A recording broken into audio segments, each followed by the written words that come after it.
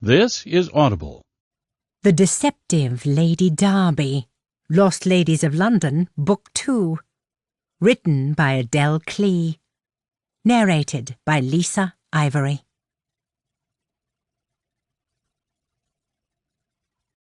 Chapter 1. A dozen pairs of eyes twinkled in the darkness as Rose Darby raced along the woodland path. The nocturnal creatures stopped foraging and fell deathly silent. She was not the only one who wanted to avoid attracting predators tonight. Perhaps it was best she didn't know what lurked in the foliage. Badgers and foxes made the snuffles and scratches, not men desperate to catch her and drag her back to Morton Manor. Clutching her linen bag of supplies, she continued through the gloom. A low-hanging branch whipped her face. She caught her foot on the exposed root of a tree and almost went tumbling head-first into a blanket of ferns. Oh, why had she not brought a lantern? She glanced back over her shoulder for the 10th time in as many steps. No matter how many times she blinked to clear her vision, strange shadows danced before her eyes. Heavens above! Nicole said it was but a mile from Morton Manor to the main road, a little further to the coaching inn, where she hoped to gain a ride to London. By her calculation, it should take 15 minutes to cover the rough terrain. But she'd ran across the boggy field, her feet squelching in her boots and causing blisters. The sodden hem of her travelling cloak dragged the ground. She'd tripped several times in her eagerness to be away from the horrid place, scratched her hands on brambles, ripped holes in her only pair of stockings. Still, one had to look on the bright side. After spending 6 months locked in a house at her father's behest, she'd finally broken free. The rush of elation was brief. How could she celebrate her good fortune when her friend, Nicole, was still trapped inside the manor? Rose's heart ached at the thought. Nicole Flint was more than a paid companion. Other than her brother, she was the only person Rose had ever trusted. Even now, as she made a hasty escape, Nicole kept watch on the guard they'd bound and gagged. The burning pain in her chest returned, and she stopped to catch her breath. The sound of rustling leaves and crunching underfoot forced her to swing around. Who's there?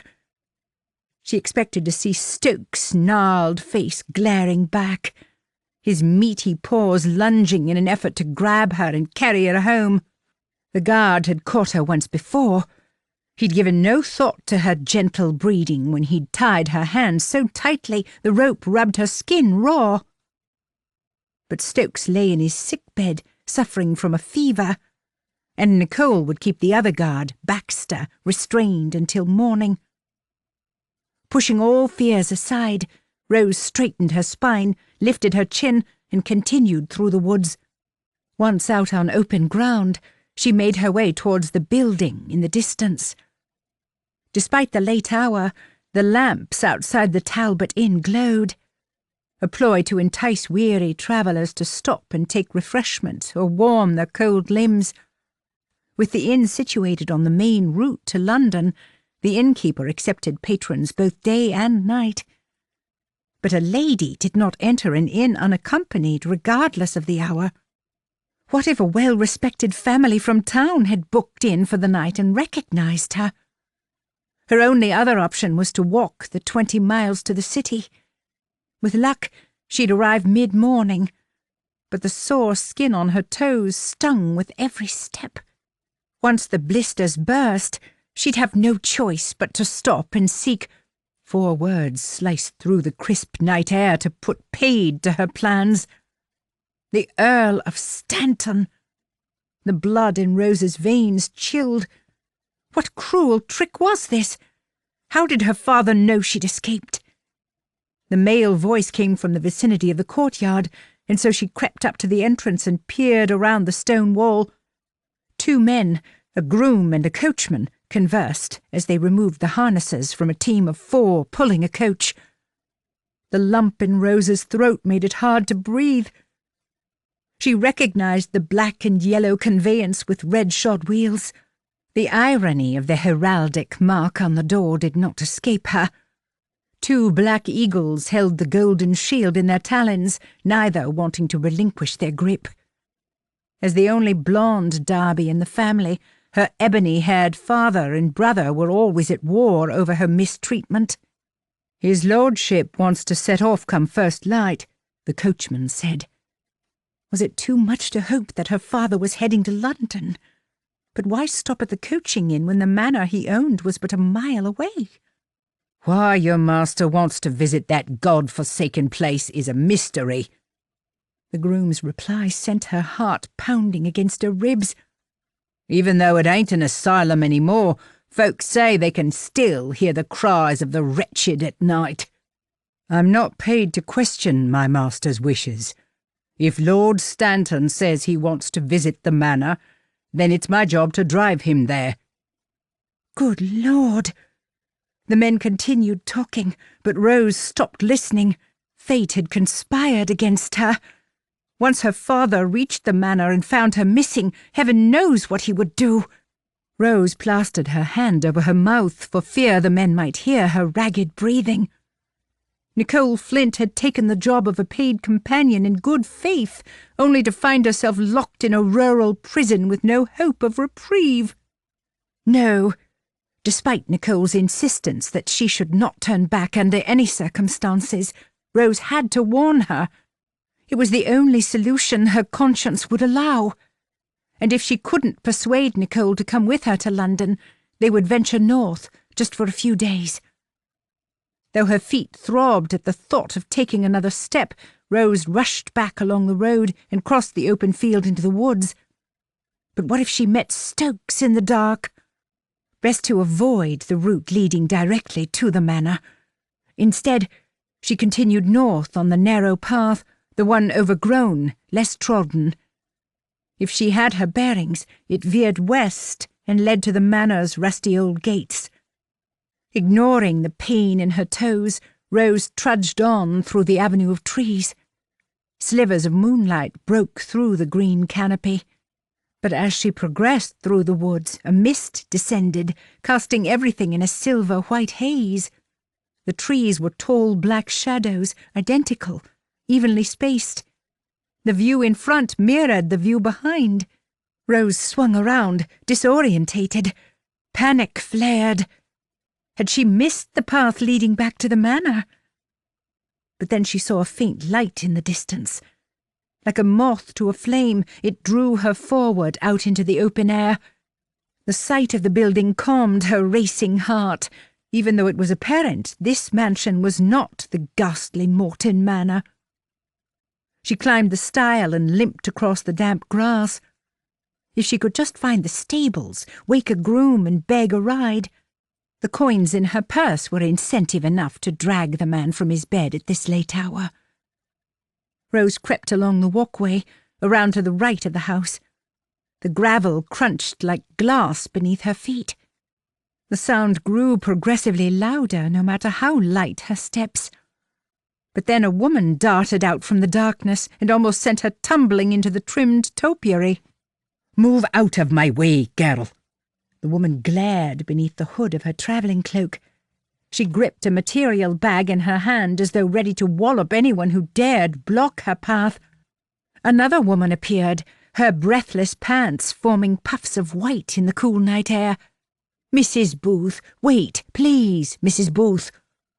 She was of average height, slender, while still appearing sturdy and robust. The long-sleeved brown dress and frilly mop cap confirmed her position as that of a servant. The sight of the silver chatelaine roused visions of Mrs. Gripes, the housekeeper at Morton Manor.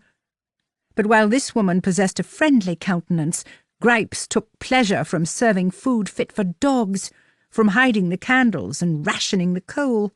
"Good heavens!" the woman called out to Mrs. Booth. "It's the middle of the night. Can you not at least wait until morning?" "What, and have him persuade me to stay?" Mrs. Booth called back as she stomped away. "No, I've made up my mind. I'm not staying another minute in this house." The housekeeper stopped short at the sight of a stranger lurking in the shadows. She cast Rose an assessing glance and then tapped her on the arm. "You're early. We weren't expecting you until next week. You can explain why you saw fit to arrive in the middle of the night once we've persuaded Mrs. Booth to stay. But for now, I need your help." Rose shuffled on the spot. What should she say? That she'd lost her way and sought a ride back to the isolated manor? No one must know that she, the daughter of an earl, had spent 6 months locked in an asylum, a place once a home for the insane. "I fear you're wasting your time," Rose said. "Mrs. Booth seems determined to leave.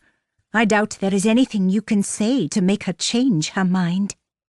The housekeeper stared at Rose, her brows drawn together in curious inquiry. "Was your previous master one of those fussy types? A stickler for educating the lower classes, was he? I worked for a man once who made the staff take lessons in the correct pronunciation of vowels." It occurred to Rose that the housekeeper referred to her eloquent diction and turn of phrase. Yes, the Major is an advocate of reform." Rose detested lies, but sometimes they were necessary. "Well, you'll find the master here has no time to care for himself, let alone the staff." The woman ushered Rose along the path. "If Mrs. Booth leaves us, heaven knows how he'll cope." With her nose thrust in the air, Mrs. Booth continued her march towards the front gate while they followed behind. Whenever Rose's toes hit the top of her boots, she bit back a groan. "Do you have a limp, girl?" the housekeeper asked. "Because there was no mention of it when the master hired you, and he's too honourable a man to tolerate deceit." "It's my boots. They've rubbed blisters the size of walnuts." The housekeeper patted Rose on the arm as they tottered after Mrs. Booth. "A miser, is he?" "Excuse me?" "Your old master. Too tight in the purse to buy his stuff a decent pair of shoes." "Something like that." The Earl of Stanton was a miser, and a man without a conscience or heart. Since declaring her affection for Lord Cunningham, her father had lost all use of his faculties. What sane man bundles his daughter into a hired coach and spirits her away to a dilapidated manor? Poor Lord Cunningham! The man must be beside himself with worry. What must he think of her? No sooner had he professed his love than she vanished without a trace. "Mrs. Booth, wait! You'll put an old woman in her grave if you don't slow down. Will you not listen to what I have to say?" Mrs. Booth swung around. "Mrs. Hibbet, had you endured a week of torture, I'm sure you'd be leaving too. Do you know what I found in my bed this evening?" Mrs. Booth didn't give them a chance to ask, but pointed to an upstairs window and jabbed her finger. "Toads! Yes, you heard me. Toads! Not just one of the slimy things, but more than I could count, hopping about and glaring at me with their cold, lifeless eyes. They're just silly pranks. The children adore you." Although the housekeeper wore an affectionate smile, her words lacked conviction. Mrs. Booth straightened. "I'm leaving, and that's that." "What if I ask the master to increase your wages?" Mrs. Hibbet sounded desperate. "With Jane away and 3 staff sick, we're short as it is." She turned to Rose and patted her arm. "Maybe it's a good thing you arrived when you did." Rose smiled weakly. She had no intention of staying. A ride to Morton Manor was the only thing she needed. "His lordship could offer me a chest full of jewels, and it wouldn't be enough." "The children can't be that bad," Rose said. "Then you tend to them," Mrs. Booth countered. "Let's see if you feel the same when you wake to find your hair sheared and those golden ringlets scattered across the floor." With that, Mrs. Booth swung around with an air of determination and continued on her way. Mrs. Hibbet put her hands on her hips. "Oh, that woman is as stubborn as a mule, but only half as handsome." Rose chuckled, but then a wave of sadness washed over her when she noted Mrs. Hibbet's grim expression. "What will you do now?" Pray to the Lord for a miracle." A weary sigh left the housekeeper's lips. She shook her head as Mrs. Booth disappeared into the distance. "Those poor blighters need constant supervision, and as we're short of maids, I must be the one to mind them." "Can you not get help in the village?" Mrs. Hibbett put a hand on Rose's back and rubbed affectionately. "Bless you, dear. But the master will only hire staff from the agency in London. He'll not employ anyone from the area." "Why? Is the mistress not keen to support those in the parish?" Mrs. Hibbett's expression darkened. "There is no mistress at Everleigh, only his lordship and the 2 children. No, the master is most insistent." Only a pompous prig would overlook the local girls in favour of those who'd worked in London's best houses. Then again, if Stokes and Mrs. Gripes were examples of the servants one could expect to hire, Rose couldn't blame him for looking elsewhere. "Come now, there's no point discussing this out in the cold." Mrs. Hibbett scanned Rose's cloak and the linen bag she held in her hand. "Is that all the luggage you've brought with you? My, I'm surprised your previous master didn't confiscate your bootlaces. Do you have your references?" "References?" Rose swallowed. "Sorry, no. I have nothing in my bag but a few coins and something to eat." How on earth was she to explain her predicament without confessing all? I thought the Major had sent them on." The lie fell from her lips with ease. Why she kept up the charade was beyond her. Mrs. Hibbett's expression brightened. "Never mind." She put her arm around Rose's shoulder. "Let's get you inside. We'll say someone stole your luggage from the mail coach. Once the master hears you speak, he'll know he's hired quality." Rose opened her mouth to protest, to tell some semblance of the truth, but no words came out. Since as far back as she could remember, she'd been a disappointment. While the Darbys were renowned for their rich ebony locks, Rose wore her golden tresses with shame. After all, her father believed her to be the daughter of the groom or the footman or any other poor soul with whom her mother happened to converse. "Now, it will be an early start in the morning," Mrs. Hibbett continued. "We're so short of staff, you'll be the parlour maid, the chambermaid, and have jobs to do in the laundry." The housekeeper hugged Rose's arm. The caring gesture made her heart swell. Perhaps it wouldn't hurt to help the woman during these trying times. Rose stared at the mansion's imposing facade. When her father reached Morton Manor, Mrs. Gripes would inform him that his rebellious daughter had fled to London. No one would think to search this house looking for a maid. But she had to warn Nicole. "The Major always insisted we take a brisk walk before our daily duties," Rose said. In the daylight, she'd find her way to the manor, find a way to inform Nicole that the Earl was staying at the Talbot Inn, and race back before anyone stirred from their beds. "Good Lord!" Mrs. Hibbett shook her head. "There's no one awake at 5 except for the birds." "5?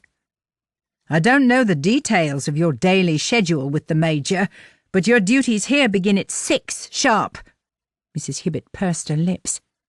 "A walk is the last thing you'll want after just a few hours' sleep."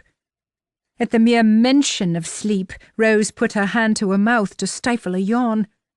In a matter of hours, Mrs. Hibbett expected to see her awake, dressed, and ready to do a full day's work. If she planned on taking a trip to the manor, it would be helpful to know if Mrs. Hibbett knew a quicker route. "A man on the mail coach spoke of an old asylum nearby," Rose said as the housekeeper ushered her in through the servants' entrance. "How far is it to Morton Manor?" "Saints preserve us!" Mrs. Hibbett made the sign of the cross. She glanced behind them as they made their way along the corridor, as if the ghosts of the mentally deranged followed behind. "We don't speak of that place here. Not ever." A cold shiver ran down Rose's spine. She'd spent 200 nights in that grim house. Yes, The icy breeze often appeared from nowhere. Yes, her heart raced and the hairs on her nape prickled for no reason at all. If I go for a brisk walk at dawn, is it safe to venture into the woods? Mrs. Hibbert opened a door and gestured for Rose to enter the small bedchamber. There's a path over the stile that leads to the village, though no one's used it for some time. Best not wander too far. She clapped her hands. Now, I'll go and find you a nightgown, though I can't promise it will fit. Rose slipped off her cloak, eager to climb into bed and rest her weary bones. Is there fresh water to wash? You can find it yourself if you follow the corridor to the kitchen. The housekeeper gestured to one of 2 beds. Jane's gone home to Aberton to nurse her dying mother and won't be back for a week. You'll have the room to yourself till then. Thank you, Mrs. Hibbert. Rose forced a smile. Her lids were heavy with the need to sleep, and her limbs felt as though they were no longer part of her body. I'll get you some ointment for those scratches on your hand and salt to bathe your feet. Dawn would be upon them by the time Rose had taken care of her ablutions. Do you have a name? Mrs. Hibbert asked. I can't be calling my dear down the stairs, now can I? Lady Rose Darby, daughter of the Earl of Stanton. Rose. The woman's curious gaze searched Rose's face. Happen your mother chose well. Now try to sleep, dear. You have an early start in the morning. I hope your back is up to the task, as you must do the work of 2. The work of 2? After the months spent at Morton Manor, she'd learnt to style her hair, make and change a bed, and light a fire with a tinderbox. She'd even punched a man to escape her prison. Nothing could be more difficult than that. Chapter 2. Christian Knight, 7th Viscount Farleigh, slumped back in the chair behind his desk, closed his eyes and pinched the bridge of his nose. With any luck, he'd misheard Mrs. Hibbert. Or perhaps he was living a scene from a terrible nightmare, and he'd wake in a sweat with a sudden gasp of relief. Did you say Mrs. Booth has left? He cleared his throat to prevent a vile curse from escaping. Surely not. She's been here but a week. Mrs. Hibbert exhaled slowly. She found toads in her bed, my lord. Toads? During his reckless youth, he'd woken to find the odd toad in his bed too, but he didn't tear off into the night and turn his back on his responsibilities. I assume these particular amphibians didn't hop up 3 flights of stairs and unlock her door with a key? I've no idea how they found their way in here, my lord. Mrs. Hibbert raised her chin. If the house came crumbling down around them, she would never blame the children.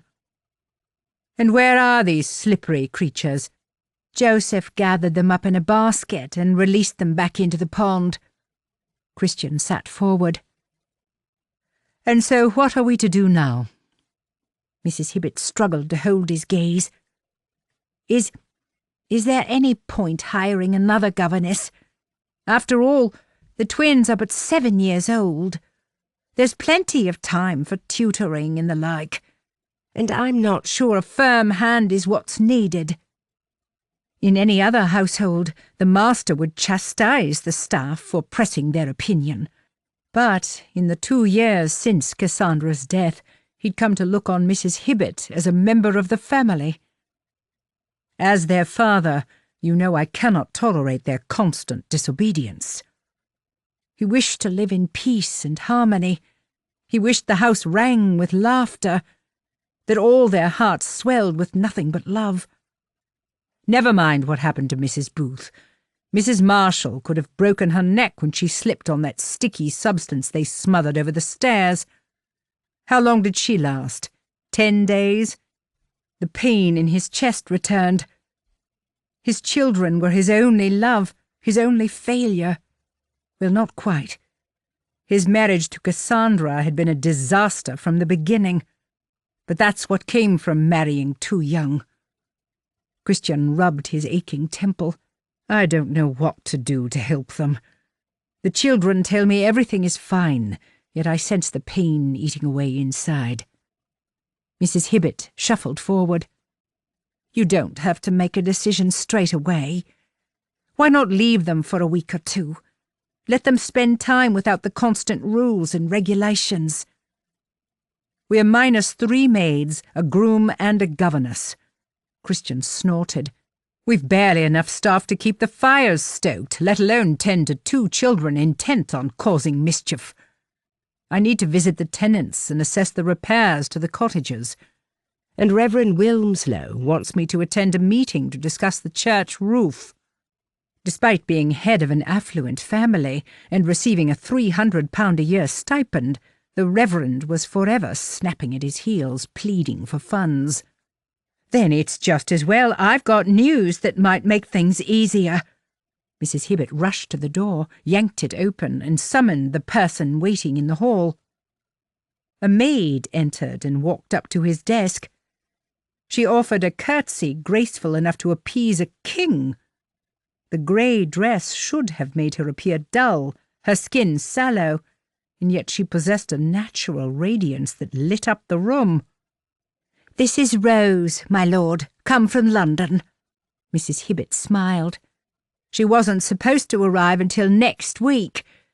Happen someone saw fit to send us an angel in this great time of need." Rose. He could almost smell the sweet, hypnotic scent. An angel. Golden hair framed her face like a halo. If he ripped off her white cap, those tresses would come tumbling down in all their glory. Good God! Had Christian been a bystander, one party to these inappropriate thoughts, he would have slapped his own face. The woman was a maid in his household. He blamed his heightened emotions and strained nerves on Mrs. Booth's departure. It was not like him to forget his place or his manners. "Welcome to Everleigh, Rose. I trust Mrs. Hibbett gave you a tour of the house and grounds." Rose smiled. "She did, my lord." "You may leave your references on my desk, and I shall attend to them later. As I'm sure you're aware, we are short of staff and must pull together during difficult times." The maid opened her mouth to speak, but Mrs. Hibbett tapped her on the arm. "As to the matter of references, my lord," Mrs. Hibbett blinked too many times to count. "There was a dreadful accident on the road, and someone stole Rose's valise. She arrived late last night with nothing but the clothes on her back. It's why she slept in late this morning." Christian stared at them both for a moment. Neither met his gaze. "Indeed." He'd shared a house with Mrs. Hibbett for nigh on 15 years, was just a boy when she took the position. She had lied to him only once before. "What sort of accident?" "There's only one sort of accident, my lord," Mrs. Hibbett replied with a snort. "An unfortunate one." Christian focused his gaze on the new maid. "You will tell me what happened on the road." Deceit was a trait he despised, could never tolerate. Short-staffed or not, he'd have the truth from the maid, or she'd be on the next mail coach to London. Perhaps that wouldn't be such a bad idea. Rose proved to be far too distracting, and he'd never had cause to doubt his integrity before. The apples of Rose's cheeks flushed pink. She swallowed 3 or 4 times, sucked in so many breaths there could hardly be any room left in her lungs. "Well, Rose, what have you to say?" With wide eyes, the woman stared at him. "There wasn't an accident. I lied to Mrs. Hibbett because I have no references." There, that wasn't too difficult, was it? He admired the strength it took to tell the truth when one's livelihood was at stake. "And why are you without references when it is a condition of your employment? Surely Mr. Burns made that clear at the registry office." "It's not Rose's fault, my lord." Mrs. Hibbett jumped to the maid's defence. "She told me about the references and, Well, we're so short of maids. You thought it wouldn't matter? Was his housekeeper suffering from memory loss? Had she forgotten that he'd thrown a footman out for the part he'd played in Cassandra's charade? Mrs. Hibbett had the decency to hang her head. Christian turned his attention to the maid. "Were you sent by Mr. Burns from the registry office?" "No, my lord." The maid raised her chin and took on an air of hauteur usually reserved for society's elite. "Then pray tell me what you're doing here." "It is all a terrible misunderstanding." Rose turned to Mrs. Hibbett and mouthed a silent apology. "I was on my way to Morton Manor, but got lost in the woods." Morton Manor? The name filled him with dread. He was aware there were servants at the old asylum, but as yet no residents had called at Everleigh to make an introduction. "Why were you going there?" "To work. I was to report to Mrs. Gripes, the housekeeper. Indeed, if you would be kind enough to provide an escort, you would have my utmost gratitude." She curtsied. Not the quick dip offered by maids, but a slow, elegant movement that spoke of refinement and good breeding. Her elocution was faultless. Rose had no references because he suspected she'd never worked a day in her life. "May I see your hands?" "Certainly." She offered him her hand. 2 red scratches marred the otherwise porcelain skin, and yet it crossed his mind to bring it to his lips and place a chaste kiss on her creamy white knuckles. Feeling a sudden flutter of nerves, he took hold of her fingers, ignored the slight tremble, and examined the soft tips. "The position at Morton Manor—" Christian stopped abruptly and suppressed a grimace. He'd survived 2 years without that name falling from his lips, and yet he'd spoken the words aloud twice in a matter of minutes. "Was it to be your first post?" "It was." "And yet no one is in residence?" "No, my lord. There's a housekeeper, a maid, and a few other servants." "And who is your employer?" The maid hesitated. "It is not for me to discuss his lordship's business." Christian remained silent while he studied her. Rose had obviously fallen on hard times and had no choice but to work. Everyone in the village complained about the servants at the manor. Some called them rude. Others preferred the term vicious. A woman of Rose's delicate nature would be a prime candidate for abuse. "And what of your history, Rose?" "My personal affairs are not open for discussion, my lord.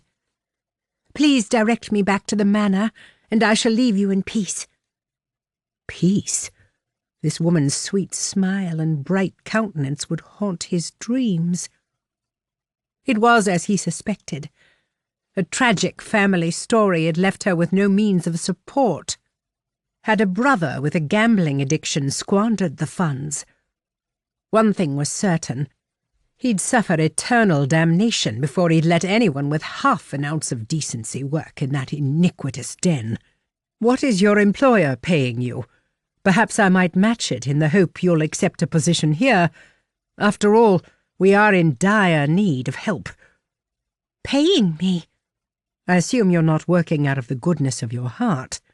Rose's bottom lip quivered. £18. Christian bit back a chuckle. Is that not steep for a housemaid with no experience?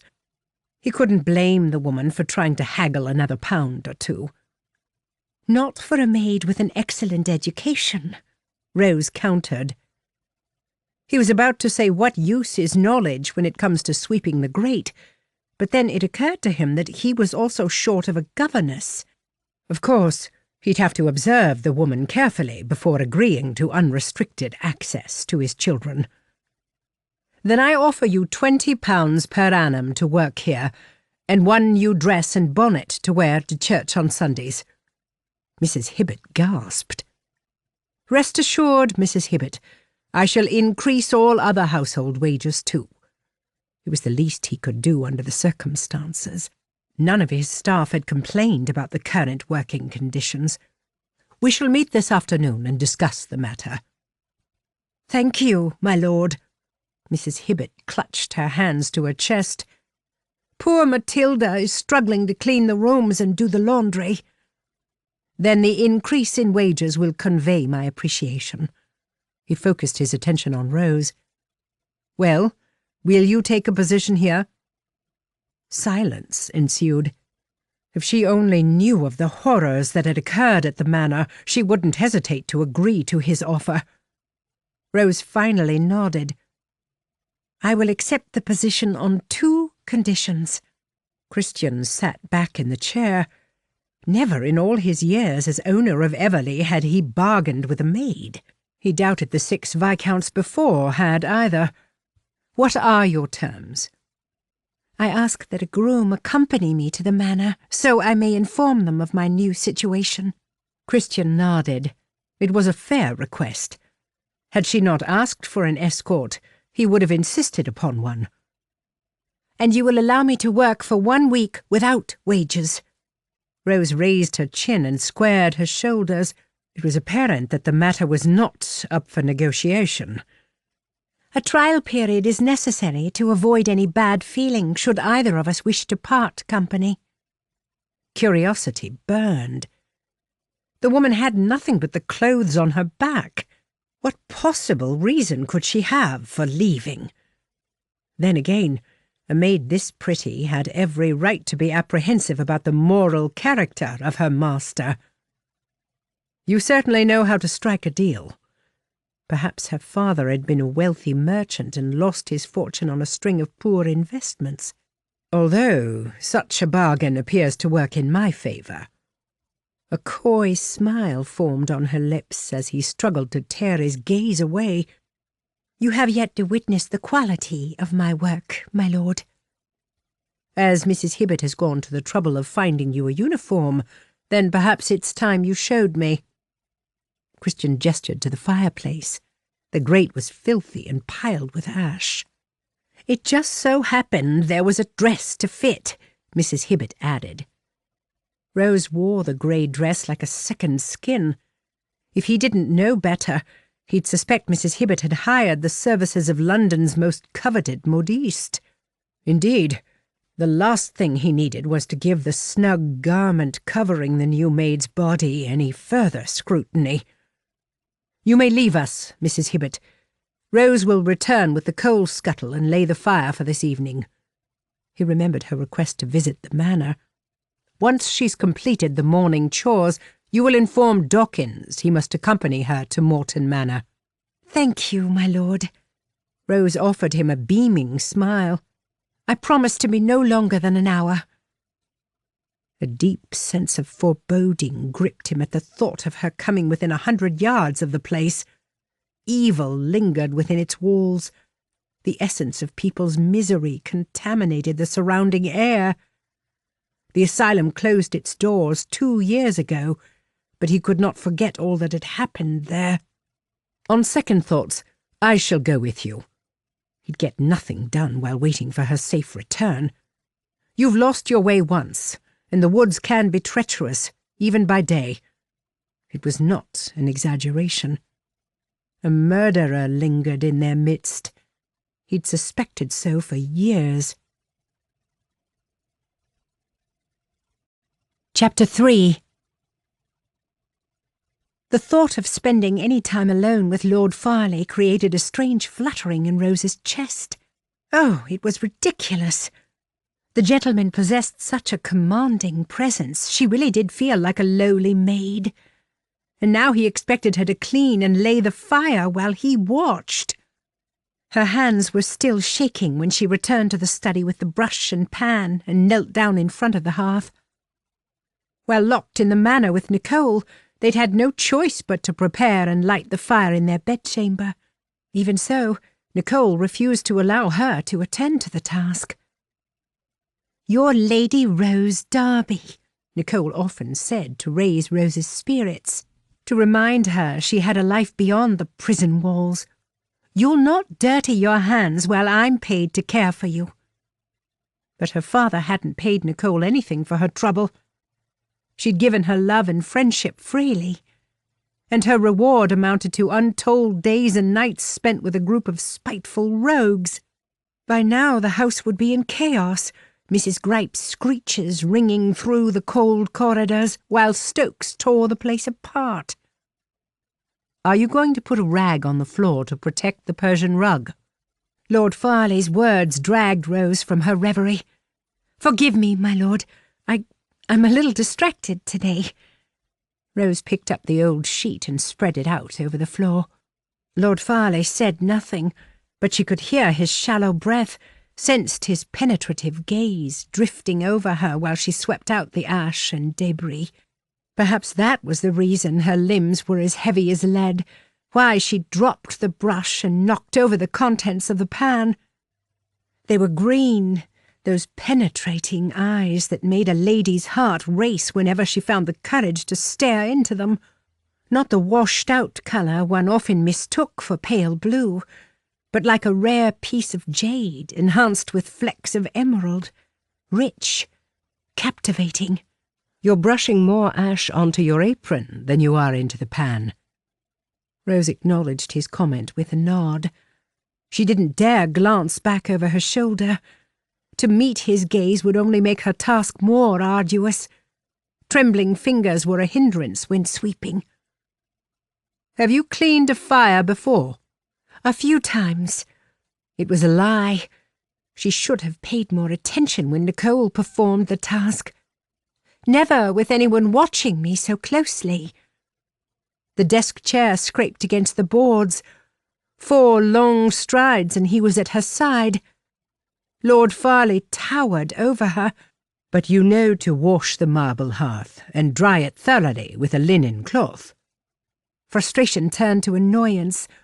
"I can clean the fire without assistance. I do not need you to stand over me like an overbearing parent."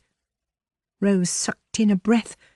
She hadn't meant to sound so rude and disrespectful, but she'd grown tired of subservience. And how was she supposed to concentrate when fears for Nicole's welfare were at the forefront of her mind? Squaring her hunched shoulders, she braced herself for a severe reprimand. Instead, Lord Farleigh did something far worse. He squatted down at her side, those well-developed thigh muscles almost bursting the seams of his breeches.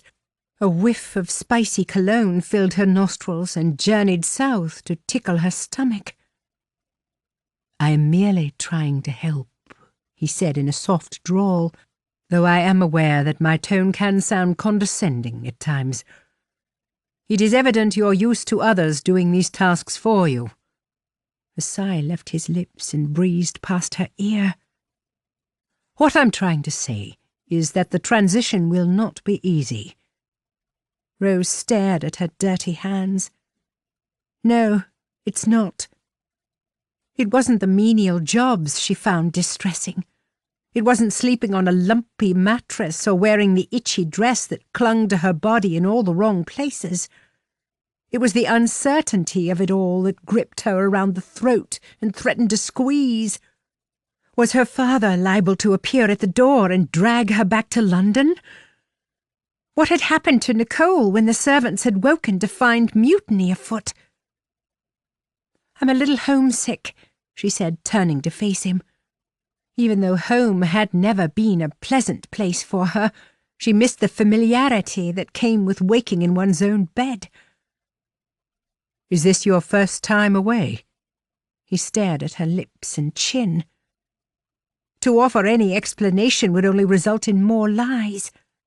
The intimacy of the moment, coupled with the hint of compassion in those green eyes, proved unnerving. After all, he was a viscount. A gentleman of his status should not be kneeling on the floor offering words of comfort to a maid. "You must feel a certain sense of peace, my lord, knowing this will always be your home, and that no one can take it away from you." She didn't expect an answer. By rights, he should insist she get on with her work. "One foolish investment and I could lose everything." He dragged his hand through his dark brown hair as his gaze dropped to her mouth once again. "A man must keep his wits if he has any hope of safeguarding his family's future." Rose imagined the Viscount was too intelligent to sink funds into a failing venture. But something kept him awake at night. The shadows beneath his lower lids were a testament to that. While he appeared physically capable of running a mile without stopping for breath, his countenance held a world-weary air. What plagued his thoughts and haunted his dreams? When left alone, did he lay his head on his desk? Did he close his eyes and pray for salvation? Many a drunken sot has gambled away his fortune, she eventually said, aware that she should do something other than stare. You don't strike me as a man with a weakness for either vice. Indeed, she doubted he did anything to excess. My father taught me to avoid things that corrupt the mind or taint one's reputation. Sadness swam in his eyes. And now I must set an example for my children. It crossed her mind to ask about Mrs. Booth, about his inability to keep a governess. But maids did not pry. And with her soft heart, she was bound to offer her services. Her fate lay elsewhere. When the week was up, she would make her way to London, find Lord Cunningham, and hope he'd not taken another bride in her absence. Escaping her father's grasp had to be the priority. And what a poor example I'm setting, she said, wondering how often he partook in intimate conversations with the maids. Mrs. Hibbert expects me upstairs, and I've not yet laid the fire. Then I shall leave you to your work. And do you promise not to interfere when I make a mess of things? After all, how is a maid to learn, if not from her own experiences? A lady with your manners and education should not be sweeping fires. You could always hire me as your paid companion. He looked as though he needed someone to share his troubles, someone to share a drink with and discuss the events of the day. Perhaps, if you decide to stay at Everleigh, I might consider your proposal. Rose couldn't help but smile. After the useless job I've done here, it might be the sensible option. This time when he looked at her lips, the corners of his mouth twitched. You have ash on your chin. Heat rose to her cheeks, and all the while she'd imagined him looking at her for an entirely different reason. I'd rather have ash on my chin than on your rug. She used the clean edge of her apron to wipe it away. Has it gone? No, it's right there. Rose rubbed a little harder this time. Surely that's it. Here. He removed a handkerchief from the inside pocket of his coat. Allow me to assist you. The Viscount moved closer and brushed the silk softly across her chin. Heavens above! Every nerve in her body sparked to life. She couldn't look at his face, and instead focused on the picture behind him of a ship sailing across the sea in the moonlight. The lump in her throat grew larger by the second. The heady scent of his cologne made her dizzy. Her breathing grew so shallow he must have noticed. She cleared her throat. Lord Farleigh stilled, and then jumped to his feet as though the tails of his coat were on fire. There, one cannot walk about the house with dirt on their chin. His sharp tone was so opposed to the care he'd shown but a moment earlier. I thank you for your assistance, my lord. Oh, her voice sounded fractured, so affected by these bizarre sensations rippling through her. Still kneeling in front of the fire, Rose turned back to the hearth and brushed the grate once more. She heard him retreat, knew the moment he sat back in his chair and dipped the nib of his pen into the glass ink pot. Channeling the strength of two men, she carried in the coal scuttle and set about preparing the fire. Lord Farleigh never spoke again, but the harsh scratching of the nib on paper conveyed either annoyance or frustration. With the task completed, she adopted the manner of all good parlour maids and slipped out without a word or glance. Only when safely out of the room did she breathe freely again. Why did the Viscount affect her so? She had kissed Lord Cunningham and not experienced the same fluttering in her belly. Although In all fairness, it had been a swift brush of the lips, a chaste kiss that held a hint of promise. Or at least it had, until her father spirited her away from London in the dead of night and kept her locked in a rural prison. "There you are!" Mrs. Hibbet descended the stairs. "Have you forgotten you were to come and tidy the nursery?" "I'm just on my way up." She suppressed a groan. Her back ached, and she'd love nothing more than to sit down with a cup of tea. "It will be a good time to meet the children." Rose knew nothing of Jacob and Alice other than they were twins, aged 7, almost 8, and that they loved to tease and taunt their governess. "Should I come armed with my pan and brush?" Mrs. Hibbet gave a weak chuckle. "As the maid, you've nothing to fear." The sound of carriage wheels crunching on the gravel drive brought Foster, the butler, out from his secret hiding-place somewhere beyond the stairs.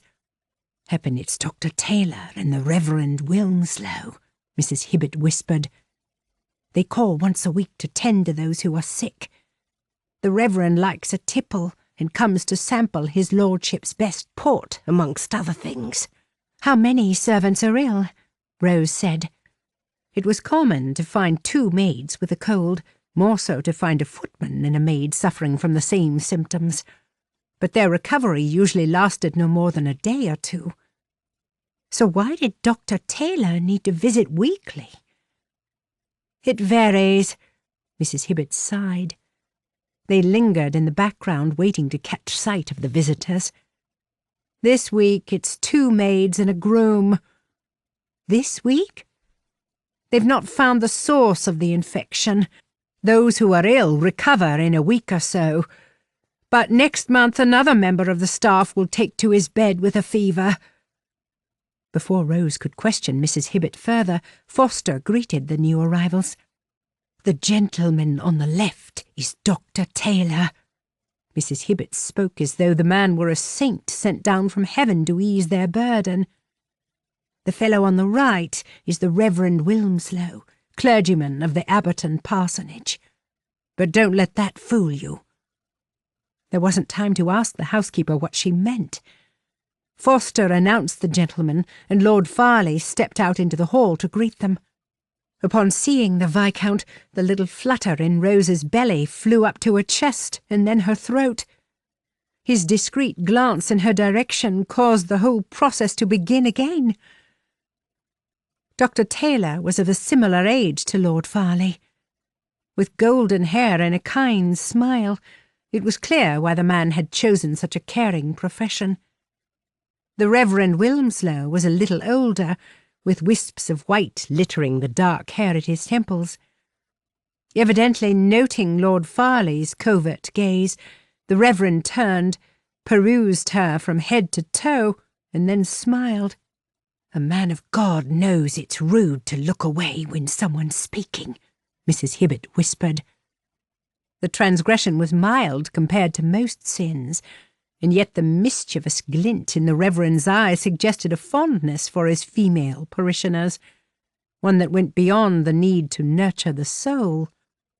Lord Farleigh led the men into his study, and Foster closed the door. Mrs. Hibbet exhaled. "Come, I'd best take you up to meet the children. The doctor will want to examine the patients before he leaves, and I insist on being present." There was a grave edge to the woman's tone. "Don't you trust the doctor?" "Oh, it's not the doctor you need to fear. The Reverend likes to say a few words to bring comfort or relate a biblical story about healing if there's time." The words dripped with cynicism. "Healing's best done with the hands, if you take my meaning." Rose wanted to pretend that she didn't, for the thought of any man taking advantage of a woman in such a vulnerable state made her feel cold to her bones. "Then I pray I'm not struck down with the mystery illness. No doubt Dr. Taylor will give you a restorative. It's helped me keep the devil at bay." Rose lacked faith in the ability of tonics and tinctures. Once, Mrs. Gripes had put an odd herb in her tea to make her docile. Nicole tasted it immediately and refused to take any refreshment unless she'd made the drink herself. The sudden chime of the grandfather clock in the hall drew her back to the present. The 11th clang was a mocking reminder of her failure to wake in time to warn her friend. The last 5 hours had passed by in a blur. If she didn't finish the morning chores, she had no hope of venturing over to the manor. "You'd best wash your hands and meet me upstairs," Mrs. Hibbett said. "We'll be working until midnight if we stand here gossiping." 10 minutes later, Rose climbed the stairs to the second floor.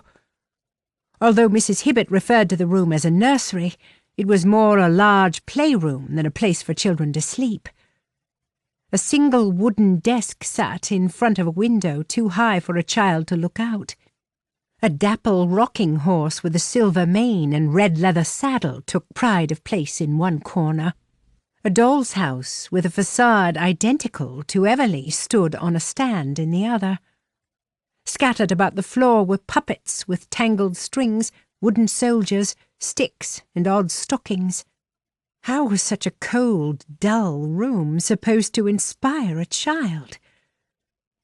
Mrs. Hibbett crouched until eye level with the boy and girl with sad eyes and down-turned lips. She held the children's hands, and Rose wasn't sure if the housekeeper was offering comfort or chastising them for a misdeed. "There now," Mrs. Hibbett said as she patted both children on the arm. "Come and meet Rose. She'll help me care for you now Mrs. Booth has left."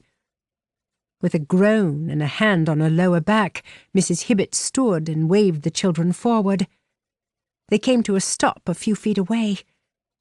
Rose waited for the boy to bow, the girl to curtsy. It wasn't until Mrs. Hibbett cleared her throat that Rose remembered she was the subordinate. "I'm Rose." She smiled and offered a graceful curtsy. "The new maid." "Introduce yourself," Mrs. Hibbett prompted when the children failed to reply. "I'm Jacob," the boy said. He held his chin high, his shoulders straight. With thick, dark hair and piercing green eyes, Jacob was the image of his father. "And this is Alice. We'll be 8 next month and don't need your help." Alice hung her head. She had the same dark hair as her brother, but her eyes were blue. No one could accuse these children of being the offspring of anyone other than Lord Farleigh. After hearing Mrs. Booth's gripes and grumbles, Rose knew to expect a certain amount of hostility. "Then I pray you take care when working in the kitchen. The plates are hot, and cook is so busy she forgets to tell you." Alice chuckled, and Jacob nudged her to be quiet. "And remember to lay a sheet on the floor when you're cleaning out the fire," Rose continued. "I would have made a terrible mess had your father not reminded me." Jacob scowled. "Of course, if you would prefer I fetch your meals and light the fire, I'm only too willing to oblige." "You're not a maid." Jacob narrowed his emerald eyes. The boy was right to be suspicious. "And you can't be the new governess." "And you are far too astute for your age." Rose noted his surprise upon hearing the compliment. "I'm a lady in need of work, as I'm alone and far from home." The explanation held some semblance of the truth. "Where's your family?" Alice's sweet voice was devoid of hatred or malice. "I don't know." Her father could well be at Morton Manor. Her brother, Oliver, was in Italy, and yet Rose doubted it was far away enough to escape their father's foul temper. A pang of sadness filled her chest whenever she thought of her brother. Once they had been inseparable, had stood together, just like Jacob and Alice, stood strong against the torrent of verbal abuse. "Is that why you're crying?" Alice said. Rose dabbed her eyes with the pads of her fingers, surprised to find them damp. "My brother is 1,000 miles away, but I would give anything to have him here standing next to me, taking care of me as your brother is eager to do." Oliver surely knew nothing of her incarceration at Morton Manor, else he would have rushed home and fought the guards with his bare fists to free her. Alice glanced at Jacob with a look of love and admiration. Now, Rose inhaled to prevent the water filling her eyes from dripping down her cheeks. I wish to make a pact with you. A pact? Jacob's eyes widened, despite an effort to maintain an impassive expression. Indeed. Rose met Mrs. Hibbert's wary gaze, but turned her attention back to the children.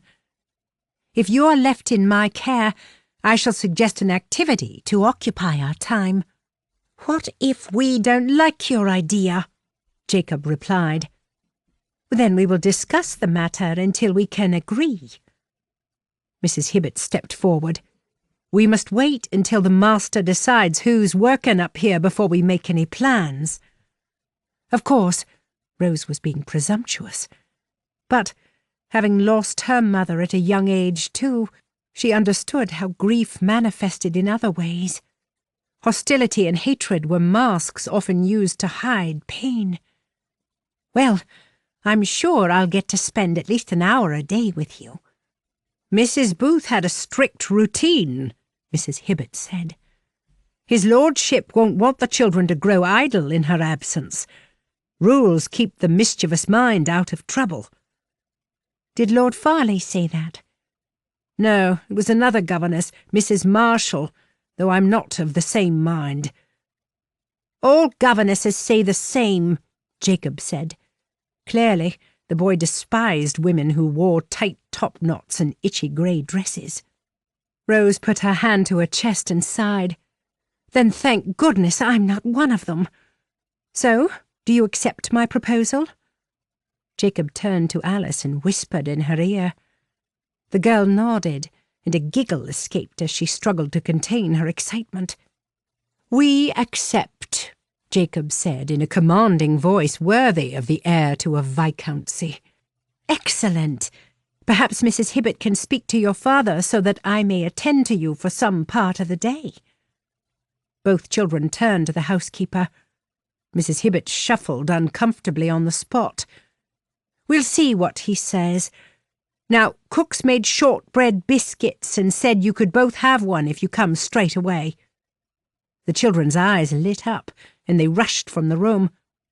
Don't run down the stairs, Mrs. Hibbert shouted after them. After a brief pause, she turned to Rose. I know you're trying to be kind, but you shouldn't make promises you can't keep.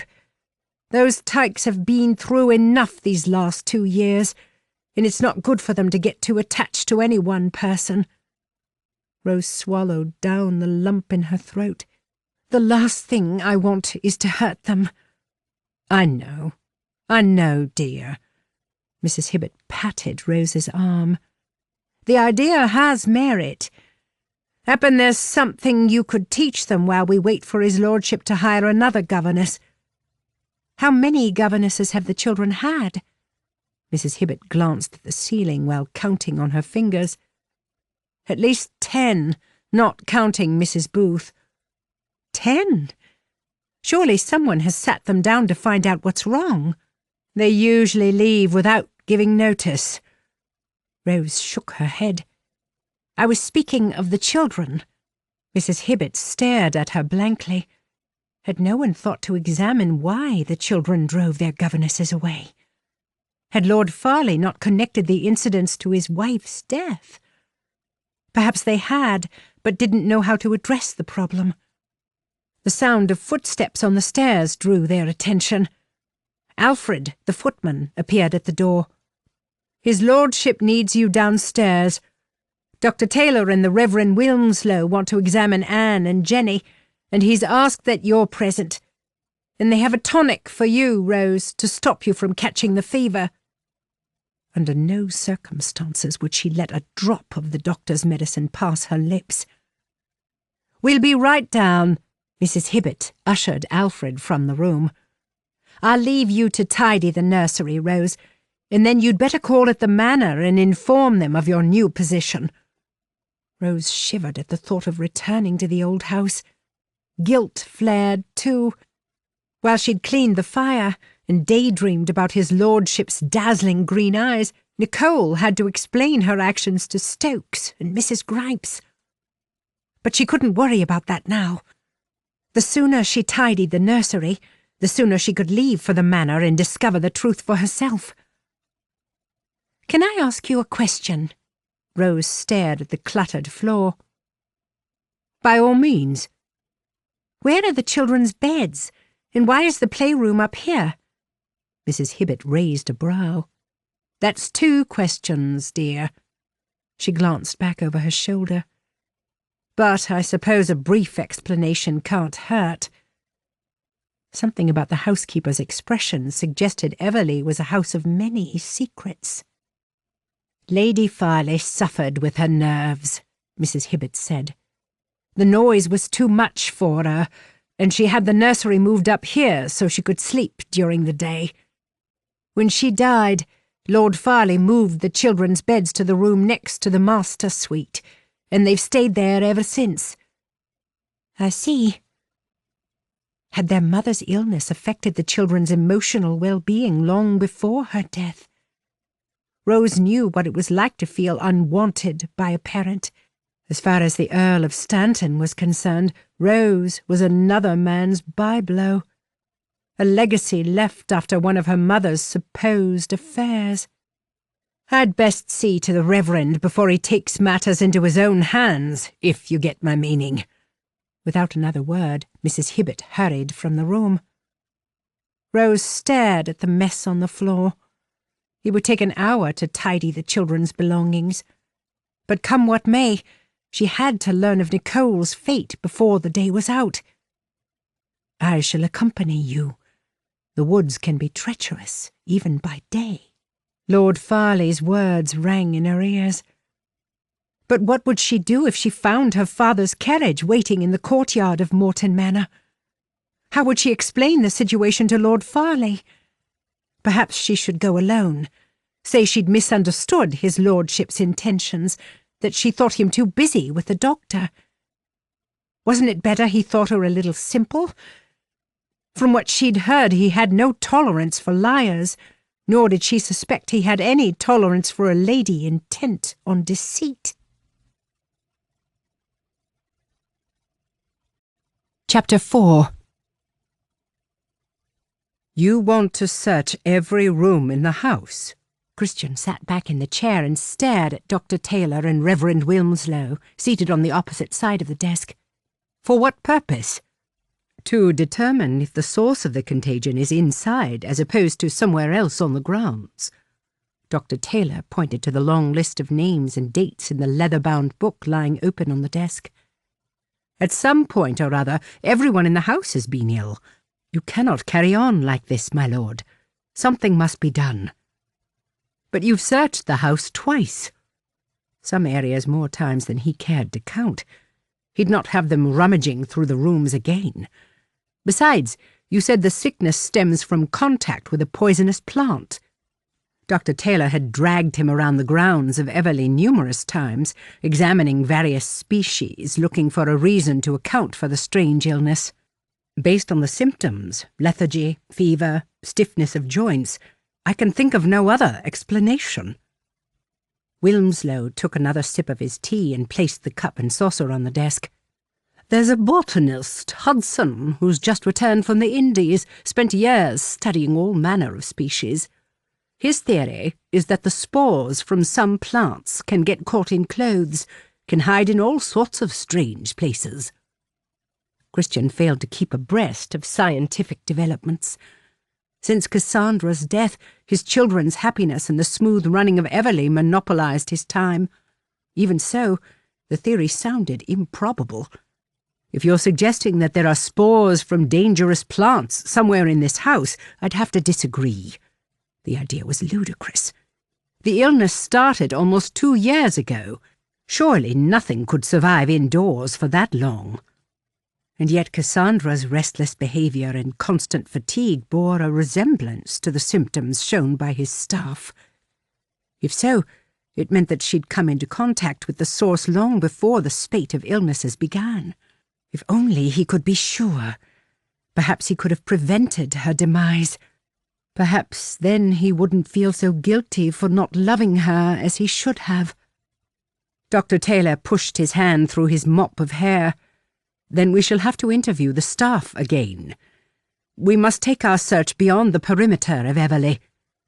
Dare I suggest you seek permission to venture onto Morton Manor's land, Wilmslow said, despite knowing how Christian felt about the old place. And perhaps a more thorough examination of the patients might offer a clue. Any sign of a rash or swelling on the chest might help with the diagnosis.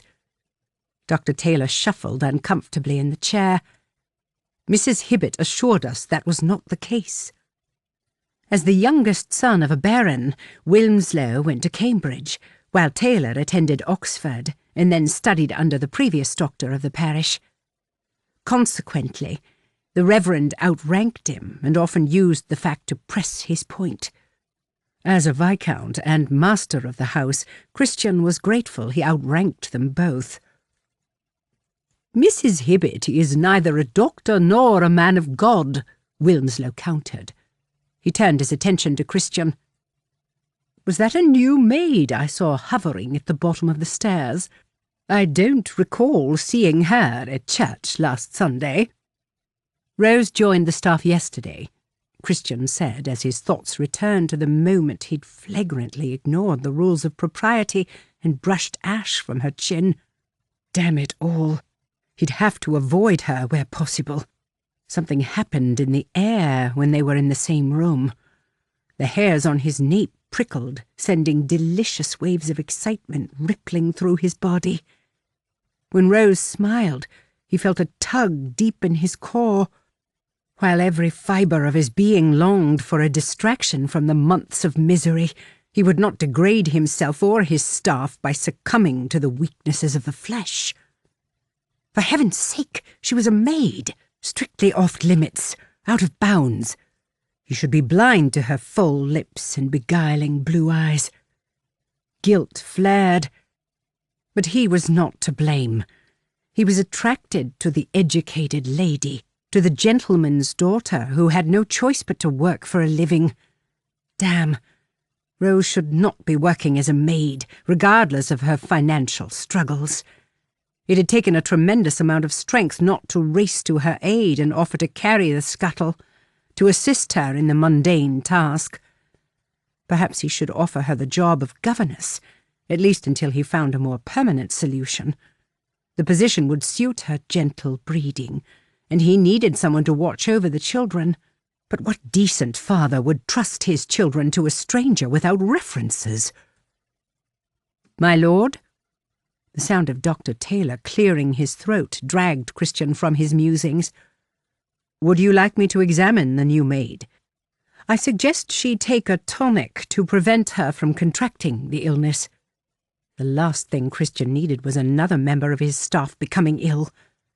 Rose must give her permission before I can allow you to administer any medicine. Dr. Taylor nodded. Well, I'm due at the Browns to check on young Harold's leg. Speak to your maid while I see how the rest of your staff are faring. The illness usually lasts a little more than a week, so I expect both the maids and the groom to be up and about in a few days. Christian stood, tugged on the bell cord, and instructed Foster to find Mrs. Hibbett. Since the misunderstanding with Wilmslow and another maid, Jane, Christian insisted on a chaperone. Of course, if one believes the gossip, there is another explanation for the bad luck you encounter here at Everleigh. The Reverend spoke in the elevated tone of those schooled by the divine. Wilmslow referred to the old asylum. They'd discussed the sinister goings-on there many times during the past 2 years. I agree, there is something morbid about Morton Manor, Christian said, eager to put paid to any lengthy conversation on the subject. But I do not believe in witchcraft or superstition. That was not entirely true. He did not believe a house could be evil, but often contemplated whether the adverse experiences of its occupants had a lasting effect on any future inhabitants. One cannot believe in God without acknowledging the devil. Wilmslow raised his hands. I was simply going to suggest that your staff keep a diary of their whereabouts. Perhaps one of them ventured to the manor and contracted the illness there. Regardless of what you believe, many think the place is cursed. Then perhaps we are in need of a few extra prayers. Christian gestured to the hall in a bid to hurry the men along. And yet they do not appear to have helped these last 2 years. Have faith, my lord. Wilmslow rose from the chair. One must never lose hope. The Lord shall reveal his plan in due course. The Reverend's tone held the same pompous air often used by the righteous to cement their status as preaching windbags. "Ah, Mrs. Hibbett," Christian said as they met the housekeeper in the hall. "Will you show Dr. Taylor and Reverend Wilmslow to the servants' quarters? I'll be working in my study should there be anything you wish to discuss." Dr. Taylor turned to him and bowed. "We'll not trouble you when we leave, my lord. I'll give Mrs. Hibbett the tonic for the new maid." Christian inclined his head. "Then I shall say good day to you, gentlemen." He returned to the study, closed the door and examined the ledger. The monthly expenditure for his house in Berkeley Square failed to distract his thoughts from his impending visit to Morton Manor. Since Cassandra's death, he'd avoided the place. Even so, the memory of all that occurred there was not as easy to ignore. The clock on the mantel chimed once, and he contemplated whether there was time to eat before Rose knocked to say she'd completed the morning chores. His thoughts wandered. How would they get to the manor? Would they walk together in silence? Or would she tell him about the family tragedy that left her alone to fend for herself? Dipping the nib of his pen into the ink-pot, he recorded the bills for the last month into the leather-bound book. Would they ride there together? Would she sit between his thighs with the wind whipping her hair? The knock on the door pulled him from his fanciful musings. Mrs. Hibbett entered. "Just to let you know that Dr. Taylor and Reverend Wilmslow have left. Both Jenny and Anne should be able to resume their duties in a day or two, and David can return to the stables tomorrow."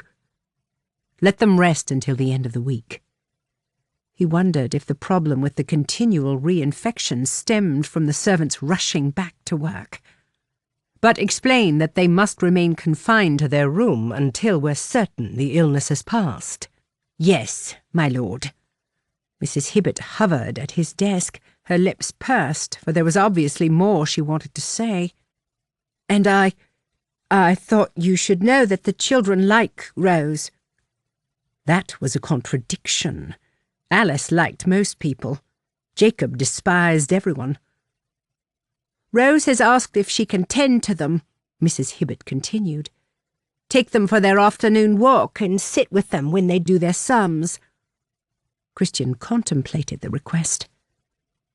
"We know nothing about her. By her own admission, she ventured here by mistake." All the old fears and doubts resurfaced. Trust was not something he gave freely. After his experience with Mr. Watson, the previous warden of the manor, it was not something he gave at all.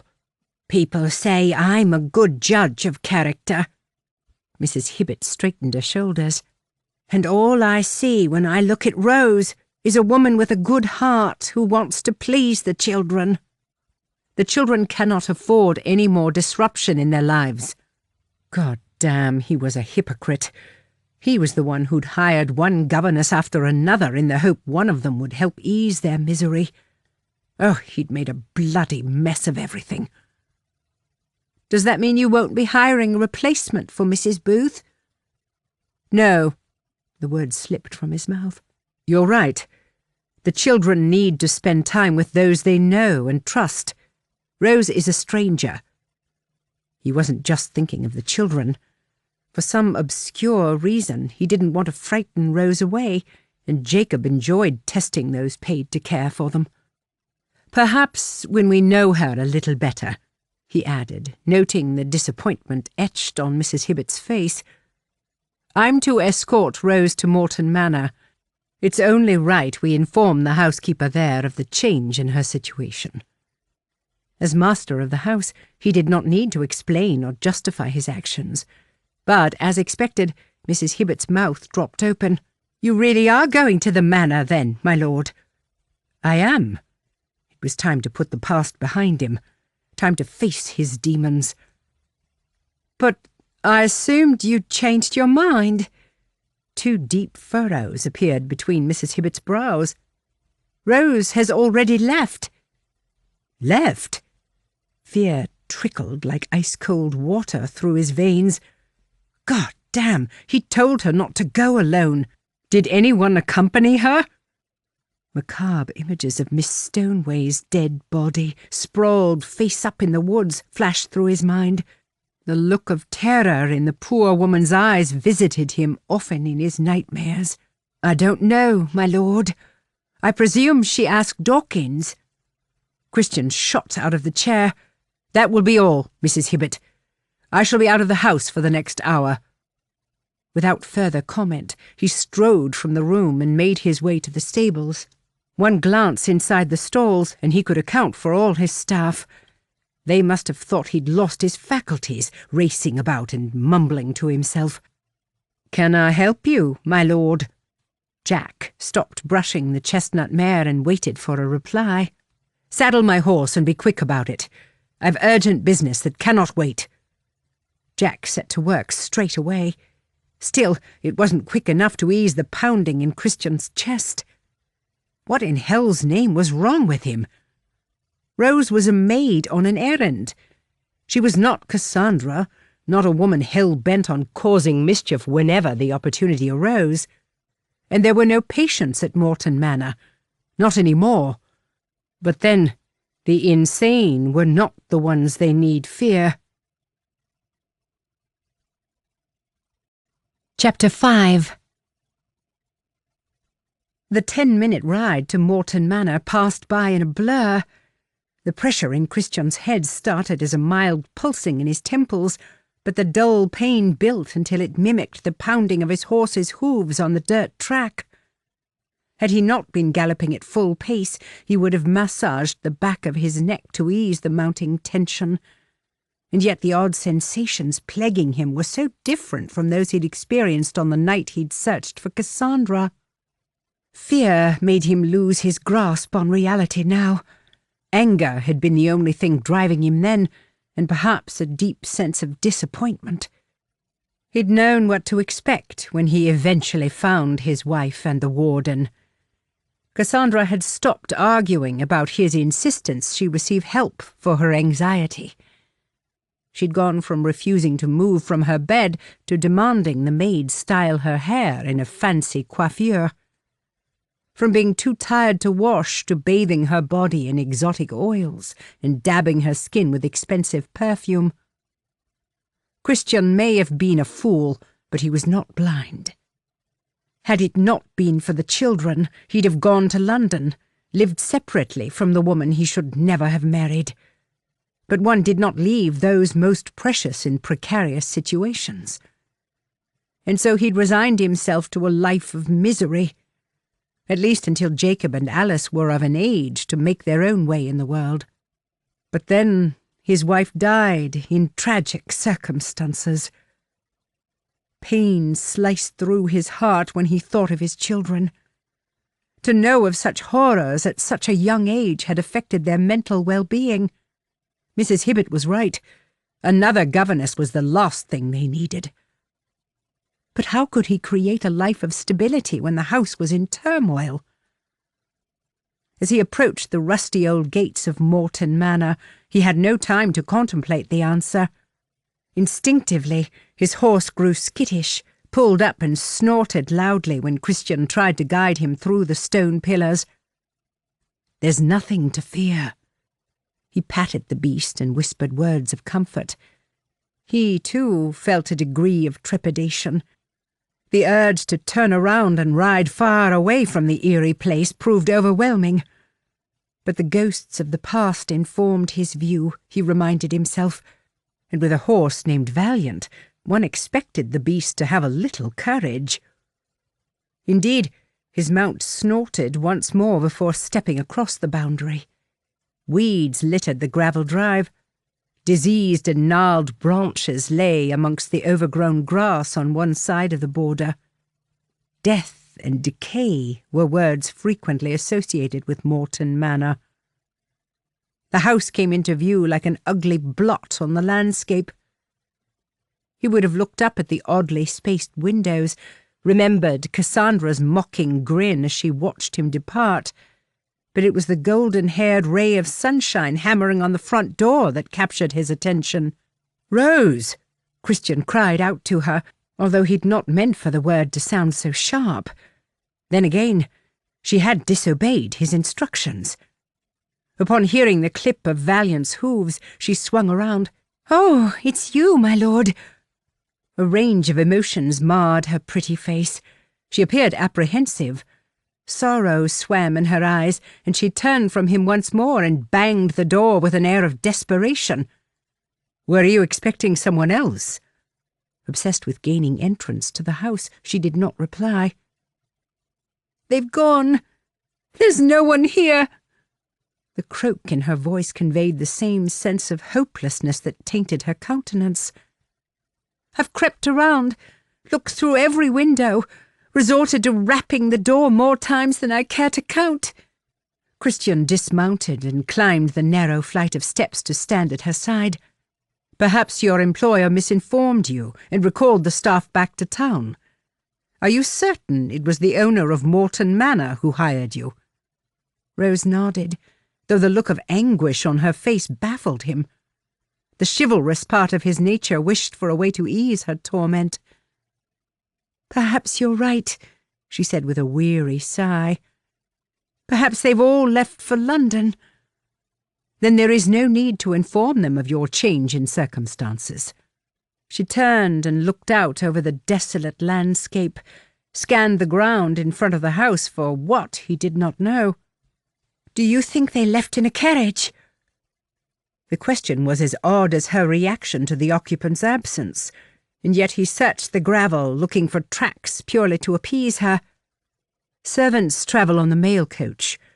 Only a nursemaid or a paid companion might expect such a luxury. Rose hung her head. "What have I done?" "What is it that troubles you?" I wanted to warn her." The words tumbled from her mouth on a sob. "I should not have waited. I should have come here at first light. It is my fault. Tiredness is a terrible thing." Usually Christian despised the sound of a woman crying. Cassandra's tears were as fake as her protestations of fidelity, yet Rose's reaction spoke only of sincerity. So much so, he wrapped his arms around her and let her bawl into the folds of his cravat. It was a mistake. A pat on the arm would have sufficed, along with a few words of encouragement, to pull herself together. And yet he was the one who took a measure of comfort from holding her close. It was the pain in his heart that eased when he inhaled the sweet scent of her hair, when the warmth of her body penetrated his clothing. God, it had been so long since he'd felt anything other than bitterness and guilt. Another heartfelt sob escaped, and her shoulders shook as the dam holding back her emotion came crashing down. No doubt her sadness stemmed from more than her failure to alert the housekeeper of her plans. Christian suspected the tears were for her family, for the unfortunate cards dealt by fate's cruel hand. Her hands came to rest on his waist, and a tremor shot through him like a bolt from the heavens. "Forgive me," she eventually said as her cries subsided. But he'd closed his eyes, couldn't look at her while all honourable intentions were held together by a flimsy thread. "I don't know what came over me." Christian grabbed hold of her hands and moved them down to rest at her sides.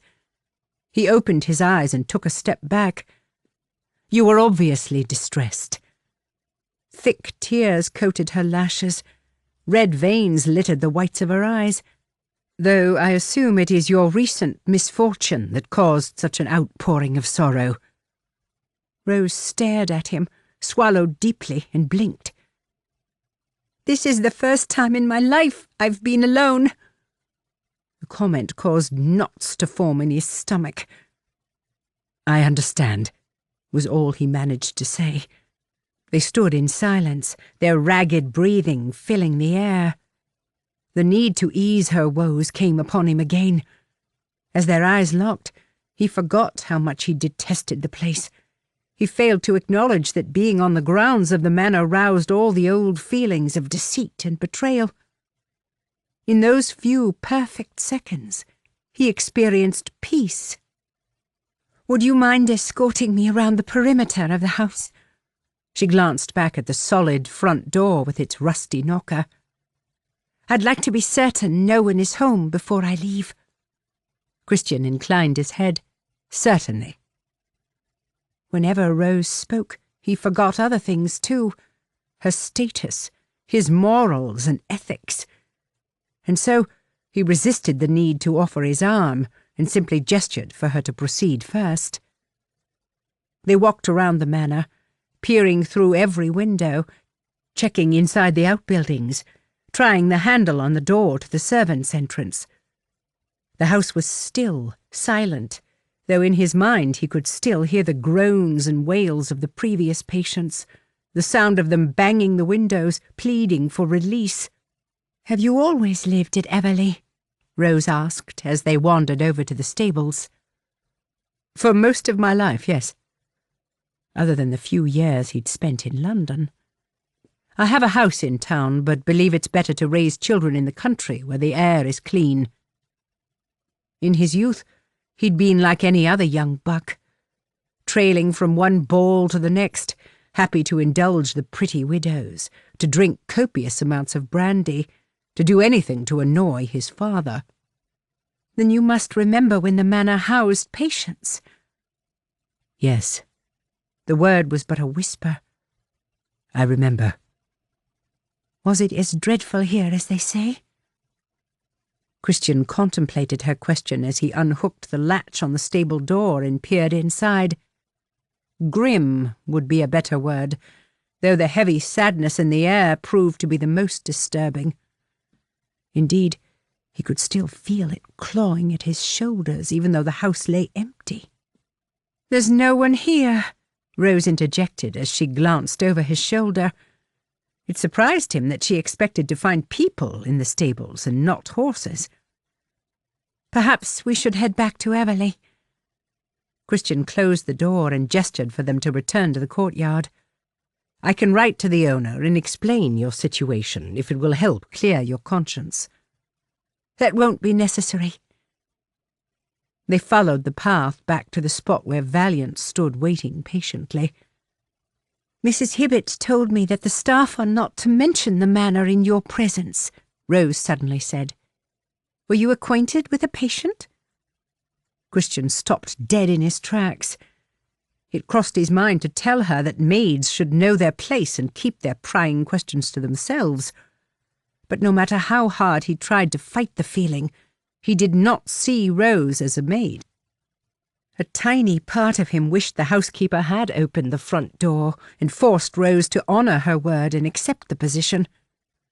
A life without temptation would be easier, if not a little dull. Perhaps sensing his disquiet, Rose sighed. "I'm afraid I'm not used to guarding my tongue. The conversation flows so naturally between us, I often forget my place." "Life seems to be one constant readjustment," he said, remembering the way she clutched his waist when at her most vulnerable. He took hold of the horse's reins and brought the animal to stand at his side. "Do you mind if we walk back to Everleigh?" He could not allow his maid to ride while he walked. The last thing he needed was to feed the village gossips. And it would only make her transition from gentleman's daughter to hired help all the more difficult. He refused to ride and watch her walk. The only other option was to ride together, but he'd already made enough mistakes, crossed enough moral boundaries. "No, not at all." She offered him a bright smile.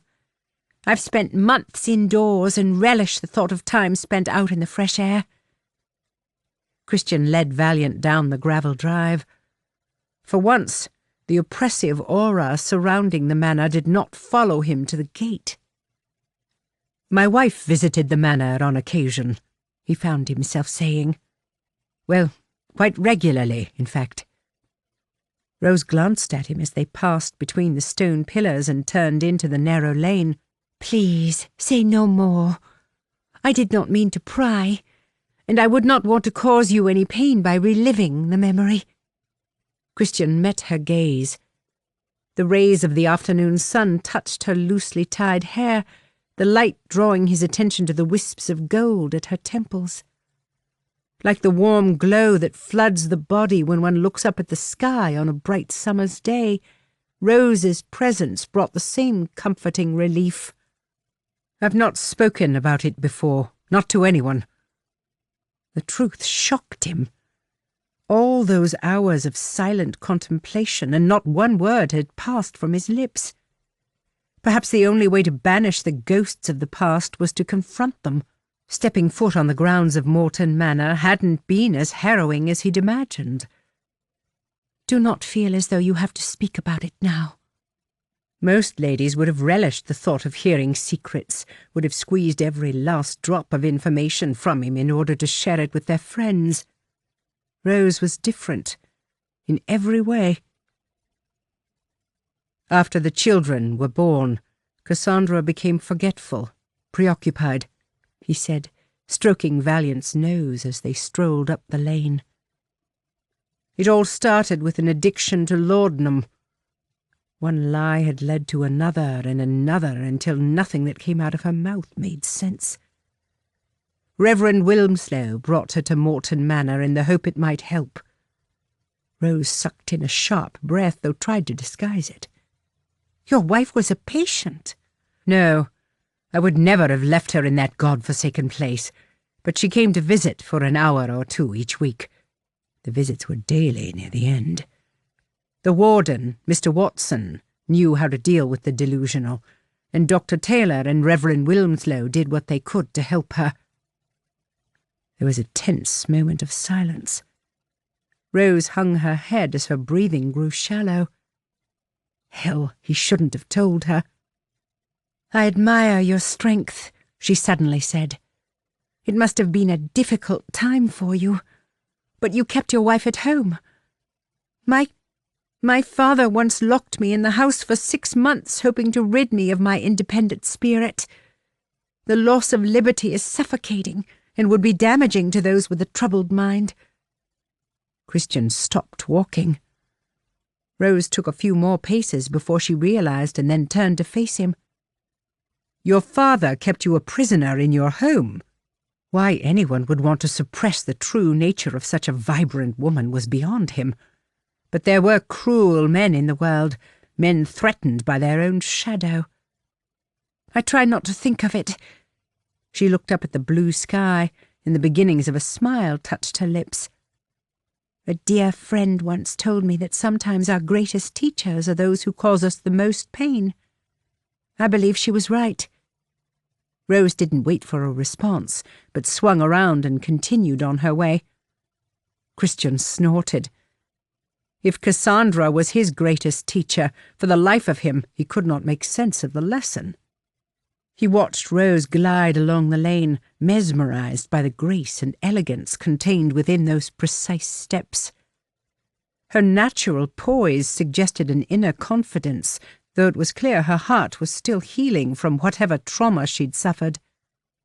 His heart was healing too.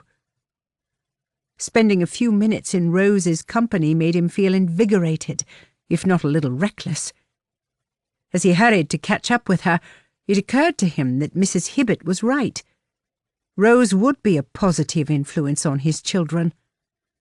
Perhaps if he limited the time she spent with them to an hour or two a day, they might come to accept her. They might decide not to put toads in her bed. "As it's clear your skills with a poke and scuttle are adequate at best," he began, as an odd surge of excitement raced through him at the thought that she would no longer be a maid. "The role of temporary governess would suit you better. With your genteel upbringing, I'm sure there are numerous ways you can educate the children." Governess, Rose cast him a sidelong glance. Does that mean I won't need to clean out the fires? No, I'm happy to freeze if it means making the children happy. And you happy, he added silently, though the thought shocked him. And what if I wake to find spiders or toads in my bed? A pang of shame filled his chest for his inability to control his children. I don't know why they do that. I do. Rose's reply was but a whisper. She cleared her throat. But I suspect I lack the attributes you require in a governess. When comparing Rose to the host of other governesses he'd employed, she only lacked the permanent scowl and the deep furrows between her brows. On the subject of the attributes he required, kissable lips and cornflower blue eyes were now top of the list. Often a governess is a lady of equal status in manners and education, but lacking in family wealth. He focused on keeping an element of desperation from his voice. Do you not fall into that category, Rose? I was not speaking of manners or education, my lord, but of discipline. It is not in my nature to punish minors, and I don't believe it does anyone any good in the end. Again, Christian recalled Mrs. Hibbett's advice that the children needed respite from the rigid rules and regulations. Children must learn that their actions have consequences. It was a lesson he'd be wise to observe, too. Kissing the new governess would only lead to disaster, regardless of how tempting he found her. I agree, she said, and it took him a moment to realize she wasn't talking about kissing. But are we not more inclined to remember the lessons from those we revere? As they approached the gates of Everleigh, Christian decided he had a newfound respect for his maid, for his new governess, for the lady who'd breezed into his life mere hours ago. Good Lord! He'd known her for less than a day, and yet could not deny the strange sense of attachment. It was all rather baffling. Rose stopped at the fork in the path. To the right were the stables, to the left the entrance to the servants' quarters. Thank you, my lord, for coming to my aid at the manor. She tried to disguise the smile that touched her lips as she bobbed a curtsy. Christian should have used the opportunity to insist she never go there alone again, but he was suddenly captivated by the dusting of freckles on her nose. You should not be outdoors without a bonnet. A frown marred her brow. But I don't own a bonnet. How was that possible for a woman of her previous standing? Oh, yes, I recall there was an unfortunate accident on the road and someone stole your luggage. It was a ridiculous story, though it begged the question what had happened to her possessions. Mrs. Hibbett thought you might not hire me without references. Suddenly her countenance grew sombre. It was as though someone had thrown a black veil over her face to dull its brilliance. In desperate times, people often resort to desperate measures. Curiosity burned. The sudden need to know everything about Rose proved to be overwhelming, but he sensed her retreat. Whatever terrible things had happened in her life, clearly she had no desire to speak of the events. The need to rouse a smile took hold, too. As the governess, you would have a private apartment. The corners of her lips twitched, and he felt like the richest man alive. Is that a ploy to encourage me to accept? Perhaps. He smiled as he struggled to contain the odd sensations filling his chest. Are you tempted to accept? Not on the basis of the superior accommodation. But if you give me your assurance that I am free to deal with the children as I see fit, you might persuade me. I expect some tutoring is part of their timetable. Rose pursed her lips. Trust me, my lord, it will be a very enlightening week. Only a week? A mild sense of panic gripped him at the prospect of her leaving. Perhaps he was coming down with the fever. It was the only explanation to account for his erratic emotions. We agreed to assess the situation once the week was out, she reminded him. You might want rid of me by then. Now, I promised Mrs. Hibbett I'd be but an hour, and she has a list of jobs as long as a bishop's stole." Rose offered a parting curtsy. "Good day, my lord." "Good day, Rose." Christian watched her walk away. Something told him she had no intention of staying at Everleigh any longer than necessary. But where would she go? What would force a woman to abandon the prospect of a secure home and a regular income? If he had any hope of making her stay, he had to find out. Chapter 6. The private apartment allocated to the many governesses previously employed at Everleigh was located on the second floor, next door to the nursery. Mrs. Hibbett insisted Rose move into the room right away. The housekeeper's urgency stemmed from the need to prevent anyone else from catching the strange fever that had affected every member of the household at some point or other in the last 2 years. "Rose is to be your new governess," Mrs. Hibbett said, "just for the time being." The children stood in the middle of the nursery and stared, their expressions solemn. "We don't want a governess," Jacob replied. He spoke with the self-assurance of a boy of 12, not one swiftly approaching 8. "We want you to be the maid. We want a maid's help, that's all." "What is the difference?" Rose failed to understand the child's point. "Both are merely titles. I hope to be your maid, your governess, and your friend, if you will allow it." She turned to the housekeeper. "Thank you, Mrs. Hibbett, but I shall be fine on my own with the children." Mrs. Hibbett had plenty of jobs to attend to, and so offered no objection. Once the housekeeper had left the room, Rose crouched down until eye level with the children. "I know nothing about being a governess and nothing of Mrs. Booth's schedule, so we'll literally rub the slate clean and begin again." Alice tugged her brother's coat sleeve and looked up at him all doe-eyed. Jacob sighed, an old man's weary exhalation, not that of a frustrated boy. "On a Friday, Mrs. Booth taught me mathematics in the morning and Latin in the afternoon." "Mathematics and Latin in one day," Rose said with a chuckle. No wonder the woman woke to find toads in her bed. It certainly seemed a fitting retribution. "I'm to go away to school next year." As soon as the words left the boy's lips, Alice clutched his arm as though the wicked schoolmaster was liable to burst into the room any minute and drag the helpless child away. At 7, Rose had felt the same unbreakable connection to her brother, even though he was much older and spent the majority of his time at school.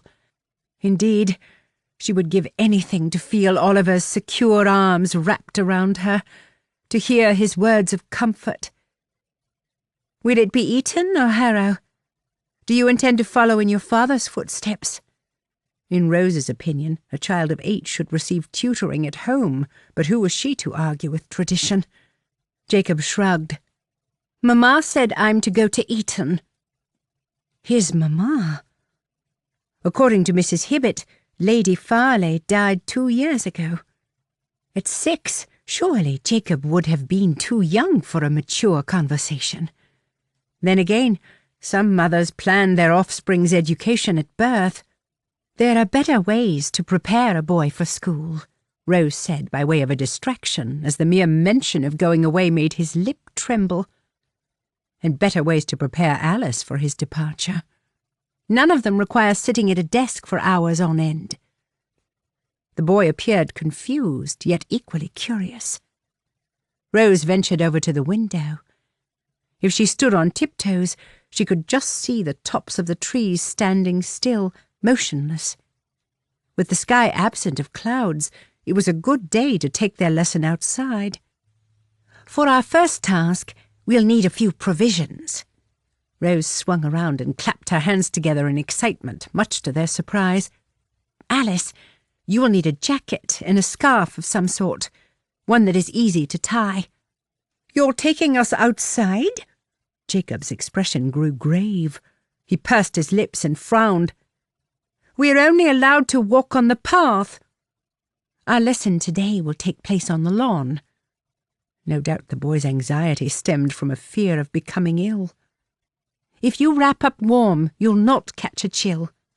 Rose's words of reassurance failed to appease him. You cannot contract a fever from breathing fresh air. We were sick once before, Alice said in the sweet, melodic tone that couldn't help but raise a smile. Papa sat by our beds and told us stories. Most children suffered from colds and sniffles. Such things passed from person to person. It was an inevitable part of growing up. Was it the same illness that struck down the entire household? Rose knew nothing about medicine or the nature of disease. Still, the sudden heaviness in the pit of her stomach warned her something was amiss. Did you both contract the fever? The children nodded. When kept a prisoner at Morton Manor, Rose had suffered from a similar illness. Mrs. Gripes refused to send for the doctor and insisted the sweating and delirium would pass. The servants argued for hours. Stokes took the cart to Holdgate, some 10 miles south, and returned with fresh provisions. Had Nicole not tended to her day and night, she might not have recovered. Dr. Taylor cured us. Jacob's comment broke Rose's reverie. And the Reverend helped care for us so Papa could rest. Did the Reverend tell you stories too? After hearing Mrs. Hibbett's words of caution, the man struck Rose as someone who used every available opportunity to lecture his flock, purely as a means to repent for his sinful deeds. He told me about Lazarus while Alice slept. I couldn't keep my eyes open, so he tidied the room. Tidied the room? How odd. No doubt Mrs. Hibbett had a fit of apoplexy when she discovered the Reverend working as a maid. He only organised the cupboards and straightened the clothes in the drawers, Jacob said. And he looked under the beds, Alice added. Jacob scowled. Don't tell stories, Alice. You were asleep. But I saw him. Alice squinted and peered through the tiny gaps between her lids to recreate the moment. I saw him stand up and brush the dust off his hands.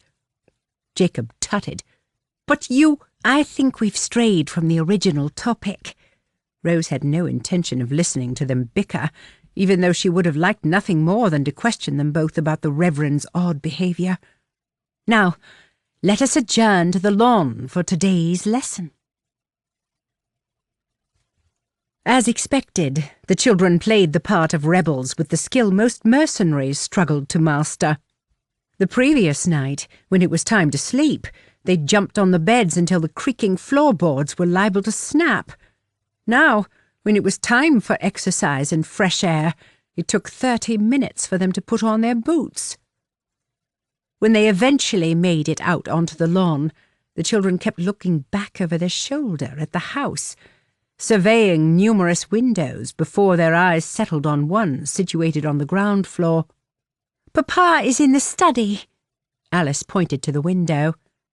If he sees us, he might send us inside. No, he won't. Heavens, anyone would think they were trying to avoid catching the plague. And it's rude to point.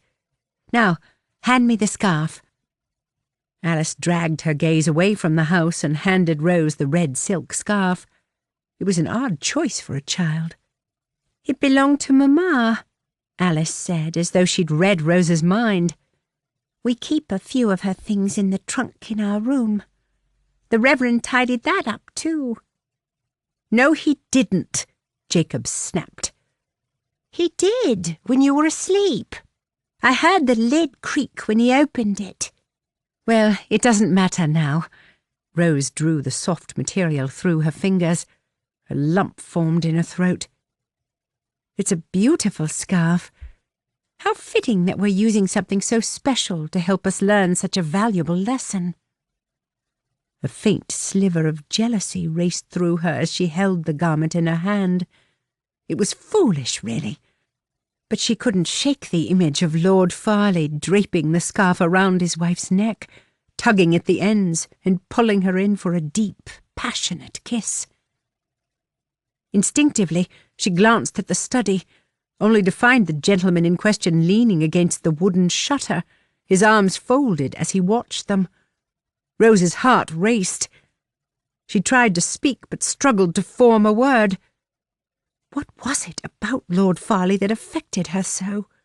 Not once had she experienced these odd sensations with Lord Cunningham. The children followed her gaze. "You see," Jacob said with an air of arrogance unbefitting a child, "Papa will wave at us to come inside." Alice bit down on her bottom lip to stifle her tears. "But I don't want to go inside." "Thankfully, once we begin our lesson, you'll be unable to see him." Who was she trying to fool? Rose did not need to look at the window to confirm his presence. Every fibre of her being, from the prickles at her nape to the tickling in her tummy, told her he was still there. "Now, who would like to go first?" That got the children's attention. "Well, I'm the oldest by 7 minutes," Jacob said, and Rose expected him to press his case.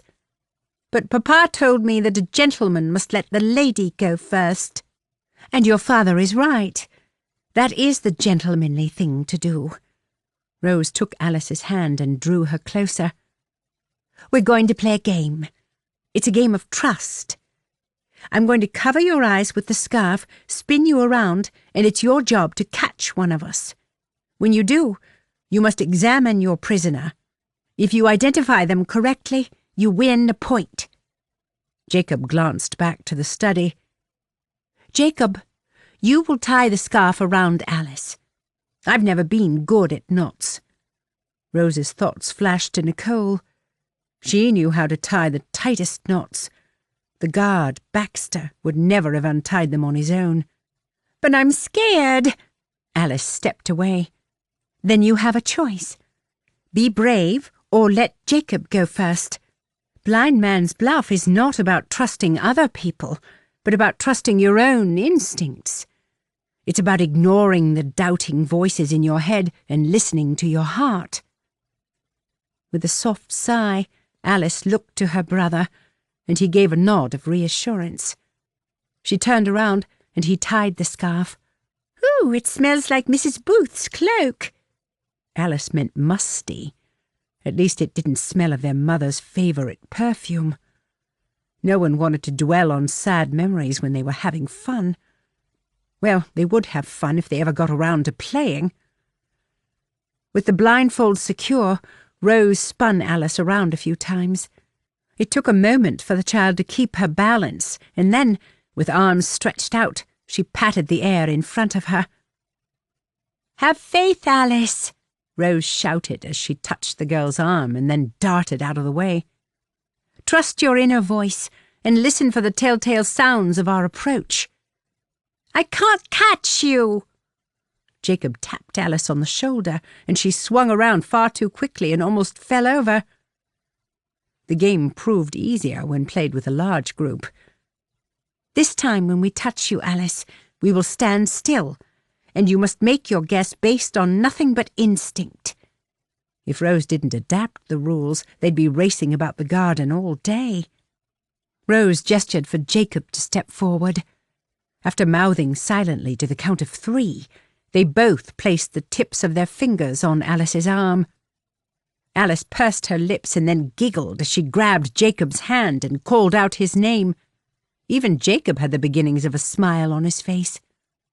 "Well done!" Rose was full of praise and helped Alice tie the scarf around Jacob's head. "We will give you an extra spin," Alice said, "as you are the oldest." "Only by 7 minutes, and I did let you go first." Alice giggled again, and after a final spin they ran off in different directions. Lord Farleigh was still standing at the window. Heat crept up Rose's neck as he watched her skip and dodge around the lawn in a bid to distract Jacob. Jacob's method of playing involved remaining still as opposed to rushing about with open arms. The boy was astute, although far too serious for his age. His tactic worked perfectly, for as soon as Rose stepped up to him, he grabbed her and called her name. "Good heavens, Jacob!" Rose put her hand to her chest to calm her racing heart. "You've quick reflexes for a boy of 7. The compliment brought another weak smile to the child's face. "It's your turn, Rose. I'll tie the scarf." Why did she get the impression things were about to become a little rough? She knelt on the grass and held the scarf in place. Jacob tugged on the ends as though trying to drag a stubborn horse from a stable. "You're tying the scarf too tight," Alice complained when Jacob yanked on the knot so hard he pulled out a few strands of Rose's hair. "I have to make sure she can't cheat." "A gentleman never accuses a lady of cheating." Rose rubbed the sore spot on her head, happy to discover she did not have a bald patch. "Surely your father told you that." "People called Mamma a cheat," the boy blurted. It took a moment for Rose to recover from the initial shock of such a blunt comment, particularly one from a child. Why wait until she wore a blindfold to divulge such an important piece of information? If only she could have seen his face and examined his reaction. "Then I trust they were not gentlemen," Rose replied. "No, just the servants." Rose tried to ignore the sudden sadness filling her heart. "Help me to my feet. I must warn you both I am quite good at this game." Encouraging a competitive spirit would surely quash their solemn thoughts. Indeed, the children tackled their mission to unbalance her with the passion and conviction of an advancing battalion. The prod in the back came first, followed by tufts of grass thrown at her neck and face, culminating in Jacob, for who else could it be, dropping a worm into her outstretched hand. But his plan to annoy her backfired. While at Morton Manor, she often woke to find a spider on her pillow. The infestation of horseflies proved equally troublesome. It was surprising how one grew accustomed to sharing a house with live creatures. Instead of screaming and throwing the worm in the air, Rose held it gently between her fingers and chased after the children until they were both squealing in terror and then laughter. Without warning, they fell silent, no doubt planning something mischievous amongst themselves. "Even though I can't see you, I know you're still there." Well, she hoped they were. How foolish would she look if Lord Farleigh glanced out of the window to find her running around the lawn with a worm in her hand? Alice giggled again, but Jacob urged her to be quiet. One of them snatched the worm from her grasp, but Rose was too slow to react. Then, with loud whoops, they ran circles around her, patting her arm and back and shouting, Catch us if you can!" Rose twirled round and round until dizzy. With outstretched arms, she stumbled forward, desperate to cling on to something solid. The children circled her, tapping her body as they went, their cries of excitement whipping past her ears. A fog of confusion filled her head. She took 2 unsteady steps to the left, and then she fell, but she did not land on the grass. Wrapped in the vice-like grip of a pair of muscular arms, she landed on a hard body that was most definitely not one of the children. "Hooray! You caught her, Papa!" Papa? All the air left Rose's lungs as she lay sprawled on top of Lord Farleigh. She did not dare remove the scarf for fear of swooning under the scrutiny of those mesmerizing green eyes. "Shush," Lord Farleigh whispered. "I cannot release her until she says my name." Lord Farleigh had got the rules of the game confused. "I am the one who does the catching." His warm breath breezed over her neck, and a deep chuckle burst from his lips. "Oh, you've caught me, Rose. Make no mistake about that." She imagined saying something flirtatious in return, but all thoughts turned to the strange tingling surging through her body. She tried to move, but the feel of his thighs pressed against hers rendered her helpless. and the smell of his cologne. Good Lord! Never had she inhaled something so divine. Lord Farleigh, she managed to say. Rose has won the point, Papa. Oh, I don't know, he drawled. I can't help but feel I am the winner of this game. You can let her go now, Papa, Jacob said. Yes, I think you're squashing her, Alice added. The girl was right, although the experience was far from unpleasant. I would release her, but how can I be sure she won't fall again? Rose pulled the red scarf down to the bridge of her nose. White dots flashed in her eyes, and it took a few blinks until she could see Lord Farleigh's handsome face clearly. Her heart flew to her throat at the sight of his warm smile. It was a breathtaking sight to behold. "Do you think you can stand?" he said. How could she stand when her limbs wobbled like blancmange? Come, children, take an arm each. Your father is stuck unless you lift me up. Lord Farleigh looked quite content lying on the grass in just his shirt sleeves. The thought that he'd removed his coat and that the thin linen was all that lay between her and his bare skin caused a host of scandalous images to flood her mind. Your cheeks are red. Alice stared up at her. Are they? Well, it is rather warm out. Lord Farleigh cast her a sinful grin. I have to agree. I too am rather hot beneath the collar. Jacob came to assist her, but she found the strength to stand. In one fluid movement, Lord Farleigh jumped to his feet and set about brushing grass from his buckskin breeches. Rose averted her gaze, and with trembling fingers fumbled with the scarf. You are extremely good at tying knots, Jacob. The boy looked to his father, who patted his head and winked. Allow me to assist you. Lord Farleigh came behind her and set to work on the knot. The pads of his fingers slipped into her hair, brushing the sensitive skin on her scalp. I thought you might be in need of rescuing when I saw Jacob dig up the worm, he whispered in her ear. Thankfully, I couldn't see it. Besides, I'll take a worm over a bed full of toads. The scarf fell away in her hands, and she gave it to Alice. Either Lord Farleigh had no idea the item once belonged to his wife, or he found the fact unimportant. Now, I happened to notice some delicious smells coming from the kitchen.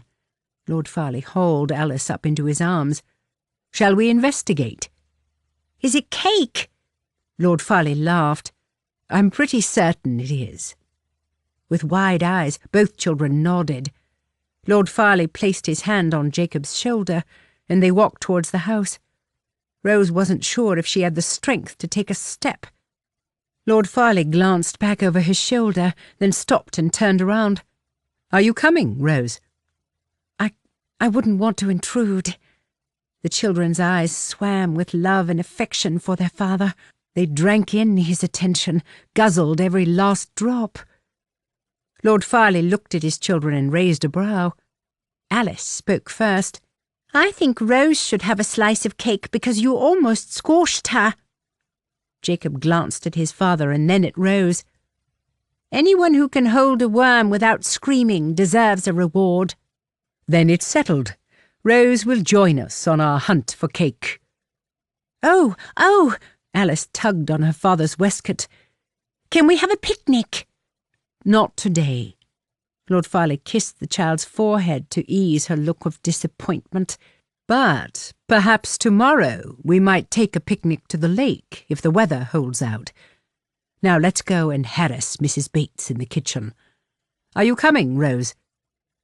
Rose stared at them as a strange mix of emotions raced through her. For the first time in her life, a sense of belonging filled her chest. She did not want to address the sensations wreaking havoc with a more intimate part of her anatomy. Truth be told, she was rather fond of Lord Farleigh. But feeding a mild infatuation would make leaving Everleigh harder to bear. Yes, I'm coming. She ran to catch up with them. How can I refuse a slice of cake? Chapter 7.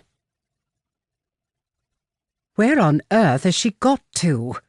Christian paced back and forth at the bottom of the stairs. He turned to the children standing patiently at the newel post. Did Rose attend to you this morning? Alice opened her mouth, but Jacob spoke first. Mrs. Hibbert laid out our clothes. We've not seen Rose today. What if she's run away, Papa? She has not run away, Christian said with a sigh, though the pang in his heart confirmed he suspected the worst. She would not have left without speaking to me first. Perhaps he had frightened her away. After all, what innocent woman enjoyed being ogled by the master? Guilt flared when he recalled how he'd clutched her to his chest whilst lying sprawled on the grass. Damn! Does that mean we can't go on the picnic? Alice asked. We'll wait for another 5 minutes. A few seconds ticked by before the need to know what kept her proved too hard to ignore. On second thoughts, Alice, would you run upstairs and knock on Rose's door? Heaven knows where all the servants are today. Yes, Papa. Alice climbed the first flight of stairs, only to bump into Rose at the top.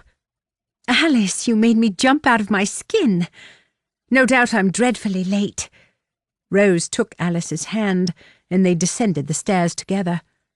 The child could not take her eyes off Rose's hair, and neither could he. Forgive me, my lord. When I woke this morning, I did not expect it would take so long to style my hair. Rose stroked the soft curls that skimmed her shoulder. A shorter cut suits me, don't you think? Christian stared open-mouthed. What possessed her to cut her hair? Alice took one look at his face and sobbed. Does that mean Rose is leaving now? Leaving? Rose frowned. Of course not. Why would you think that? Rose glanced at Jacob, who found it more interesting to stare at his shoes. Rose is not going anywhere. Christian met her gaze. The shorter style is quite becoming. Would you care to divulge what prompted the change? He had his suspicions, but wanted to hear her explanation before he accused his son. Jacob sucked in a sharp breath. A woman who works for a living has no time to worry about managing her hair. This will be easier to deal with in the mornings. So no one forced you to make the decision? He cast Jacob a sidelong glance. Forced me? Not at all. One side looked considerably shorter in the mirror this morning, that's all. Now I've evened it up. One had to admire her level of compassion when it came to his children. More so when one considered she'd known them for 2 days. Most women would have insisted he beat the boy, demanded he offer some form of compensation to atone for the misdeed. Rose simply smiled. It's only hair. She put her arm around Alice's shoulder. If I decide I don't like it, I can grow it back. Now, shouldn't we be on our way? She really was a remarkable woman. Even so, it was time for him to sit down with his children and address their mischievous behaviour. He should not have left it so long. But sometimes the truth proved hard to bear, easier to ignore. Had anything untoward happened, you know I could not permit the picnic to go ahead, Christian added, purely to make the point to his son. By rights, he should abandon all plans, but seeing his children smile eased his guilt, and an outing would give him an opportunity to learn more about Rose.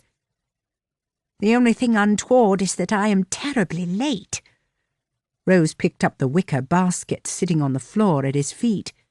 But let's not allow such an oversight to spoil the day. Time away from the house can be a tonic for a burdened mind. A brief respite from his troubles was exactly what he needed.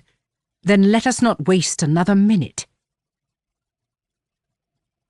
They took a leisurely walk to the lake, situated a mile or so north of the house, far from Morton Manor's boundary. The few dark clouds littering the sky did not spoil its beauty.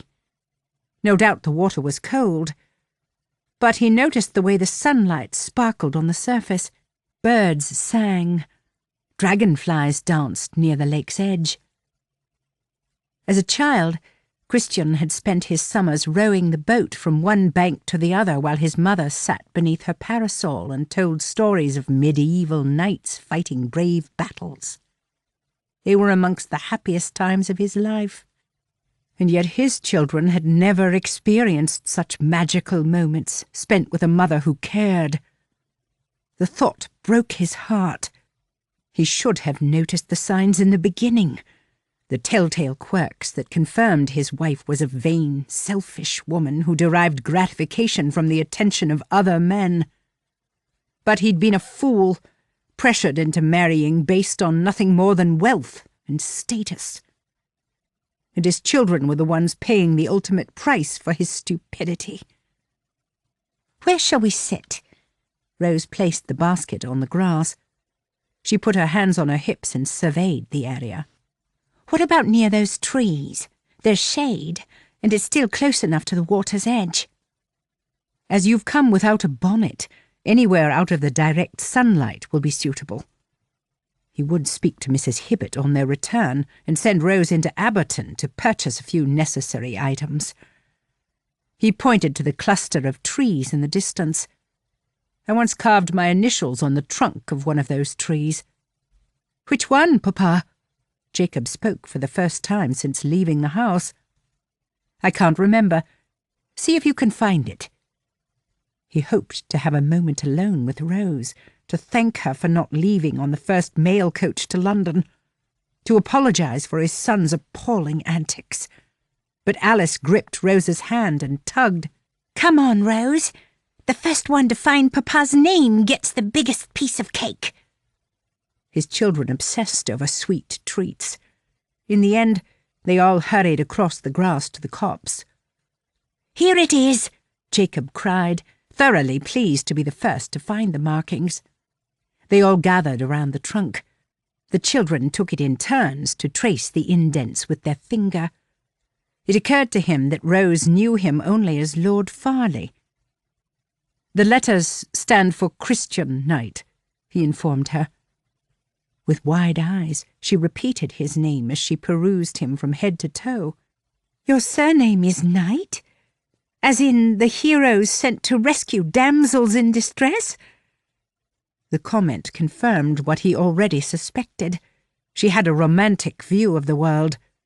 When Rose loved a man, he imagined she would give everything of herself, hold nothing back.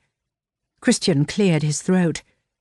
"As in a man known for his chivalrous conduct." "Do you always act with honourable intentions, my lord?" The question caught him off guard. Was she teasing him or testing him? Should it be the latter, he'd fail miserably. If he told her what he'd thought about as he lay naked between the bed-sheets last night, his declaration would prove false.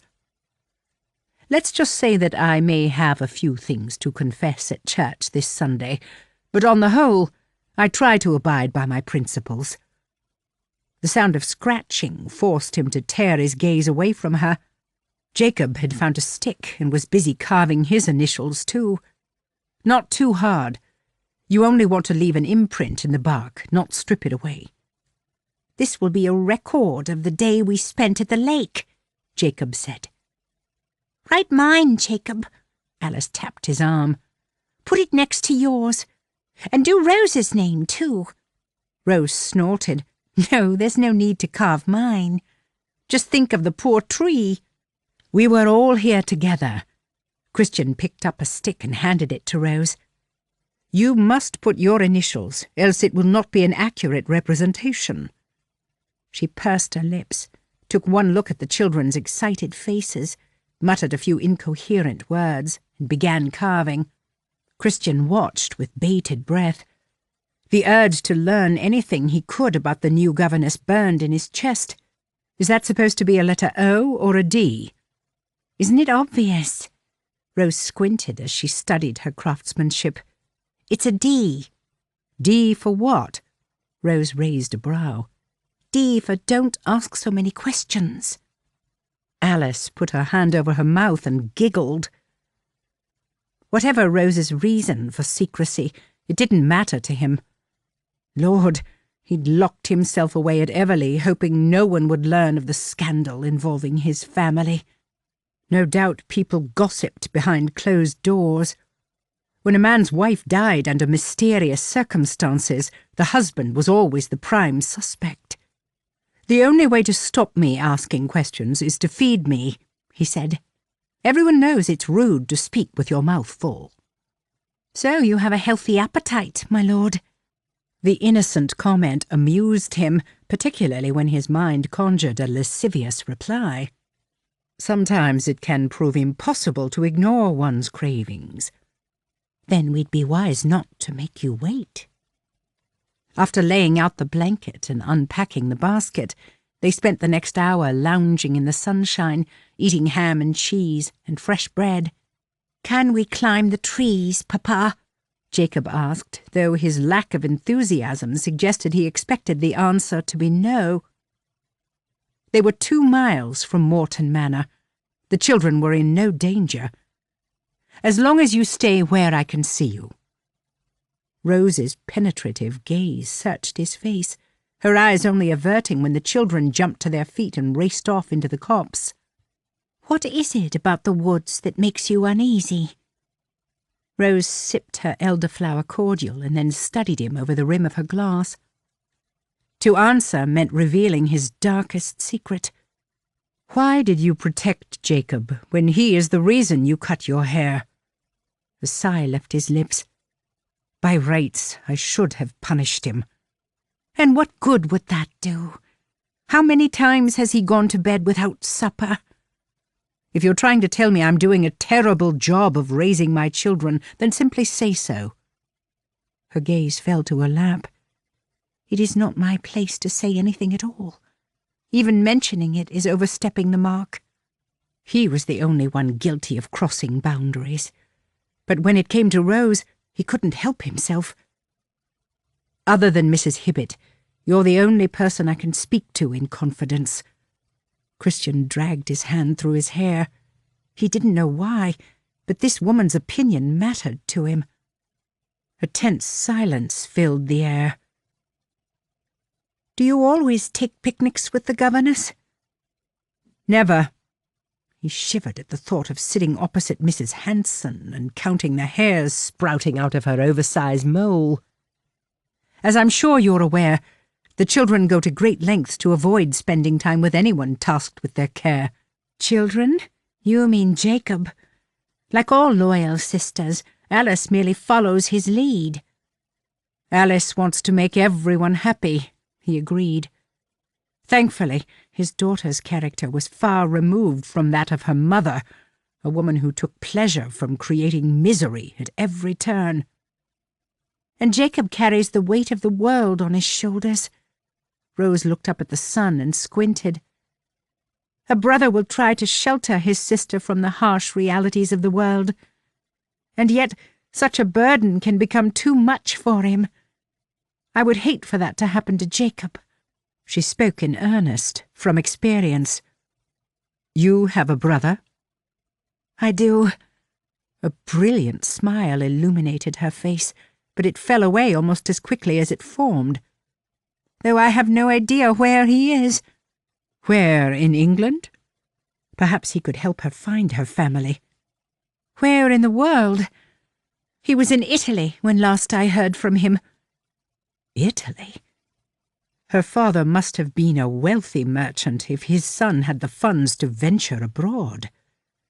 Or perhaps they were a family of gamblers, and with mounting debts, her brother had no option but to flee the country. "Enough about my affairs." Rose sat up straight.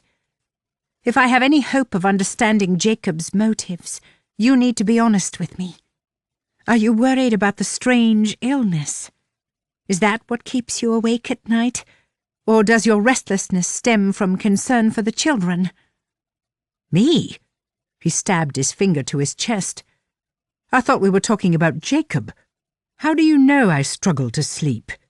She shrugged. "It's merely an assumption I made." What was he supposed to say? Through his own stupidity, his children were motherless. His inability to solve the problem with his staff left him questioning his own sanity, cursing his inadequacy. They were pathetic reasons. In a bid to find a distraction, he sat up and began rearranging the plates and packing them away in the basket. Rose handed him her cutlery, and their fingers brushed. Christian stilled. Rose took the cutlery and placed it in the basket, and then touched his hand. "You can tell me what troubles you. Your secret will never pass from my lips." The warmth of her hand penetrated his skin. He was so used to being alone, so used to partaking in silent conversations. Besides, he wouldn't know where to begin. "You have your own problems to deal with without worrying about mine." "Currently, your problems are mine." Her hand slipped from his, and he felt cold to his bones once again. "I want to do everything I can to make the children happy." The words, "while I'm here," hung in the air, despite never being said. "Oh, only the children?" She swallowed visibly and struggled to hold his gaze. "Shouldn't a governess concern herself with the well-being of her charges?" "Of course," he nodded. "Of course." They continued packing the basket in silence. Rose looked at him numerous times beneath hooded lids. He supposed he should have said something, but how did one explain the strange occurrences without sounding like a candidate for bedlam? And no man wanted a woman to see him as weak, particularly not one as beguiling as Rose. Thankfully, Alice came bounding up. "Can we play the scarf game?" "Have you had enough of climbing trees?" Christian couldn't help but smile. His daughter's cheerful countenance always brought him a modicum of comfort. Jacob joined them. "I'm too short to reach the boughs, and Alice wants us all to play together." Rose sighed. "But we didn't think to bring a scarf." "What about using my cravat?" Christian sat up on his knees and fiddled with the knot. He'd do anything to prolong their outing. The house reminded him of everything wrong with his life. It's thin enough and easy to tie. "If you're sure you don't mind." Rose studied his fingers as they worked the knot. Once undone, he tugged one end, and the silk slipped from around his neck. "The question now is, who will go first?" Rose's gaze fell to the base of his throat, and absently she moistened her lips. "Perhaps you should. I know I'd like an opportunity to prod and poke you." She laughed, but then caught herself. "What I mean is, it will amuse me to watch you wander about, helpless." A man didn't need to wear a blindfold to feel helpless in Rose's company. Jacob tied the cravat around Christian's head, and Rose came up behind him to inspect the knot. "We must make sure he cannot peek." The feel of her hand brushing his hair was almost his undoing. They pulled him to his feet and led him away from the picnic blanket. All three of them twirled him around until his head could no longer keep up with his body. Alice giggled. "Come and catch us, Papa." Just like the game he'd witnessed yesterday, they took it in turns to pat his arms. One did not need to be a genius to identify the culprits. Alice tickled, Jacob stabbed and prodded, and Rose brushed her fingers over his arm and across his back. He caught the hitch in her breath whenever she came near. "Watch the lake, Papa," Alice cried. "You're too close to the water." "Don't worry," Rose laughed, her breathless pants evidence she was running. "We won't let you fall." Her high-pitched scream pierced the air. "Rose! Rose!" Alice cried. "Papa, help!" Panic flared. Christian yanked the cravat up over his head. The brilliance of the sun's rays forced him to blink rapidly. The white spots disappeared, and then he saw Rose in the lake. With arms flailing, she splashed about, trying to keep her head above the water. "It's not too deep," Christian cried. "You should be able to touch the bed." I can't swim." "God damn." Jacob teetered on the edge of the bank, his eyes watery and wide, his face ashen. "Jacob!" Christian cried, but he was too late. Without uttering a word, Jacob jumped in too. Chapter 8. Rose splashed and kicked about in the water. Something slimy slithered past her legs. Her sodden dress dragged her down, but thankfully she'd landed where the water was shallow enough to stand. The shove in the side had taken her by surprise. They'd been darting around Lord Farleigh, dodging his outstretched hands, laughing and screaming. Yes, they'd ventured too close to the edge. That's how accidents happened. But in her heart, she knew Jacob had pushed her deliberately. But then, as if the situation were not troubling enough, Jacob jumped into the lake. "I'll save you, Rose," the boy cried, but his head disappeared beneath the water. "Jacob!" Drawing on every ounce of strength she had, Rose found her feet. The murky ripples lapped around her shoulders, and she pushed forward in an effort to reach him. "Can he swim?" she shouted to Lord Farleigh, who was busy shrugging out of his coat. "It's too deep for him." Alice waved her hand and cried out when Jacob's head bobbed above the surface. He spluttered and coughed before disappearing again. Lord Farleigh threw his coat to the ground and jumped in. Being taller and twice as strong as Rose, he reached Jacob and hauled the child up into his arms. "You foolish boy," he said, clutching Jacob to his chest and pressing his lips to the child's forehead as if he'd already lost him. Lord Farleigh's gaze shot to Rose. "Are you all right? Can you touch the bottom?" Rose nodded. The cold penetrated her bones. Her lower jaw sagged, and she couldn't stop her teeth chattering. Lord Farleigh lifted Jacob onto the grass verge. "Turn him onto his side, Alice, and pat his back." He turned to Rose. "Wait, I'm coming for you." He reached her in seconds. "Good God, your lips are blue. Drape your arms around my neck, and I'll pull you to the bank." She hesitated, but then wrapped her trembling arms around him. Christian slid one strong arm around her waist and pulled her tightly to his body as he waded through the water. Once at the edge, he hoisted her up as though she were a small child too. It took a few attempts for her to stand. The weight of her dress made every movement cumbersome. She turned to Christian and held out her hand. "Let me help you up." His wet hand slipped into hers, palm to palm. Their eyes locked, and with a heave, she hauled him out. Without saying a word, Christian rushed to Jacob's side and dropped to his knees on the grass.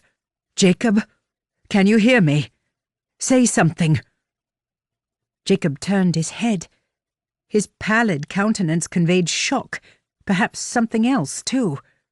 Indeed, when the boy finally held Christian's gaze, his eyes swam with remorse. "Yes, Papa, I'm fine. But what about Rose?" Rose knelt at Jacob's side and picked green algae from his hair. "It will take a little more than a dunking in the lake to frighten me away." She made light of the situation, yet her lips quivered, and her hand shook as she placed it on Jacob's chest. Lord Farleigh placed a gentle hand on her lower back. Rose wasn't sure what to make of the gesture, but it brought comfort all the same. "We should get back to the house before we all catch a chill." Lord Farleigh touched his son's brow. "Can you walk, or should I carry you?" Alice suddenly burst into tears. "I hate the lake." "That's because you're the only one who isn't wet," Rose said, attempting to soothe the child. She stood, scooped Alice into her arms and cuddled her close. "Now we're all the same." A weak chuckle escaped from Alice's lips. "I can walk, Papa." Jacob sat up. Water trickled from his hair and down his cheek. Lord Farleigh helped his son to his feet. "I'll send someone to collect the basket." They walked back to the house in silence, but for the water squelching in their boots. Lord Farleigh held Jacob's hand while Rose clutched Alice's tiny fingers. The heaviness in the air spoke of a range of emotions: sorrow, remorse, regret. Lord Farleigh's arm brushed against hers numerous times, though he did not glance in her direction but kept his gaze fixed firmly ahead. As they traipsed across the field, their hands touched. They could have attributed the discreet movement to their unsteady gait, but then his little finger hooked around hers, and they continued on their way. Once back at Everleigh, the house erupted into chaos. Mrs. Hibbett organised warm baths for them all.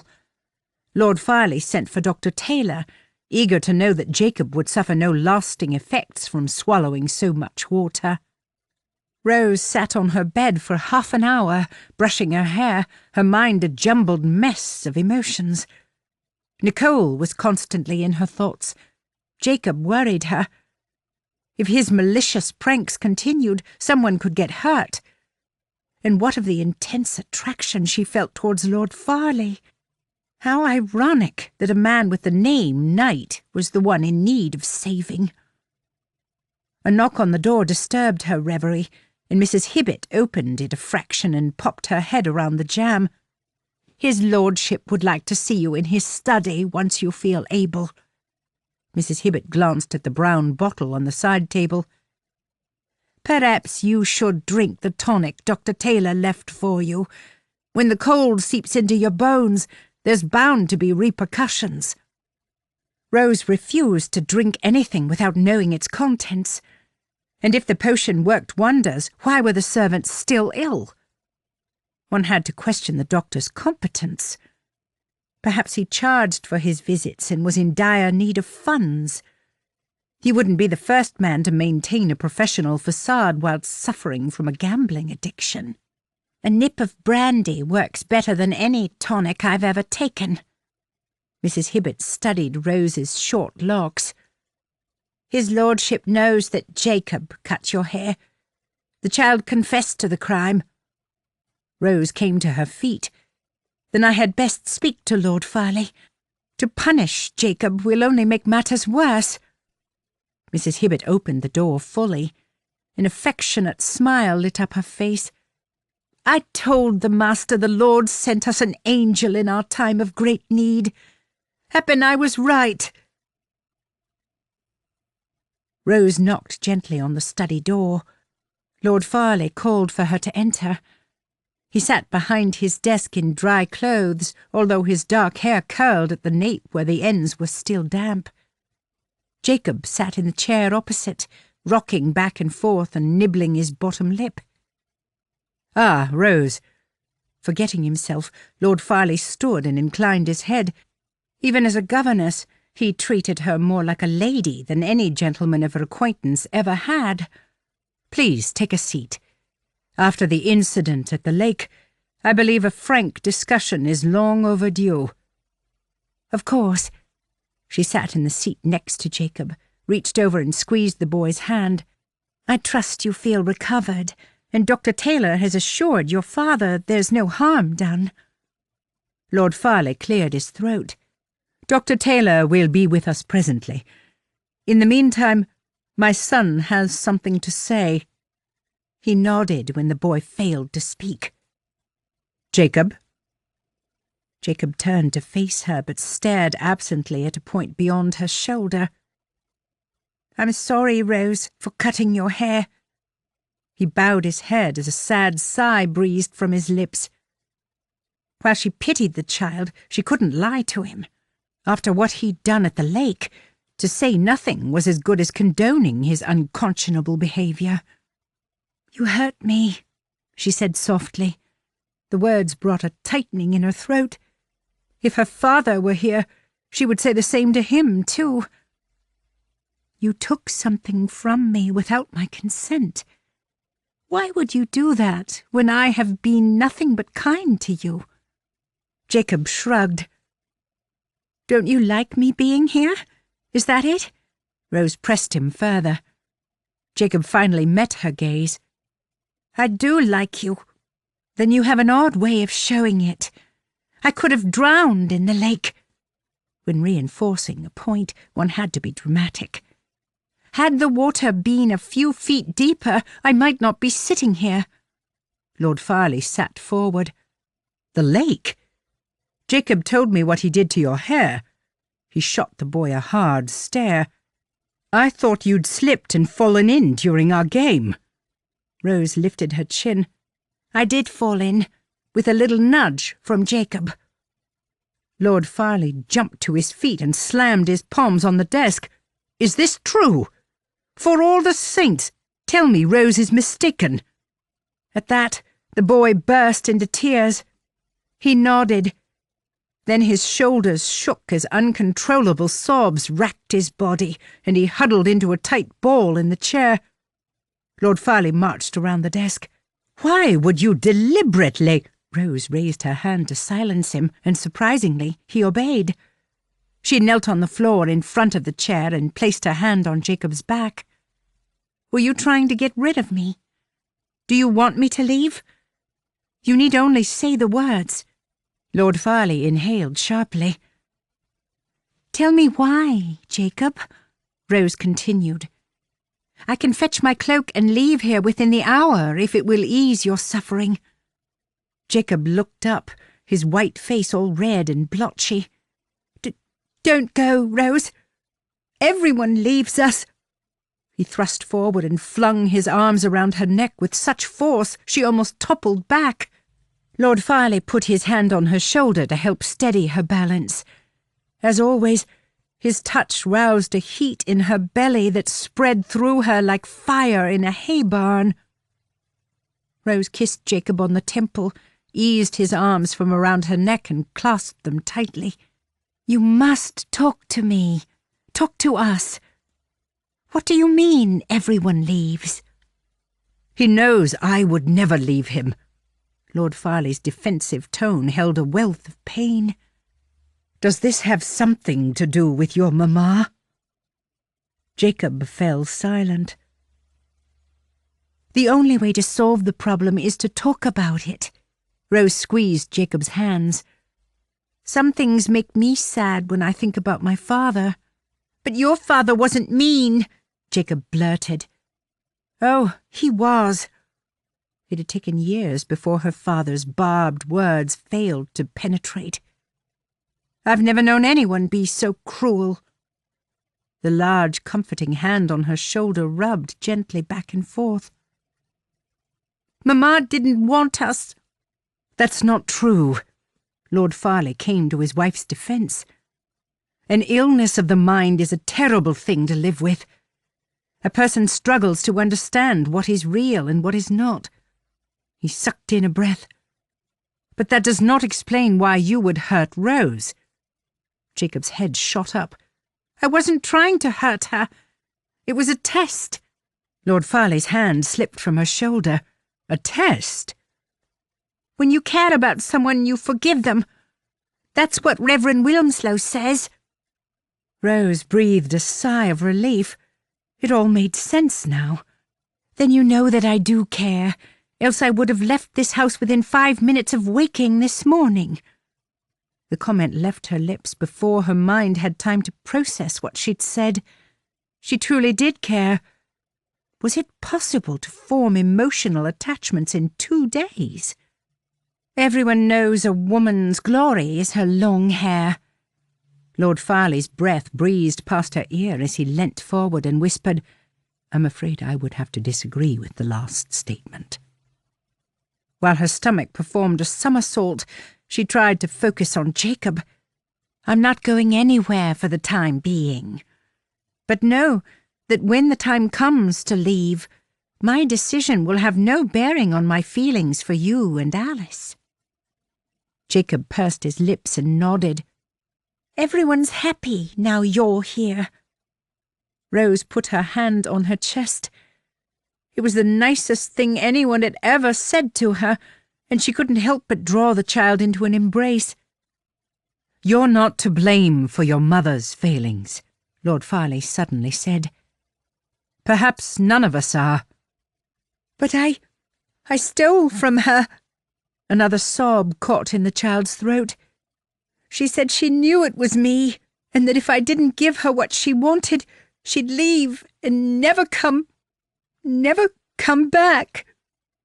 A suffocating silence filled the air. She was not herself when she said those things. Lord Farleigh knelt down at Rose's side. "What did you take? Trinkets?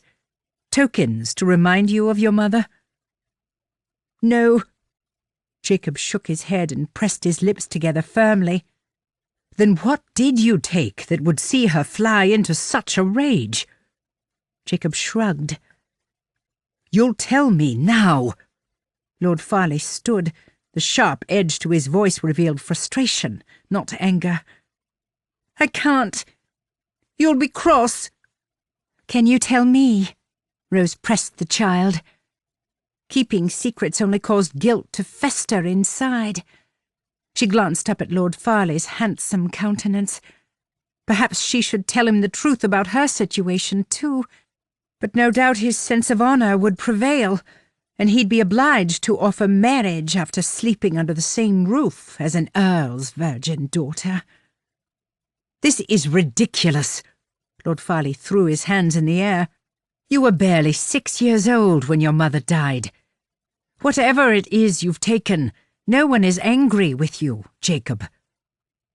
What reason did he have for keeping the secret? What was so terrible that he couldn't tell his father? Rose stood. "Does Alice know you stole things from your mother?" Manipulating minors was beneath her, but for the boy's well-being, they had to discover the truth. "Does she know your mother threatened to leave?" Jacob's eyes widened. "No!" Panic infused his tone. "Don't tell Alice!" "What else can we do when you refuse to offer an explanation?" Lord Farleigh said. "Alice will want to read the letters." Jacob gasped and covered his mouth with his hand. "Letters?" Lord Farleigh straightened. "What letters?" The boy hit his leg with his fist. "I can't give them to you. You can't see them." Something Jacob said earlier flashed into her mind. The servants gossiped about his mother being a cheat. What if the letters contained information that might hurt his father? Rose turned to Lord Farleigh. "With your permission, I'd like to take Jacob to his room. Let me speak to him in a place he feels at ease." "God damn," he muttered under his breath. "What sort of man has no control over his children?" The green eyes that she'd seen sparkle with amusement were dull with pain. "You must think me weak and foolish." Weakness was not a trait she associated with Christian Knight. Just thinking his name sent a shiver from her throat to her belly. "Loving your children and trying to protect them does not make you weak," Rose whispered. "Not in my eyes." He studied her face, his gaze falling to her lips and moving up to her hair. "Who are you?" The words held an air of wonder. She smiled. "Someone sent here to help you in your great time of need. It seems your troubles are far greater than my own." Throughout her life, no one had ever taken her seriously. People considered her too pretty to be intelligent, too petite to have strength, too blonde to be a Darby. Lord Cunningham had treated her as a trophy, something to prove he'd won the game. And yet Christian was different. He listened to her opinion as if she were a wise seer, sent from a foreign land with the knowledge others only dreamed of possessing. "Take Jacob upstairs." Lord Farleigh's voice broke her reverie. "Return here tonight after dinner. There are other things you should know, things upon which I would seek your counsel." Rose inclined her head gracefully, although her heart pounded against her ribs with the force of a battering ram. The more time she spent in his company, the more her obsession for him grew. She took Jacob's hand and brought him to his feet. "I may have news of my own when we reconvene." "I'm sorry, Papa." Jacob's head fell forward, his chin touching his chest. Lord Farleigh placed a hand on the boy's head. "Go now." Spend time with Rose. Tell her all the things that trouble you. You can trust her. We all can." The sudden sense of elation she'd felt moments earlier dissipated. Would he still feel the same when she finally found the courage to reveal her identity? Would he say the same when he discovered the full extent of her deceit? Chapter 9. They climbed the stairs to the first floor, but Jacob tugged Rose's hand and pulled her towards the next flight leading up to the nursery. A mild sense of relief filled her chest. The children slept next door to Lord Farleigh. Visiting their room made for an awkward affair when her mind conjured images of the master lying naked in his large bed. Jacob stopped outside Rose's room. "What I want to show you is in here." "In my room?" She opened the door and gestured for Jacob to enter. "I must say, it is all rather mysterious." He waited for her to close the door before moving to the armoire. Tapping his foot on the floorboards to the left, he found the one he wanted and prized it loose. With his cheek pressed flat to the floor, he ferreted about inside the gap and pulled out a book with a blue cover. "This is what I stole from Mamma's room." Jacob blew dust and cobwebs off the surface and handed it to her. "When a letter came, she always left the house in a hurry." "Is that why you stole them?" She opened the cover of what looked like a small ledger. One would need a magnifying glass to read the writing with it being so small. Hidden between the pages, she found a handful of letters. The broken red seals bore no identifying marks. "Did you read them?" "I tried." No doubt as his reading progressed, so did his understanding of the context. "May I read them?" Every fibre of her being told her to hand them back, to nail the board to the floor and never speak of them again. "You have my word I'll not reveal their contents without your permission." Jacob's small hand settled on her arm. "Don't tell Papa. It will make him sad again." Her heart grew heavy. A child should not have to live with such pressure on his shoulders. A man deserved to have peace in his life, to have some semblance of happiness, too. With some trepidation, she removed a letter, tucked the book under her arm and scanned the missive. She would have described it as a love letter, except the contents focused on the gratuitous aspects of a physical relationship. A blush rose to her cheeks. Heavens, what would a child make of such vulgar language? "I understand why you didn't want to show them to your father." Indeed, once she'd gained Jacob's permission, how was she to explain them to Lord Farleigh? The absence of a signature was not surprising. The gentleman in question thought nothing of sending them to Lady Farleigh's home. In itself, it spoke of conceit and arrogance. "Mamma kept them in the drawer next to her bed." Oh, the poor mite! How had he kept them a secret all this time? Children struggled to hold their own water, let alone something so damning. But of course, the last thing Jacob wanted was to hurt his father. "Why did you keep them in here? Did you not worry your governess might find them? Was that another reason he chased the women away?" "No one would look in here unless the governess was ill." "And a governess is never in the house long enough to catch the mystery illness." All parts of the puzzle seemed to be coming together. "You could have burned them. Your father knew nothing of the letters." Jacob's gaze shifted about the room. He stepped forward and whispered, "A lady died in the woods, just like Mamma. I think the letters might say why, but I don't understand all the words." Rose closed her eyes for a moment. 2 women had died in the woods. She'd assumed Lady Farleigh died of an illness. No wonder his lordship insisted on an escort to Morton Manor. "What if I read the letters? I shall only mention the important things to your father." Jacob pursed his lips. Is it not better I explain their contents than him reading them himself? She added. The thought of Lord Farleigh discovering the depth of his wife's deception chilled her bones. What do you say? Don't make him sad. He likes you. Tell... The loud rap on the door made them both jump. Rose placed the letter back inside the book and clutched it to her chest just as Mrs. Hibbett entered. Here you are. We've been looking everywhere. Dr. Taylor is here to examine Jacob. Dr. Taylor hovered at the door.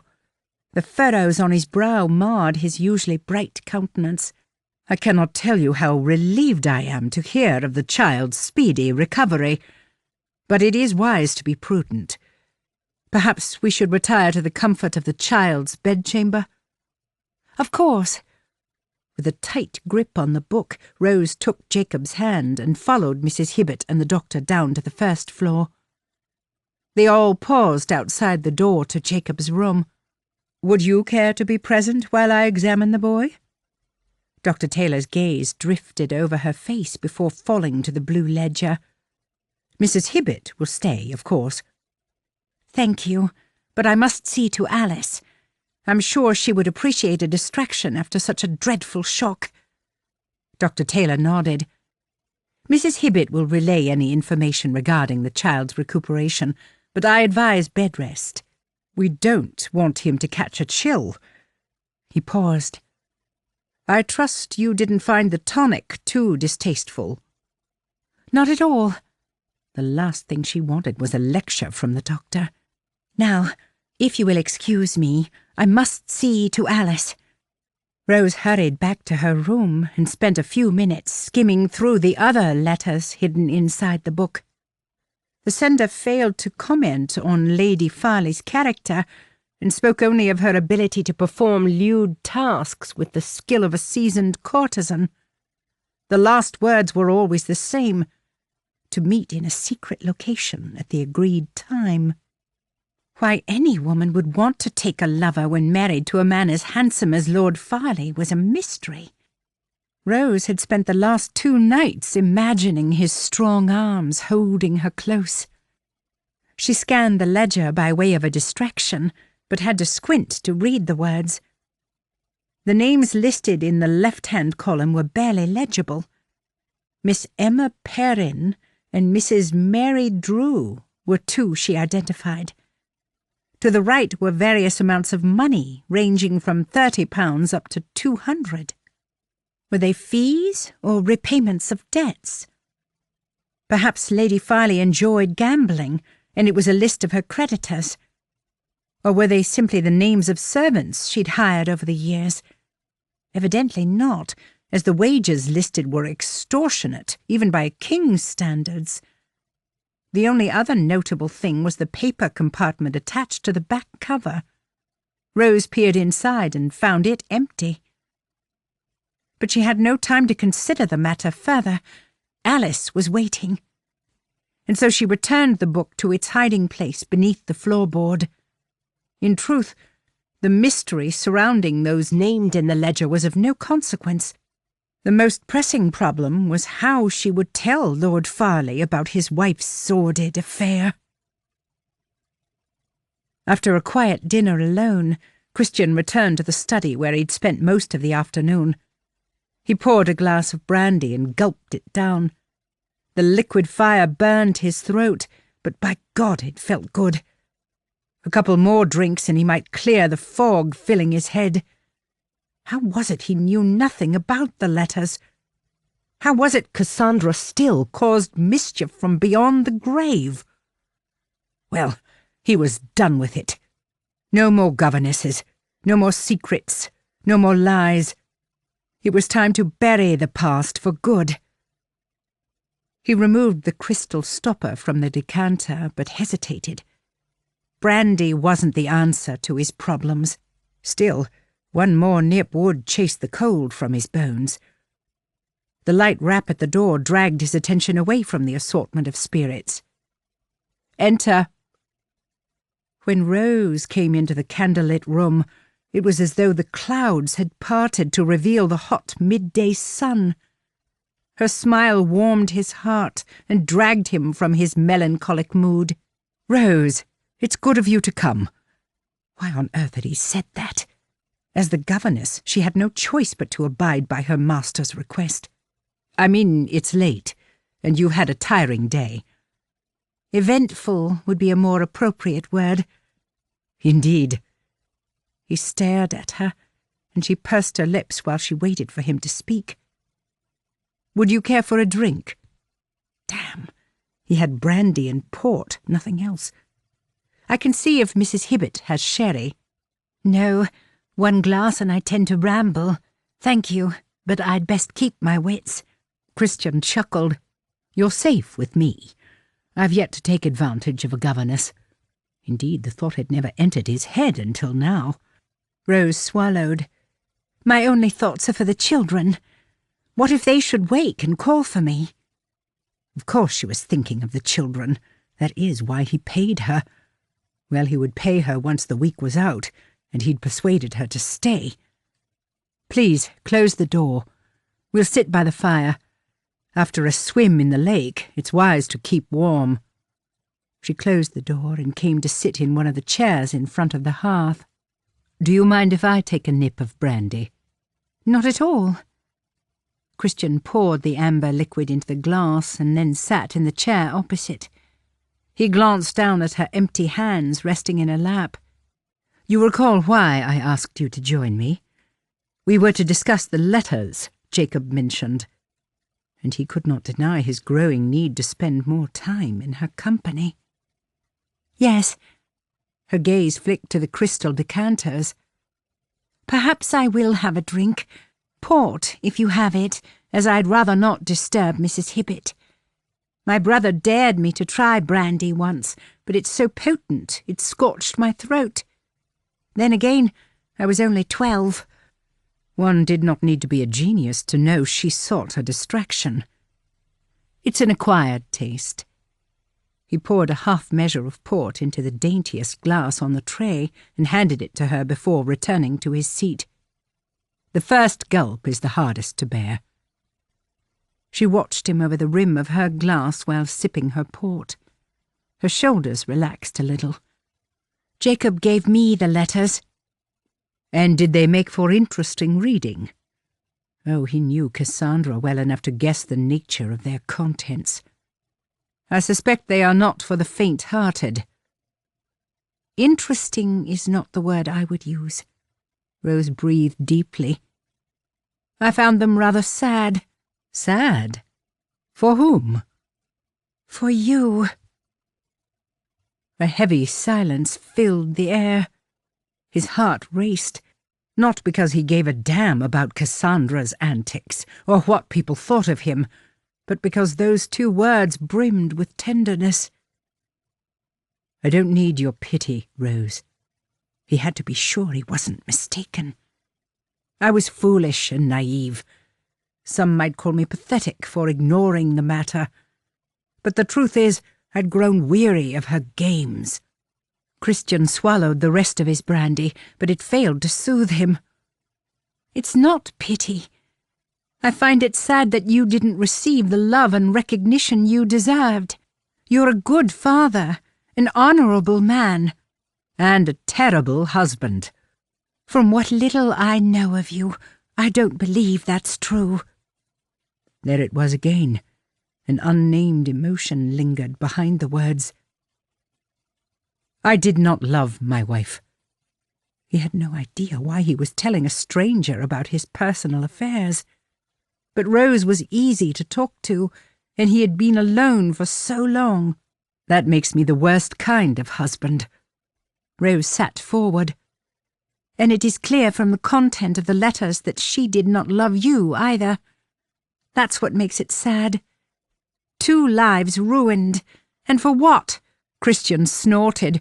"To appease overbearing parents." For a man born with privilege and title, love was bottom of the list when looking for someone to wed. "Then you should count yourself lucky."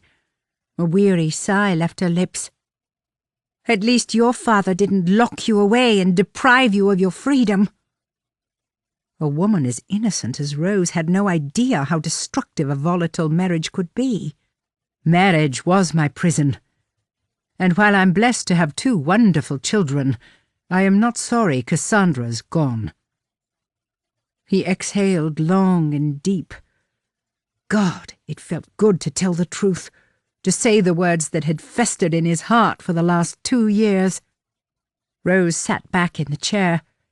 She stared at the crackling flames while cradling her glass between her hands. Was she shocked by what he'd just said?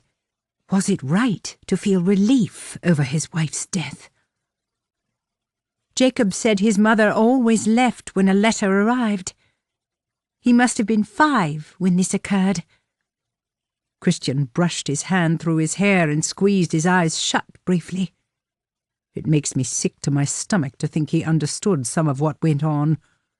How did a child so young learn to manipulate events?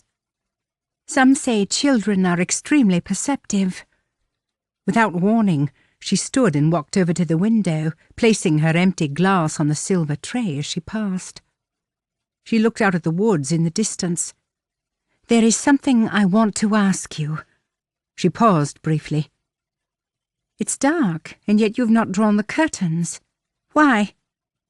That was not the question that troubled her. He took a moment to answer. "Perhaps I need to see what's happening outside." She swung around and raised a challenging brow. "You're not telling me the whole truth." This woman could see into his soul, could read his thoughts. "What more do you want me to say?"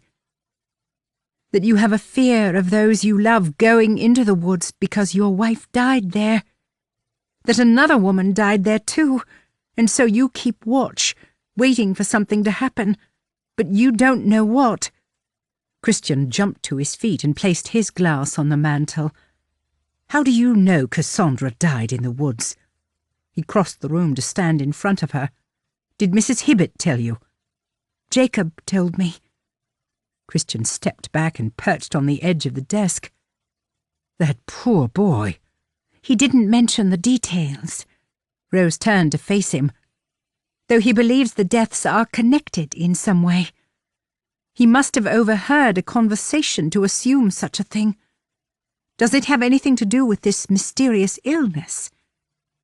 God, how he wished it was something as simple. "The woman Jacob is referring to escaped from the asylum. No one knows how Miss Stoneway died.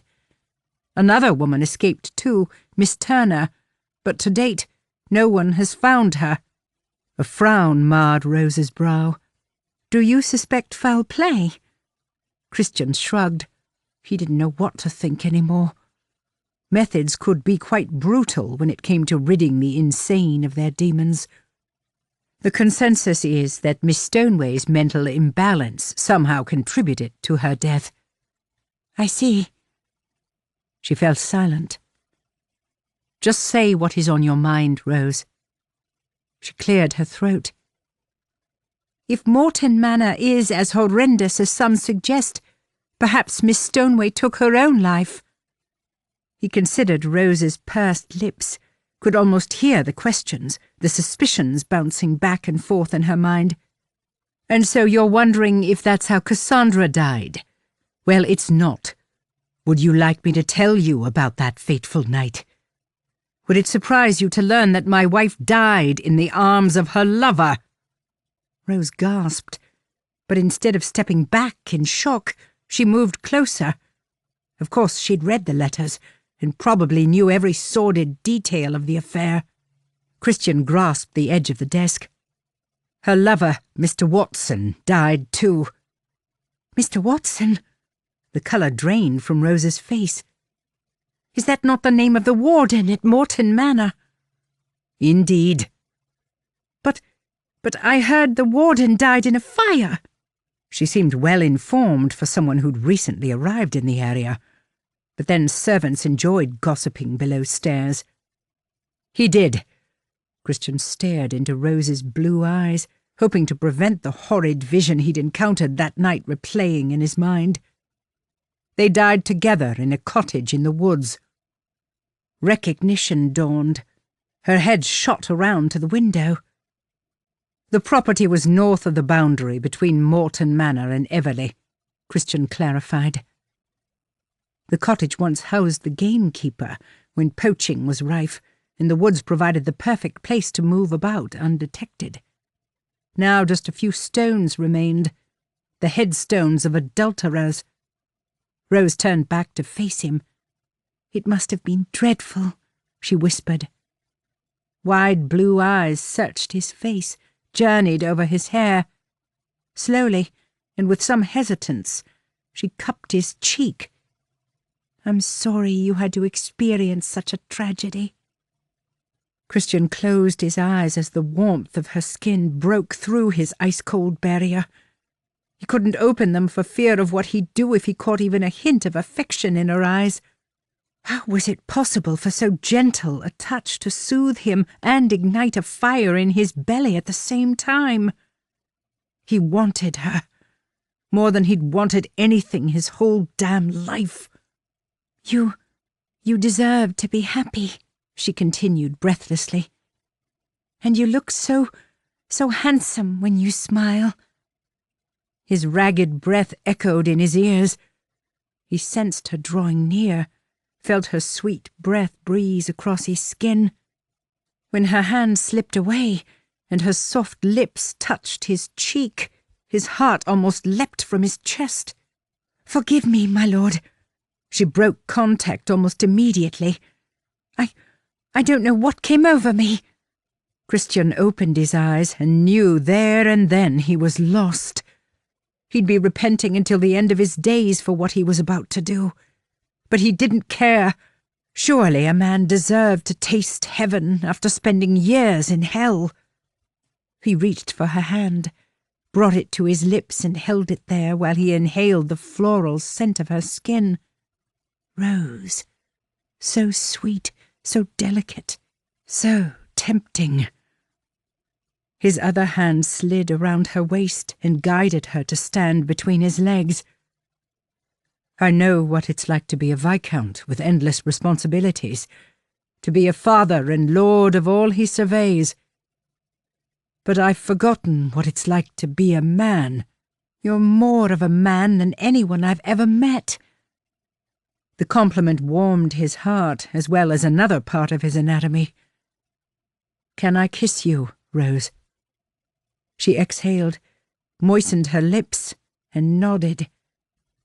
The touch of her lips was everything he imagined it to be, instantly soothing, deeply arousing.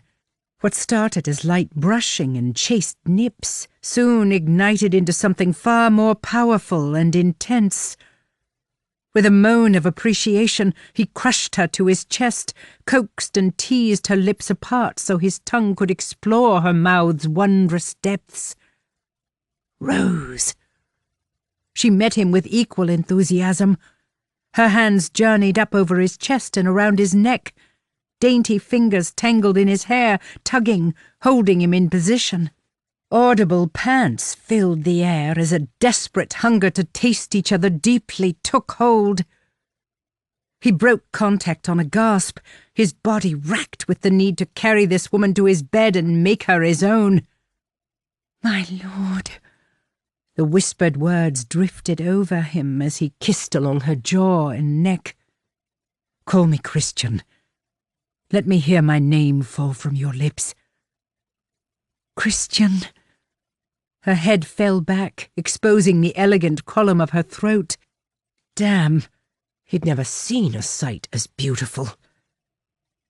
As he worked up to the sensitive spot below her ear, relishing in her little moans and sighs, he opened his eyes and stared out at a sky littered with stars. God, he felt so alive, so blissfully free. Perhaps the Lord had answered his prayers. But then something caught his attention. A plume of black smoke crept into his field of vision, swirling higher and growing in density. Another person might have questioned the phenomena, but Christian knew exactly what it was. "Rose." He clasped her arms and forced her to straighten. kissed her once on the lips as she gazed dreamily into his eyes, purely because he couldn't help himself. "I need to open the window." A mischievous smile touched her lips. "It is rather hot in here." He shook his head. "There's smoke in the sky above Morton Manor." On a loud gasp, Rose swung around. She stepped aside, and Christian rushed forward and raised the sash. The smell of burning wood flooded his nostrils, carried on a breeze from the direction of the house. "You're sure it's the manor?" Panic infused every word. "Most definitely." "Then we must do something." She grabbed his sleeve and pulled him towards the door. Christian caught her by the arm and forced her to stop. "I'll go. Stay here with the children. I fear if they wake to a commotion, it might rouse painful memories of the night Cassandra died." "But what if there are people trapped inside? You can't tackle a fire alone." By the time he reached the manor, it would be too late. "Stay here," he insisted. "I shall return shortly." He took her face between his hands and claimed her mouth in a kiss that could well have to last him a lifetime. "Do not open the door to anyone. Promise me. Promise me you'll remain here." She hesitated and glanced back at the window. All the old doubts crept into his mind. What if his nightmare wasn't over? Visions of the future flashed before his eyes. He saw Rose rushing towards him just as the burning building collapsed, leaving her buried beneath the rubble. "Promise me, Rose. If you care for me at all, you'll stay here." She rubbed her neck, her pretty face marred by an inner conflict. Her answer would prove telling. Eventually, she sighed and placed her hand on his arm. "Very well.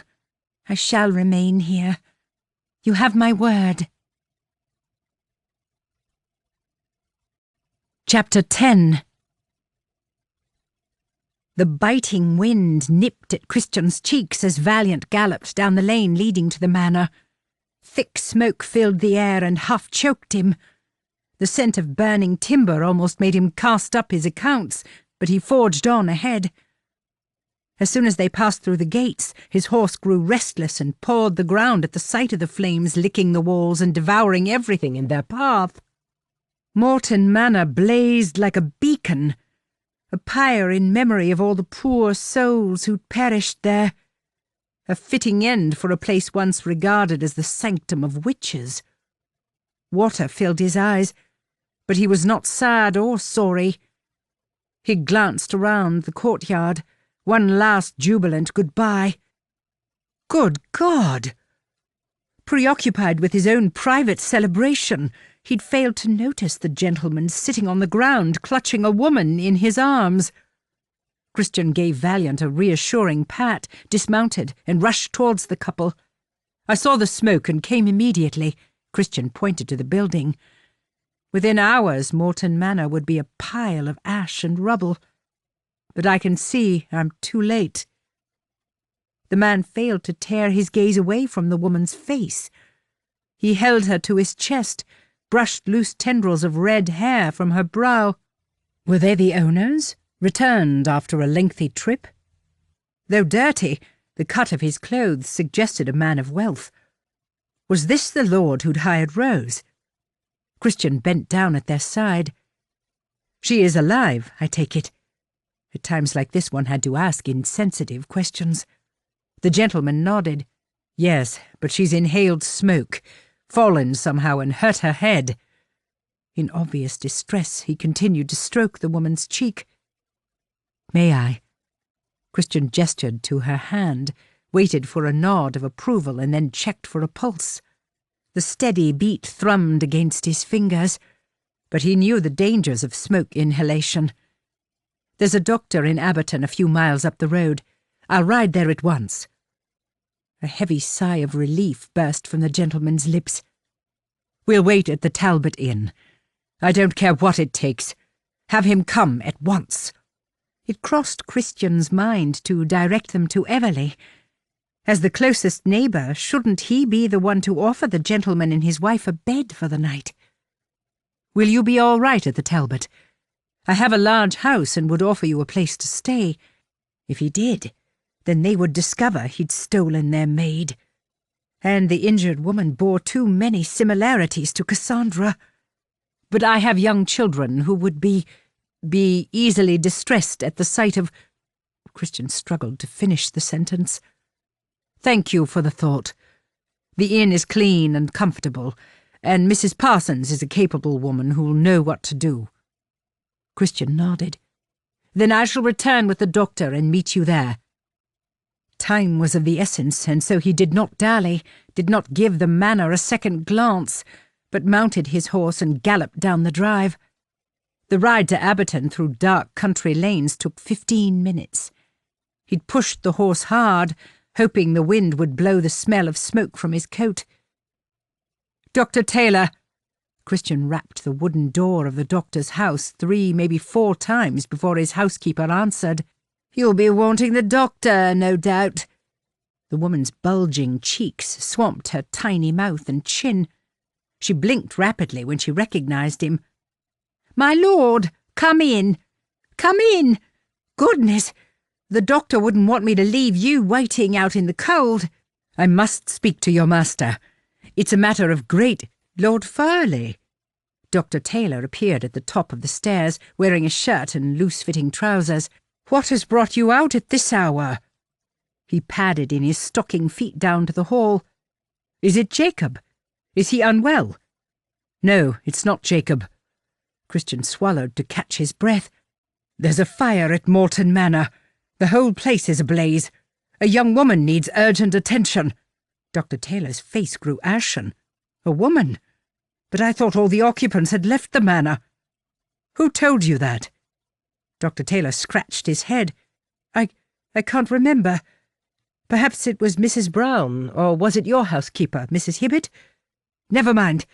He turned to his housekeeper. "Fetch my bag from the study, and have Carter saddle my horse." After bobbing a curtsy, the woman scurried off. "Give me a few minutes to dress, and I'll meet you outside." Christian sat astride Valiant, staring out into the distance while he waited for Taylor. But it wasn't the disaster at the manor that plagued his thoughts. For the first time in years, he looked forward to going home, to having another private conversation in the study with his governess. Guilt flared as the image of that sweet, sensual kiss came flooding back. His desire for Rose should have roused a pang of shame. But no matter what position she held in his household, he refused to see her as a servant. For heaven's sake, he'd never met a more intelligent woman, and regardless of her situation now, she could hold her head amongst the elite of society. Perhaps he should press her for more information regarding her background. But what if his probing questions pushed her away? He'd grown accustomed to having her around, couldn't bear the thought she might leave. "Forgive me for keeping you waiting, my lord." Dr. Taylor appeared on his mount. "Carter, my groom, grows less efficient as the years pass. Now where are we headed? I trust someone moved the woman in question to a safer location." "Yes, the Talbot Inn." "Ah, we'd best get there before Mrs. Parsons mixes one of her tinctures. The woman cooks the best lamb stew for miles around, but is lacking when it comes to herbal remedies." They nudged their horses out onto the lane and set off towards the inn. Alerted by the clip of their horses' hooves on the cobblestone courtyard, Mr. Parsons rushed out to greet them. "His lordship said you'd be coming. They're waiting upstairs." So, the gentleman was a member of the aristocracy. Damn. Not only did that present a problem when it came to stealing servants, but there were still those in London who liked to gossip about Cassandra. It was yet another reason for remaining in the country. They dismounted, and a groom took their horses. "Take me to her at once," Dr. Taylor said, removing the leather satchel draped across his shoulder. "Ensure Mrs. Parsons doesn't give her anything to eat or drink until I've made a thorough examination." "Aye, sir." They hurried inside. Mrs. Parsons appeared and beckoned them upstairs. "I've put the lady in here." She rapped on the door, opened it ajar and peered inside. The doctor is here, my lord. Praise the saints. Show him in. Christian tapped Taylor's arm. I'll be downstairs should you need anything. The doctor lacked privacy when he worked, and Christian wanted to avoid making polite conversation. Despite the late hour, numerous people sat around the crude wooden tables in the tap room, supping their drinks. Christian found a spot in the corner near the fire and ordered a tankard of ale. Mr. Parsons approached the table, wiping his hands on the apron tied around his waist. "Terrible news about the lady," he said in a hushed voice, "although I doubt any of us care what happens to the manor." "No doubt some of Mr. Watson's old patients will rejoice once they hear the news." Christian swallowed a mouthful of ale. "As will I, once I'm assured the lady is in good health." "Oh, we're all hoping for that, my lord." Mr. Parsons stepped closer. A whiff of stale sweat wafted past Christian's nose. "His lordship doesn't seem too bothered about losing the house. I know some who'd be crying over the burnt timbers." "I imagine anyone who's spent a few nights in that place would welcome an excuse to leave." Christian sat forward. "Did he give his name? It's been years since I spent time in the city. Much longer since he'd attended balls and social engagements. And I must admit, I'm curious as to the identity of the gentleman willing to purchase an old asylum. The Earl of Stanton's been back and forth from London twice this week, though that's the first time we've seen him since he bought the old house." The Earl of Stanton? Oh, he knew the name, but remembered the portly gentleman with white streaks running through his black hair. The fellow upstairs was obviously the son and heir. "Then I trust the lady is his wife." Mr. Parsons raised a brow. "If she's his wife, then my Aunt Fanny's a bishop." "I see." The news banished all feelings of guilt Christian had over keeping Rose at Everleigh. The Earl had purchased the manor for his mistress, hence the reason for 2 visits in 1 week. One needed brash servants when dealing with the sort of parties held by the members of the demi-monde. As a maid in such a house, Rose would have fallen foul to the rakes and rogues looking for easy sport. Once again, the need to question his motives pushed to the fore. He cared about Rose. Bloody hell! The thought caught him off guard. He shook his head. Devil take him, he did care about her. And the kiss they'd shared was precisely that. Shared, not forced. Pleased to shake off the label of rogue, he drained what remained in the tankard. The thud of boots on the wooden staircase caught Christian's attention. Dr. Taylor appeared, scanned the room and raised his chin in recognition. "I'd best fetch the doctor a well-deserved drink." Mr. Parsons hurried off and exchanged a few words with Dr. Taylor as he passed. Taylor came over to the table, released a weary sigh and dropped into the chair. Never underestimate the dangers of inhaling smoke. "Were you able to help her?" Christian swallowed. Fire smoke attacked like a silent devil. By the time he'd reached the gamekeeper's cottage, Cassandra had stopped breathing. "She'll live." Thankfully, his lordship reached her in time. A few days' rest and recuperation will see her right again, though the cough and dry throat will last a while longer. Mr. Parsons brought the doctor's drink and placed it on the table. "Thank you, Parsons." Taylor gave a pleasurable sigh as he downed his ale. As Parsons walked away, the doctor turned to Christian. "Any news on the manor?" "Put it this way, the place will no longer be a blot on the landscape." Dr. Taylor considered him over the rim of the vessel. After an uncomfortable silence, he said, "And you're all right?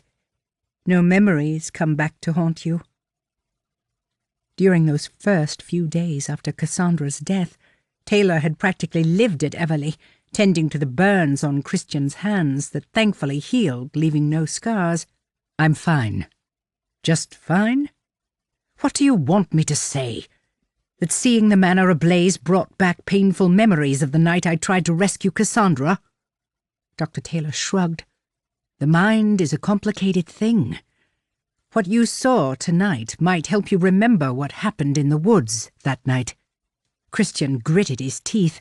I remember what happened. I know what I saw.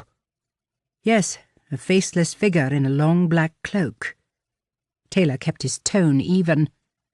Had Christian detected a hint of mockery, he might have grabbed the doctor by his cravat and shook an apology from him. 1 minute it was there, the next it simply vanished. You've told me many times before. The acrid smoke had made it impossible for him to identify the figure watching from the woods. Blinking made his eyes sting, and his only concern was for the lifeless body he'd pulled from the flames. It is of no consequence now. Christian brought his tankard to his mouth, but slammed it on the table when he realized it was empty. But, to answer your point, no. Tonight's incident did not rouse memories of the past. Another patron's cackle of a laugh distracted them both momentarily. Your new maid, Dr. Taylor began. He paused and shook his head. Forgive me, I cannot remember her name.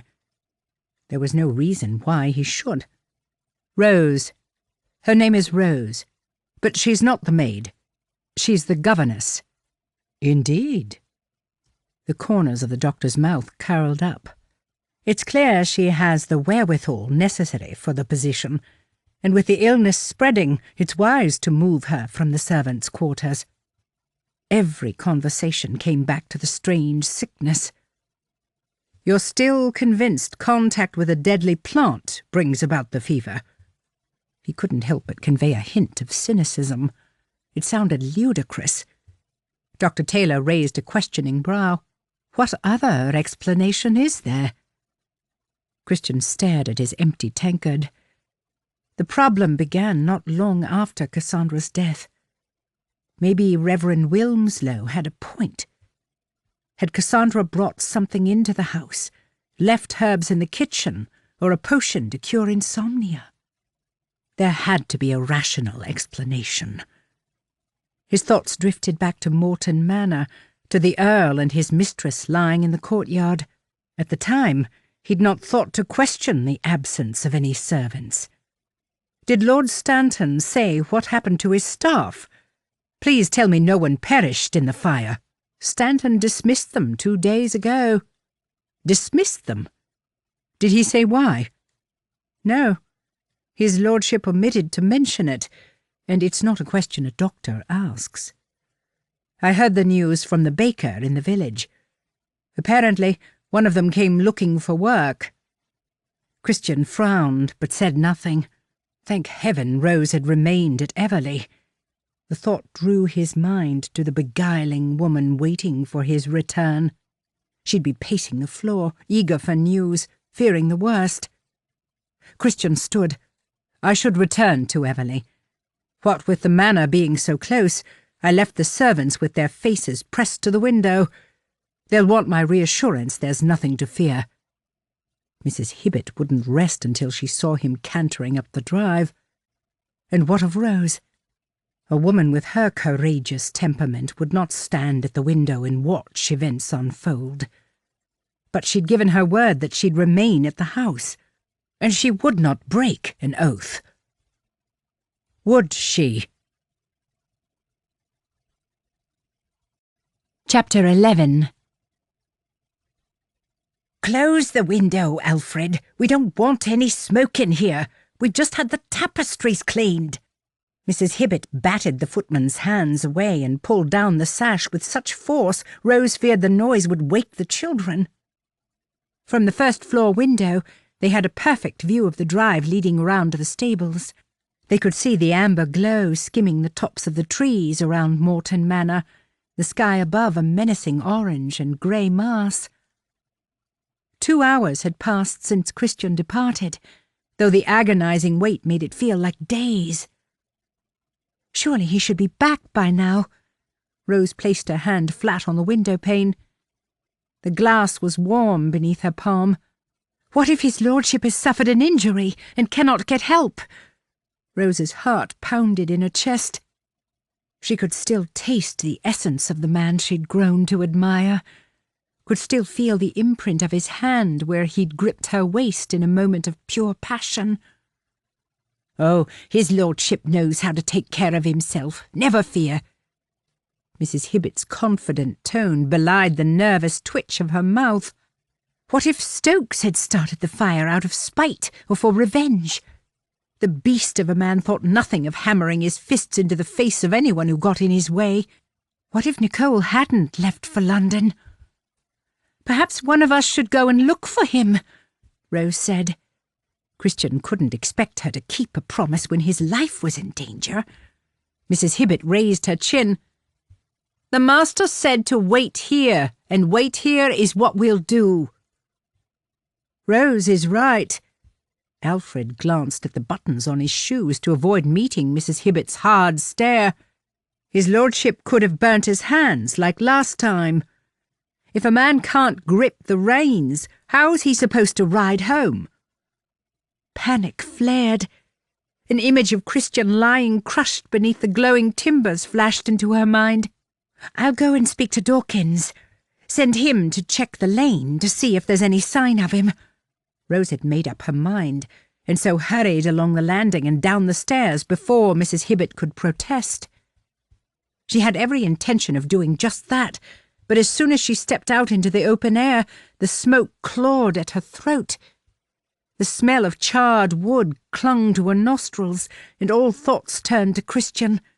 If she could feel the effects of the fire here, then surely those in the vicinity would struggle to breathe. There was no time to go in search of Dawkins, and so she gathered her skirt and hurried along the path leading to the stile. So much had changed since the night she'd lost her way and ended up at Everleigh. She'd taken the job as a maid purely to avoid seeing her father and being carted back to the manor. She'd taken the job of temporary governess because she felt an overwhelming need to help the children. With one leg over the stile, she stopped and glanced back at Everleigh. Her heart melted. She loved how the house sat nestled amongst the trees, hidden away from the world. She loved the connection she shared with the children and Mrs. Hibbett. Most of all, she loved the feel of Lord Farleigh's lips when they moved wildly over hers. Christian! Her heart flew up to her throat when she imagined kissing him again. How had she ever believed herself in love with Lord Cunningham? But she'd been desperate to escape the clutches of a tyrant, desperate to live in a house full of love and laughter, desperate to believe anything. Despair descended. Her father would find her eventually. Would it be a day, a week, a month? She had no idea. All thoughts turned to finding Christian, to making the most of the time left. And so she climbed over the stile and hurried along the path, eager to find the route that led to Morton Manor. This time, an amber glow illuminated everything within a mile of the manor. The fork in the path proved easy to find.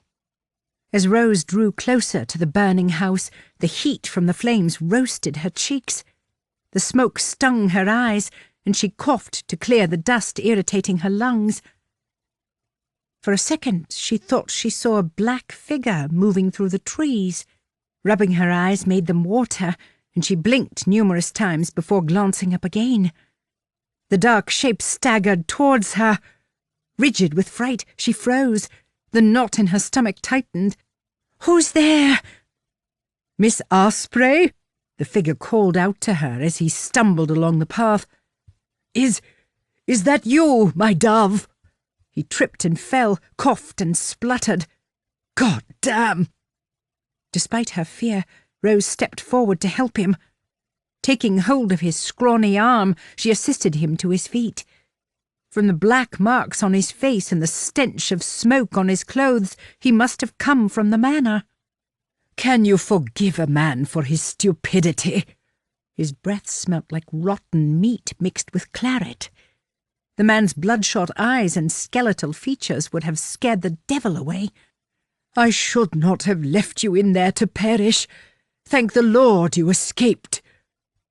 She'd never set eyes on the man before, but for some reason he recognised her. Then again, he did seem delirious. "You've mistaken me for someone else, sir." Rose batted the fellow's hand away from her arm.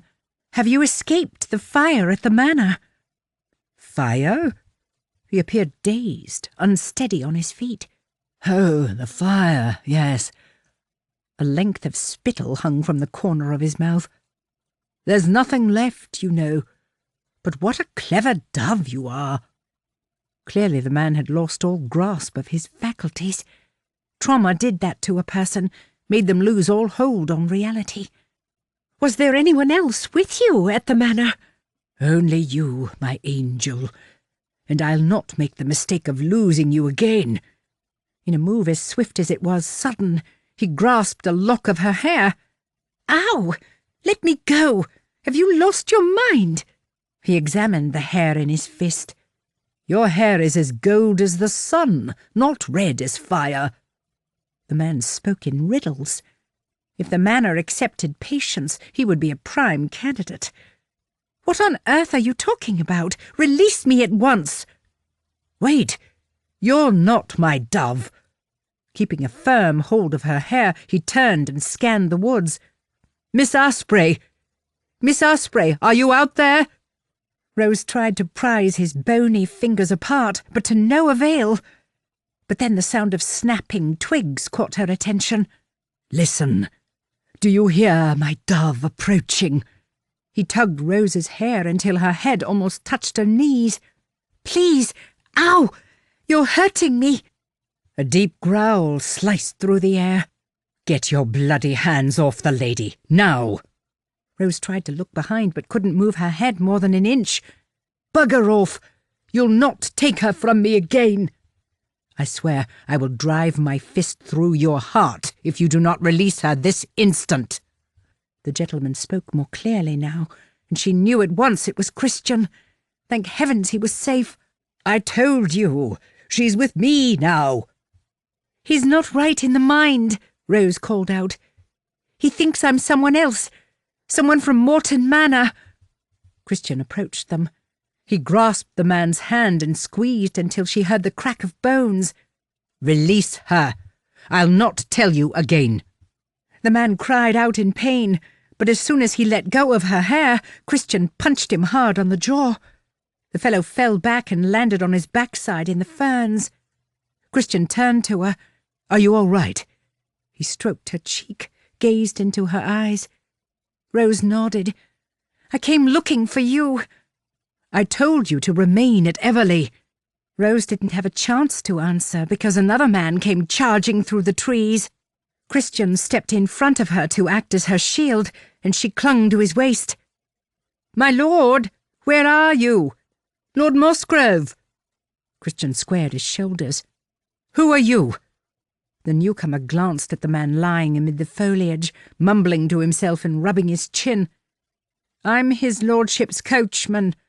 He wandered off, and I couldn't find him." "Then I suggest you drag him back to the hole he crept out of."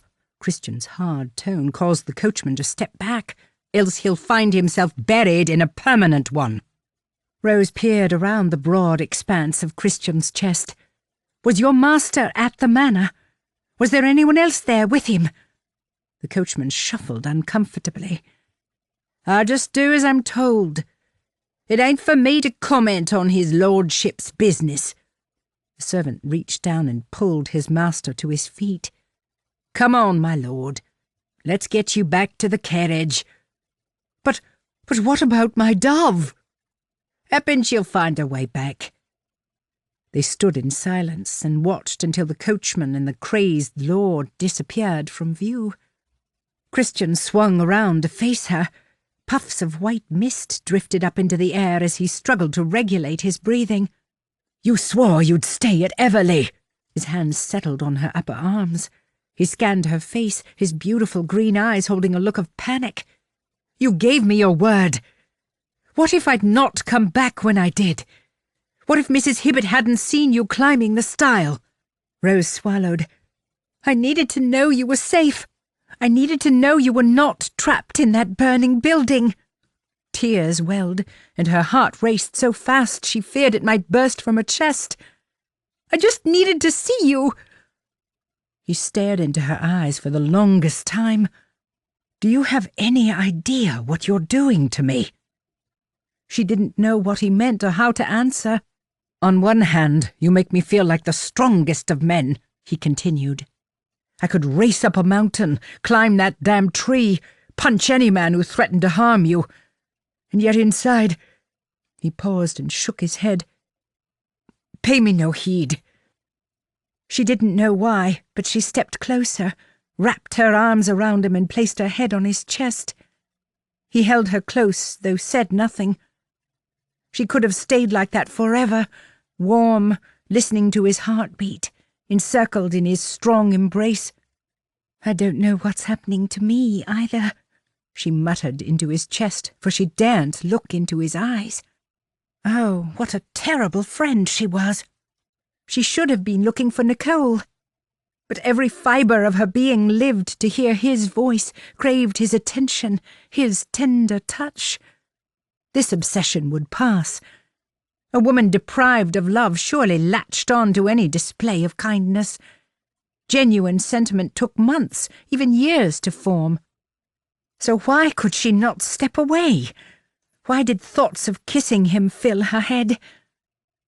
"It's my fault," he said, breaking the brief silence.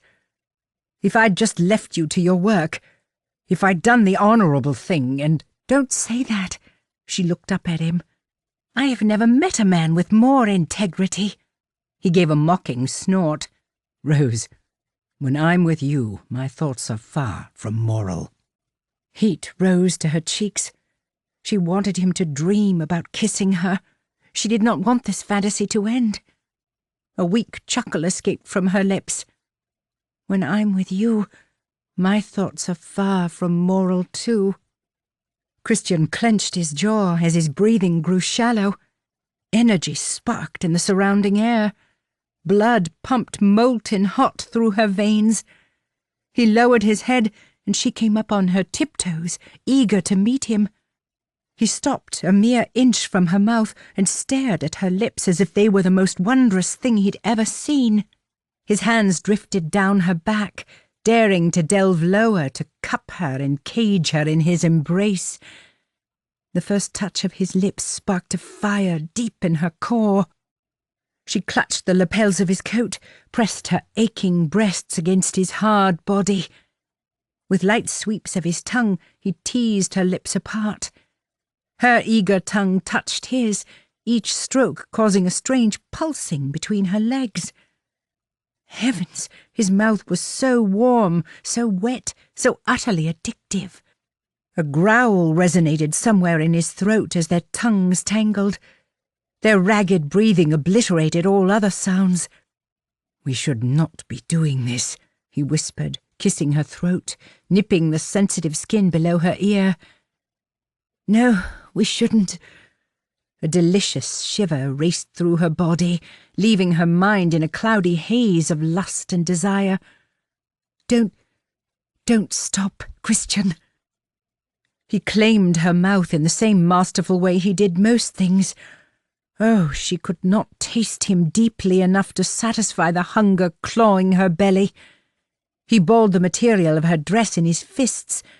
A cool breeze caressed her legs, and she gasped into his mouth when his hot hands traced a path up over her bare thighs. "Christian!" His fingers brushed against her most intimate place, once, twice. The third time her knees sagged. "I've got you, love." One muscular arm gripped her tightly as he continued to pluck a potent rhythm. She could think of nothing but him, touching his bare skin, devouring his mouth, taking him into her body. "My lord! Are you in there?" The words echoed through the woods. "Rose? Lord Farleigh? Can you hear me?" Bloody hell! The muttered curse revealed his frustration. Being slightly detached from reality, it took a few seconds for her to realize someone else had entered the woods. Christian released his grip, straightened her dress and stepped away. She wobbled, struggled to gain her balance. Christian cupped her elbow. "Alfred is coming." His gaze drifted over her lips and hair. "I'm afraid we shall have to explore our mutual attraction some other time." Her heartbeat pulsed hard in her throat. It amounted to more than exploring an attraction. That word made the whole affair sound superficial, and though she thought him the most handsome man of her acquaintance, her desire to be with him came from her heart as well as her loins. But guilt flared. How could she be so selfish?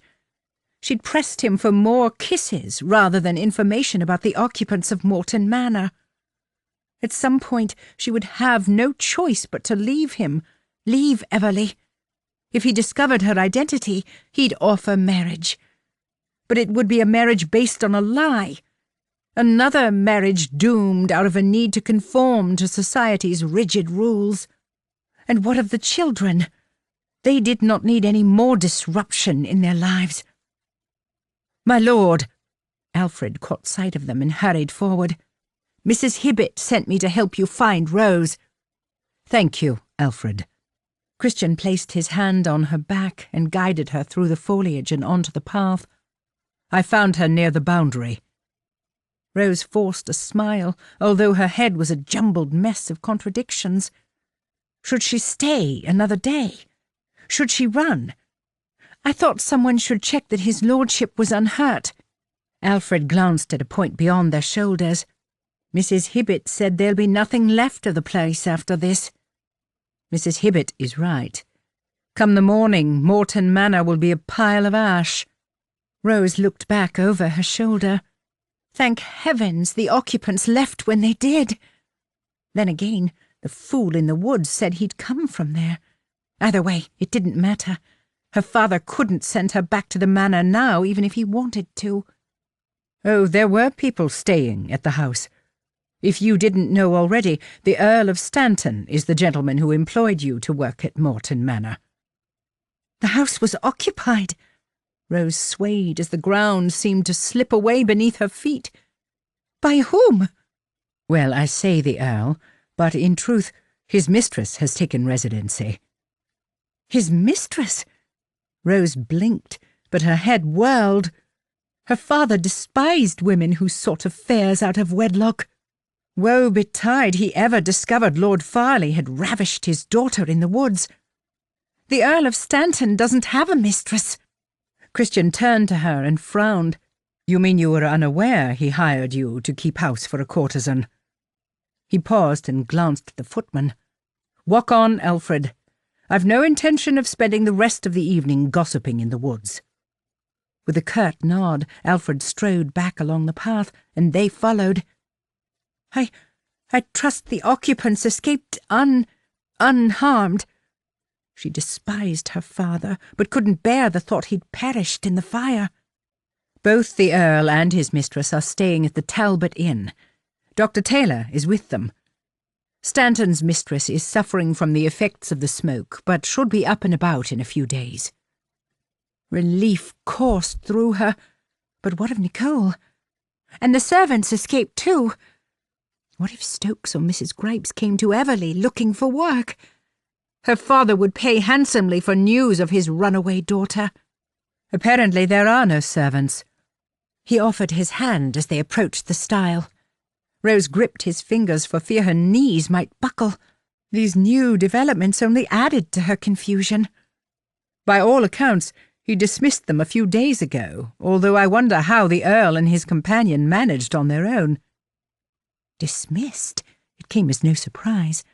Her father refused to tolerate incompetence.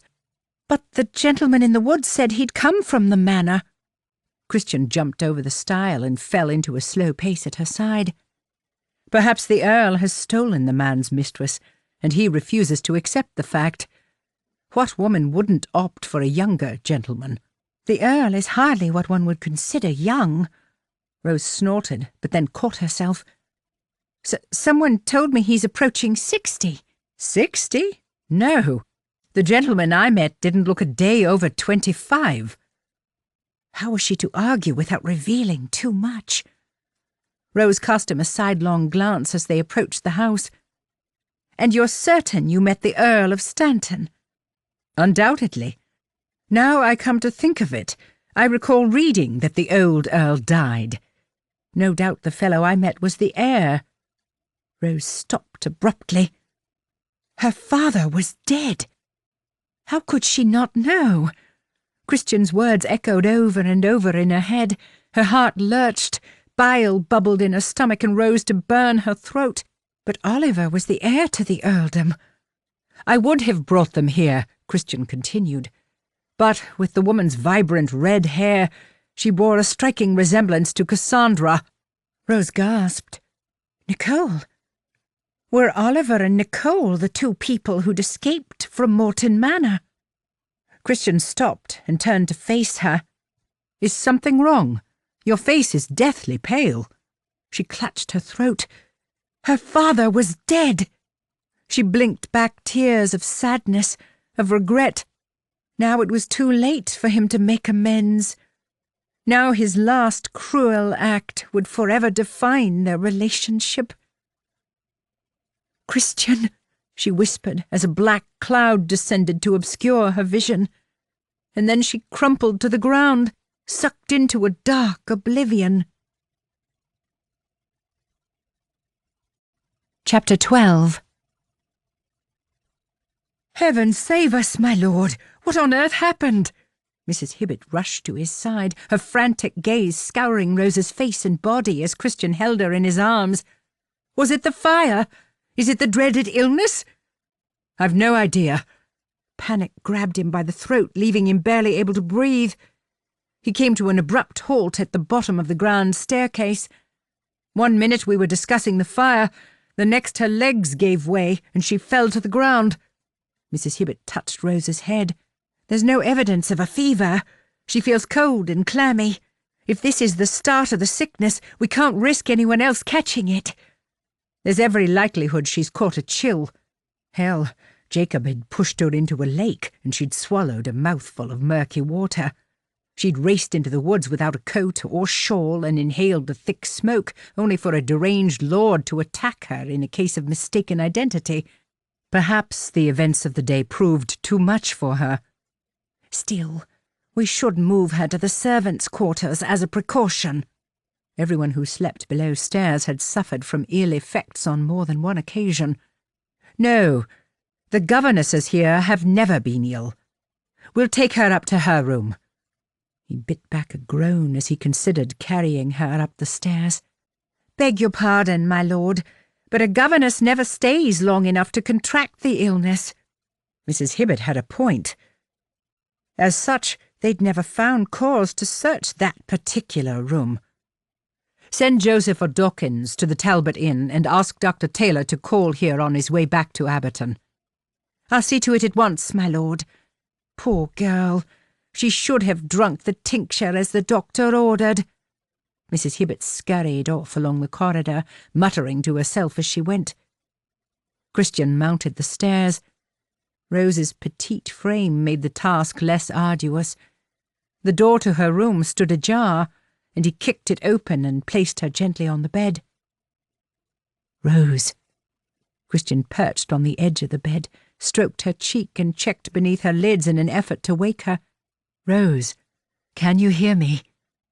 A faint moan escaped from her lips, and her eyes fluttered, although she didn't open them straight away. He sat patiently waiting. What else could he do other than hold her hand and whisper words of encouragement? Releasing a weary sigh, he pushed his hand through his hair. Morton Manor was not the only accursed house in the parish. Everyone who dared set foot in Everleigh suffered in one form or other. Perhaps he should move away, take the children to London, at least for the time being. Perhaps he should give the Reverend and Dr. Taylor free rein to inspect every blasted corner of the house. A weak moan drew his attention to Rose. Beneath her closed lids, he could see a sign of activity. Her body jerked as her breath came quick. "Get out of here! Go before it's too late!" Her muttered ramblings were barely coherent. "Fire! Fire at the manor. Rose. Patting her hand helped as she opened her eyes once and then squeezed them shut. You're safe. You're at Everleigh. We're waiting for Dr. Taylor. Her eyes flickered, and she opened them again. Thin cornflower blue irises rimmed dilated pupils. She stared through him as if watching a terrifying scene unfold. Wake up, Rose. With a gentle hand, he stroked her brow. At the touch of his fingers, she sucked in a ragged breath. Christian? She scanned the room, her gaze coming to settle on him. A weak smile touched her lips. I'm at Everleigh. Thank heavens. Her breathing settled, and she exhaled slowly. I think the horrendous events of the day have taken their toll. No wonder every newcomer stayed no more than a week. Dr. Taylor will be along presently. Mrs. Hibbett fears you've contracted the fever. She glanced at the tiny brown bottle on her nightstand. No. If anything, I feel cold to my bones. No doubt the dip in the lake, coupled with the cold night air, has given you a chill. A nip of brandy will work wonders if you're able to stomach it. Rose nodded. I need something to settle my nerves, although I'm not sure that will help the pounding in my head. A light knock on the door brought Mrs. Hibbett. His housekeeper hovered at the threshold. Can you spare a moment, my lord? From her grave expression, it was evident she had important news to impart. God, he hoped the woman at the Talbot Inn hadn't taken a turn for the worse. He turned to Rose. I'll be back in a moment with the glass of brandy. Once out in the hall, Mrs. Hibbett pulled the door closed. I sent Dawkins to the inn to fetch Dr. Taylor, she whispered. He said someone's been asking after Rose. Christian jerked his head back. Someone? Who? What did they say? Was it that lunatic from the woods? If so, he'd get more than a punch on the jaw. Well, the fellow never used her name, but he was looking for a slender woman with golden hair. A pretty thing, he said. Mrs. Hibbett glanced at the closed door. He said she's been missing from the area for a few days. Was it one of the staff from Morton Manor? The Earl must have sent a man out looking for the missing maid. Or was Rose's dissolute brother in need of funds and somehow knew she'd taken work with a wealthy lord? No, he'd not come from the manor. But Dawkins said the fellow knew his way around a stable. I trust Dawkins said nothing about Rose. No, my lord. Dawkins knows not to speak to strangers about household business. There was one saving grace in this whole debacle. His staff were loyal to a fault. Leave it with me. If the man should call again, direct him to the house. Perhaps the Earl knew Rose had arrived on the mail coach, had heard talk of the mysterious deaths in the woods and feared for his servant. While people knew Miss Stoneway was a wealthy orphan driven insane by the death of her parents, a few feared foul play. By rights, he should speak to Lord Stanton and explain the situation. But what was the point? After the fire, the Earl had no use for a maid. No doubt his only thoughts were for the health and happiness of his mistress. Will you remain here, my lord? For the time being. What shall I do when the doctor arrives? Send for me at once. Mrs. Hibbett nodded and moved toward the stairs. Could you have a decanter of brandy and 2 glasses sent up to Rose's room? They both needed a drink. His day had been just as taxing. God damn! If only Jacob had told him about the letters. Then he might have understood the reason behind his son's malicious antics. Everyone leaves us? Those words had blown a hole clean through his heart. Yes, Cassandra always left, didn't give a damn about anyone but herself. But the governesses left because Jacob drove them away. A saint would struggle to forgive some of the terrible things the boy had done. And yet Rose had taken it all in her stride. Not once had she blamed his son. Never had he met a woman with such a kind heart. Indeed, Her inner beauty enhanced her appeal. Appeal was a mild word for what he felt. By God, he couldn't get the woman out of his mind. She stirred something in him, something deep inside, something long forgotten. Truth be told, he needed her. She made his world of chaos a bearable place. Even the children behaved differently around her. He'd known from the first glance she was special. He'd felt drawn to her smile, to the sound of her voice, and her lips, heaven help him. From his experiences in his youth, he thought he knew passion.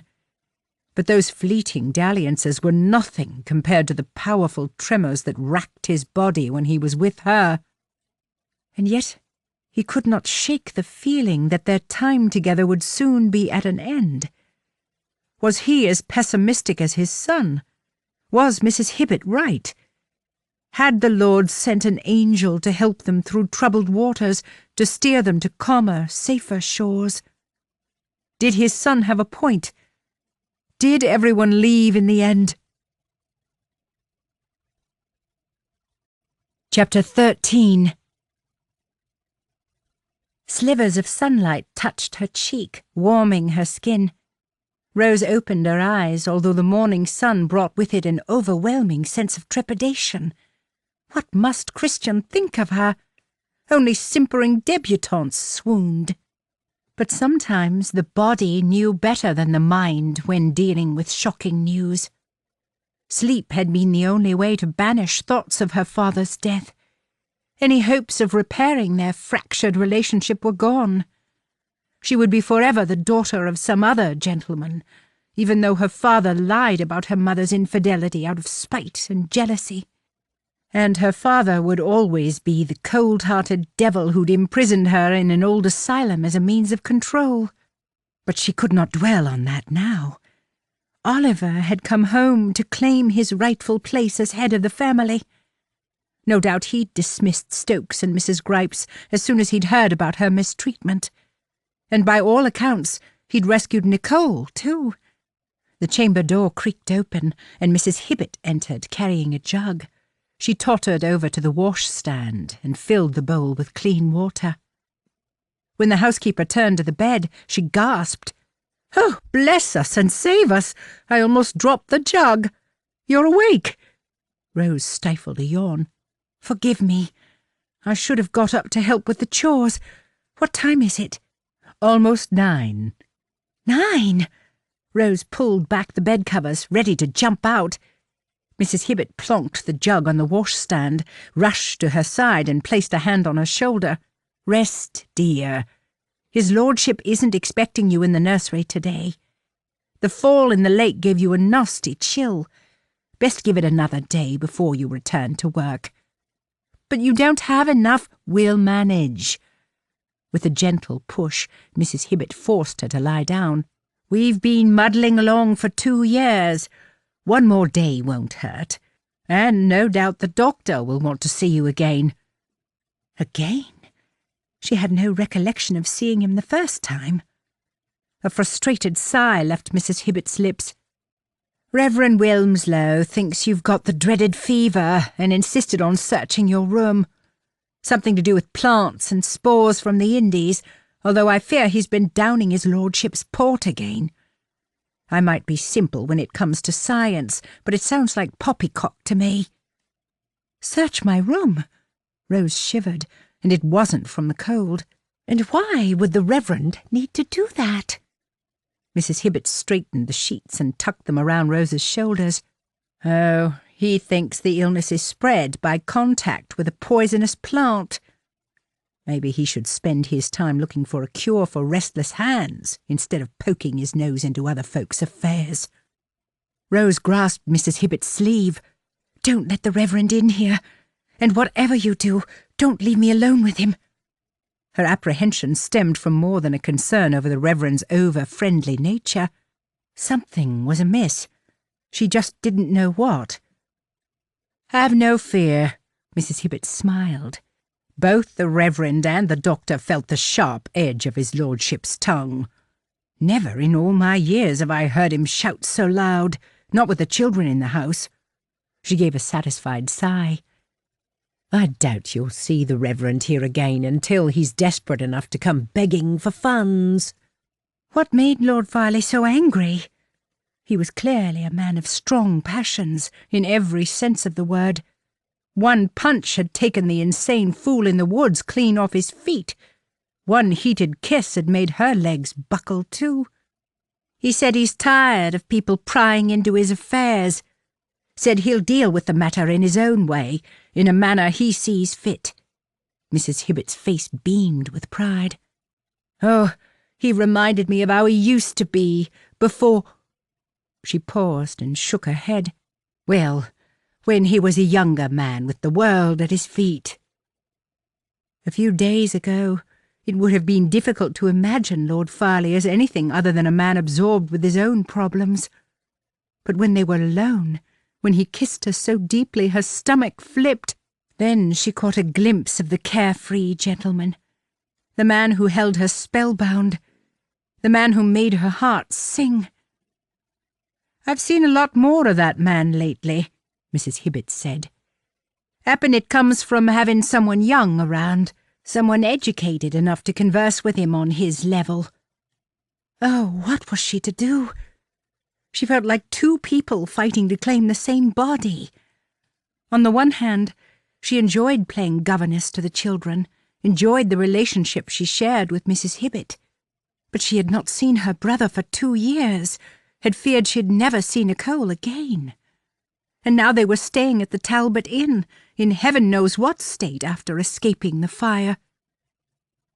If the battle between being simply Rose or Lady Rose Darby was not enough to contend with, now she had an added complication.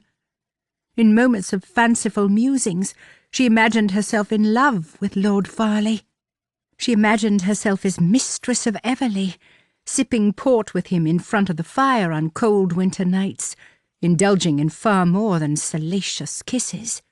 "It's nice to see him smile again after all the trouble at the manor." Mrs. Hibbett's comment dragged Rose from her reverie. "Happen it will all change again if you leave." "Well, I'm not going anywhere just yet." Rose gave a weak chuckle merely to mask the lie that had fallen easily from her lips. She had to go to the Talbot Inn. How could she not visit Oliver and Nicole? "That's what Dr. Taylor said. You're not to go anywhere but your bed." Mrs. Hibbett put her hand to her chest. "Now there's a man committed to his work. He was backwards and forwards between here and the Talbot Inn all day yesterday. Thanks to him, that poor girl from the manor will be right as rain in a day or two." "Yesterday? But the fire was last night." "Last night?" Mrs. Hibbett frowned. "No, dear. You slept the whole day yesterday. Dr. Taylor came and examined you, although his lordship insisted I was present for the most part. Oh, you won't remember. You didn't open your eyes once. Dr. Taylor said the body knows when it needs to heal." She caught her breath. "He wanted you to drink the tonic, but the bottle was already empty." "Empty?" Rose's gaze shot to the nightstand. The brown bottle stood in the same place. Perhaps she had downed the contents. She slowed her breathing, paused and reflected as to whether she felt different. No. If anything, the restorative had given her a new lease of energy. But to miss one whole day! "I should get up. I can't stay in bed." Rose kicked the coverlet off before Mrs. Hibbett could protest and swung her legs to the floor. "Besides, after breathing in so much smoke, I could do with a stroll outdoors." Mrs. Hibbett put her hands on her hips. "Bed is the best place for you, dear." "Please, Mrs. Hibbett." After spending 6 months locked in the manor, the last thing she wanted was to remain indoors. "I don't want to be cooped up in here. Not today." "Oh, the doctor will be none too happy when he hears about it." The woman sighed. "But I suppose a walk won't do you any harm." Rose jumped up and clutched Mrs. Hibbett's hands. "Thank you." "Mind you wear a cloak now. And keep out of the woods. His lordship's ridden to Abberton and won't be back for an hour or more. An hour is all I need. Then again, it would take 30 minutes walking at a fast pace to get to the Talbot Inn. Mind you get back before his lordship, else I've no choice but to tell him you've gone." The journey to the Talbot Inn took a little longer than Rose expected. By the time she reached the cobbled courtyard, she'd rubbed another blister on her toe. Still, the slight tingling was overshadowed by the pounding of her heart. During the last 2 years, she'd dreamed of seeing her brother again, of ruffling his ebony locks and hugging him until he could hardly breathe. 1,000 miles had stood between her and her dream. Now, the only thing preventing a reunion was an oak door and a flight of stairs. But the sudden rush of excitement gave way to doubt. It mattered not that a patron might recognise her, not with Oliver in residence. And yet something stopped her stepping forward. She stared up at the inn's stone facade, could almost feel her brother's presence behind the leaded glass window. Realization dawned. If she entered the building, there were only 2 possible outcomes. Oliver would take her home to London, so pleased to see her that he'd not care where she'd been the last few days. Or he would insist on hearing her tale, demand Lord Farleigh offer marriage. But what if she went back to Everleigh and hid there for a few more days? No one knew her identity. No one cared for a maid's reputation. And it would give her more time with Christian, help her make sense of the strange fluttering in her heart whenever he came near. She paced back and forth, tapping her fingers on her lips, hoping it would help her reach a decision. An image of Christian flooded her vision. He sat slumped in the chair, his head buried in his hands as he tried to make sense of her lies and deceit. At some point, she would have to tell him the truth. Was it not better to hear it from her lips? Did the children not need an explanation too? With one last glance at the upstairs windows of the inn, she stepped back until out on the lane. It took every ounce of strength she possessed to walk away, but the invisible thread tying her to Everleigh proved hard to ignore. Head down, she hurried along the road, ignoring the carts and carriages passing by on their way to the city. At the crossroads, she turned left towards Everleigh. Lost in her thoughts, she failed to see the rider approaching until the horse slowed to a trot and stopped beside her. "Rose?" She looked up, directly into the handsome face of Dr. Taylor. Noting the cut of his coat and the height of his top hat, the doctor clearly kept abreast of the latest fashions. "It is you." The doctor raised a critical brow. "Did I not confine you to your bed?" Rose forced a smile. After her experience at the manor, she'd be no one's prisoner again.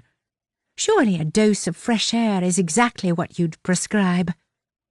"Perhaps, had you not fallen into the lake or inhaled so much smoke." He frowned. "Is Lord Farleigh aware that you've left your bed?" "I have not left my bed, but merely come out for a stroll." She bit back a groan for making such a foolish comment. A smile touched the doctor's lips. "There is no need to be so defensive. It's just that he seemed overly concerned for your welfare." What was the doctor implying? Like any respectable employer, Lord Farleigh treats all his staff with due care and attention. Heat rose to her cheeks when she considered the less than gentle way he'd devoured her mouth. "Indeed, he does.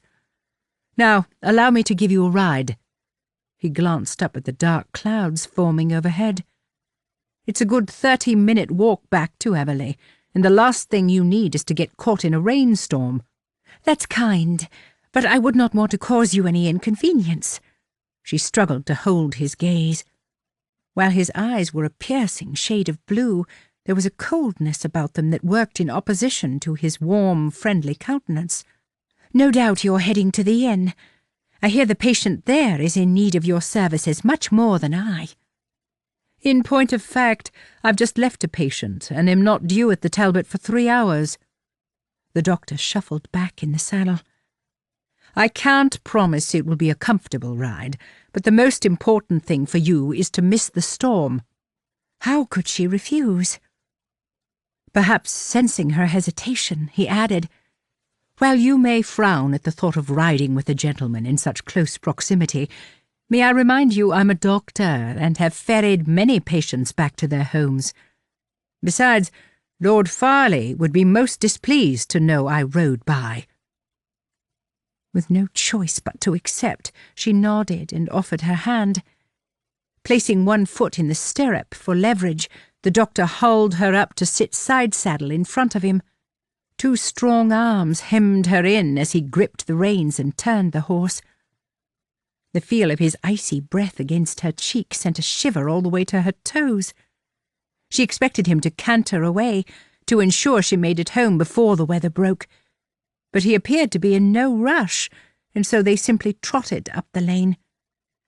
"I find it rather distressing that a woman of your good breeding must resort to minding the children of the aristocracy," he said absently. "A woman with such a pretty countenance should have a husband to protect her, have her own house and family to mind." To quell the nervous pang in her stomach, she laughed. "You should be careful. Some women would take your comment as a proposal." There was an uncomfortable moment of silence. His strong arms held her trapped, and she could feel the heat of his gaze boring into her. Despite being outdoors, she found it difficult to breathe. "Perhaps it is a proposal," he said, though his tone held not the slightest hint of affection.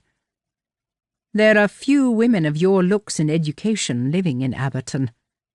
Well, clearly the doctor lacked the time and energy to bandy words. Had I any intention of remaining in Aberton, I might give the matter some thought. It was better to be polite. When she thought of marriage, only one man's face appeared in her mind. "You intend to leave Everleigh?" He sounded surprised. "Lord Farleigh will be most distressed to lose another member of his household staff." Guilt flared, but the sudden shift in topic gave her an opportunity to press the doctor for more information. "Does it not frustrate you that, despite years of studying medicine, you cannot find the cure for the mysterious illness at Everleigh?" The doctor cleared his throat. "Have you ever heard it said that sometimes you can be too close to a case to see what is obvious to others?" No doubt it was his justification as to why he'd failed to solve the problem despite weekly visits. "As someone newly arrived," the doctor continued, "I wonder if you have a theory regarding the continual reinfection. Does anything strike you as odd?"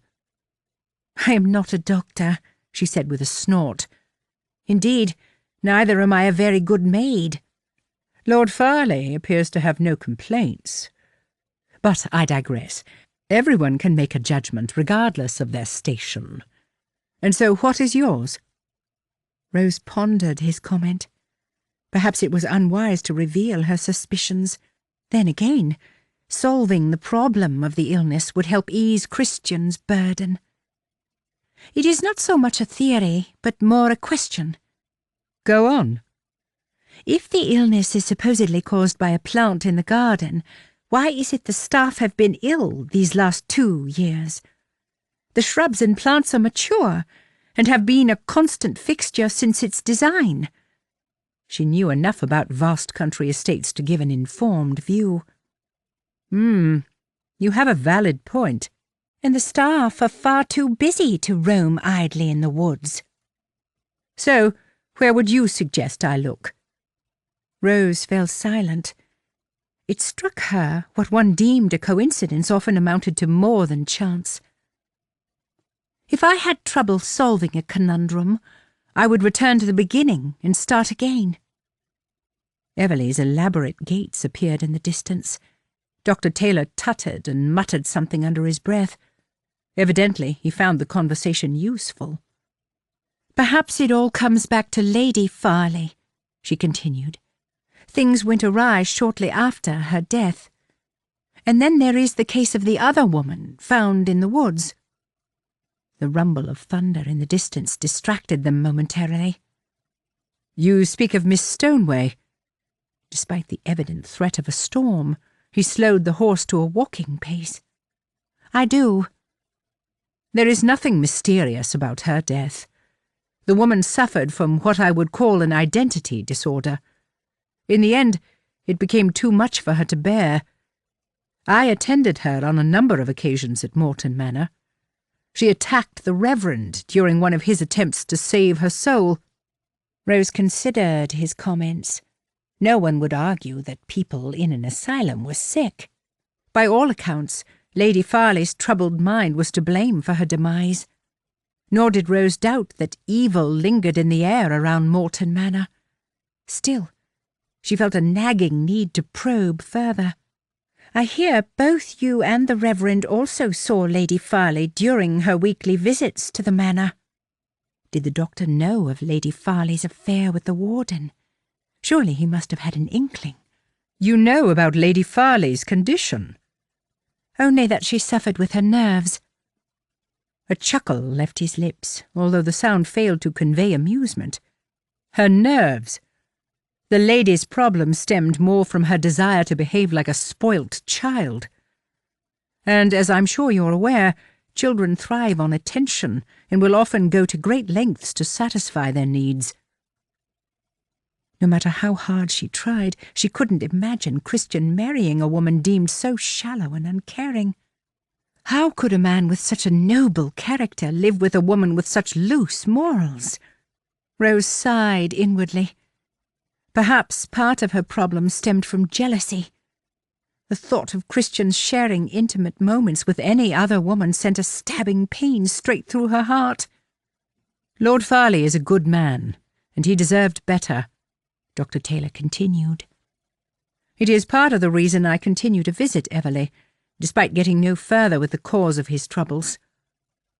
They reached Everleigh's impressive Roman-inspired entrance, and Dr. Taylor tugged on the reins and brought the horse to a stop. Did his reluctance to enter the premises stem from the heated discussion he'd had with Christian? "Are you not coming up to the house?" she asked, eager to test her theory. "I'm afraid Lord Farleigh is a little frustrated with me at the moment," he said honestly as he assisted her to the ground, "and rightfully so. Then again, Reverend Wilmslow's insistence he search the house only hinders those who feel a genuine need to help." What does he hope to find? Her thoughts flicked back to the children's comments. Had the Reverend been searching their drawers and cupboards looking for something specific? Surely not a poisonous plant lurking in the linen cupboard. Dr. Taylor's blue eyes flashed with amusement. "That is a question I've often asked myself. But who are we to question the morals of a man of God?" Morals? What a strange word to use. It implied Reverend Wilmslow had strayed from the one true path to enlightenment. "The righteous often have their own agenda," she said. "Indeed." That one simple word brimmed with cynicism. The doctor's eyes scanned her from head to toe. "I'm sure we'll have an opportunity to speak again. Indeed, I shall look forward to the event." He tipped his hat. "But for now, you should do as your doctor instructed and return to your bed and lock the door. One never knows when the dreaded fever will strike." Rose wasn't sure how to take the last comment. Was the doctor trying to warn her about something? He left her at the gate and turned towards the lane, but then looked back over his shoulder and called, "Good day to you, my lady." Chapter 14. Rose hurried to her room, her heart battering her ribcage. Thankfully, she'd made it back before Christian returned from Abberton. But that was not the cause of her distress. Dr. Taylor knew her identity. Why else would he call her my lady whilst wearing an arrogant grin? During the doctor's visits to the Talbot Inn, Oliver must have mentioned her. She sat on the edge of her bed and recalled the conversation she'd had with Dr. Taylor. If she followed her own advice, then the strange incidents all came back to Lady Farleigh. Believing the letters might hold more information, She lifted the board and retrieved them from their hiding place. After wiping away the cobwebs, she sat on the floor, opened the letters one by one, and laid them out in front of her. None of them were dated. None of them were signed. That in itself posed two questions. How could they be certain Mr. Watson sent them? What evidence did Christian have to suspect Mr. Watson and his wife were lovers?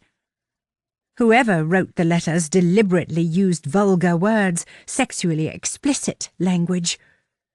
So much so, her cheeks flamed as she scanned the pages. Dr. Taylor had been pretty blunt when he'd suggested marriage. And doctors certainly knew graphic terminology when it came to discussing the anatomy. Return to bed. Lock your door. One never knows when the dreaded fever will strike. Was the doctor mocking her or warning her? Was his subtle hint about Reverend Wilmslow's slip from the wheel of morality a clue? She turned to the blue notebook. One notable thing stood out. The writing in the ledger proved vastly different in style to the penmanship shown in the letters. She flicked through the pages of 20 or so names. Bar the odd few, the rest were women. Married, unmarried, it didn't matter. The ink had faded, and the writing was too small, illegible in places. In the back were pages of addresses, mostly places in London, Holborn, Charing Cross, one in Bloomsbury. Rose stood and moved to the window. She flicked back to the names and held the book up to the light. "Good Lord!" The words burst from her lips. "Miss Charlotte Stoneway." All 4 columns next to the name contained the figure of £200. She tried to recall the name of the other woman who'd gone missing, but to no avail. Perhaps she should find the courage to speak to Christian. Together they might make sense of it all. And if she had any hope of helping him, she had to tackle the matter before Dr. Taylor revealed her identity. The first spots of rain hit the glass pane to draw her mind back to the present. Black clouds amassed overhead, and the light patter soon became a torrential downpour. Her thoughts turned to Christian. She imagined him sheltering beneath a tree, a lonely, solitary figure whose shoulders sagged with the weight of his burden. Her heart went out to him. And yet here she was, adding to his pain by lying to him, keeping secrets. It had to stop for both their sakes. She moved away from the window, gathered the letters together, placed them inside the book, and went downstairs to wait for his return. She'd paced back and forth outside his study for an hour before taking the book back to her room and going in search of Mrs. Hibbett. An afternoon spent entertaining the children during the storm distracted her from the dreaded moment when she would tell Christian the truth. She ate an early dinner, tucked the children in their beds, and still he wasn't home. Ha'penny's taken refuge from the storm. Mrs. Hibbett did not share her concern. But Rose couldn't settle. How would it be when she returned to London to live with her brother and parade the ballrooms with a fake smile and more lies to account for her absence? Would she think of Christian then? But the rain stopped an hour ago. Indeed, daylight had given way to a clear sky littered with stars. The road to Abberton is a quagmire when the rain comes, but his lordship is capable of dealing with most things, except for an unruly son and someone who sought to cause him untold misery. Guilt flared again. Another hour passed before Joseph's cry rang through the corridor of the servants' quarters. "His lordship's home and has requested a hot bath." Mrs. Hibbett set to work organising the household, dashing here and there, barking orders. Never had Rose been party to the flurry of activity going on below stairs. Above stairs, the staff always conveyed an air of order and control. Rose returned to her room to wait while Christian bathed and ate his dinner in peace. Curiosity burned. Where had he been? What had kept him in the village for most of the day? As she passed the children's room, she took a moment to peek inside. They both slept soundly, unaware of the mayhem happening around them. The sound of footsteps taking the stairs 2 at a time forced her to close the door quickly and turn around. "My lord," her heart fluttered in her throat. "You're back." Mud splashes stained his beige breeches. A dark shadow of bristles covered his sculpted chin and jaw. His damp hair curled at the ends, just how she liked it. His equally damp coat clung to his muscular arms. He appeared the epitome of rugged masculinity, a feast for the eyes of any lonely woman with a soft heart. "Rose." He stopped short, brushed his hand down the front of his waistcoat, as if that made him more presentable. "Should you not be in bed?" "I'm feeling much better. Indeed, when you can spare a moment, there is something important I wish to discuss." His curious gaze searched her face. "I have news too, and would be grateful if you'd join me in the study a little later." Her heart skipped a beat. Had he learnt of her deception? Surely not. Those intriguing green eyes held no hint of pain or disappointment. The smooth, rich tone of his voice carried an element of warmth and affection. "And I wish an intelligent ear to listen to my musings," he continued. The compliment struck a chord deep within. Oh, in the ballrooms she'd received praise for her elegance and beauty. Lord Cunningham commended her for her kind, forgiving nature. No man had ever cared for her opinion. The trust Christian placed in her was without warrant. "I must say, I am intrigued to know where you've been all day." Lord, she sounded like a wife, not a governess. "Did you miss me?" A mischievous smile touched his lips. In truth, she'd missed him more than he could know. She'd given up an opportunity to reunite with her brother in order to examine the powerful attraction that existed between them. "It's just that I've not thanked you for taking me to bed the other night." According to Mrs. Hibbett, he'd scooped her up in his arms and carried her to her room. If only she could remember him holding her close. "I'm afraid my memory of the event is a little hazy." His smile turned into a smirk. "Should you have any questions, every second is ingrained in my memory." Their gazes locked, and the air vibrated around them. The heavy trudge of footsteps on the stairs caught their attention, and Joseph appeared carrying 2 wooden buckets of steaming hot water. "Forgive me, Rose." Christian inclined his head.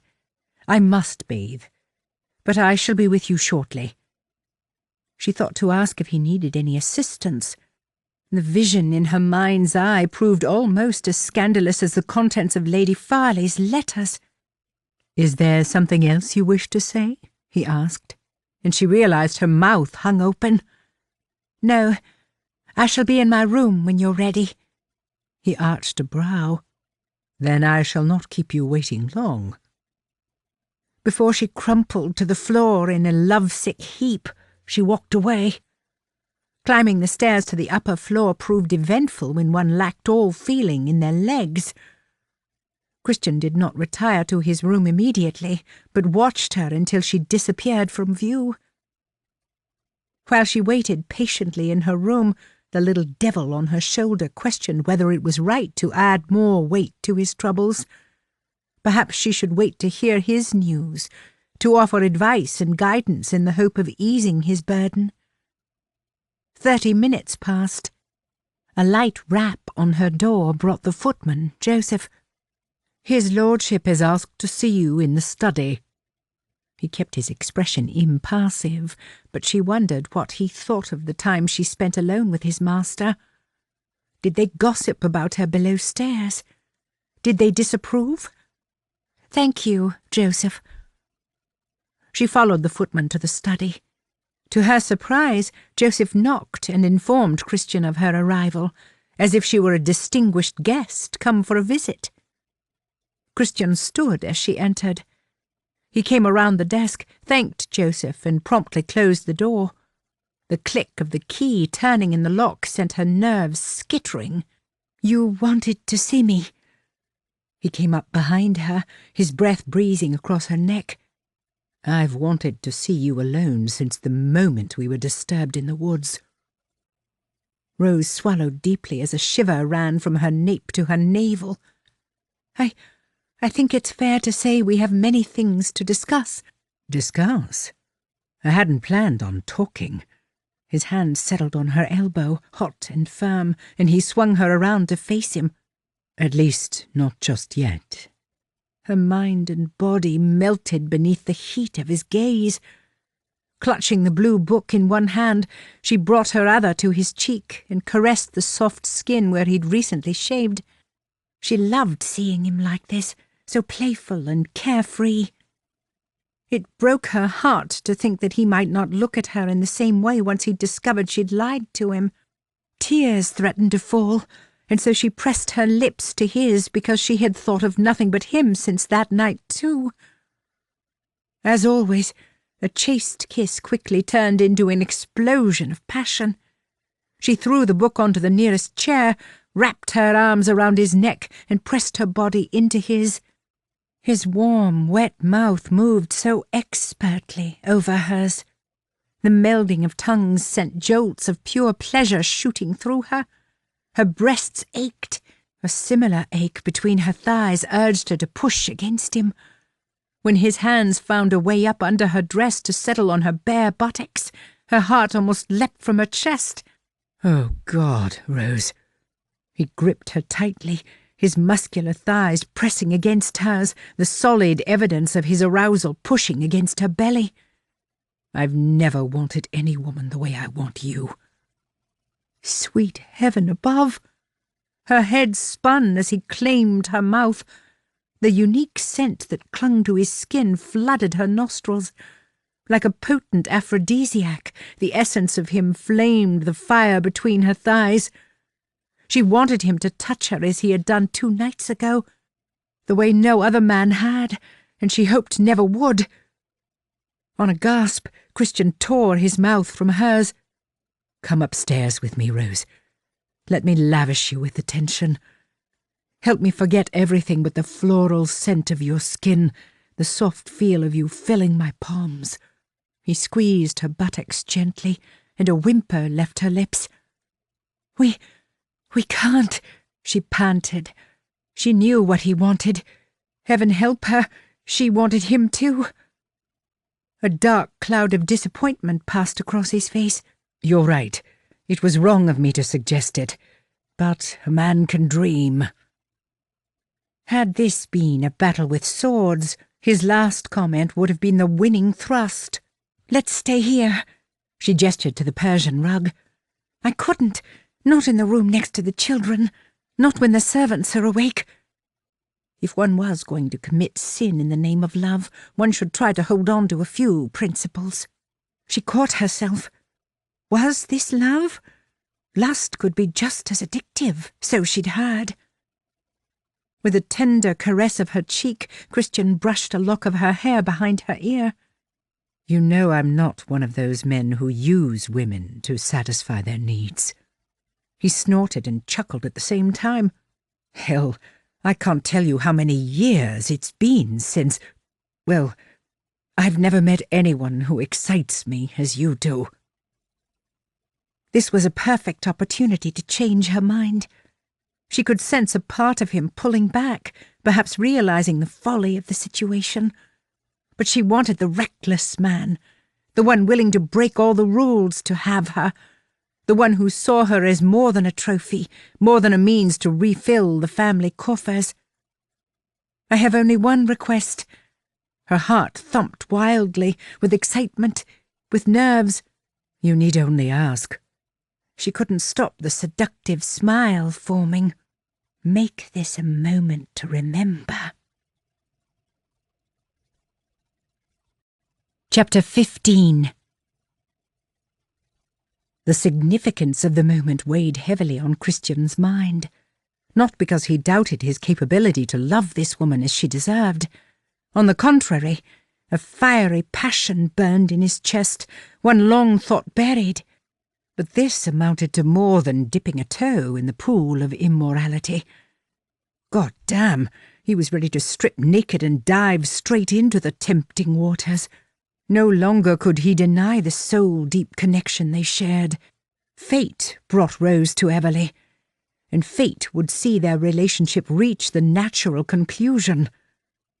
Offering her a sinful grin, he pushed thoughts of marriage from his mind for now. "You're in charge, Rose." He tugged the front of her dress and pulled her closer. "Tell me what you want, and I shall happily oblige." Goodness, I wouldn't know where to start. Her nervous chuckle was endearing. You take the lead. Then you must let me know you want this too. He looked for any sign of doubt. There is a truth, a pure yet potent bond that exists between us. Don't ever be afraid to say what you're thinking. With trembling fingers, she reached out to touch him. "Teach me to please you, Christian."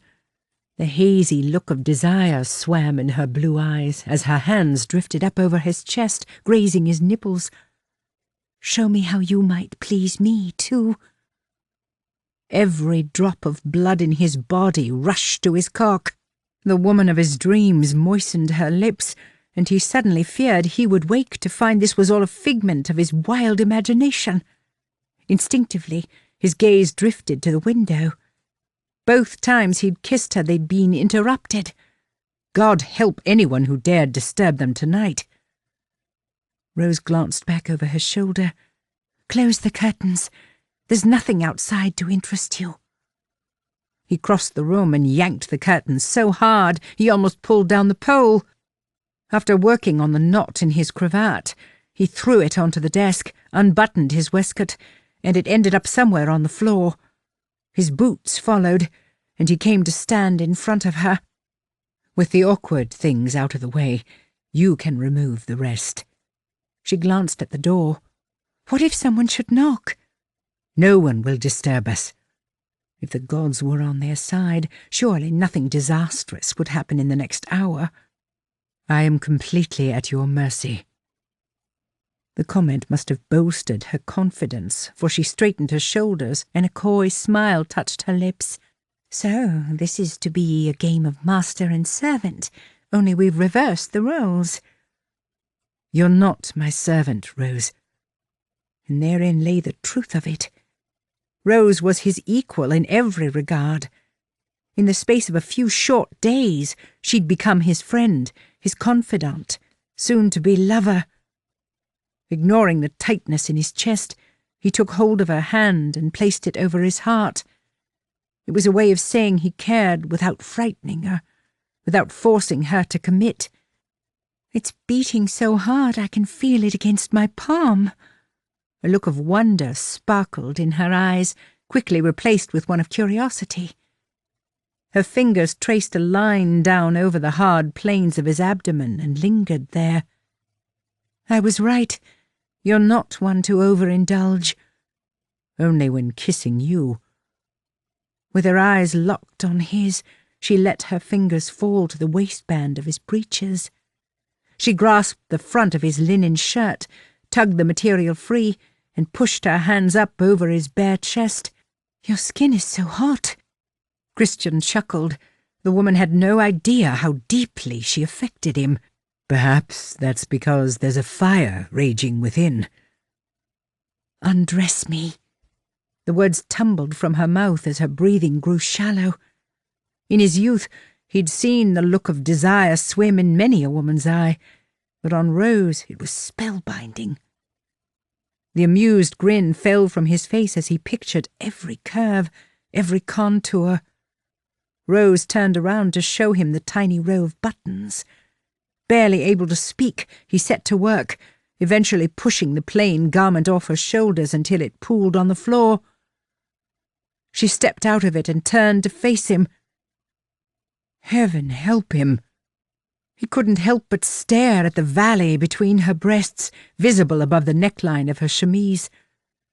He tugged on the ribbons of her stays and unthreaded them to leave her standing in nothing but the sheer undergarment. God, you're so beautiful. He dragged his shirt over his head, threw it onto the floor, and unbuttoned his breeches so they hung low on his hips. He was so damn hard there was no danger of them slipping. Rose's gaze came to rest on his chest and followed the line of dark hair trailing from his navel down past the waistband. Watching her intently, he pushed the breeches to the floor to reveal his erection. She gulped, shifted from one foot to the other, and he imagined her growing hot and swollen between her legs. Perhaps feeling a sudden urge to join him in his nakedness, she drew her chemise over her head. But instead of throwing it to the floor, she clutched the cotton to her chest. Christian moved closer. "I'll take that." He pulled it from her grasp and placed it on the desk behind her. "We do not have to do this. Just say the word, and—" She crushed her mouth to his in a move that shocked him as much as it excited him. The feel of her soft breasts pressed against him was his undoing. "I want this," she whispered as she tore her lips away. "I want you." Christian's hands settled on her buttocks. He bent his knees a fraction, pushed his cock into the gap between her legs, rocked his hips back and forth while he lavished her nipple with his tongue. "Christian!" She moved with him, rubbed against his erection, as desperate as he to ease the ache building deep inside.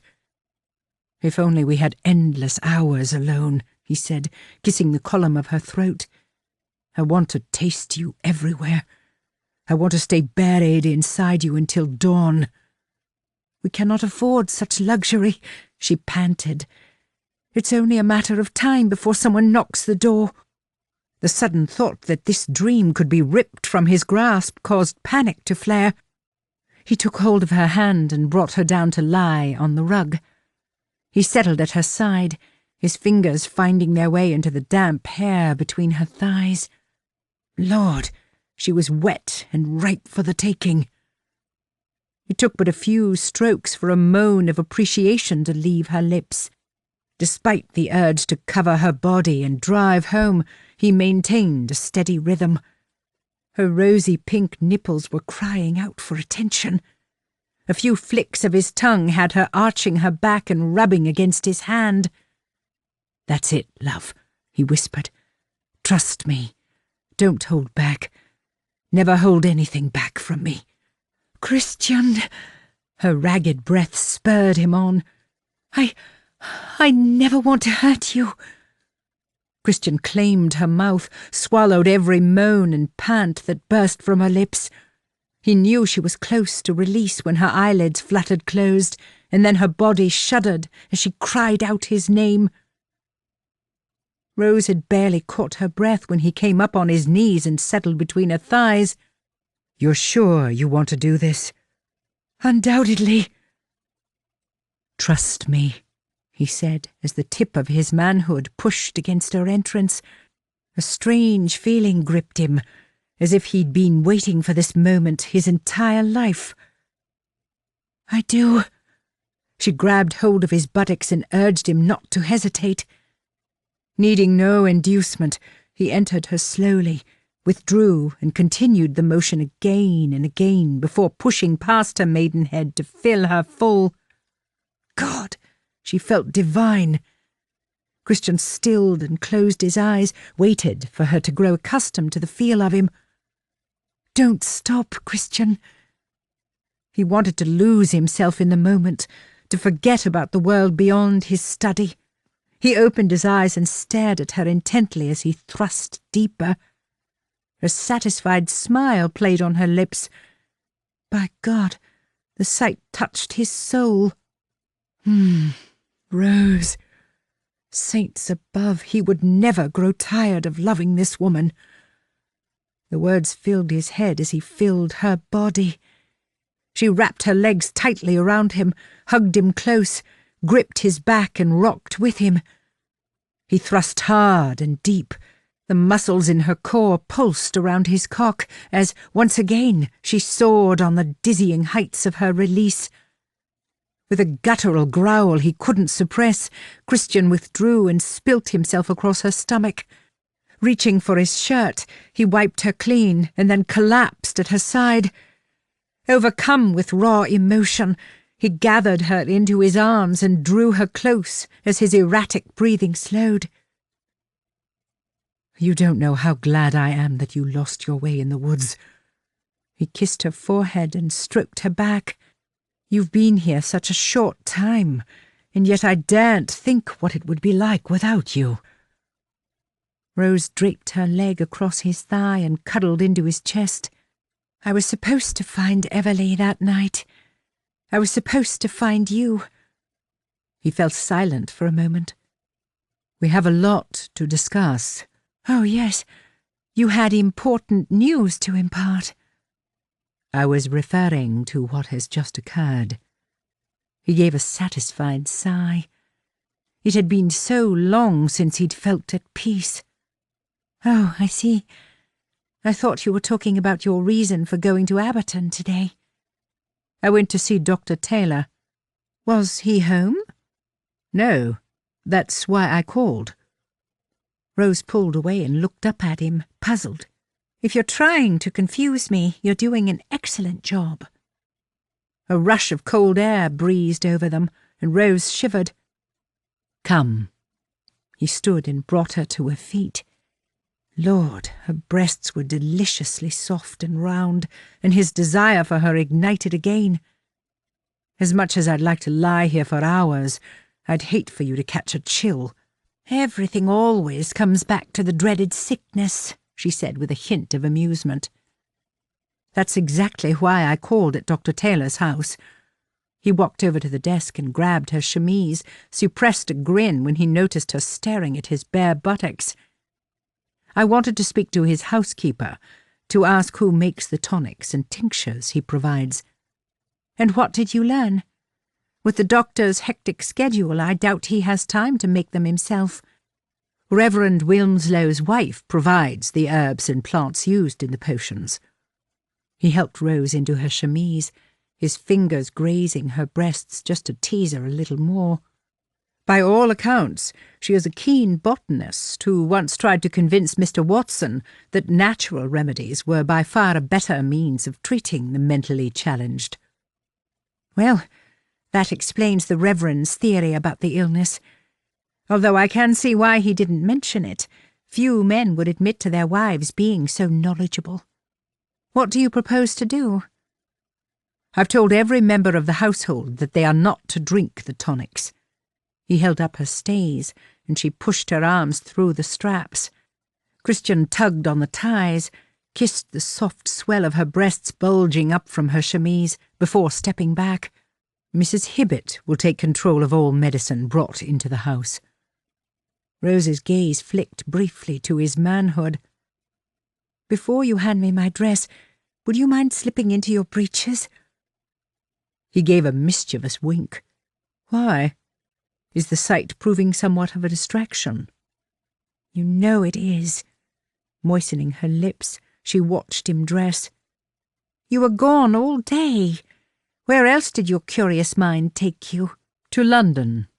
"London?" "I took a bottle of the tincture to an apothecary and asked for an analysis.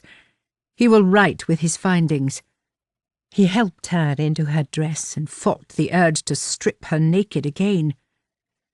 "For the first time in years, my mind is clear. Indeed, I don't know why I didn't think of it before." "Why would you? Who can one trust if not a doctor or a man of God?" "That's what I'm struggling to understand." He believed most people were capable of deceit to a certain extent. "Being married to Cassandra taught me to recognize the traits of a liar. But why would I suspect them? What would either man have to gain?" She blinked rapidly. Perhaps it was uncouth to mention his wife after what had just occurred. "You do pay Dr. Taylor for his visits?" He shrugged. "Taylor is a wealthy enough man in his own right. He received a surprise inheritance a couple of years ago." "And yet he still works as a doctor." "He does it for the love of the work as well as the money." "One cannot deny that Dr. Taylor has a caring, approachable manner when dealing with his patients. Indeed, That was my initial assessment of his character, but I admit to finding him a little arrogant. Arrogant? That surprises me. He didn't see Taylor the same way, although that could have something to do with Christian's status in society. And what of Reverend Wilmslow? Do you find him arrogant too? After what Mrs. Hibbett told me, I think the man is a serpent in the Garden of Eden, out to deceive, out to make an immoral act seem like a caring gesture. You speak of the misunderstanding with Jane. Was it a misunderstanding? Wilmslow argued he uses a hands-on approach when it comes to healing. Jane had expressed doubt as to whether the Reverend meant anything inappropriate. There was no evidence to suggest otherwise. Talking of evidence, there's something I want to ask you. Christian took her hand and brought it to his lips. Ask me anything. I shall keep no secrets from you. He thought he saw guilt flash across her face, but her gaze fell and then it was gone. How do you know your wife and Mr. Watson were having an affair? Christian jerked his head back. I found them together in their woodland hideaway. I heard rumours in the village. On a few occasions, Mrs. Wilmslow mentioned Cassandra's fondness for Watson. And that's it? You never saw them together? Mr. Watson didn't admit to their adultery? Heavens, no. But I believe he took pleasure from controlling her, that he had something to do with Cassandra's illness. Her condition improved when she returned from their sessions at Morton Manor, but often deteriorated in the days after. He paused. Why do you ask? I don't know. She moved to the chair near the desk, removed the letters from the book and handed them to him. These letters bear no signature. How do we know Mr. Watson sent them? Christian gripped the letters and resisted the urge to crumple them in his fist. You think my wife had another lover? By God, when it came to Cassandra, anything was possible. Perhaps. He waved the letters at her. What? Are you saying I should read them? The woman took me for a fool. Why open old wounds? The best place for them is the fire. No, Rose snatched them from his grasp. You must see the logic in what I say. Of course I see the damn logic. His wife's depravity knew no bounds. Nothing surprised him any more. Not only do I suspect Cassandra was a serial adulterer, but I suspect her lover killed her that night. Rose gasped and took an unsteady step back. You don't believe her death was an accident? You'll probably think me a fool, but I saw someone in the woods when I dragged her from the fire.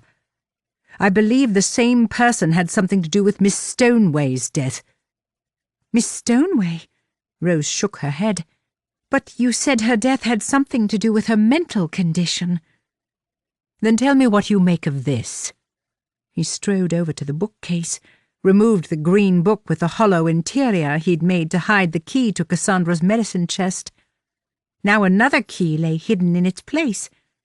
He took it and opened the top drawer of his desk. Rose stepped closer. I found this a few feet from Miss Stoneway's body. He removed a brass button and placed it on the desk. I prized this from my wife's hand on the night she died. He put an identical button beside the first one. Rose stared at them for a moment. May I examine them? Be my guest. She placed the letters on the desk, picked up one button with her forefinger and thumb, and held it beneath the candlelight. Gentlemen often seek specific designs for the buttons on their coat or waistcoat. This is no exception. It has the same intricate detail one would expect from a commissioned piece. A delicate leaf pattern decorated the entire surface, except for a small circle on the left which resembled the sun. Acorns and flowers covered the outer rim. I'm sure you'll agree it is a rather unique design, Christian said. Undoubtedly. Rose placed it down carefully and picked up the other button. It's identical in every way. Have you shown them to anyone else? No. Until Rose wandered into his life, the only person he trusted was Mrs. Hibbett. I spoke to Dr. Taylor on the night of the fire, mentioned that I thought I saw a figure in the woods near the cottage. But he's of the opinion the trauma may have led to some confusion on my part. Did the coroner rule that Cassandra's death was accidental? Yes, and he ruled Miss Stoneway died from fright. Fright? A deep furrow lined her brow. Is such a thing possible? According to the bills of morality, apparently so. Rose fell silent. She stared at the floor and tapped her lip with her finger. No matter how long she stood thinking, Christian knew the answer would not come. Unsolved problems and unfounded suspicions plagued his every waking thought. And the only connection your wife and Miss Stoneway share is that they were both patients at Morton Manor. Indeed. Then, as difficult as it may be, you must read the letters. Rose pushed the notes towards him. A jealous lover may well have caused the fire at the cottage. If the letters are not from Mr. Watson, then you must discover who wrote the missives. Christian thrust his hand through his hair. Are they as vulgar as I suspect? She nodded. They detail intimate relations between a man and a woman, though they bear no resemblance to what we've just shared. The comment warmed his heart. You mean the letters lack passion, tenderness, any true feeling or sentiment? He almost used the word love. Precisely. They stared at each other for the longest time. The urge to join with her took hold, to push deep inside her body, to experience the sense of contentment he only found in her arms. Meet me later tonight. He came around the desk and pulled her into an embrace. Somewhere quiet, somewhere private. A blush touched her cheeks. Perhaps we shouldn't complicate things any more than they are already. There is nothing complicated about our need to spend time together. His words lacked conviction. Their relationship posed a problem on many levels. Perhaps we should focus our efforts on solving the mysterious sickness and in finding your wife's secret lover. She stared at his mouth and then kissed him. Her actions and words worked in opposition. The way she grasped his shirt, the way she drank deeply from his mouth as though quenching a thirst, told him she wanted him as much as he wanted her. Perhaps she needed time to understand these newly awakened emotions. Perhaps they should do as she suggested and focus their efforts on easing their burden. Then he could work on making her position at Everleigh permanent. Not as his governess, but as his wife. Chapter 16. A disagreement between two tenant farmers kept Christian from the house for most of the morning. He promised Rose he would read Cassandra's letters, but in truth welcomed the distraction. Upon his return to Everleigh, he spent an hour with his children and fought the urge to take their governess in his arms and convey the happiness filling his heart. As the day progressed, he managed to sneak a few minutes alone with her, but passions raged almost to the point of no return. Again she pressed him to read the letters. Her sudden urgency to help ease his troubles led to a frank revelation. In all likelihood, either Dr. Taylor or Reverend Wilmslow had committed adultery and taken him for a fool. Who else could it be? Both men spent time alone with Cassandra. Both men showed an obsessive interest in searching his house. Bile burned his throat when he considered how many times they'd sat drinking his port and smoking his cheroots. He used the term they, and yet one man was innocent. But which one? After dinner, he entered the study and settled behind the desk, ready to read the letters before Rose returned from putting the children to bed. Staring at the pile on the desk, he picked up the first one to hand, peeled back the folds, and perused the words on the page. Nothing shocked him, not the depths of his wife's depravity or that of her lover. Despite witnessing Cassandra's outbursts and tantrums, he couldn't quite believe she would stoop so low. The knock on the door brought a welcome relief. Foster entered. "Excuse me for disturbing you, my lord, but you have visitors." Christian glanced at the mantel clock. Visitors? At this hour? If Wilmslow and Taylor had come to offer an apology, they'd had a wasted journey. He looked for the salver. "No calling card?" "Lord Stanton assures me he doesn't need one, that you would understand the reason for such an oversight." Lord Stanton? Perhaps the Earl had called to thank him for fetching the doctor. More likely he'd come looking for his maid. Christian stood. "You may show Lord Stanton in, Foster." He placed the letters back inside Rose's blue book for safekeeping. She mentioned something about reading that too, and he would, but one thing at a time. Foster announced Lord Stanton and his companion, Miss Asprey. While the Lord's dour expression confirmed Christian's fears, Miss Asprey's bright smile put him at ease. "Welcome to Everleigh." Christian inclined his head. While he preferred to take a friendly, less formal approach, he'd be damned before he'd let them take Rose. "I'm Christian Knight, 7th Viscount Farleigh." "Forgive us for disturbing you at such a late hour, Farleigh." Stanton came to an abrupt halt before the desk. "But we have a matter of some importance to discuss." Panic flared. Miss Asprey examined Christian's face with curiosity and interest. He supposed a mistress was always looking for her next benefactor, should her current lover grow tired and move on. "Your name is Knight," Miss Asprey said with mild amusement.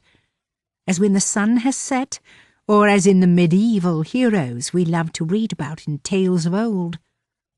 Christian frowned. "As in those charged with defending a maiden's honour." "Splendid!" Miss Asprey clapped her hands together. "Now, before we sit, and I recommend we do sit, as the matter calls for a calm, logical approach, we must express our gratitude for your help at Morton Manor." She coughed once into her clenched fist. "Then please take a seat." Christian gestured to the chairs in front of the desk, the ones regularly occupied by Taylor and Wilmslow. "As I'm sure you're aware, the manor is but a mile from Everleigh. I came as soon as I saw the smoke." "And we are grateful you brought Dr. Taylor." Stanton waited for his companion to sit before dropping into a chair. "With his assistance, Miss Asprey has made a speedy recovery." "I trust your stay at the Talbot Inn is proving satisfactory." Christian sat too. He suspected they had no desire to pass pleasantries and wished only to address the matter at hand. Miss Asprey nodded. "Mrs. Parsons has been most attentive." After a brief silence, Lord Stanton cleared his throat. "We are here to discuss a matter of some delicacy. I don't know you, Farleigh, but they say you're a fair and honest man." Christian braced himself. This was the moment they demanded the return of their maid. "I try to be, unless I believe the cause is something worth fighting for." He'd not give up so easily. Besides, Rose hadn't signed a contract and was under no obligation to go with them. "We're looking for someone." Stanton shuffled in the chair. "A woman with golden hair and a bright smile, to be exact." What an odd way to describe a servant. "Her name is Rose," Miss Asprey added. Christian's stomach performed numerous flips. "You speak of the missing maid." It was better to come straight to the point. Lord Stanton frowned. "I think we all know the lady in question is not a maid." "Indeed." Rose was an angel sent to aid him in his hour of need. "Look, this isn't easy to say, and so I'll go out on a limb and hope I can rely on your discretion." Lord Stanton sighed. "I'm looking for my sister, Lady Rose Darby. She was staying at Morton Manor and left to go to London, but never arrived." "Lady Rose Darby?" Christian's throat grew tight. A dark cloud descended. He blinked and tried to clear his vision. There had to be a mistake. Surely the Earl spoke of another woman, not his Rose. Yes, Miss Asprey began. We've been out of our minds with worry. She left determined to reunite with Lord Cunningham, but no one has seen her since. Lord Cunningham? Again he knew the name, not the man. Is he a relation? Heavens, no. Stanton gave a mocking snort. She believes herself in love with him, though heaven knows why. The gentleman is a pompous fool who's happiest when in front of a looking-glass. Christian sat back in the chair and covered his mouth with his hand for fear of cursing. How could Rose be so caring and intimate with him when she loved someone else? A cold chill swept through him. Frost formed around his heart. Soon it would be a thick casing of ice, a barrier against all liars and deceivers. An uncomfortable silence ensued. Well, Farleigh, the Earl narrowed his gaze. Am I right in thinking you have a lady here by that name? Oh, he had a lady in the house called Rose, but clearly he didn't know who the bloody hell she was. The woman you speak of came here 5 days ago. His voice held no hint of emotion. He kept an indifferent expression, despite nausea crippling him from within. Mrs. Hibbett, my housekeeper, mistook her for the maid I'd hired, even though she was not due to start for another week. Stanton sat forward. I suspected as much.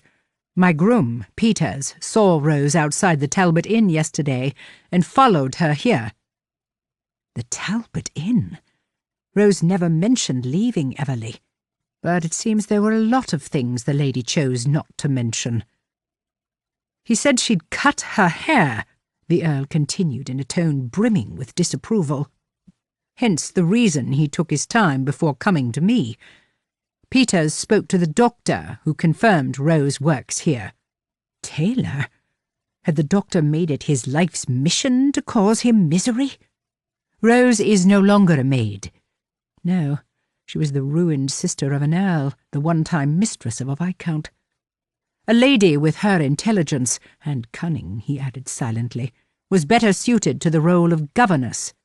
Miss Asprey looked at the Earl and arched a brow. Mrs. Parsons said you're a widower, my lord. Miss Asprey's tone held a hint of suspicion.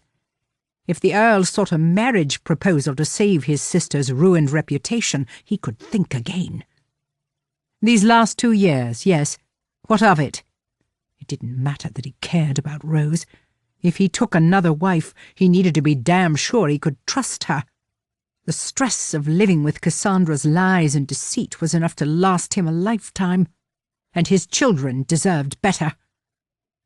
Stanton fixed him a hard stare. I'm not asking anything of you, Farleigh. Have no fear. Indeed, regardless of what people might say, I would not force Rose to do anything unless she expressly wished it. Impatient for answers, Christian stood. Then I shall send for her. She spoke fondly of you. I'm sure she will be only too happy to accompany you back to London. Christian strode to the door, but the Earl called out to him. Farleigh, I must have your word you'll not mention this to anyone. We must deal with this regrettable situation privately, and with the utmost discretion. Of course. He couldn't breathe past the lump in his throat. Beads of sweat formed on his brow. You have my word. Why the hell would he want to tell the world he'd been taken for a fool again? I can only apologize for the inconvenience caused. Stanton sounded sincere. I doubt Rose was thinking logically when she agreed to work here. With the gift of hindsight, I'm sure we would all make different decisions. Yes, including never hiring a maid without references. With an urgent need to deal with the matter quickly, Christian strode out into the hall. He summoned Foster and sent him to find Mrs. Hibbett. God damn, he muttered through gritted teeth as he paced back and forth. He punched the air for good measure. Rose had used him. She'd used his children. And for what? To satisfy a curiosity? Mrs. Hibbett came hurrying down the stairs. You sent for me, my lord. Find Rose, he snapped. Anger whipped disappointment away with a backhanded swipe. God, he had every right to show his disdain for what Rose had done. "She has visitors, come from the Talbot Inn." "Visitors?" Mrs. Hibbett's bottom lip trembled. "Does it have anything to do with that fellow asking questions at the stables?" "I'm afraid it does. We don't have much luck when it comes to hiring a governess." Christian understood disappointment. This was different. This was akin to the ground trembling beneath his feet, to the whole world he'd come to appreciate suddenly crashing to the ground around him. He sighed. "It seems Rose is to leave us too." Rose tucked the children into their beds, kissed their foreheads, and bid them good night. She slipped out of the room and closed the door gently with both hands. Only when she turned did she notice the figure pacing the candlelit hall. She slapped her hand over her mouth to muffle a shriek. "Good heavens, Mrs. Hibbett," Rose whispered as the housekeeper stopped and stood there wringing her hands. "What is it? Is something amiss? Please tell me the fever hasn't claimed another victim." The woman appeared distressed. "Oh, I knew it would happen eventually." Rose closed the gap between them and gripped the housekeeper's hands. "Knew what would happen? Is his lordship ill? Heaven forbid something should happen to Christian." "No, dear, but he wants to see you in the study right away." Mrs. Hibbett shook her head. "Oh, this is dreadful. We've visitors. They've come looking for someone." Rose took a step back as her heart flew up to her throat. "Visitors? At this time of night?" The words carried a nervous hitch. "Did they give their names?" She did not need names. The nauseous feeling in her stomach told her all she needed to know. For a moment, her mind went blank, all thoughts sucked into a spiralling cloud of confusion. "They've come from the Talbot Inn, Rose. They've come looking for you." Rose's knees buckled, but she managed to remain upright. "I see. Are they with Lord Farleigh now?" Mrs. Hibbett closed her eyes and nodded. "Oh, he'll not recover from this. Mark my words. Things will be worse than before." Despite Rose's sudden urge to run, she pasted a smile in an effort to ease Mrs. Hibbett's anxiety. "Everything will be fine." Oh, if only she could believe that.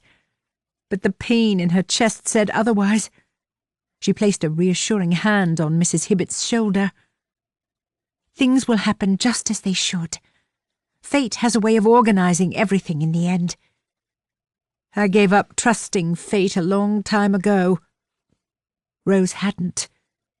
Coincidence did not bring her to Everleigh. Coincidence had nothing to do with the deep sense of belonging she experienced when held in Christian's arms. This was her predestined path. "I should go." She simply meant she should not keep his lordship waiting. Still, she drew Mrs. Hibbett into an embrace and hugged her tightly. "My mother died a long time ago, but you have given me another glimpse of unconditional love. You love Lord Farleigh like a son. Anyone can see that. Know that I love him too. Know that I never meant to hurt him." The words tumbled from her lips without thought or censure, but she felt the truth of them deep in her bones. Tears welled in her eyes, and she hurried away down the stairs before she crumpled into a blubbering wreck. Once outside the study, she stood there for a moment. Waiting for what, she didn't know. She gazed at the grandfather clock, listened to the rhythmical tick, wished she could turn back the hands and make everything right again. She looked at the tapestries lining the walls on the stairs, inhaled the smell of polished wood, caught a hint of Christian's musky cologne in the air. Come what may, her heart would always reside at Everleigh. Sucking in a breath, she straightened her shoulders and knocked the door. One could not postpone the inevitable. She waited to hear Christian's voice, wondered if he would give any indication as to his feelings. Instead of calling for her to enter, he yanked open the door, and their eyes met. It was as she feared. Suspicion and disappointment marred those vibrant green gems. He held his mouth in a firm, cynical line. "Rose, so it appears the D is for Darby." He stepped back and bowed. "Won't you come in?" She entered the room, and her beloved brother jumped up from the chair. "Rose!" Oliver rushed forward and drew her into an embrace. He smelt exactly as she remembered, warm, familiar, comforting. He looked at her, regret swimming in his eyes. "Can you ever forgive me for staying away? I would have come sooner had I known of your predicament." Rose looked up and cupped his cheeks, simply to prove he was not a figment of her imagination. "There is nothing to forgive." Nicole rushed to their side. "Oh, I have been so worried about you. Do you know how many times we've travelled the road back and forth to London? What made you come here?" Rose glanced briefly at Christian, although from the dark look in his eyes she wished she hadn't. She needed to explain it all to him first. "Yes, why did you not return to London?" Christian's ice-cold tone sliced through the air. "After all, you left Morton Manor with the intention of reaching Lord Cunningham, did you not? He is the man you love, the one you wish to marry." Good Lord, no! Nicole had told him about Lord Cunningham. Oh, he would not understand. "I do not love Lord Cunningham," she snapped. "I love you, and I certainly have no intention of ever marrying him." "Oh, thank the Lord for that." Nicole put her hand to her chest. "The gentleman is a cad.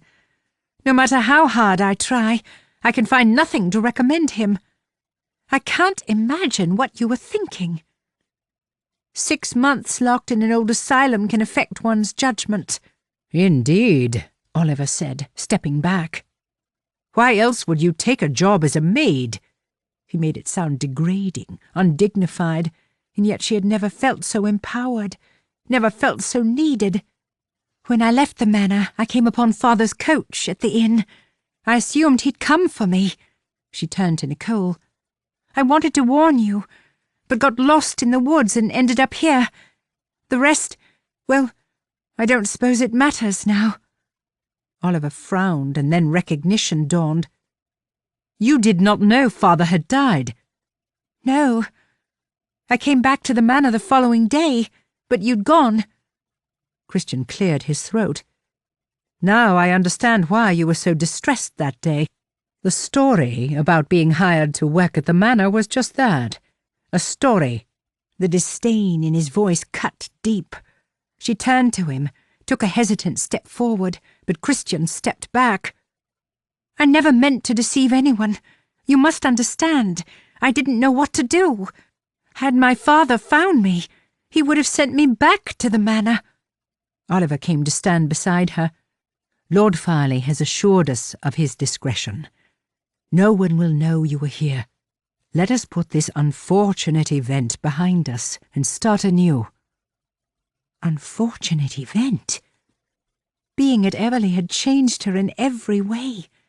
She belonged here. She belonged with Christian. "We have so much to tell you," Nicole said. "But the most important news is that we're getting married tomorrow, here in Abberton." "Married?" Rose gulped. "Oh, Rose, fate conspired to bring Oliver to me." Nicole looked up at Oliver, admiration evident in her smile. "We've been on one wild adventure this last week, but through all the angst, we found love." Rose tried to hold back the tears. Nicole deserved to be happy, and Oliver would never find a woman as kind and caring. One solitary tear trickled down her cheek. "I'm so pleased for you both." "I'll leave you to continue your conversation in private." Christian shuffled back. He did not sound like himself at all. "I shall be in the drawing-room should you need anything further." "Thank you, Farleigh," Oliver said. "Thank you for coming to our aid, and for taking care of my sister." Christian appeared indifferent, yet the tension in the air crushed the breath out of her lungs. He stood rigid, his body stiff. No matter how many times she looked at him, he refused to meet her gaze. I shall arrange for Mrs. Hibbert to help Rose pack, although she came here with very little. I'm sure you want to be on your way. And may I offer my felicitations on your good fortune? You're welcome to join us tomorrow. We have no friends or family in the area and would welcome a familiar face in the pews. Thank you for the kind invitation, but I fear, in light of this sudden turn of events, I must spend time with my children. Rose's heart sank to her stomach at the thought of leaving them. Reality struck her like a sharp slap in the face. The only hope she had of staying was if she married Christian. But he'd made his position clear. Mrs. Hibbert would help her pack. "Can I not at least stay one more night?" She spoke directly to him, and with some reluctance he met her gaze. "Can I not say goodbye to the children?" "I shall speak to the children in the morning." Oliver snorted. "Why would you want to stay? Lord Farleigh will explain that you're not a governess." Part of her wanted to be a simple governess, with no wealth or home to call her own. She reached out and touched Christian's arm. "I'd like to help them understand my predicament." "You mean the unfortunate and regrettable situation you find yourself in? No, it's best they hear the news from me." He inclined his head to her brother. "As I said, I shall await you in the drawing-room, directly across the hall." He stepped away, left her hand hanging in the air, and then he was gone. Chapter 17. Christian closed the study door behind him and sucked in a breath. The years spent hearing Cassandra's lies should have prepared him for this moment. He thought he knew a voice filled with falsity. He thought himself a master at recognizing those unwitting flicks of the eyes that gave the game away. But no. He'd come to learn there was no universal dictionary when it came to deceit. Yet the word fool was a generic term which defined him in every given situation. He recalled the moment Rose stood on the steps of Morton Manor, wrapped in his embrace, sobbing into his cravat. The urge to protect her surfaced instantly, and he realized he couldn't fight the connection no matter how hard he tried. But her sorrow stemmed not from the family tragedy that left her destitute, but the mistake she'd made in not returning to the manor sooner. And while he'd tried his utmost to persuade her to stay at Everleigh, leaving was always part of her agenda. The grandfather clock chimed the quarter hour, and he contemplated kicking the blasted thing simply out of spite. His chest felt as hollow as the mahogany casing, and while his heart thumped to the same rhythm as the brass pendulum, he would remain stuck in this moment, never quite knowing how to move on. He put his hands on his knees and closed his eyes as a deep sense of despair surrounded him, for his own broken heart, and because he knew what this would do to his children. Anger flared again, and he strode into the drawing-room, slammed the door shut and flopped down onto the sofa. Restless, he jumped straight back up and moved to the row of decanters on the side table. The slight tremble in his fingers reflected the instability of his emotions. Anger gave way to despair. Disdain gave way to sorrow. He grabbed the brandy, splashed a few mouthfuls into a crystal tumbler, and gulped it down. Still, the potent liquid did nothing to ease his torment, and so he refilled the glass, eager to do anything to rid his mind of all thoughts. Frozen in an odd form of stasis, he stared at the pattern on the rug until the shapes blurred into one. Minutes passed. He dissected the events of the last week and cursed fate's cruel intervention. The knock on the door startled him. Their eagerness to depart roused his ire. But then Rose had nothing to pack. She'd arrived with a kind smile and a caring heart, or so he'd believed, and another lie to account for her missing luggage. The collar knocked repeatedly. Christian gritted his teeth and ignored the annoying sound. Stanton could go to hell. He didn't care if the Earl thought him rude. He wanted them gone, wanted to regain some semblance of normality. Normality? A mocking snort escaped, but he didn't have time to consider the ludicrous thought. The door handle rattled, and before he could blink, Rose entered the room. Christian's heart thumped in his chest. Even with thin, drawn lips and sagging shoulders, she looked angelic. When she walked, her gait appeared clumsy and awkward, as if she carried the heavy weight of her deceit in a sack on her back. "Christian," she paused. "I hope you don't mind, but I used your paper and ink." With an outstretched hand, she stepped forward. The letters quivered in her trembling fingers. "They're for the children, to explain why I must leave." He snatched them, noted there were 2. "What? Do I not deserve an explanation?" She struggled to look at him. "I'm sorry. I never meant to hurt you." The rapid rise and fall of her chest drew his attention. "At the time, I needed somewhere to stay, and, well, it was all a terrible misunderstanding." "Terrible? Is that how you describe your time here?" He downed another mouthful of brandy, rather than say something he might later regret. "No, you're twisting my words." Rose shook her head. She placed her hand over her heart. "Wonderful is the only way I can describe my time here." He wished he could believe her. By God, a huge part of him wanted to trust every word that breathed through those luscious lips. But the lady did not know her own mind, and he couldn't risk his family's stability on a whim. "I don't know who you are," he whispered. How could he ever know what was true? She shuffled closer, reached out to touch him, but then dropped her hand. "I'm the same woman you confided in, the one who listened to you and offered advice. I'm the same woman you kissed so passionately. The same woman—" "Enough!" He raised a hand to silence her. She was killing him. The ice encasing his heart cracked. One more word and he would take her in his arms, forgive every one of her sins. One more word and he'd be doomed to a life born of deceit. "I'm weary of explanations. We're too different. I'm looking for peace and harmony, while you're looking for adventure." She shook her head again, but he did not give her an opportunity to answer. "Go now. You have a gentleman waiting for you in London. Only a week ago you believed yourself in love with him." His throat was so tight he could barely speak. "I shall give the letters to the children, explain that you didn't want to leave, but your position in society demands it. No doubt Alice will decide she hates the aristocracy." A weak smile formed on her lips. "You have the most beautiful children." "In that we agree." "Rose." Stanton cleared his throat to catch their attention. He lingered in the doorway. "We should go."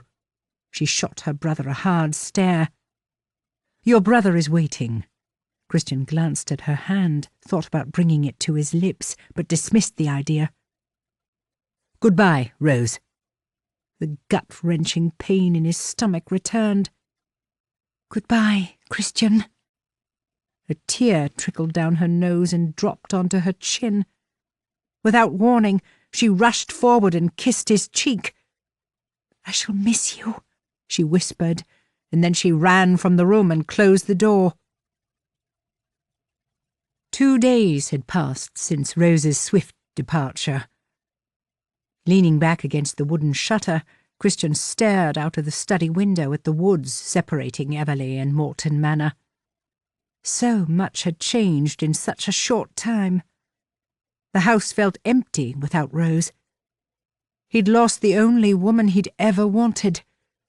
He missed the smell of her skin, the sound of her voice, the touch of her hand. Mrs. Hibbett tried her best to entertain the children, but an air of despondency had settled, and no one knew quite what to do about it.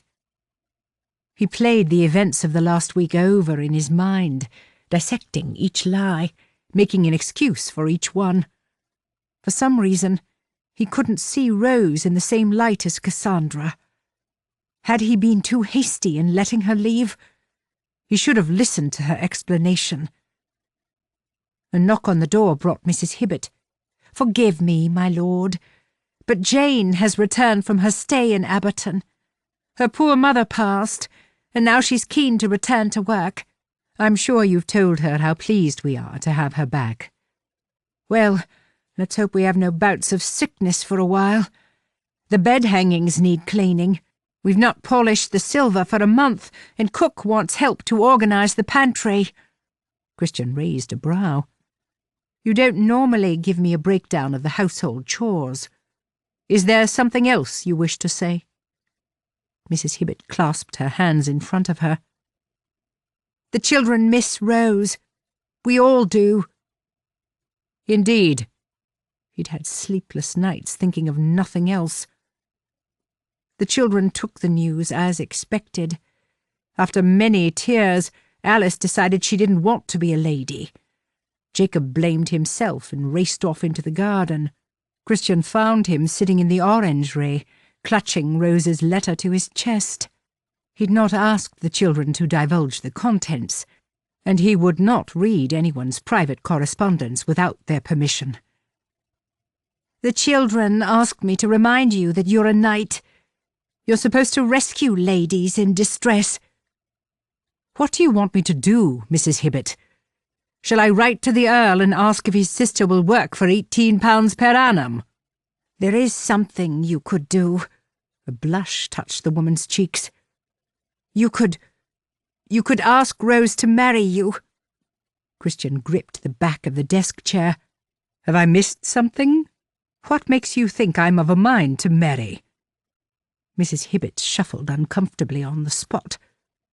"We all saw how you were with Rose." No doubt they'd seen a man with a permanent smile and a mischievous glint in his eye. "And you would see me lumbered with another wife I cannot trust. After what happened with Cassandra, I swore never to marry again." And yet he had considered asking Rose to be his wife. Damn! He would not have taken her virginity without hoping for something more. "I know Rose isn't who she pretended to be, my lord, but that's my fault." Rose must have impressed Mrs. Hibbett for her to accept responsibility. "You did not lie, Mrs. Hibbett. You accepted Rose's word in good faith. Imagine the devastation if we'd disliked her. Once again, I would have been obliged to marry a woman I don't love.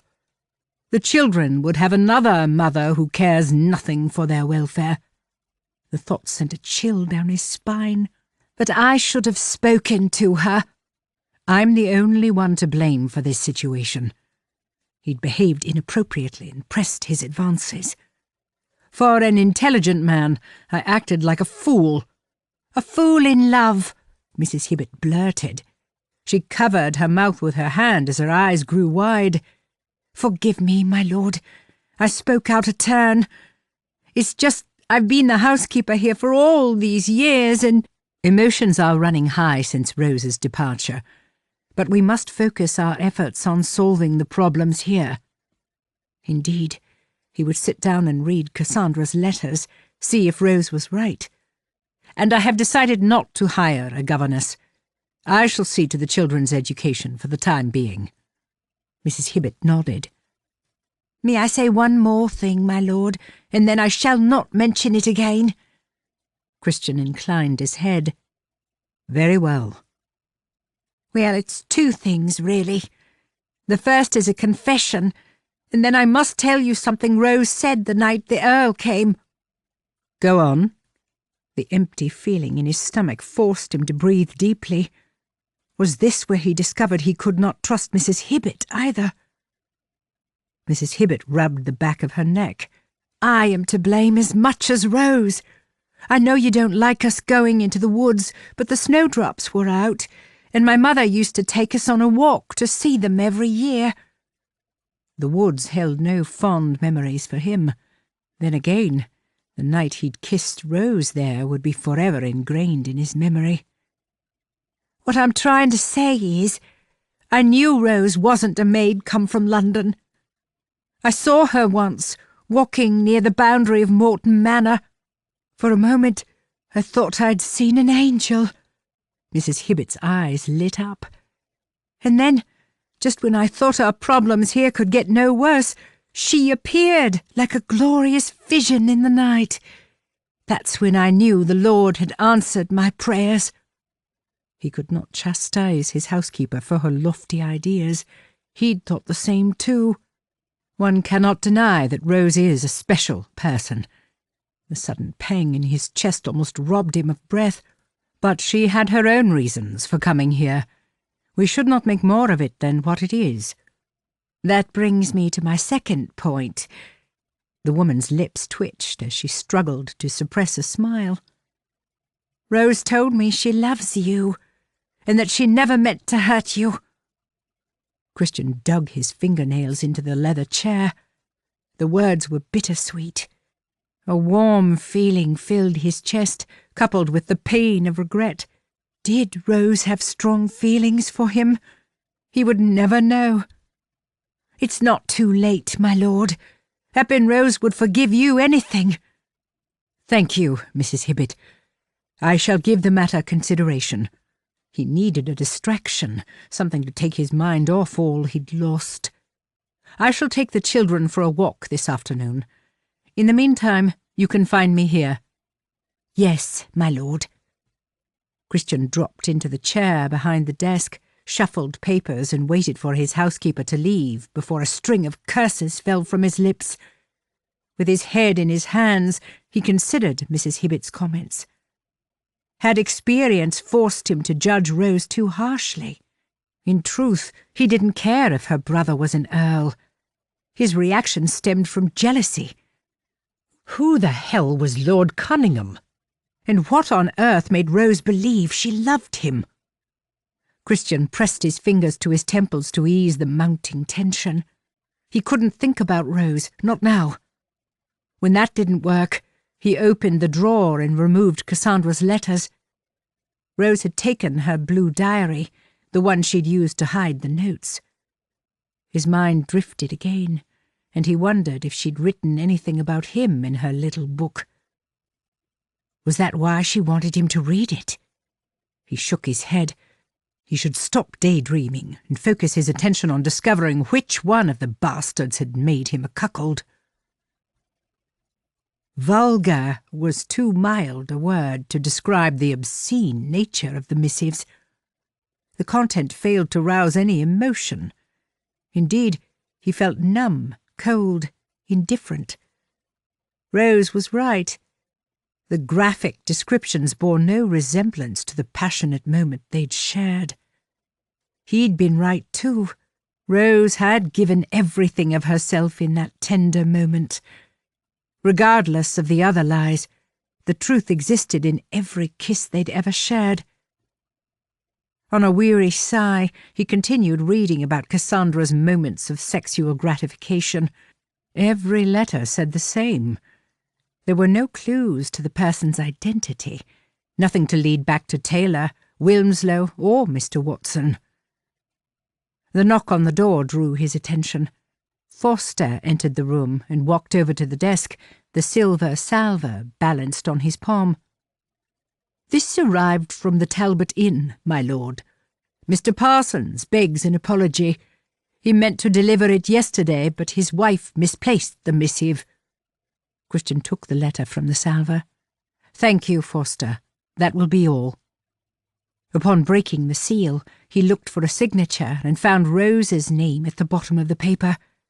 Instinctively, he brought the letter to his nose and inhaled, hoping to find a trace of her unique scent, something to stir excitement in his chest. When that failed, he brushed his finger over her name, desperate to feel a connection. Rose. He scanned the missive quickly, impatient to understand her reason for writing, and frowned.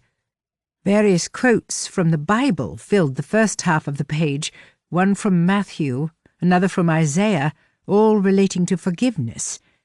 At first, he presumed the letter was an apology, But then he noticed Rose's message written at the bottom in a different hand. "As you know, my brother got married today. While there, I took the liberty of confessing my sins to the Reverend Wilmslow and begged him to give me guidance. He noted a few passages to remind me that God forgives all sins if repented. I hope this example of the Reverend's writing proves useful in your endeavour to find peace. Forgive me, Rose." Christian sat back in the chair. Instead of celebrating her brother's wedding, Rose had thought of him. A deep ache filled his chest. Mrs. Hibbett was right. He loved Rose. Even though she'd left, he could still feel her in his heart. So what should he do about it? Perhaps he should find a white charger, ride to London and bring her back. He placed her letter on the desk, his mind distracted with thoughts of rescuing his damsel. But what would he do when he got there? He'd given his friend, Vane, free use of the house in Berkeley Square, and he could not leave the children. Lost in thought, he stared at the wall until his gaze migrated back to Rose's letter. Bloody hell! Christian sat bolt upright. He snatched Cassandra's love note and held it in his left hand, took the example of the Reverend Wilmslow's handwriting in the other. They're a bloody match. Taking a magnifying glass out of the drawer, he scanned them again to be sure. That blasted, hypocritical toad! He jumped from the chair, charged from the house to the stables, and in 15 minutes arrived at the Reverend's home. After a brief conversation with the housekeeper, he found Wilmslow in St. Martin's Church, practising his sermon. Christian pushed open the oak doors with both hands and marched down the aisle. The clip of his boots echoed within the stone walls. Wilmslow's head shot up. "Lord Farleigh! Well, this is a surprise." The Reverend's smile faded as he stepped down from his pew. "I trust all is well." "No, Wilmslow, all is not well." What had Cassandra seen in this lying snake? "Look, I know we have different opinions about dealing with the sickness. This is not about the blasted sickness, though at least now I know why you're so keen to search Everleigh." The Reverend gulped and his face grew pale. Christian glanced at the stained glass window, at the rainbow of tiny pieces depicting the crucifixion. "I'll not discuss a matter of indelicacy in a house of God. I would ask you to step outside." The Reverend clasped the lapels of his black coat and raised his chin. "The Lord hears everything. There is nothing a man can hide from him." Christian snorted. Contempt for the Reverend oozed from his pores. "Then the Lord must know you're a hypocrite, the biggest sinner in the parish. Now, follow me outside, else I shall drag you out." Wilmslow's bottom lip trembled. He raised his hands to the heavens. "Let your gentle spirit be known to all men. Is that not the way of God? Is there any need for violence?" Wilmslow spoke in the principled tone he used to convey his superiority. "If I have wronged you, my lord, speak of it now." Christian stepped closer. "Outside." "Very well, very well." Wilmslow clapped his hands together in prayer, one last attempt to persuade the Lord to intervene. "I shall do as you ask." Christian turned, stormed out into the grounds, and came to an abrupt halt on the grass amid the weathered headstones. Wilmslow scurried behind. What is this about?" "It's about the letters you wrote to my wife." Christian swung around to face him. "The letters you've spent 2 years trying to locate in case the whole village should discover the depths of your depravity." "Letters? I have proof you sent them. I know you committed adultery. What I don't know is how you stand there and preach to the masses every Sunday." Wilmslow withdrew a handkerchief from his pocket and dabbed the beads of perspiration on his brow. "You've made a mistake. Everyone knows Mr. Watson is the one guilty of the sin you mention." How fortunate for the Reverend that Mr. Watson had not lived to defend himself. Perhaps I should take the letters to your wife, Wilmslow, see what she makes of my theory. My wife is in London, gone to visit her sister. London? The woman rarely left the village. I'll have the truth from you one way or another. Christian shrugged out of his coat and placed it on the ground. What are you doing? I'm accusing you of adultery. Indeed, after you've fought for your honour, I intend to hire a solicitor to prosecute you for the crime. It is not a crime to have relations with another man's wife, the Reverend countered. No, it's not. Christian was glad he'd read the letters, as he recalled the mention of a lewd act conducted in his orangery. But I can prosecute you for trespass and misuse of my property. As such, I shall press for financial compensation. The Reverend's face turned ashen. A court case would ruin the man in more ways than one. Christian held up his fists as taught in the boxing salons in his youth. I seek the truth, nothing more. Wilmslow swallowed deeply. He glanced back over his shoulder and then once to the heavens. The Lord tests the righteous and the wicked. How can a man preach forgiveness if he has never sinned? Is that a confession? If Wilmslow expected sympathy, he'd get none. Christian lurched forward and grabbed the preacher by his high-cut waistcoat. Let's hear it all. It started when I attended Cassandra at Malton Manor. Wilmslow's face turned berry red, and his brown eyes flashed with fear. She complained of hearing the voices of demons in her head. Christian shook him. And what? You thought to ride the devil out of her? He didn't care for his crude comment. He'd not lower himself to Wilmslow's standards. I think it's time you moved to pastures new. But I have repented every day for what I did. He released the pathetic figure of a man. You may have the Lord's forgiveness, but you will never have mine. Christian threw his entire body weight into a punch that connected hard with Wilmslow's jaw. The crack echoed through the churchyard. The Reverend toppled back and landed between two gravestones. That is for hurting my son. Your antics have caused him no end of misery these last 2 years, and I'll make sure you're never allowed to preach to a congregation again. Please, my lord. Feeling immense satisfaction and an element of relief, Christian stepped back. And if I discover you had anything to do with Cassandra's death, I'll be back to finish what I've started. Brushing his hands to show his disdain, he stepped over the Reverend's quivering body and strode down the path. My lord, wait! Will you not listen to my explanation?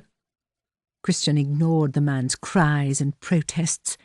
He had one more call to make, and so mounted his horse and rode to Dr. Taylor's house. I'm sorry, my lord, but the doctor got called away on urgent business. The housekeeper wiped her hands on her apron. There's no telling when he'll be back. Away? Suspicion flared. Has he gone to see a patient? No, my lord. He's gone to London. Something to do with the meeting at the Worshipful Society of the Apothecaries. He left early yesterday morning. Christian swallowed down his surprise.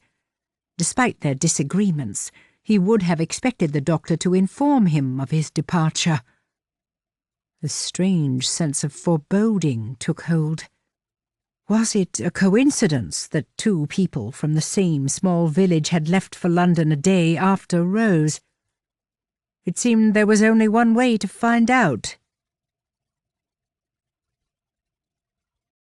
Chapter 18. What on earth made you think you were in love with Lord Cunningham? Look at him prancing about the floor.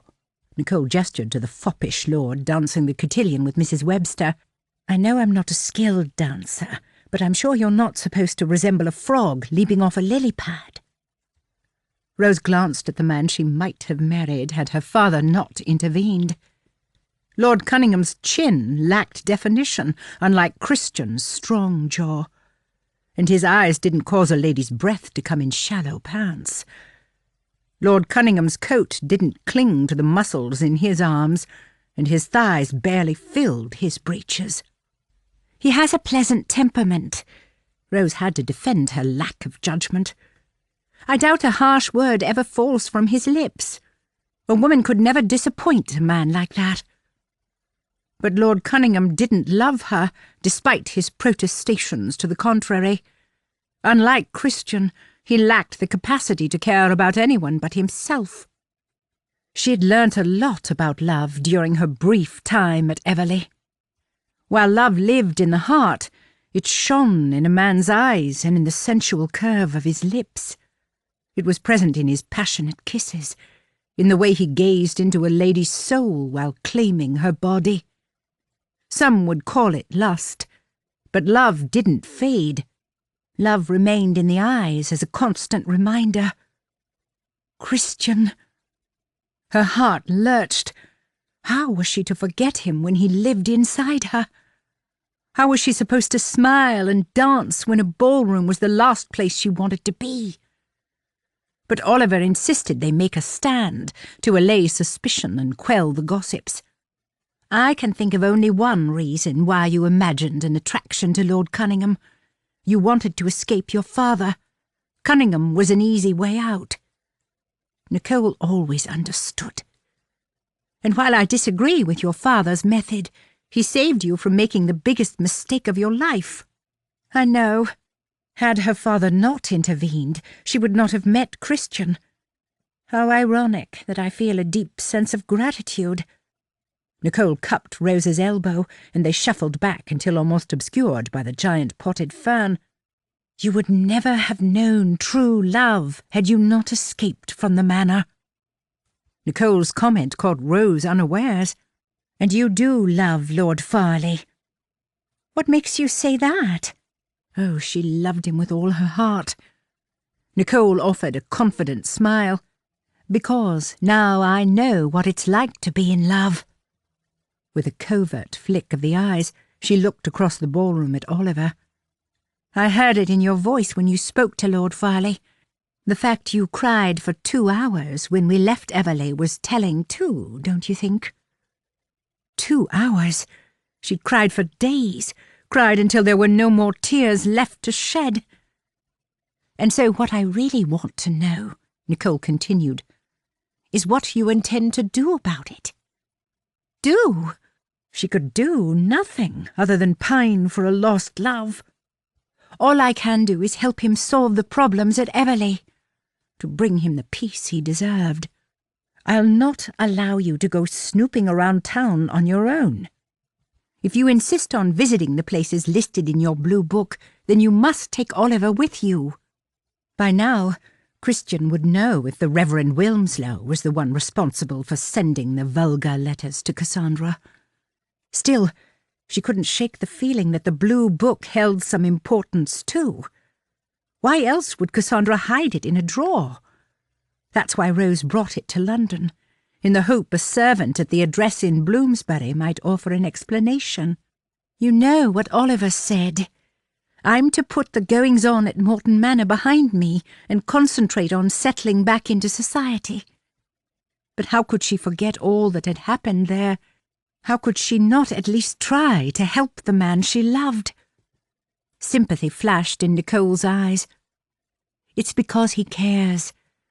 What really matters is your happiness. Let me speak to him. Perhaps I might make him see what helping Lord Farleigh means to you. Rose captured Nicole's gloved hand.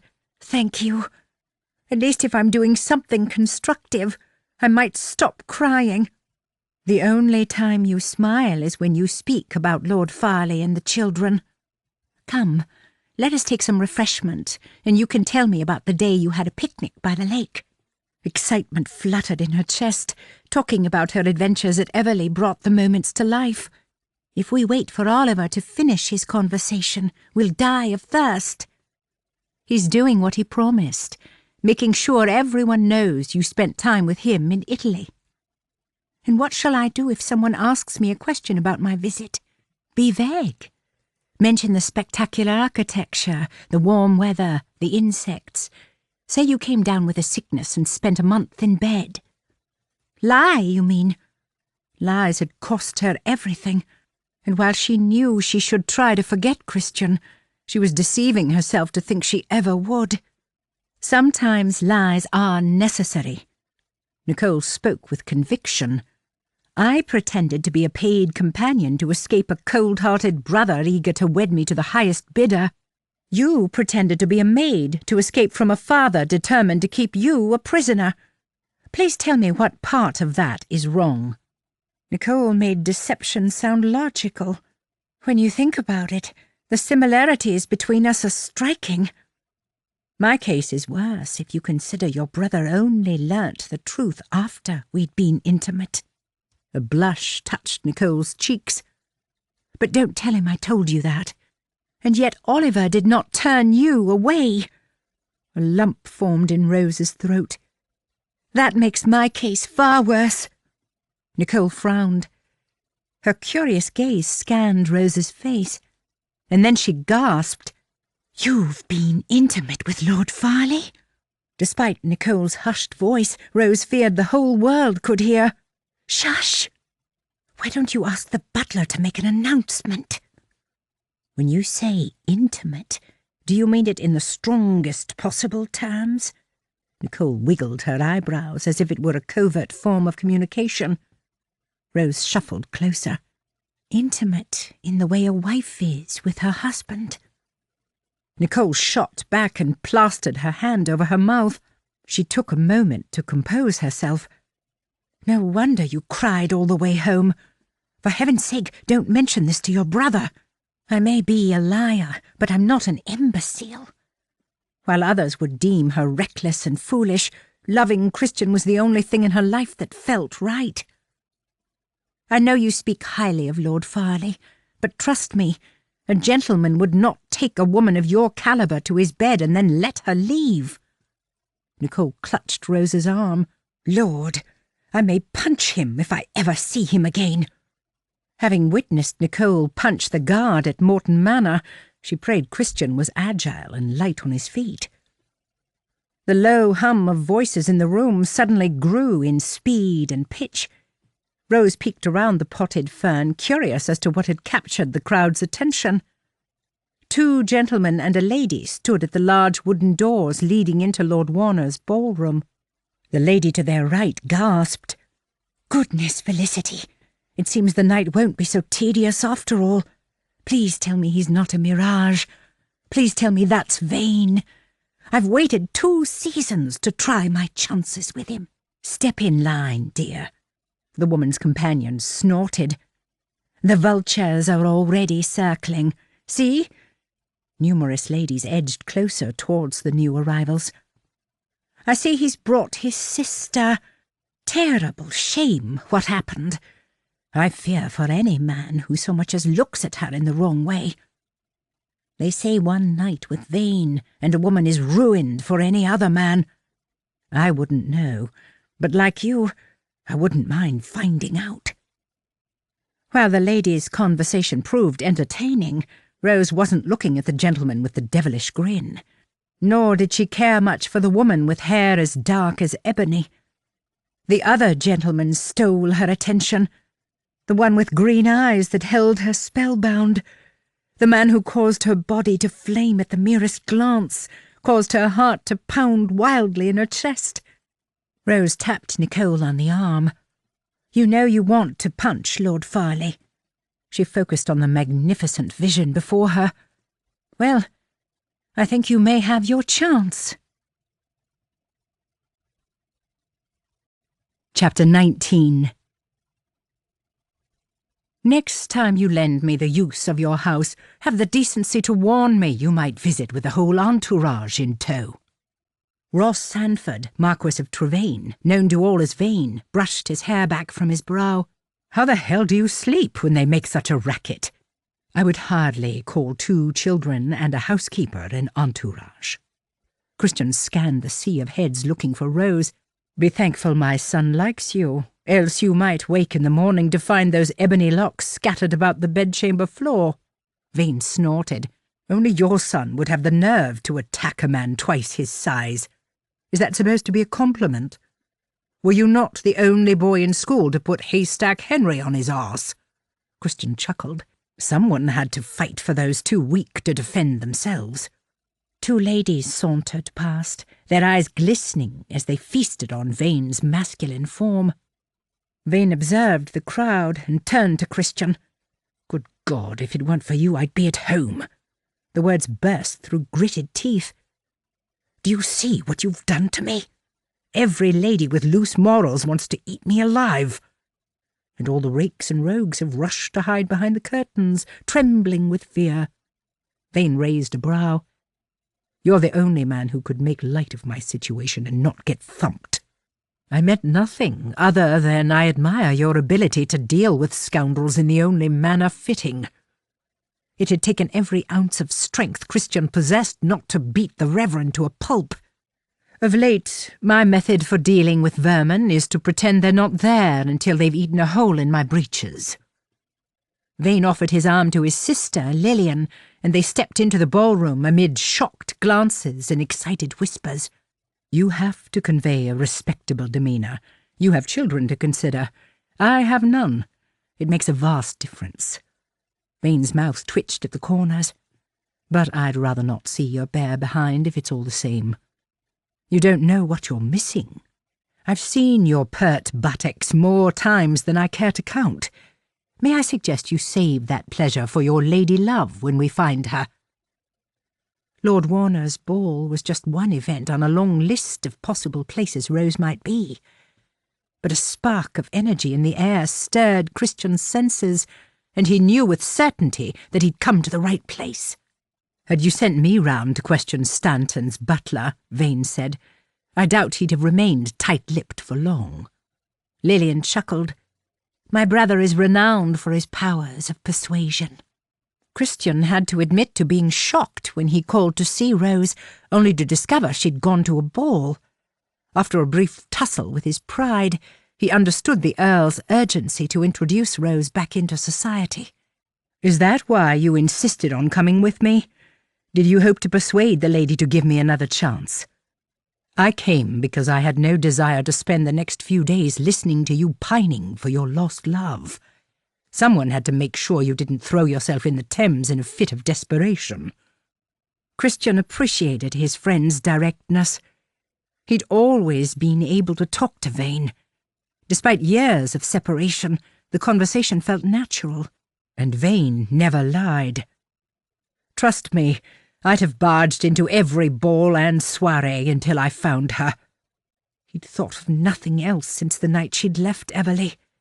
He couldn't forget the words she'd whispered before running from the drawing-room and out of his life. Rose's safety was his primary concern, and Dr. Taylor's timely visit to London proved worrying. I think it's rather sweet, Lillian said, her eyes wide and bright. Most ladies who'd suffered as she had would hang their head in shame. But then, most ladies did not have Vane for a brother. You must care for the lady a great deal. Is this not the first time you've been to town in years? Like your brother, there is nothing here for me now. I'm only grateful you're receiving invitations, else we'd still be loitering on the front steps. Vane cast him a sidelong glance and winked. What makes you think I had an invitation? But this is the third ball we've attended tonight. Our hosts waved us in without a by your leave. I don't need an invitation, Farleigh. No sane gentleman would dare question my right to be here. Vane gave a weary sigh. Now, I shall take Lillian for a stroll in the garden while you search for your lady. I find I'm somewhat blind when it comes to noticing débutantes, and so will be of no use to you now. Débutantes? By society's standards, Rose was his mistress. I'll come and find you when it's time to leave. Vane inclined his head and proceeded towards the doors leading out onto the terrace. God help anyone who made the slightest comment about his sister. Christian was surprised Lillian had come. But the siblings had spent 2 years abroad, And Lillian was not one for hiding in the shadows. Vane sought any opportunity to ruffle the feathers of those who dared look down their nose at her. Left alone, it didn't take Christian long to find Rose. From the moment he entered the ballroom, he'd sensed her presence. Indeed, when he looked straight ahead, their gazes locked. His heart swelled and his knees almost buckled. Why the hell had he let her leave? Rose cast him a warm smile. Christian stopped a foot away and bowed. She offered him her hand, and he brushed his lips over her knuckles as he'd wanted to do at their first meeting. Lord Farleigh, I must say I'm shocked to see you. You assured me you rarely leave Abberton, and yet here you are in a ballroom in London, no less. She gestured to Miss Asprey, standing at her side. And of course you remember Lady Stanton. While mildly flirtatious, Rose's tone lacked the warmth of feeling to which he was accustomed. Was he too late? Was he misguided in thinking she felt something too? May I offer my felicitations on your recent marriage? Thank you, my lord. Lady Stanton cast him a hard stare. While we are all guilty of leading with the heart, at some point we must act responsibly. Christian understood the message clearly, hence the reason I stand before you tonight. The lady remained at Rose's side, though turned away in feigned interest in the ridiculously large potted fern. The first few strains of a waltz punctured the air. Would you care to dance, Rose? He despised the formality of it all when all he wanted to do was take her in his arms and kiss her deeply. Please tell me I'm not too late, and that you have space on your card. Dance? I assume you're here because there are things you wish to discuss. I hadn't planned on talking, at least not just yet. He hoped the words struck a chord, that they reminded her of the intimate moment they'd shared in his study. Recognition flashed in her eyes. Then I hope you are as skilled at dancing as you are other things. Thankfully, I'm able to master anything when I'm with you. Her blue eyes sparkled as they journeyed over him. May I say you look rather dashing in evening attire? Rose looked stunning in the pastel blue gown. You always take my breath away, even when you have ash on your chin. She smiled. You remembered. I will never forget. His breath came quickly as his heated blood surged through his veins. Dance with me, Rose. Forgive me for letting you go. She offered her hand, and he led her out onto the floor. Taking her in his arms soothed his fears. She belonged with him. He'd known it since the day she strode into his study pretending to be a maid. For a few minutes he didn't speak, but let the music wash over him, savoured the instant feeling of contentment as her body glided in tune with his. Rose was his peace, his harmony. Tell me you hold no affection for Lord Cunningham. Before he allowed himself to hope, he had to know the truth. Tell me he means nothing to you. She stared into his eyes. My heart is yours, Christian. After all that happened between us, I'm surprised you need to ask. He felt foolish. I didn't know what to think. You gave yourself to me freely, though I've spent the last few days questioning whether I'd misread the signs. You misread nothing. A blush touched her cheeks. I wanted you then as much as I want you now. Good Lord, if only there were somewhere private. He firmed his hold on her hand as energy sparked between them. The urge to crush her to his chest proved overwhelming. Christian, you're holding me too close. The whispered words breezed past his ear. Someone will notice. Forgive me. He slackened his grip. The last few days have felt like a lifetime. The house is empty without you. The children are miserable, and Mrs. Hibbett mumbles to herself at every given opportunity. And what about you? I need you too. I'm empty, miserable, and have no one to talk to. She caught her breath. Christian, The dance came to an abrupt end, and they parted. With no option but to escort Rose back to her brother, he waited for Lord Stanton to berate him for being far too familiar. "Lord Farleigh, I trust it's been a while since you danced, and consequently have forgotten what is deemed an appropriate distance." Lord Stanton straightened to his full height. "How is Rose able to settle back into society when you're determined to make a spectacle of her?" Christian inclined his head. "As you say, after such a long stint in the country, I find my skill is somewhat lacking when it comes to dancing." Stanton stepped closer and bent his head. "My sister does not need any more upset." "Oliver, please," Rose whispered. "No, Rose, he needs to know.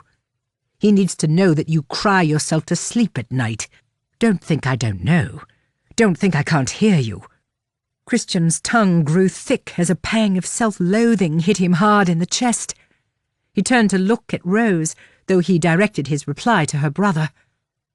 "I shall make it my life's mission to ensure she has no need to shed a tear again." A foppish gentleman approached and cleared his throat to gain their attention. "Lord Stanton, I wonder if I might have the pleasure of asking Rose—" "Bugger off, Cunningham." Stanton didn't bother to make eye contact with the dandy. So, this was Lord Cunningham. What the hell was Rose thinking when she imagined herself in love with him? Heaven help the man when it came to undressing. It would take him a week to untie the ridiculous knot in his cravat. Christian breathed a sigh of relief when he considered the competition, but that didn't stop him wanting to throttle Cunningham until the fellow's cheeks turned blue. "But I wanted to ask Rose—" "Leave, Cunningham, else you'll feel my shoe up your behind." "There is nothing to say," Rose interjected when Cunningham lingered like a bad smell. "During my absence, I've come to realize we're not suited." As Christian had no right to comment, he glared at Cunningham until the lord scuttled away. "Now," Stanton began, "I suppose it's too much to hope you're only here for that little blue book, Farleigh." Rose stiffened. "Does it matter why he's here?" "Blue book?" Was Stanton referring to Rose's diary, the one she used to hide the letters? "I am not in the habit of reading a lady's personal reflections. I'm referring to the one she found at Everleigh." Stanton glanced at Rose with some disapproval. "The one she should have left there. The one she had no right to take." Rose turned to Christian and placed a hand on his sleeve, much to her brother's chagrin. "Perhaps we should take a stroll around the garden." Panic flared. If she'd lied to him about another matter, he wasn't sure how he'd react. "We'll accompany you outside." Lady Stanton took hold of her husband's arm. "It's clear you have things to discuss that require time away from the ballroom." Stanton gestured for Christian to lead the way. "You may walk a few feet in front, but no more. I'll not have people gossiping about Rose." Christian offered Rose his arm and led her out onto the terrace. They descended the stone steps leading into the well-lit garden. Christian waited until they'd settled into a relaxed pace before asking the question plaguing his thoughts. "Why didn't you mention the book before? You had every opportunity to do so. And what is so important you would bring it with you to London?" "I did mention it. If you recall, I brought the book down to the study along with the letters, but you distracted me." An image of her lying naked beneath him flashed into his mind. "Granted, I had more pressing matters to attend to at the time." "The following day, I asked you to read it after you'd studied the letters." After that night in his study, he'd struggled to think of anything other than Rose. While he'd tried to read the letters, he wanted nothing to rid him of the warm, fuzzy feeling in his chest. Now I come to think of it, I do recall you mentioning the book. But that still doesn't explain why you brought the diary with you to London." She paused for a moment before speaking. "It's not a diary, but a ledger. It contains at least 20 names, including Miss Stoneway, and payments ranging from £30 to £200. In the back is a list of addresses, mostly here in London." "And you found this at Everleigh?" He might have suggested it belonged to his father had it not been for Miss Stoneway's name. His father died long before the woman was a patient at Morton Manor. A cool breeze drifted over them, and Rose shivered. Christian contemplated draping his arm around her shoulder, but he glanced behind only to meet Lord Stanton's beady stare. "I didn't find it, Christian. Jacob gave it to me. He stole the book from Cassandra, along with the letters." What would Cassandra want with such a thing? And you're certain it's not a diary or a list of people Cassandra met at Morton Manor? "No, it's a record of payments made." "Perhaps the ledger is the property of Morton Manor, and Cassandra stole it for some reason." Cassandra often behaved irrationally, acted out of spite. Perhaps she used it to bribe one of her lovers. "Oh, did you get the note I gave to Mrs. Parsons?" Rose gripped his arms in a sudden flurry of excitement. "She promised she'd send it up to the house." "I did, and you were right. Whether Mr. Watson and Cassandra were lovers remains to be seen, but the Reverend Wilmslow is the one who wrote the letters." Rose stopped abruptly and turned to face him. He could see her pulse beating hard in her throat. "Oh, Christian, I'm so sorry." She placed her hand on his chest, and for a moment he forgot where he was. "Have you spoken to him?" Behind them, Lord Stanton coughed discreetly. Christian clasped Rose's hand, placed it in the crook of his arm, and continued walking. He admitted to having relations with Cassandra. The man took me for a fool. The business about poisonous plants was merely a ploy so he could search the house. "The children mentioned that the Reverend sat with them when they were ill. When he thought they were asleep, he tidied the room." Tidied the room? Recognition dawned. Damn it all! He should have done more than punch the man. Cassandra must have told him that Jacob had stolen the letters. No doubt he was desperate to find them before I did. "But you know what that means." Oh, he knew. Other than daydreaming about Rose, he'd spent the journey to London considering all the problems at Everleigh. That the sickness in the house has nothing to do with dangerous spores hiding amongst the linen. His mocking tone conveyed an element of embarrassment, too. He'd been blind. A damn fool. "Worse than that, Christian. I believe the tonics and tinctures make the staff ill in order to give the Reverend access to the house." "That means Wilmslow has been poisoning my staff." "Perhaps not Wilmslow. Is it not Dr. Taylor who administers the medicine? Are the concoctions not made by his housekeeper?" The heavy feeling in his gut told him Taylor was involved. But why? What has the doctor to gain? "Money? You do pay him for his services." Dr. Taylor struck him as a man too proud to use underhanded methods to gain money. Not always. He's refused payment many times, in part because he is just as frustrated as I am when it comes to the lack of progress made. Or so he appears. Rose sighed. "The doctor is guilty of something. I suggest we visit an address listed in the back of the ledger. I had my sights set on the one in Bloomsbury. If we ask the right questions, we may get answers." A sudden chill passed over him. Rose's inquisitive mind might lead her to make inquiries on her own. "Promise me you won't do anything without me. Do not go tearing around the city, knocking on doors." How could he trust her word?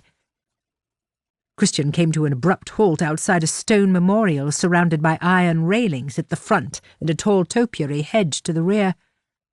Lord Stanton stopped walking and remained a few feet behind. "You must give me your word, Rose." Panic infused Christian's tone. "Do nothing without me. Let me examine the book before we make any rash decisions." Taylor was in London for a reason. Had Cassandra stolen the book from him? "Promise me." She looked up at him, her blue eyes wide, her lips parted. "I promise to wait for you. I know you think my word means nothing, but that's not true. The only reason I broke my vow on the night of the fire was that I couldn't bear to think of you hurt and alone." Tears welled in her eyes. "Do you know why I came here?" She shook her head. "I did not come to find a silly book or to traipse around looking for answers to the mysteries of Morton Manor." Blood rushed through his veins at far too rapid a rate. "I came here for you. Nothing else matters to me. Everything else is a mere pebble in an ocean when I consider how close I came to losing you." Rose sucked in a breath as her hand came to rest at the base of her throat. "But I lied to you, just like Cassandra." "You're nothing like Cassandra." Lord Stanton exhaled deeply, and Christian resisted the urge to turn around and tell him to bugger off. But it was Rose who reacted. She glanced beyond the iron gate, and then at her brother. "We are going to read the inscription on the memorial stone." She didn't give Stanton a chance to reply. The hinges creaked as Rose opened the gate and slipped inside. Christian followed. "I expected it to be a memorial to the fallen heroes of the Warner family." Rose stepped closer and peered at the inscription. "But unless they had ancestors named Hyperion and Arian, I highly doubt it." While curious about the meaning behind the names, he couldn't tear his gaze away from her. She wandered around to the back, to the part hidden from view. "Come and look at this. They're not names of people, but horses." Christian followed her and was about to examine the markings when Rose jumped into his arms and kissed him. There was no time for a slow melding of mouths. Indeed, her tongue skimmed the line of his lips, seeking entrance. He cupped her cheeks and tilted his head to delve deeper, tried to swallow down her moans of pleasure. Dainty hands moved over his chest, grabbing at his coat, pulling him closer. The scent of roses filled his head while the sweet taste of her mouth seduced his senses. God, her lips were hot, passionate, demanding. When he kissed Rose, the rest of the world melted away. They broke on ragged breaths, touched foreheads, and closed their eyes. "How long does it take to read a few lines?" Stanton said. "A man was born and died. What more is there to see?" "Leave them alone," his wife whispered. "Just give them a minute." A shriek pierced the night air, the sound accompanied by raised voices. "You might want to come and look at this, Farleigh. You're missing the night's entertainment." Christian opened his eyes and caressed Rose's cheek. There was only one diversion he sought. Who needed jugglers or fire-eaters when the woman before him stole his breath? "If you don't come now, Trevane is liable to murder a guest, perhaps even two." Christian groaned. Bloody hell! Vane's scandalous past followed him wherever he went. The man held his temper in check with the flimsiest thread. One wrong word or insult and Vane would rip the place apart. "Forgive me, Rose, but I am somewhat responsible for Lord Trevane this evening." Christian had not seen his friend for years, but the bonds formed at school and in those formative years proved unbreakable. "Come, then." She stepped out of their hideaway and led him to the gate. "You're not a man who shirks his responsibilities." "Don't ask me how it started." Stanton gestured to the commotion near the steps leading to the terrace.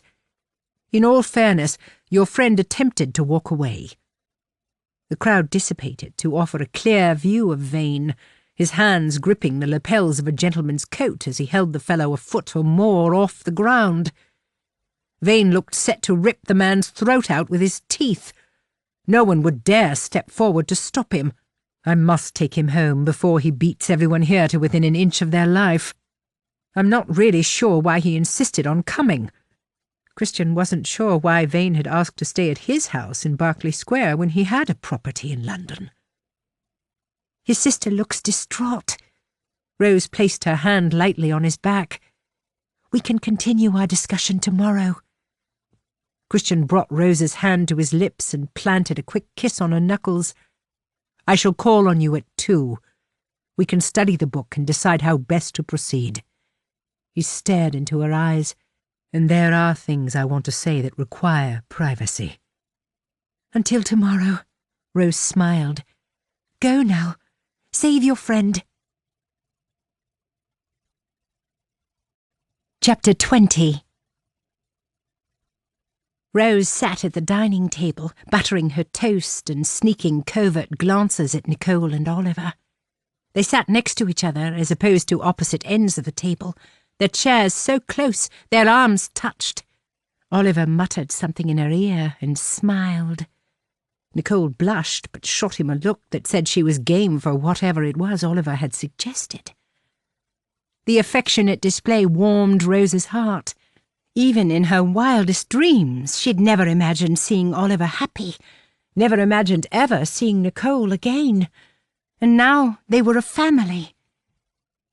Other than the clink of cutlery on china plates, the house was quiet, at peace. And yet Rose glanced at the door, waiting for a roar of disapproval to ring through the corridor, for her father to come bursting into the room and berate her for some imagined misdemeanour. She could picture his face, all red and puffy, his eyes bulging from their sockets. What time did Lord Farleigh say he'd call? Oliver's voice broke her reverie. I think he said 2 o'clock. The distraction helped to calm her racing heart. Although with the commotion in Lord Warner's garden, I may have misheard. Either way, I have no plans to leave the house today. What does he want? Oliver held her gaze while he sipped his coffee. Nicole gave a bemused chuckle. You're a man, Oliver. What do you think he wants? The cup rattled on the saucer as Oliver placed it down. A man doesn't come to town after all this time unless a lady has given him some incentive. Are you going to tell me what happened during your stay at Everleigh? And I don't mean you played with the children and ate cake. It crossed her mind to lie or to evade the question. But after her experiences at Everleigh, she'd made a pact with herself to tell the truth. Do you really want to know? Oliver sat up straight. I do. I fell in love at Everleigh. The truth of her words filled her chest, the sensation all warm and fuzzy. I fell in love with the house, with the children. A chuckle left her lips. Even with Mrs. Hibbett. How she wished she was back there, running around the lawn wearing her blindfold, holding secret meetings with Christian in the study. And what of Lord Farleigh? Rose paused as an image of Christian's handsome face filled her head. She could almost smell his cologne, smell the unique scent that clung to his skin. Oh, I am so in love with Lord Farleigh, it hurts. Nicole's beaming smile stretched from ear to ear. Perhaps it was just as well you did get lost. I have a strange suspicion he feels the same way. A weary sigh left Oliver's lips. Well, I suppose I'd rather see you wed to Farleigh than Lord Cunningham. I assume he will approach me to ask for your hand. I have no idea what he will do. Rose bit into her toast, her heart feeling suddenly light and free. Perhaps I should pay him a visit. No! Rose shot out of the chair. Lord Farleigh must make the decision on his own, without coercion. He'd been pressured into marriage before and come to regret it. Promise me you'll say nothing. Promise me you won't try to force his hand. Let's see what the day brings. Nicole patted Oliver's arm. I'm certain, come tomorrow, this will prove to be a pointless conversation. Rose settled back in her chair. The clock on the mantel chimed 11. Good Lord, at Everleigh she'd have eaten her breakfast and done a host of chores by now. They continued their meal in silence until a knock on the door brought Bradbury carrying the salver. A letter has arrived, my lord, addressed to Lady Rose. Lady Rose? Oliver took the note and scanned it before handing it across the table. Thank you, Bradbury. Shall I wait for a reply? Rose shook her head. I shall call you if I need you. The butler bowed and left the room. As soon as the door clicked shut, Oliver sat forward. Is it from Farleigh? Rose ignored Oliver's hard stare. Won't you at least give me a chance to open it? Her heart leapt as she studied the folded paper with her name scrawled neatly on the front. She flipped it over and broke the seal. Unable to contain her excitement, she read it quickly, but couldn't quite believe the words as they formed in her head. Her smile faded, the corners of her mouth pulled down by the weight of her burden. The sudden need to breathe deeply came upon her, and she put her hand to her throat and gasped. "What is it, Rose? Is it Farleigh?" Oliver would not rest until she'd offered an explanation. "By God, if he's playing games with—" "No, it's not from Lord Farleigh." In truth, she didn't know who'd written the note. She swallowed deeply, though the large lump in her throat remained. "Just give me a minute to compose myself, and I'll tell you." The tick of the mantel clock pierced the prolonged silence. "Well, what does it say?" Oliver modified his tone, concern now the overriding emotion. "You can tell me." Rose sighed. Oh, she should lie, but only a fool would tackle this problem alone. "It says I'm to come to the Chelsea Physic Garden at 2 o'clock today. That I'm to wear a coat and breeches, as women are not permitted entrance. That I'm to bring the blue book." She closed her eyes briefly. "Should I fail in the task, Lord Farleigh and his children will suffer a fate similar to that of his late wife." Nicole's mouth gaped open. Oliver scrunched his napkin in his fist as he stared at her. "Who the devil sent it?" "I don't know. No one would sign their name to something so threatening. But he goes on to remind me that a man must watch what he eats and drinks. Poison is an invisible enemy often consumed without knowledge." "The Physic Garden is well known as the Garden of the Apothecaries. They study all means of plants there with a view to creating new medicines." "And tonics and tinctures, no doubt." Rose's heartbeat pulsed hard in her throat. Someone skilled in botany was responsible for the illness at Everleigh. But how was she to pass for a gentleman of science? What if they see through my disguise and turn me away? Oliver slapped his palm on the table, shaking the delicate china. "Don't think for one moment I'll let you go gallivanting off on your own." What was it about men and power? After a 2-year absence, did Oliver think it was acceptable to charge into her life, firing demands? "It is not your choice to make. Does this have something to do with the sickness you mentioned?" Nicole said, not giving Oliver an opportunity to respond. Everything came back to the sickness. Everything came back to the Reverend's need to search the rooms at Everleigh. In a way, although I believe there is also a connection to Morton Manor. Morton Manor? Nicole frowned. Will we ever be able to put that place behind us? Perhaps only when we discover the true value of the Blue Book. At first, I suspected Lady Farleigh had a gambling habit, and that it was a record of her creditors. But now it is evident that someone deems it important enough to threaten murder.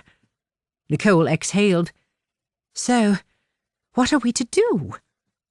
Rose recalled the words she'd read 3 times now. Under no circumstances am I to contact Lord Farleigh. I'm to go to the garden alone. The instructions are clear. Oliver threw himself back in the chair. "And if you think I will let you walk out of here to meet someone capable of these vile and vicious taunts, think again." He paused and thrust his hand through his mop of ebony hair. "I've failed you once before. I'll not fail you again. If you insist on going, then we'll come with you." But you can't. What if he has a boy watching the house? He? Oliver arched a brow. "You're certain this person is a man?" It was not her place to accuse anyone, but she knew she would be meeting either Dr. Taylor or Reverend Wilmslow. "I'm certain. Besides, women cannot access the garden." One question plagued her thoughts. How did the culprit know she had the book? She'd walked out of the house with it in her hand, but the staff at Everleigh had always assumed it belonged to her. After her brother's wedding, she'd taken a moment to scour the names on the tombstones in the churchyard in Abberton, looking for a correlation between the names in the book and those of local parishioners. But Reverend Wilmslow had been deep in conversation with Oliver and Nicole. Nicole cleared her throat. "You'll not like what I'm going to say, but the book does not belong to you. Should Lord Farleigh not have a say in what happens? Isn't he the one who suffered at this man's hands? If Rose acted on her own without seeking Christian's counsel, what then? How would he ever trust her again? You're right, but Lord Farleigh will do everything in his power to prevent me from going." Oliver snorted. "If that's the case, I find I like him a little more." Anger flared. "No part of this is amusing, Oliver. 2 women died. The staff at Everleigh suffer from a constant sickness. Lord Farleigh has spent 2 years living under the misconception that he is somehow to blame for it all." Oliver raised his hand. "Forgive me. Let us not argue.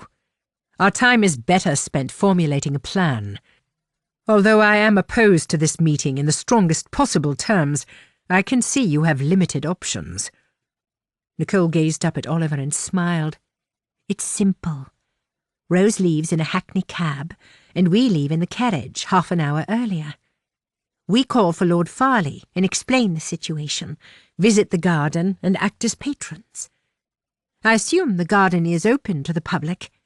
Oliver nodded. "Yes, but it's as Rose stated. Women are not permitted entrance." Rose scanned Oliver's broad chest. "And therein lies another problem. Where are we to find a coat and breeches to fit?" "2 coats and breeches," Nicole corrected as she cast Oliver a sidelong glance. "Don't think for a moment I'm waiting in the carriage." The hackney jerked to a stop in Swan Walk, outside the tall gates leading to the Chelsea Physic Garden.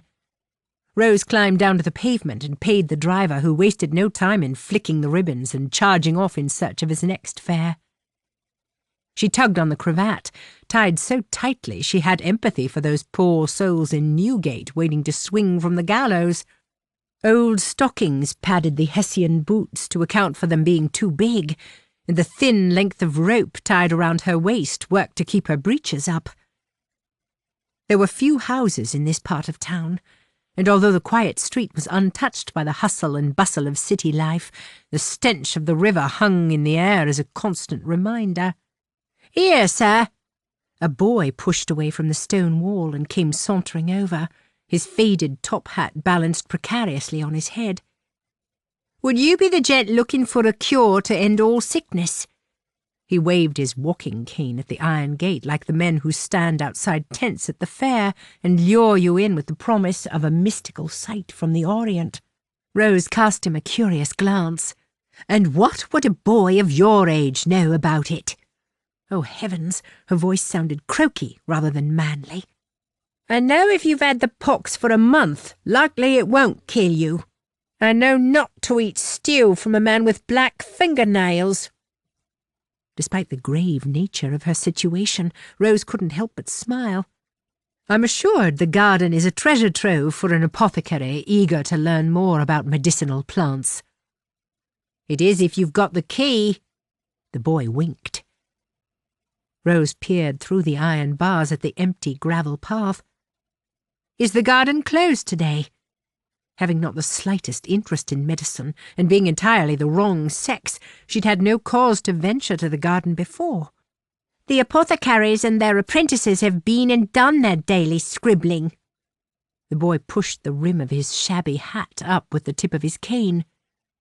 "Sometimes a gent pays to study alone if he's got the funds, and the curator's got gambling debts to pay." "I see." A sense of trepidation washed over her.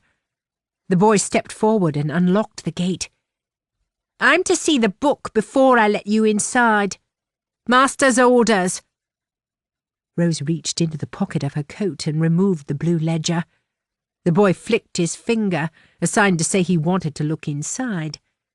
She showed him the pages of names, and he nodded as if it were an entrance ticket to a one-time show. "Do you always do what your master tells you?" Loyalty was often decided by whoever offered the biggest bribe. "I do if I want to eat." He gestured to the gate. "You're to wait under the cedar tree near Sir Sloane." Sir Sloane? Was that the name the villain used to disguise his identity? The statue. Follow the path to the middle. Look for the ugly gent with the wig. Are you referring to the statue or your master? The boy shrugged. You'll see. Rose opened the gate and stepped inside. The boy closed and locked it before pushing the key back into the fob pocket of his fancy waistcoat. The green garment with brass buttons caught her attention, not because a boy of his ilk couldn't possibly afford such a piece, but because both the top and bottom buttons were missing. However, before she could ask him anything, he moved away from the gate, out of view. Rose stared through the black metal bars. Locked inside the garden, she contemplated how Christian would gain entrance. The irony of the situation was not lost on her. She'd broken free from her previous prison, but would she escape this one? Well, there was only one way to find out. Just like the night she'd stumbled upon Everleigh, the gravel crunched beneath her feet as she hurried along the path past the beds of herbs and plants. Standing 5 feet wide and 20 high, one could not miss the white figure on the stone plinth. 2 cedar trees flanked the walkway, and Rose stood and waited for Taylor or Wilmslow to arrive. She did not have to wait long. A figure appeared from behind the tree, a gentleman only a few inches taller than the boy. Rose scanned the line of his jaw and the breadth of his chest as he approached. A frisson of fear shuddered through her upon witnessing the stranger. When one knew their quarry, it made negotiation easier. Lady Rose, it was good of you to come. The woman's voice pierced the tense air. But then I suppose you had little choice in the matter. Few women understand what it is to love a man. Few would be willing to do anything to keep him safe. Rose stared at the face beneath the top hat, racking her mind to think where she'd seen this woman before. With porcelain skin and ebony hair tied back in a queue, she had a childlike quality somewhat similar to Alice. Her eyes were the darkest brown, though they appeared as cold black pools, devoid of life. I've seen you once before, but cannot think where. It wasn't at the Talbot Inn or Morton Manor. So where? Then I am at an advantage. She gestured to the path leading south towards the river. Let us take a little walk. Oliver mentioned that the apothecaries transported certain herbs and plants from exotic locations directly to the gate leading from the Thames. Where are we going? Heavens, if this woman had a barge waiting, Oliver and Christian would never find her. To one of the potting rooms. Even though the garden is closed to visitors temporarily, we wouldn't want to attract any undue attention. She spoke so calmly, with a serene quality that belied the evil mind lurking beyond the fake facade. And what are we to do there? We will examine the book away from prying eyes. Prying eyes? There wasn't a soul in the garden. Only the faint hum of bees and the crisp sound of their footsteps broke the silence. Is that why you're wearing these ridiculous clothes? Men like to think they have the monopoly on everything. They passed beneath the thick boughs of the cedar trees, and the gate leading down to the river came into view. They like to make rules and preach about their moral superiority. If a lady is lucky, she might find one who is not a fake or fraud. When Rose thought of Christian's fine qualities, she considered herself amongst the luckiest of ladies. She only hoped he could find a way to rescue her from this mess. The sight of the river in the distance, coupled with the slow advance along the narrow path, roused images of walking the plank. At some point, she expected to feel the tip of a sword pressed into her back, to feel the murky water filling her lungs as she tried to stay afloat. They approached the row of red brick buildings to their left. Rose stopped abruptly. What assurance do I have that you'll not harm Lord Farleigh and his children? What assurance do I have that I'll leave this garden alive? The woman smiled. This was never about Lord Farleigh. We want the book, that's all. We?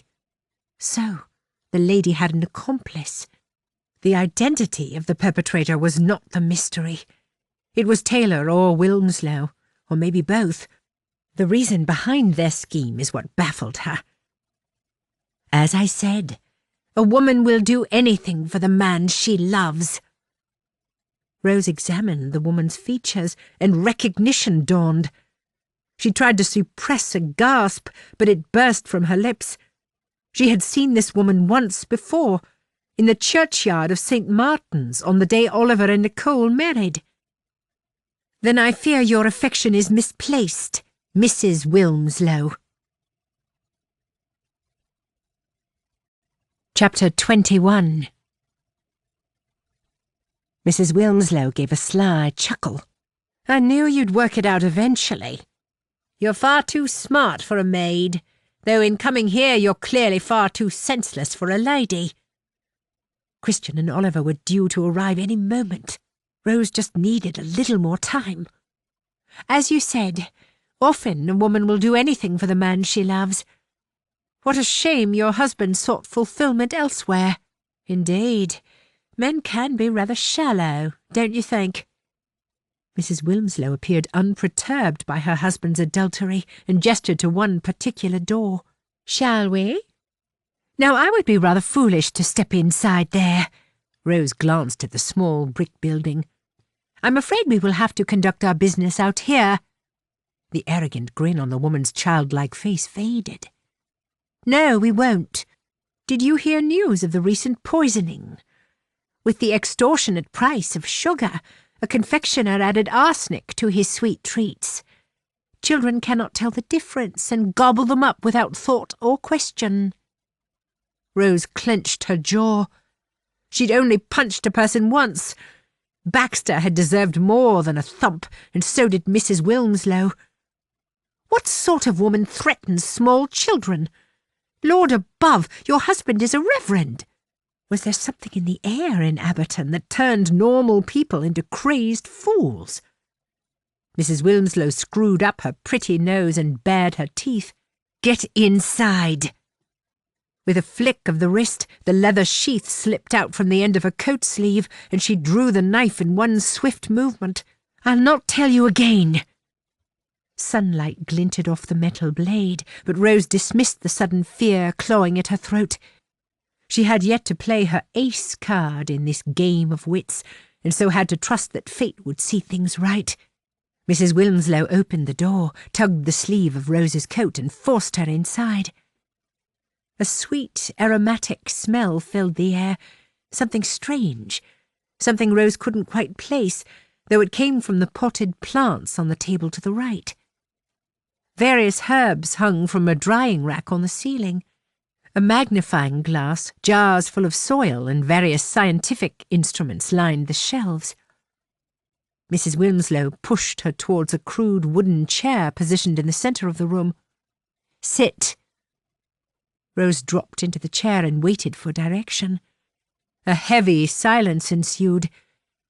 Mrs. Wilmslow's breath came quickly as she focused her attention on the door. Don't you want to see the book?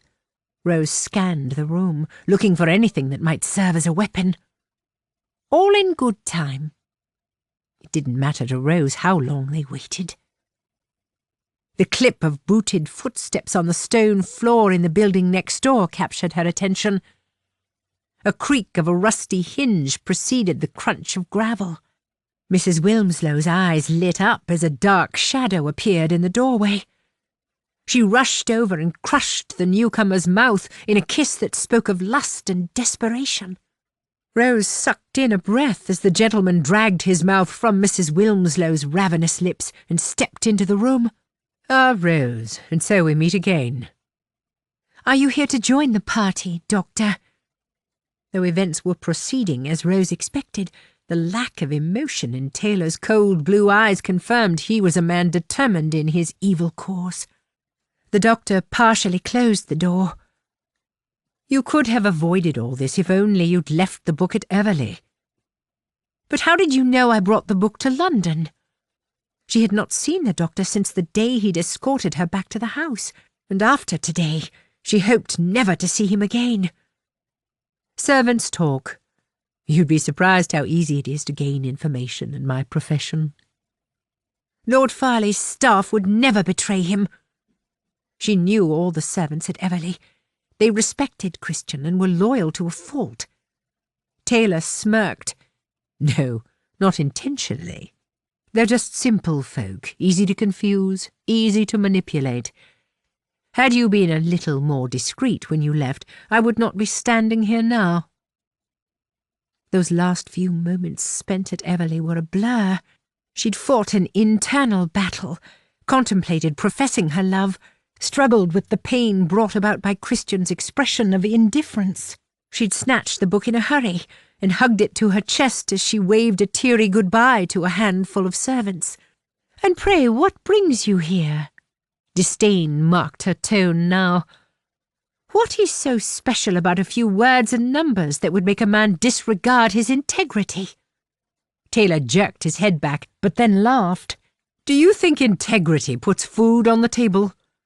Do you think that having ethical principles makes it easier to find your way in the world? So this is about money. The need to know why burned in Rose's chest. The look of adoration in Mrs. Wilmslow's eyes forced her to doubt her initial assessment. Or is it about love? Taylor cast Mrs. Wilmslow a sidelong glance. It's about doing what is necessary to survive. From the quality of the doctor's clothes, the man was by no means struggling. And so you spent 2 years persuading Lord Farleigh's staff to drink your mysterious potions, making them sick, making them better again. No doubt using skills he'd acquired in the Apothecaries' Guild. Why? To survive? Why do you care? Rose lifted her chin.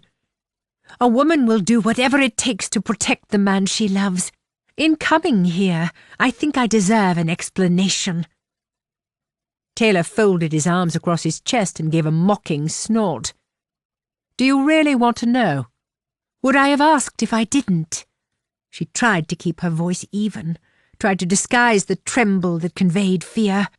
If Taylor told the truth, it meant he had no intention of letting her leave.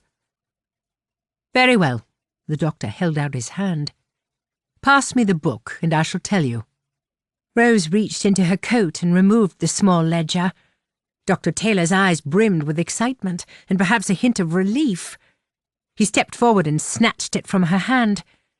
A brief silence ensued while he scanned the pages, though he muttered a curse when he came to the paper pocket at the back and found it empty. "What's wrong?" Mrs. Wilmslow asked as Taylor rifled through the book. With a growl of frustration, he held the ledger at one corner and shook it violently, as if he were throttling the life out of some poor creature. "Where is it?" Taylor's expression darkened. I don't know what you mean. And she didn't, truly.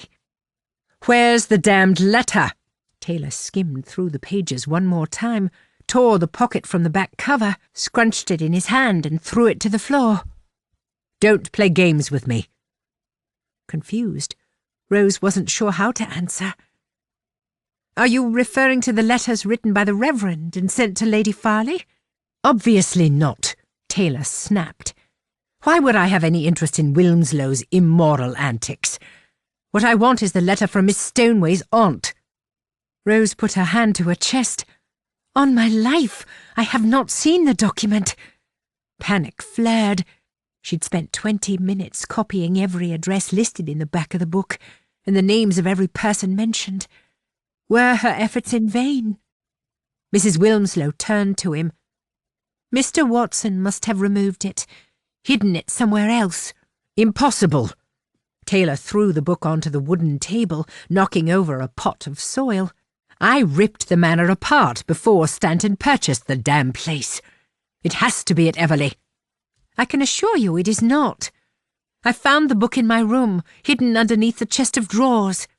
She knew not to mention Jacob. From the dust and cobwebs, it had been there for some time.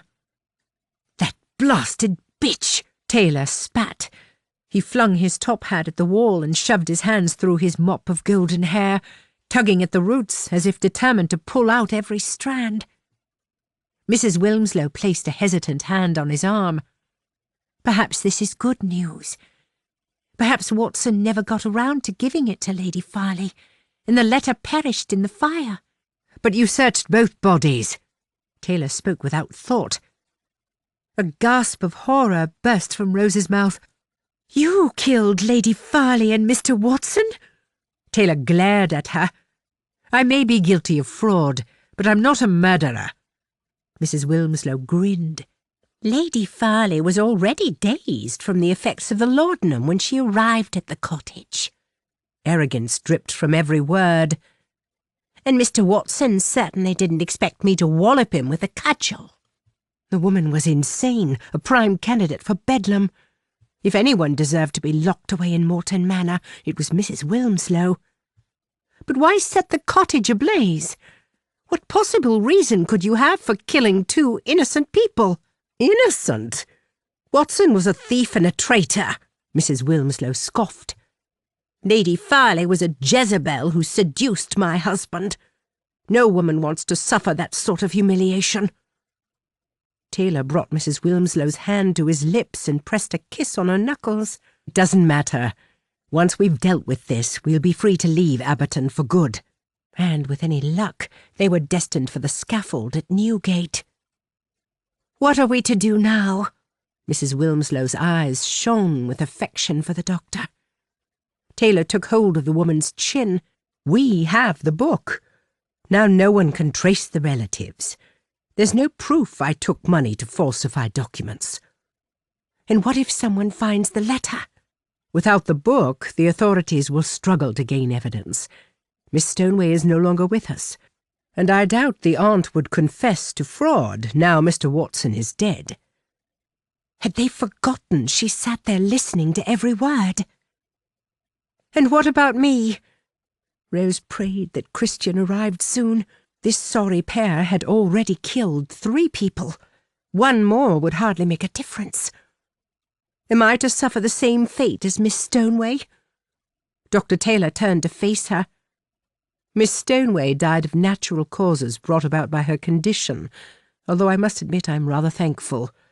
I'm afraid your fate lies with that of Lady Farleigh.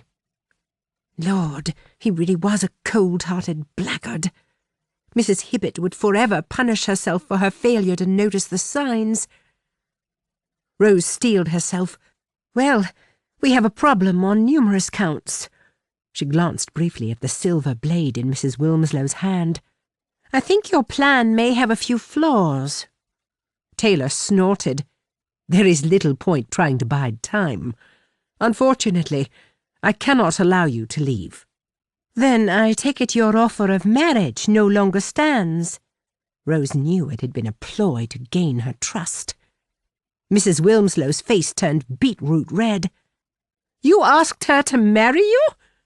What about me? It was merely a comment made in passing. Rose frowned. So I'm not the only intelligent woman in Abberton. Playing games will not save you now, Taylor said, ignoring both her question and Mrs. Wilmslow's angry stare. Perhaps not, but I copied every address before I left home this afternoon. Taylor paused. Out of context, the names and addresses mean nothing. His rapid blinking suggested otherwise. My brother read your note this morning. He knows where I am and will be here any minute. Well, she prayed he would. The roads were a hazard day and night. Stray sheep and cattle, carriages with broken wheels and spooked horses were just a few problems one might encounter. Mrs. Wilmslow flashed the knife. Then we'd best get on with it before he gets here. Lucky for us, the gate is locked. Rose sucked in a breath. And what of the brass buttons found on the victims? Lord Farleigh has them as evidence. She said it to stall them, but the look of shock on the doctor's face convinced her the buttons held some importance. Brass buttons? Deep furrows appeared on Taylor's brow.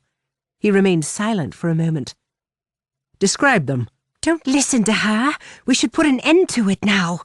Mrs. Wilmslow glared at the doctor. "Before the Earl comes." "Wait." Taylor shot forward, gripped Rose's elbow and dragged her to her feet. "What buttons?" Rose struggled to catch her breath. "The ones engraved with the sun and a unique leaf pattern. Lady Farleigh had one in her hand. The other lay amid the leaves next to Miss Stoneway's body." Mrs. Wilmslow tugged the doctor's arm. "We must leave now. I think I hear something. If the Earl finds us here, we'll both hang." Taylor pushed her away with his arm. He pulled his watch from the fob pocket of his waistcoat and showed Rose the gold case. "Are they like this?" The intricate scrollwork matched the buttons perfectly. "Yes, they are exactly like that." With a loud exhalation, Taylor released Rose's elbow and she stumbled back into the chair. He turned on Mrs. Wilmslow like a rabid dog in the fighting pits. "You bloody bitch!" With wide eyes, she shuffled back until she hit the edge of the wooden table. "Why would you speak to me like that? Are we not in this together?" Tell me why. What did you hope to gain?" "I don't know what you're talking about." Mrs. Wilmslow clutched the knife to her chest.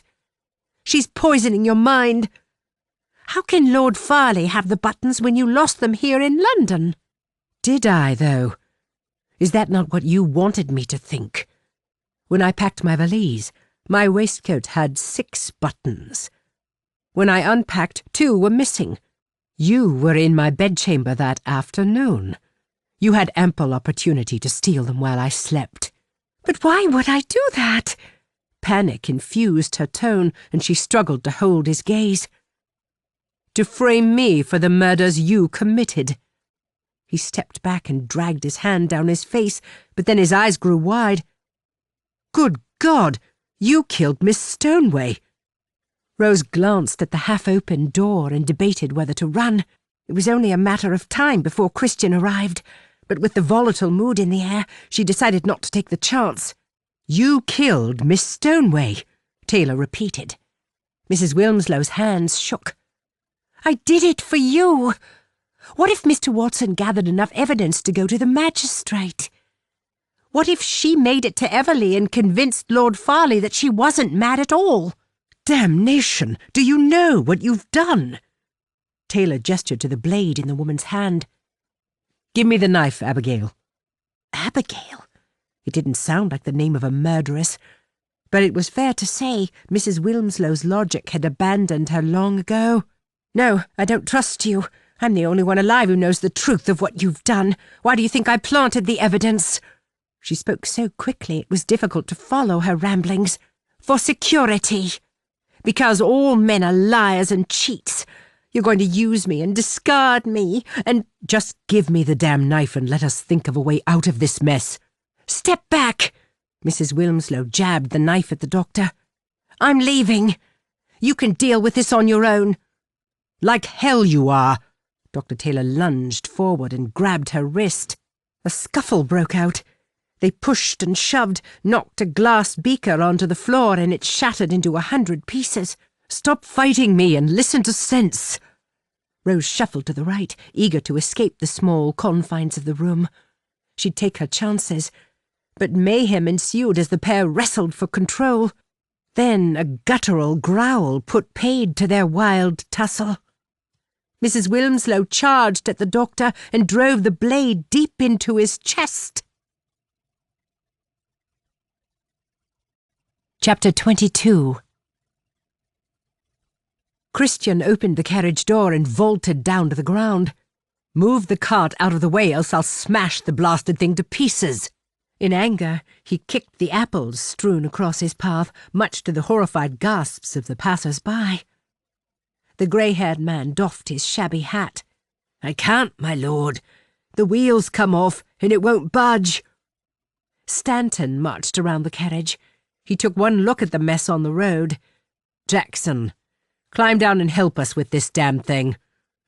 The coachman obliged. Between them, they carried the cart and set it down on the pavement. Stanton jerked his head to Jackson, who happened to understand the silent nod, and so removed a few coins from his coat pocket and thrust them into the old man's hand. "Much obliged to you, my lord." The man beamed and flashed them a mouthful of rotten teeth. "And may the Lord bless you all this fine day." They climbed into the carriage, relieved to hear Jackson crack the reins and to feel the violent rumble of the wheels as the conveyance picked up speed. Christian whipped his watch from his pocket. Rose has been alone with Taylor for almost 20 minutes. He stared at the delicate gold hands, convinced they were moving faster than usual. Why hadn't they called for him sooner? "Taylor? You're sure the doctor is the one responsible for sending the note?" Stanton raised a dubious brow. "The man is so considerate, so generous to his patients. What other explanation is there?" Deep down, Christian had always known something wasn't right. He blamed himself. They'd had him chasing his tail for nigh on 2 years. But then who would suspect a reverend of adultery? Who would suspect a doctor of murder? Taylor's not what he professes to be, of that I'm certain. A heavy silence filled the small space. Jackson's impatient cries to those who happened to get in their way conveyed the sense of desperation hanging in the air. "We're nearly there." Lady Stanton kept her nose pressed to the window, only moving to rub away the patch of mist that appeared every few seconds. "Did Jackson not say it was the next road after Paradise Row?" "The entrance to the garden is on Swan Walk," Stanton replied. Christian closed his eyes briefly. "I still can't believe you let her go alone. What the hell were you thinking?" Images of Rose lying face up in the shrubbery flooded his vision. "What else could I do? She's not the timid woman she was before my father locked her in the manor, and I couldn't take the risk of her sneaking off without my knowledge." Lady Stanton dragged her gaze from the window and gave her husband a reassuring smile. "Rose is determined to solve Lord Farleigh's problems. Yes, I'm worried, but I can't help but admire her tenacity." The lady's thoughts mirrored his own. Rose risked her life to bring him peace. And by God, he would worship her with every breath in his body until the end of his days. "We're here!" Lady Stanton cried, opening the door before the carriage rumbled to a stop. "Wait!" Stanton grabbed his wife's arm. "Just because you're wearing breeches doesn't mean you can leap out of a moving carriage." With a huff of impatience, Lady Stanton waited, though the last few rolls of the wheels seemed to take forever. As soon as their feet touched the pavement, they made a dash for the physic garden. Christian reached the iron gate first, only to find it locked. "The garden's closed today. Are you certain we're at the right place?" He rattled the metal bars and peered through the gaps at the deserted path. Panic surfaced. "Here, let me try." Stanton stepped forward and fiddled with the handle. He put his hands on his hips and frowned. "So how did Rose get inside?" Christian glanced down the length of Swan Walk. Other than a boy lingering near an oak tree and a woman pushing a perambulator, there wasn't another person on the road. "You're certain the note said Chelsea? Are there other This is the right place," Stanton interjected. "When you've finished debating, will one of you give me some assistance?" Lady Stanton stood before the wall, the toe of one boot wedged into a gap between the brickwork, her fingers lodged into another gap higher up. "Hurry, before someone sees us and goes looking for a constable." "Good God, woman! Are you planning to scale the wall?" Stanton strode over to his wife. "When we return home, remind me to hide all the spare pairs of breeches." The lady sighed. "Take hold of my foot and push me up." With no time to argue, Stanton gave his wife a boost, and she hauled herself over the wall. A few moans and groans accompanied a dull thud. "I'm over, but I may have killed a plant in the process." "Don't move until we join you." Stanton turned to Christian. "She's liable to go tearing off looking for Rose." Christian scanned the height of the wall. "You go next. I don't need your assistance." Stanton blinked in surprise as his gaze drifted over the breadth of Christian's chest. School pranks, Christian continued. You know how it is. Once he'd climbed from the roof down to the lower floor to seek revenge on Haystack Henry. Stanton was heavier than expected, but one good push and the Earl cleared the wall too. Christian followed Lady Stanton's lead and used the gaps left by the missing mortar as footholds. Did the note say where Rose should meet Taylor? Christian brushed the dust from his hands as he scoured the garden. Rows of beds lined the walkways, each one filled with unusual plants and herbs. No, but I don't suppose there are many places for a person to hide. Lady Stanton walked a few paces along the path. But from the stench in the air, it's clear we're close to the river. Perhaps there's a high-pitched shriek captured their attention. Rose! The sound of a woman's mournful wails held Christian rooted to the spot. This way! Stanton pointed south, and they took flight along the path. With the heavy crunch of their boots on the gravel, the whole of London would have heard them coming. They followed the cries to a row of brick buildings. The door to one stood ajar. Christian thrust out his arm, a gesture to urge his companions to stop and tread carefully. Shush, he whispered, and they crept closer to the door. We don't want to startle Taylor. The loud din inside the building obliterated any other sound. Cries of despair followed bouts of angry curses. You did this, a woman yelled. Meddling and poking your nose in where it doesn't belong. Don't just stand there, Rose said. Hearing her voice calmed Christian's racing heart. We must call for help. Why could you not leave things alone? Look what you've made me do. It is of no importance now. You must check his pulse. You must try to stop the bleeding. Lady Stanton put her hand to her mouth and coughed. Perhaps she still suffered from the effects of the smoke inhaled at Morton Manor. But one cough led to another and another.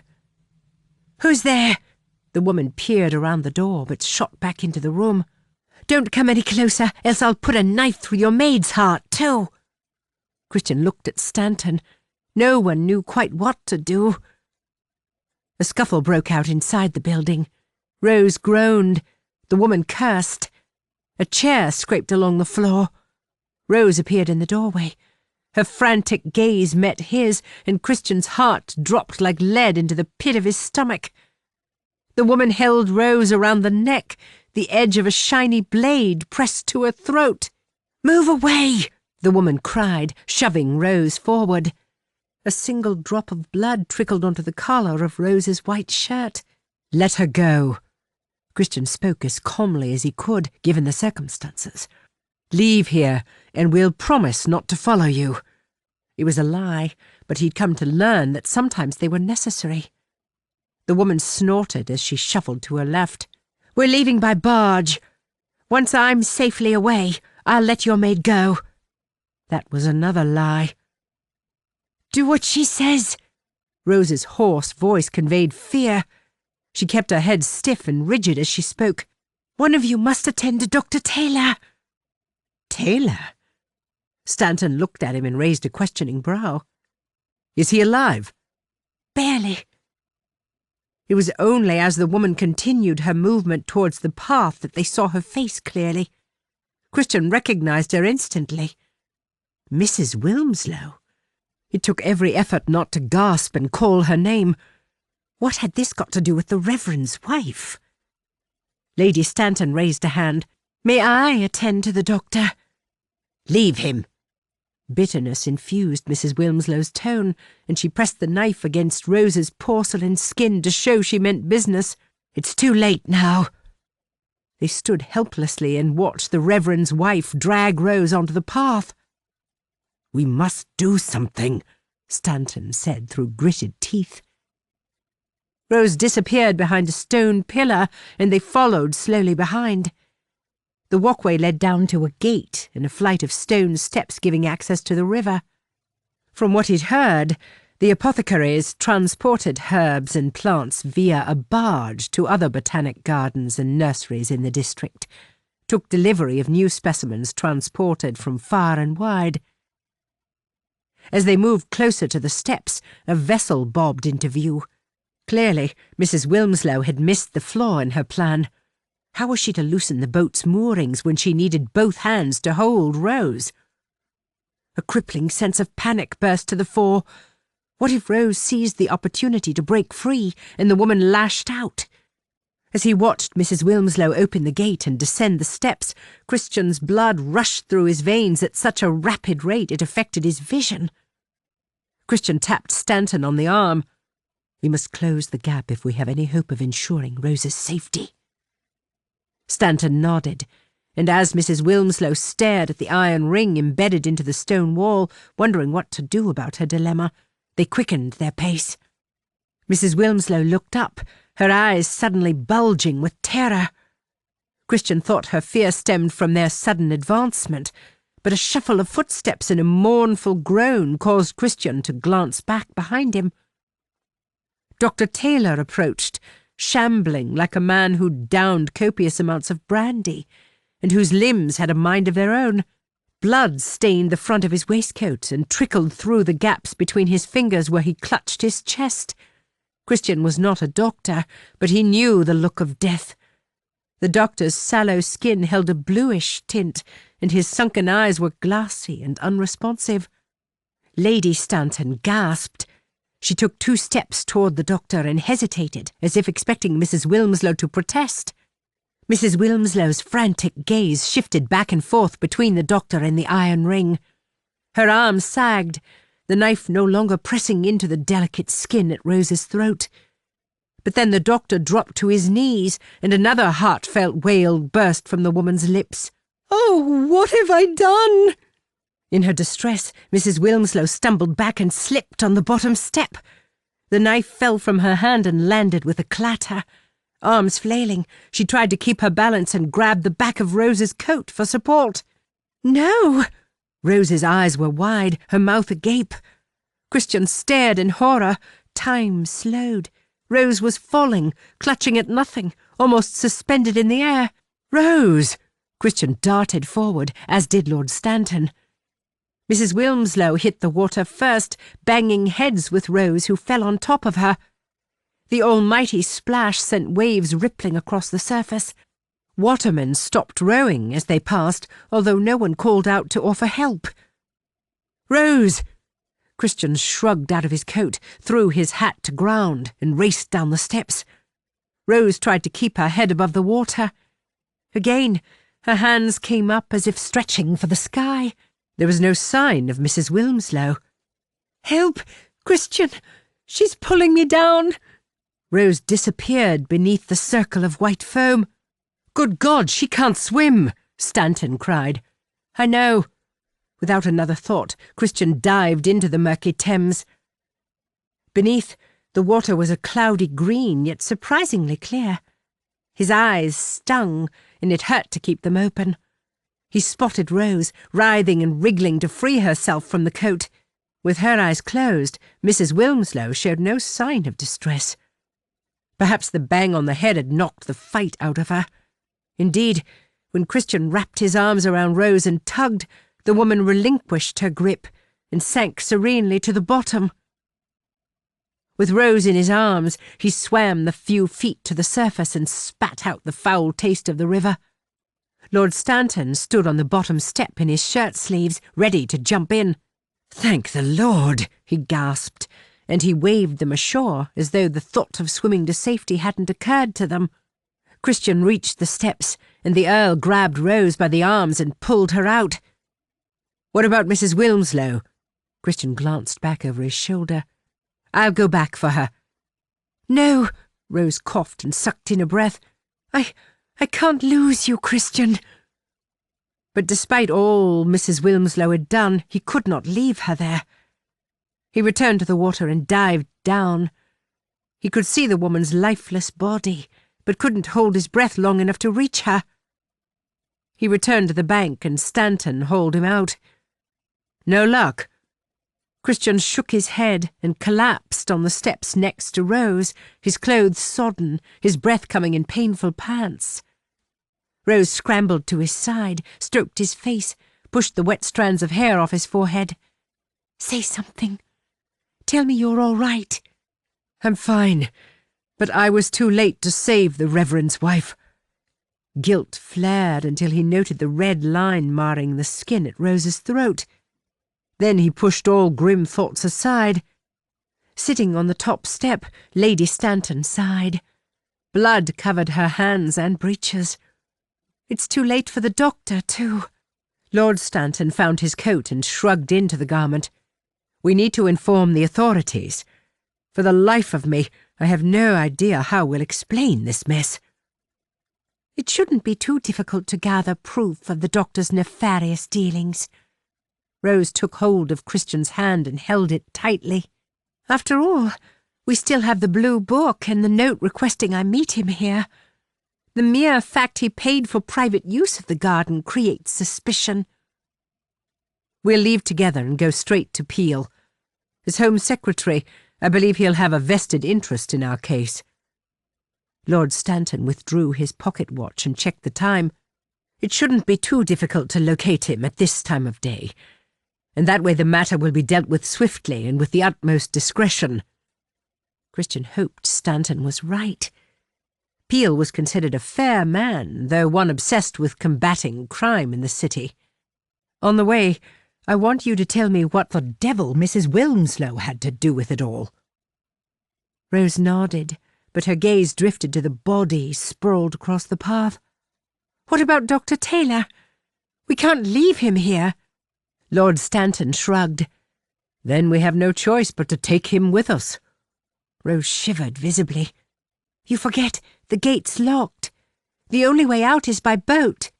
I found this in the doctor's pocket. Lady Stanton opened her blood-stained hand to reveal a small iron key. I presume it's for the gate. Let us hope so. After all that's happened, we deserve some luck. Christian stood, took Rose's hand and brought her to her feet. Come. The sooner we get this business dealt with, the sooner we can move on with our lives. Christian caught himself. Could this truly be the end of his problems? After 7 years spent in a miserable marriage and 2 years spent living with the threat of constant sickness, he'd lost all hope of ever being happy again. Everything changed the day Rose came into his life. His throat grew tight when he thought of how close he'd come to losing her. Rose was his friend, his love, his everything. He recalled something she'd said at Everleigh. Often our greatest teachers are the ones who cause us the most pain. Now he understood Cassandra's lesson. She had shown him all that love was not. Only now could he appreciate the value of sacrifice. Now he could appreciate the beauty of true love. Chapter 23. It was 7 o'clock by the time Rose and Nicole left Peel's office. Through the patches of fog, a warm orange sky spoke of the sun's slow descent. Thankfully, the testimony of 2 peers proved more than adequate to appease Peel. Indeed, the gentleman seemed more interested in the fraud committed at Morton Manor than the fact the Reverend's wife had killed a doctor in the apothecary's garden. Peel sent a constable round to every London address listed in the Blue Book. It soon became evident that some patients at the manor had not been mad at all. Greedy people often resorted to underhanded methods to rid themselves of their unwanted relatives. Peel agreed that the doctor could not have acted alone when he took the bribes, and the consensus was that Mr. Watson, at one time, must have been his accomplice. As Oliver's carriage rattled through the London streets, Nicole sat at Rose's side, gripping her hand as she'd done many times during the 6 months spent together at the manor. I'll be glad to be out of these ridiculous clothes and in a warm bath. Nicole's weary tone conveyed the stresses of the day. Rose glanced down at the faint blood splatters on her breeches. She grimaced when she inhaled, and the vile stench of the river invaded her nose. I don't want to go home. Nicole turned to her and frowned. You don't? So much had happened in the last week it was hard to think clearly, but one thought remained constant. She loved Christian. The only place she wanted to be was in his arms. "Take me to Berkeley Square." But Oliver insisted we return home and wait for him there. They could be with Peel for hours. Berkeley Square is my home, as is any place where Christian happens to be. Nicole scanned Rose's coat and breeches and screwed up her nose. "But you need to bathe. You need clean clothes." Rose shrugged. "Mrs. Hibbert will see to it all." When Christian told her he'd brought the children and his housekeeper with him to London, Rose's heart soared. "Please, Nicole, I want to be there when Christian comes home." Nicole pursed her lips and nodded. Who am I to stand in the way of true love? Christian hadn't told her what number Berkeley Square, only that he had a house next door to Lord Marlborough. Nicole refused to allow Rose to knock on doors while wearing a gentleman's coat and smelly breeches, and so they waited in the carriage while Jackson made the rounds. Eventually, he returned to the carriage and opened the door. "It's this one, my lady." Rose hugged Nicole before alighting and mounting the 3 small steps. She expected to see the butler, but Lord Trevane stood at the door in his shirt-sleeves. "Lady Rose." Trevane inclined his head, but smirked as he perused her unconventional attire. "I received a note to say Farleigh won't be back for a few hours." "I know. He asked me to wait here until his return." It didn't matter if she lied to this man. "I thought I might spend time with the children." Trevane raised a brow. "You wouldn't happen to have a calming influence by any chance? 3 glasses of brandy and still the noise is deafening." Rose smiled as she imagined mayhem within. "The only way you'll find out is if you let me inside. Or are we to spend the evening conversing on the doorstep?" Trevane stepped aside and gestured to the hall. "You're certain you wish to enter the house while I'm in residence?" Rose's heart raced. Trevane knew how to intimidate without saying much at all. "I assume your sister is here," she said, marching past him. "Do you think that will stop the gossips?" He closed the door and then inhaled deeply. "Good God! You smell as though you've spent a week sleeping in the gutters." Heat flooded her cheeks. "I've been swimming in the river, though not out of choice." Trevane stared at her neck and narrowed his gaze. "And if that wasn't foolish enough, you thought to enter the home of 2 unmarried gentlemen without the aid of a chaperone." Rose waved her hand down the front of her coat. "As you can see, my sense of propriety abandoned me long ago. And as you obviously enjoy playing butler, will you not at least offer to take my hat and gloves?" Trevane's eyes flashed with amusement. "Now it's clear why Farleigh dragged me around half the ballrooms in London to find you. Originals don't come along often. But allow me to point out that in your effort to appear scandalous, you seem to be minus both items of apparel." "Rose! Rose!" The children's excited voices rang through the house. "Rose is here!" They came bounding down the stairs, their little legs moving so fast they were liable to fall. "Rose!" Trevane winced. "I'll be in the drawing-room, cradling a decanter of brandy if you need me." Jacob reached her first and flung his arms around her waist. Alice was but a second behind. "We missed you!" they both cried. Rose closed her eyes and hugged them with every ounce of strength she had left in her body. She knelt down, cupped their tiny faces and kissed their cheeks. "We kept your letters." Alice's innocent blue eyes widened. "And we did what you said." Jacob raised his chin. "I filled a glass with brandy without spilling a drop and brought it to Papa." "That is a feat. Crystal decanters are extremely heavy." "And I brought him a flower from the garden and left it on his desk." Rose's heart swelled. "And did he appreciate your small gestures of love?" She'd hoped the tasks would distract their minds and make them focus on the one person who truly loved them and was always there. Alice nodded. "Papa told Mrs. Hibbert he'll teach us our sums from now on." That's wonderful. I'm sure we'll have another governess soon. Jacob conveyed a relaxed, carefree air, exactly as a child unburdened with problems ought to be. Papa sometimes mumbles to himself and stares out of the window, and then he forgets what he's told us. Tears formed in Rose's eyes. Happiness blossomed in her chest. This was where she belonged. Are you crying because of that terrible smell? Alice pinched her nose. I know I said I don't want to be a lady, but breeches pong. They do, Rose chuckled. And so I suggest you stick to wearing dresses. Mrs. Hibbett rushed down the stairs. She took one look at Rose and sniffed. Oh, saints preserve us! We'll need a ton of soap to rid you of that awful smell. Alice giggled. Rose needs to look pretty for when Papa gets home. The thought of spending time alone with Christian caused Rose's stomach to flip. Mrs. Hibbett clapped her hands. Come on now, you two run along upstairs. Rose needs to bathe. I'm sure she'll come and read to you when she's clean again. The children stood at Rose's side and took a hand each. Clearly, they had no intention of leaving. Mrs. Hibbett shook her head, but smiled. It's good to see you back, my lady. Thank you, Mrs. Hibbett. In my heart, I never left. We're not expecting his lordship home for a few hours.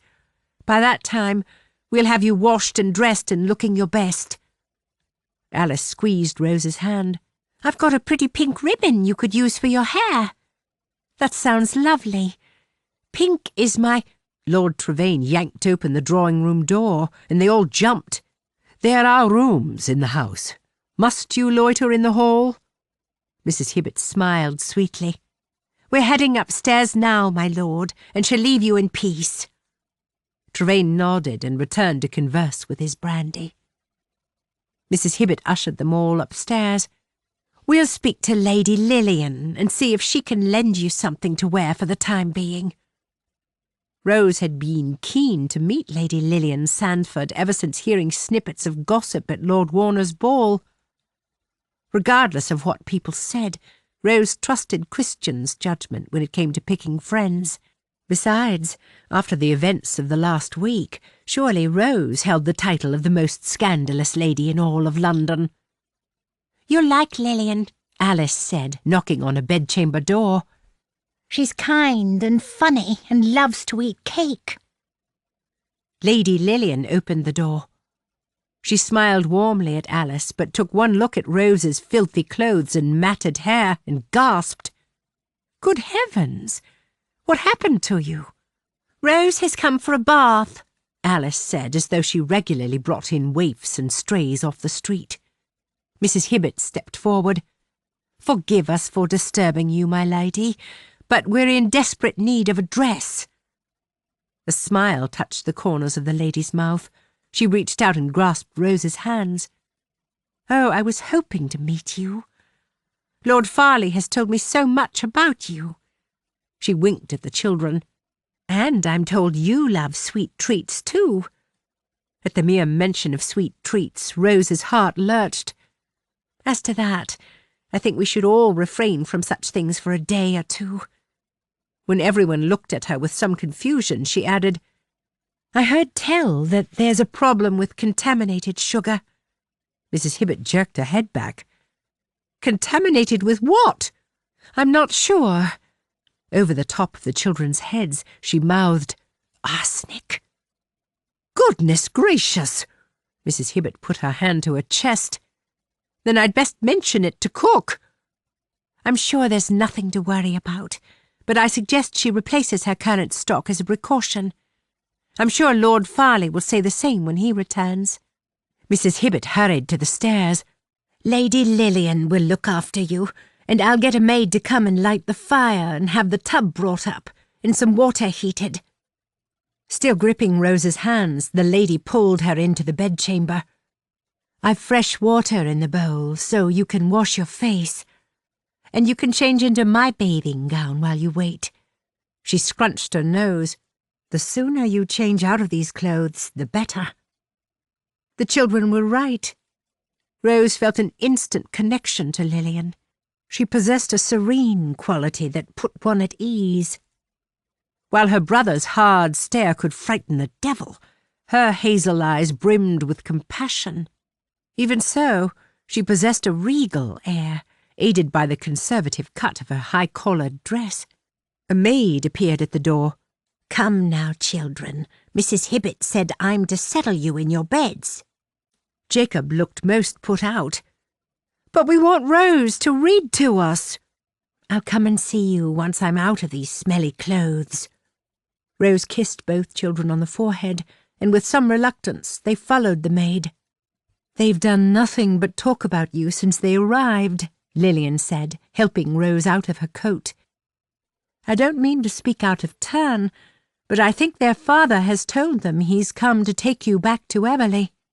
She threw the coat to the floor and then looked Rose in the eye. "Will you go with them?" Rose didn't need time to think.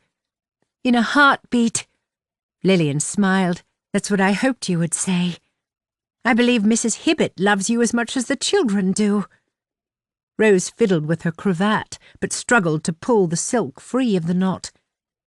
"My brother prefers the fancy styles, though they're a devil to untie." "Let me try." Lillian stepped forward. "There are not many brothers who would allow their sister to don gentleman's attire." Rose recalled Oliver's growl of disapproval while finding her suitable clothes. "I'm afraid he had no choice in the matter. Nothing would deter me in my course." Lillian untied the knot and jerked her head back. "Heavens, where have you been?"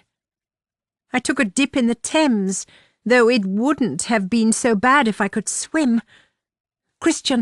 Lord Farleigh rescued me. He truly was the hero of the hour, and the love of her life." Lillian dropped the cravat on top of the coat and ambled over to the window. "What's it like?" She pulled the curtain to one side and stared down at the street below. What's it like to feel loved and cherished?" How could one answer such a question? "Do you mean by a man?" Lillian nodded. "I'm sure you've heard talk of my scandalous encounter with a rogue.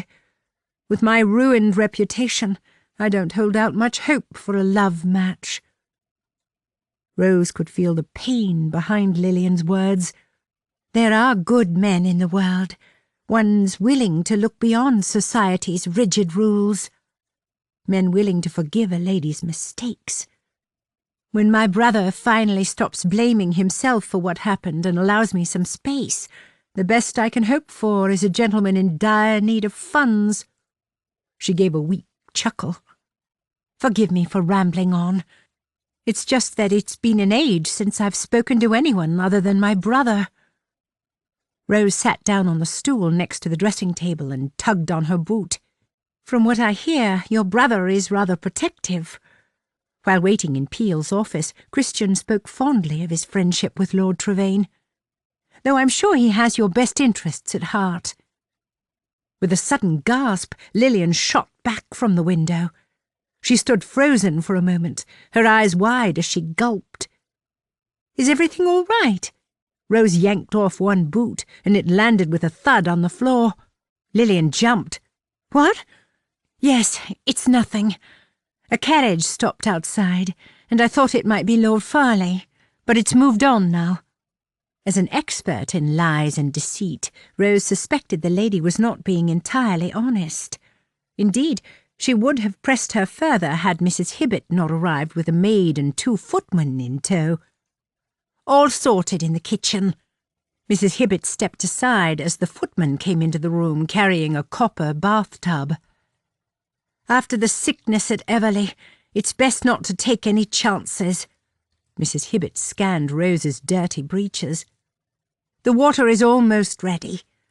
Let's get you out of those clothes before his lordship returns." The room erupted in a sudden flurry of activity.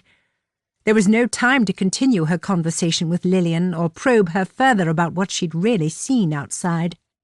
Christian would be home soon, and Rose would be ready and waiting for him when he walked through the door.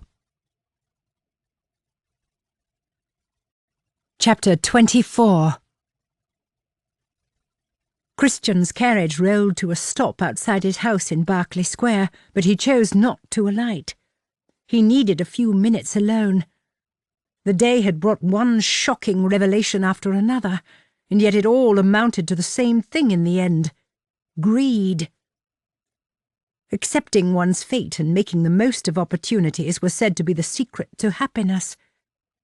Dr. Taylor might have found a miracle cure for the pox had he focused on his skills in botany. But a bitter heart is its own poison. Every wicked deed is like another dose. Christian closed his eyes as his head fell back against the squab. He waited to feel a crippling bitterness, too, and yet love was the only sensation burning in his chest. Sucking in a breath, he opened the door and jumped down to the pavement.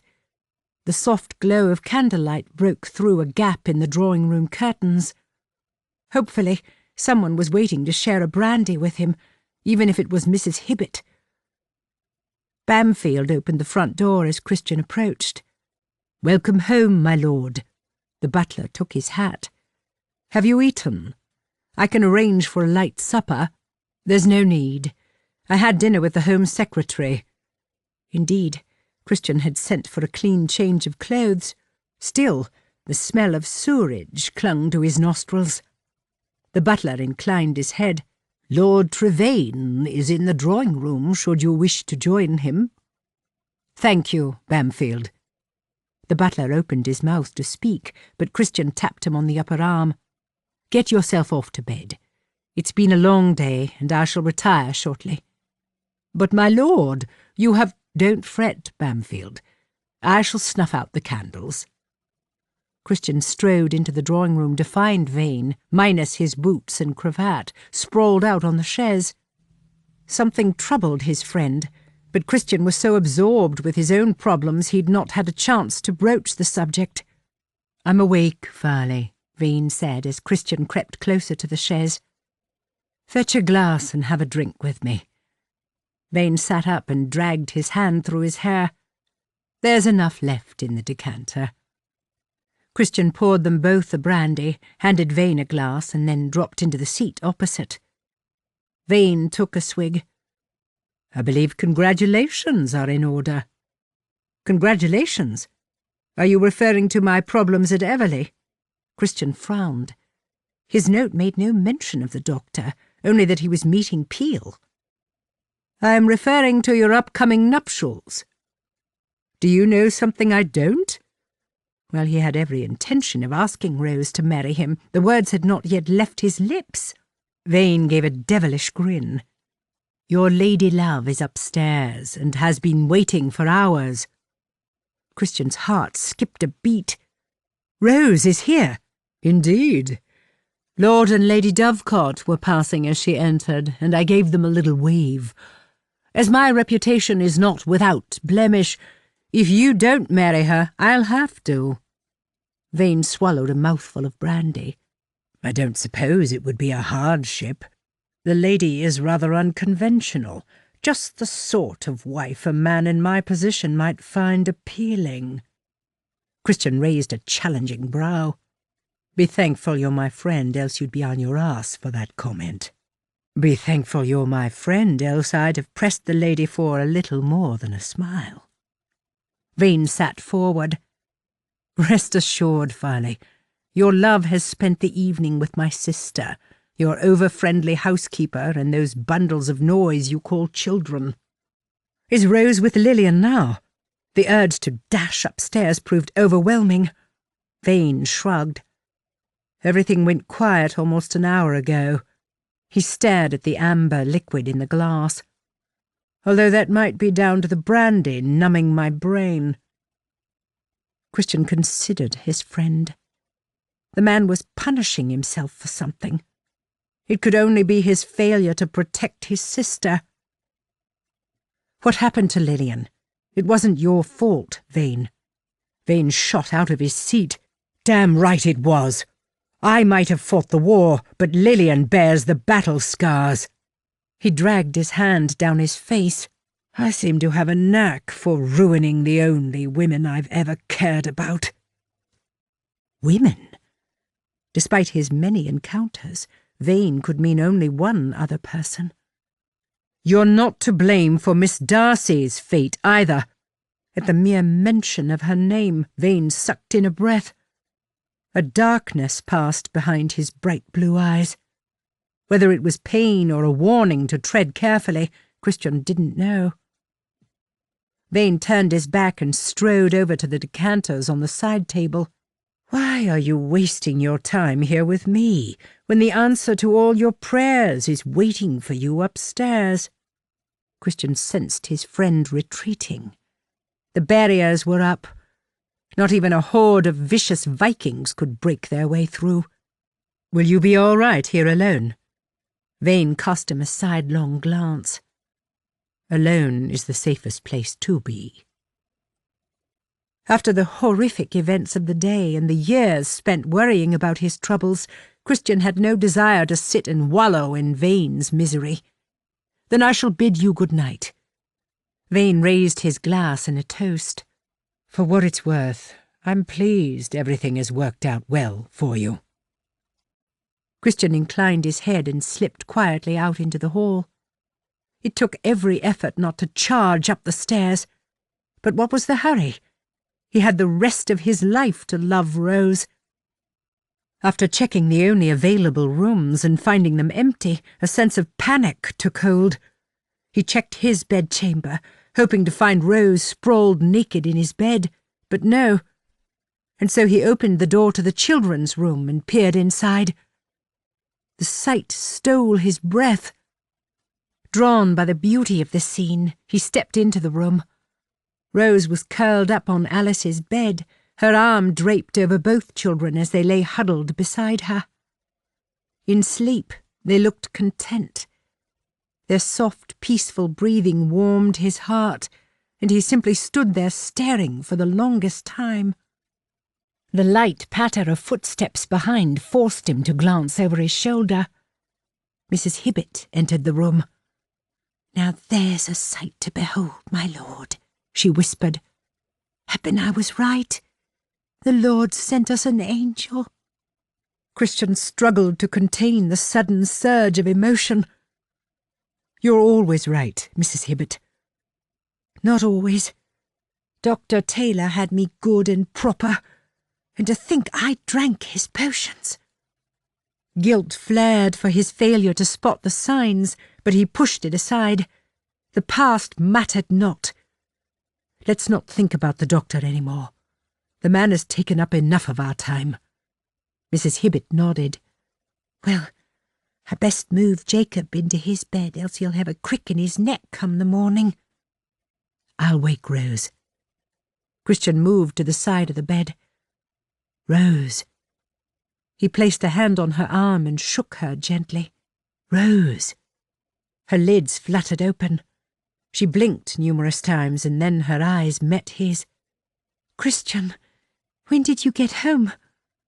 "Half an hour ago." "Is everything all right?" She sat up and eased herself off the bed, trying not to wake the children. Christian caught her by the elbow and she nearly tumbled. "Everything is fine. But there are things we need to discuss. I'm afraid they cannot wait until the morning." "Oh, I see." Her tone held a nervous edge. She glanced at the bed. "Let me settle the children, and I shall join you in a moment." Mrs. Hibbett came forward. "I'll see to things up here. You go off now." The housekeeper ushered them out of the door and closed it behind them. "Come." Christian grabbed Rose's hand and pulled her along the corridor. As they passed his bedchamber, he took a quick peek over his shoulder before opening the door and dragging her inside. He kicked the door shut. "Christian," she gasped. "This isn't the time for talking, Rose." He crushed his mouth to hers, delving into its warm depths in the hope of satisfying the clawing need within. Passion burned instantly, soon reaching the point of no return. With frantic hands, they stripped each other naked, sank to the floor despite there being an oversized bed a mere foot away. He wanted to pleasure her until dawn, but the urgency to claim her body took hold. Rose, I imagined this would be a slow, languorous affair where I would— Good God! Rose wrapped her thighs tightly around him and grabbed his bare buttocks. Don't wait, Christian. She didn't need to tell him twice. He entered her in one long, fluid movement. The muscles in her core gripped him like a glove. Everything about this woman felt right. I'm afraid I couldn't wait even if I wanted to. Love, I've waited for you my whole damn life. They were one now, and nothing or no one would ever change that. I'm yours, Christian. I always will be. His heart swelled, which was a feat considering every drop of blood in his body filled his cock. I love you, Rose. He loved the way she looked at him with desire swimming in her eyes, the way she welcomed him into her body, made all his cares slip away. He loved the way she cared for his children, how she gave everything of herself and expected nothing in return. A whimper escaped from her lips as he thrust hard and deep. I have loved you from the moment you wiped ash off my chin. He rose above her, and she looked up at him, love and lust evident in her eyes. Marry me. A smile touched her lips, one that turned into a sweet moan when he pushed inside her. Yes, was all she managed to say. Christian withdrew slightly. Then we'll leave for Scotland tomorrow. She raised her hips and took him deeper into her core. Yes. While he wanted to race to the rooftops and share his good fortune with the world, he focused his efforts on pleasing the woman clutching him tightly and panting his name. She writhed beneath him, arched her back and pressed her breasts against his chest. And then she was shaking. Her body clenched around him, drawing his release from him in powerful jerks and shudders. Their breathless pants filled the air. Beads of sweat trickled down the line of his back, and he collapsed at her side, exhausted. Do you know the first thing I'm going to do when I get you back to Everleigh? Rose threw her arm across his chest and smiled seductively. Has it anything to do with the rug in the study? No. There'll be no more rushing to the denouement, no more uncomfortable places. I intend to spend many hours worshipping you in a plush bed. Oh, I rather like frolicking in the study. I like the spontaneity of it all, and the fear of getting caught adds to the excitement. There's nothing to stop us fitting in a few study sessions in between. Or a few midnight strolls in the woods. Christian waited for the frisson of fear to strike, but it didn't come. When he thought of the woods, he imagined chasing Rose, pressing her up against a tree and claiming her mouth in a wild and passionate frenzy. So what is the first thing you intend to do with me? Rose asked. I intend to teach you to swim. He kissed her on the forehead. I'll not risk losing you again. Rose chuckled. Am I to learn to swim with or without clothes? He stroked her back, cupped one soft buttock and squeezed. With clothes until you've mastered the art, without when you want to take me to the lake to work on your strokes. A satisfied sigh left her lips. I'm so happy, Christian. I could burst. Christian pulled her on top of him and kissed her tenderly on the lips. The feel of her warm body against his sparked his desire. You're all I've ever wanted, the angel I dreamed would one day come and save me. An angel? Am I not the damsel who came to save the knight? Love, a damsel is a naive maiden. After all we've shared, I'd hardly call you innocent. He wrapped his arms around her and kissed her again. But you're right. You saved me from myself, from a miserable, lonely existence, and so you may claim your reward. Then I claim you, Christian knight, as my husband, lover, and friend. Christian pressed his growing erection against her stomach. "I shall be forever your servant, my lady, and am ready to do your bidding." Rose chuckled. "Good. You can start by sweeping the grate." Scotland proved to be the perfect place for a wedding. Not only did it give them the opportunity to put the events in the apothecary's garden behind them, but Christian refused to marry in Aberton while Reverend Wilmslow remained there. And, of course, the children thought of it as an exciting adventure. Even so, when the gates of Everleigh came into view, they all sighed with relief. Rose clutched his arm. "Oh, it's so good to be home. I hope Forster's kept the staff working hard in my absence," Mrs. Hibbett said. Rose shrugged. "I don't care if the house is in chaos.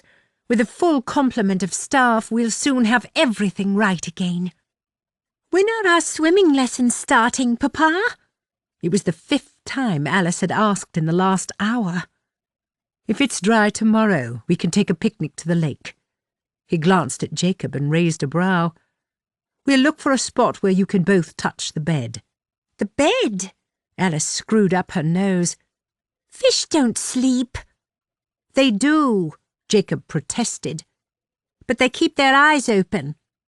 Rose turned to Christian. "I think you need to hire a governess post-haste."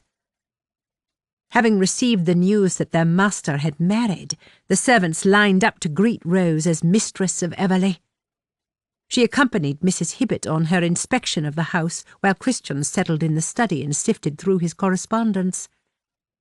One particular letter caught his attention, and after breaking the seal and scanning the missive, he sent for Rose. "I've received a letter from Vane." Rose narrowed her gaze. "Judging by your solemn tone, I assume it's not good news." Christian shook his head. "Lillian is missing." "Missing?" "Vane wants to know if she said anything to you when you met her at the house in Berkeley Square." "No." Rose put her hand on her chest. "She asked a few questions, vaguely touched upon her ruined reputation. Perhaps she went to stay with a friend or other relative. While it's clear her brother cares for her, his need to protect her must be suffocating." Guilt drove Vane to behave as he did. "I'll ride to London tomorrow and see if there's anything I can do." Rose gave a weak smile. "Of course." He handed Rose the letter. She scanned the first few lines and looked up. "But this is dated 10 days ago. There's every chance he's found her." Christian rifled through the rest of the letters littering his desk before finding another written in Vane's flamboyant script. He tore it open. "This one's dated a week ago." The first few words calmed his racing heart. "It's all right. He knows where she is." "Oh, thank heavens. Now I've got you all to myself, I can't bear the thought of you leaving." Christian offered a devilish grin. "When I'm done with these, perhaps you should come here and sit on the desk. Let me admire those new stockings that cost a small fortune." The letter in his hand shook as he imagined a rather erotic scene. The next few lines wiped the smile off his face. Christian swallowed as he absorbed the words on the page. "Good Lord!" He fell back in the chair, dragged his hand down his face and reread it. "What is it?" Rose stepped closer to the desk. "Surely not." "Christian!" "Sorry. Vane knows where Lillian is because she's been kidnapped." "Kidnapped? By whom?" Christian read it once more, just to be certain. "By a blasted pirate." This book is over, but the story continues.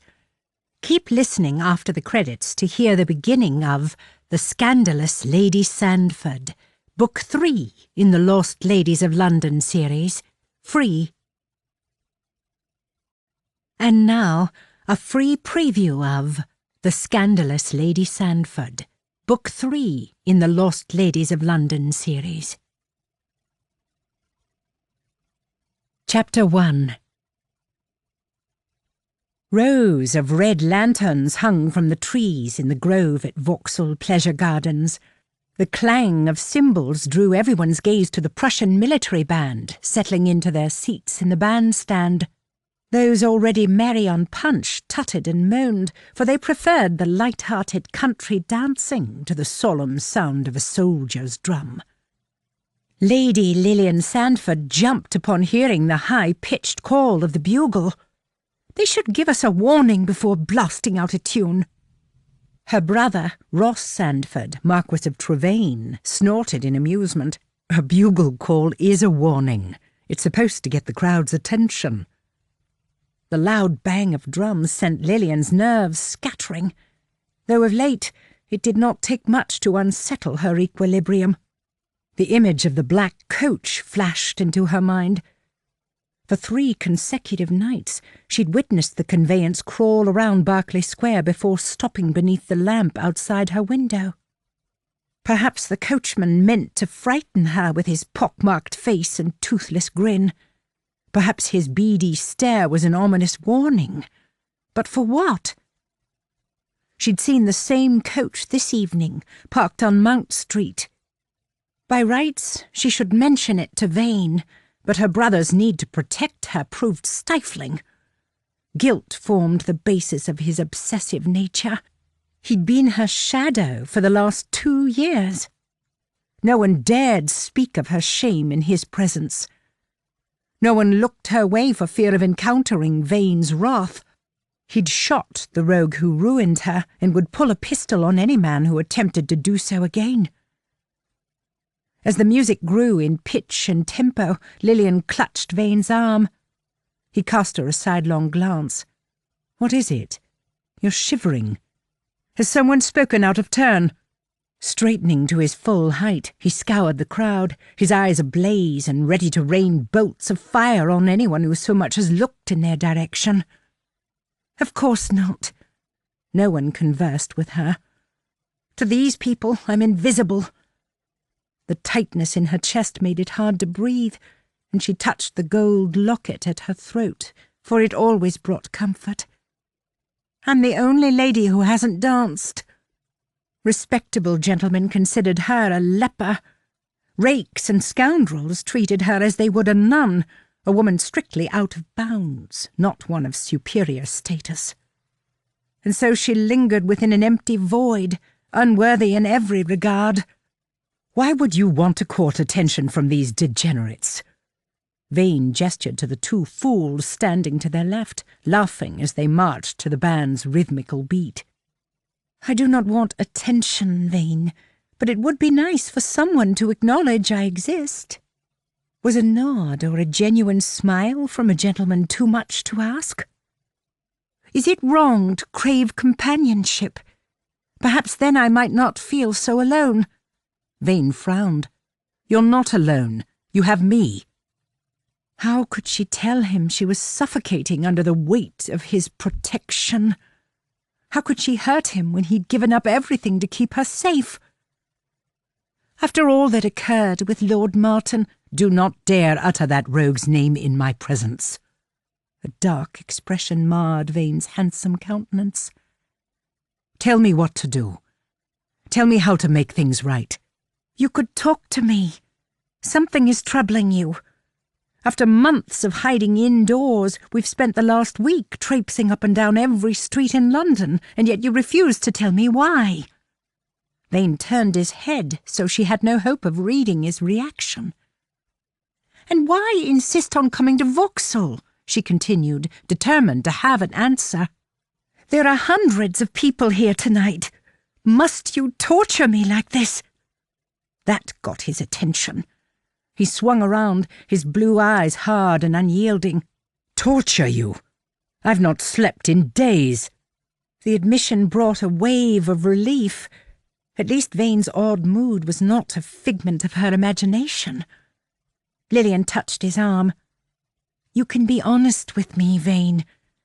If you're tired of living in the shadows, if... It's not that, he snapped. The band played their last note, and the crowd applauded with mild enthusiasm. At the sound of the supper whistle, the excitement in the grove reached fever pitch as people scrambled to find their assigned table. Come.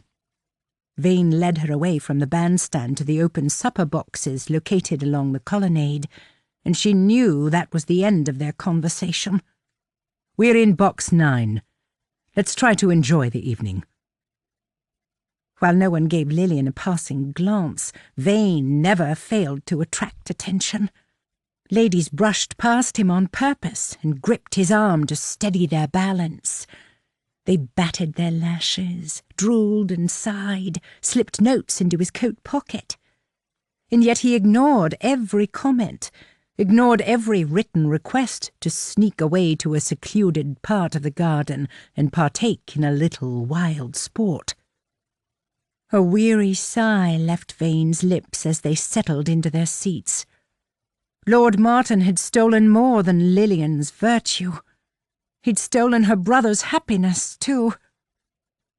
Why not escort me home and then return to Vauxhall? Did I not see Lord Ashburn near the rotunda? Lillian examined the platter of cold meat and salad placed before her.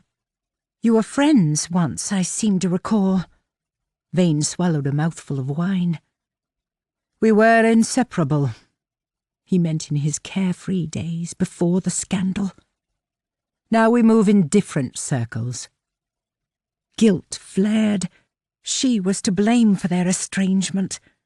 Naivety was a trait of the damned, it seemed. Besides, Vane continued, I know you're excited about seeing Mr. Green's coal gas balloon. Lillian smiled. They say his balloon takes passengers. She often envisioned climbing into the basket and drifting off to a faraway land where no one judged her, where she would be free to do as she pleased. Only a fool would risk his neck in such a flimsy contraption. I wonder what it's like drifting so close to the stars. Vane glanced to the heavens. Cold, damp, and frightfully boring. You used to be game for anything. Lillian sipped her fruit punch, though it tasted tart rather than sweet. When a gentleman has responsibilities, he cannot afford to gamble with his life. Lillian's heart sank. Through her own stupidity, she'd become an iron chain around her brother's neck. With any luck, a gentleman will come along to relieve you of your burden. You're not a burden, Lillian. And perhaps you're right. One day you may find someone who makes you happy. Vane smiled, though something in his tone suggested she would be a fool to hope. Was this to be her life now? Hiding in the shadows, never knowing friendship or true love. They fell into a companionable silence while they finished their supper, although her brother studied every person who happened to walk by. Vane emptied the contents of the carafe into his glass and drank it down. We need to make our way along the central avenue if we want to watch the balloon. I suggest we leave now before there's a stampede. They had no fear of being crushed. Everyone gave them a wide berth. No one dared to smack shoulders with a man like Vane. As Lillian edged out from the table, she lost her footing and almost stumbled. Vane caught her by the elbow. Are you all right? A chuckle escaped her lips. It's the fruit punch. I don't know what they've put in it, but the concoction is rather potent. Vane turned back to the table and examined the empty glass. And yet you drank every drop. Lillian shrugged. Ignore me. No doubt I stood too quickly. She placed her hand in the crook of Vane's arm. Her head felt light and woozy, but she did not want to worry him. Come, a stroll will soon set me right. A stroll? We may have to sprint if we want to beat the crowd. Vane led her out through the grove and along the gravel walkway. Everyone else seemed just as eager to reach the large crimson balloon swaying gently in the distance. Groups of people poured out through the gaps between the trees, most of them loud and boisterous after downing copious amounts of wine at supper. Mr. Green takes questions and explains the science behind ballooning, Vane said. It has something to do with gas being lighter than atmospheric air. Vane told her about numerous disasters, of people falling to their death, of lightning strikes and sparks from fireworks sending one balloon up in flames. Suddenly, the thought of flying to destinations new seemed unappealing. Is that why they wait for 30 minutes until after the balloon has ascended before lighting the fireworks? Undoubtedly. They joined the assembled throng gathered around the wooden platform supporting the 80-foot balloon. Made of crimson silk and covered with netting, it took 6 men tugging on ropes to anchor it down. The light summer breeze had gathered momentum, and the approaching clumps of black cloud did not bode well for a trouble-free ascent. No doubt alarmed by the sudden change in the weather, Mr. Green clambered inside the basket along with another gentleman who bellowed orders to those gripping the ropes. It appears Mr. Green is in a hurry tonight. Lillian watched the flurry of activity. Perhaps whatever gas kept the contraption in the air was affecting her too, as lights danced before her eyes and it became difficult to focus. Vane glanced up at the menacing cloud. Green had better take off soon, else he'll get caught in the storm. Raising a brow of disapproval, he perused her gown. "Did I not tell you to bring your cloak this evening?" While the cut of her lavender dress was conservative by most ladies' standards, the fine material did little to keep the cold at bay. But it was so mild when we left. Was it her imagination, or did her words sound slurred? "Release the ropes!" Mr. Green cried. "Steady now! Steady as she goes!" He tried to smile as he doffed his hat and waved to the excited onlookers. No sooner had the basket begun its slow ascent from the platform than a gust of wind whipped underneath. One man lost his grip on the rope, and the whole contraption lurched forward. The crowd gasped and edged back. Some people covered their heads with their hands. Others cowered behind the person standing next to them. "There's nothing to fear!" Mr. Green's cries of reassurance failed to calm the nervous bystanders. "For heaven's sake," Vane muttered. "Hysterics only make matters worse. Green is a capable man. He knows how to deal with these unforeseen eventualities." Another man released his rope too quickly. Mr. Green continued to shout instructions as the balloon swayed back and forth, groaning and creaking as it strained against its moorings. Panic forced people to turn and run. No one gave a hoot that Lillian was a social leper, nor did they fear a punch on the nose from Vane. Amidst the pandemonium, drunken revellers pushed and barged past them. Lillian made the mistake of letting go of Vane's arm and was carried away by a surge of people charging towards the entrance. Chaos erupted, despite Mr. Green's ability to control his giant bag of air. Jostled between 2 gentlemen, Lillian struggled to keep sight of Vane. It didn't help that the sea of heads blurred into one colourful wave. She grew dizzier by the minute, confused, bewildered. Events seemed to happen around her as though she sat in the supper booth, a mere spectator.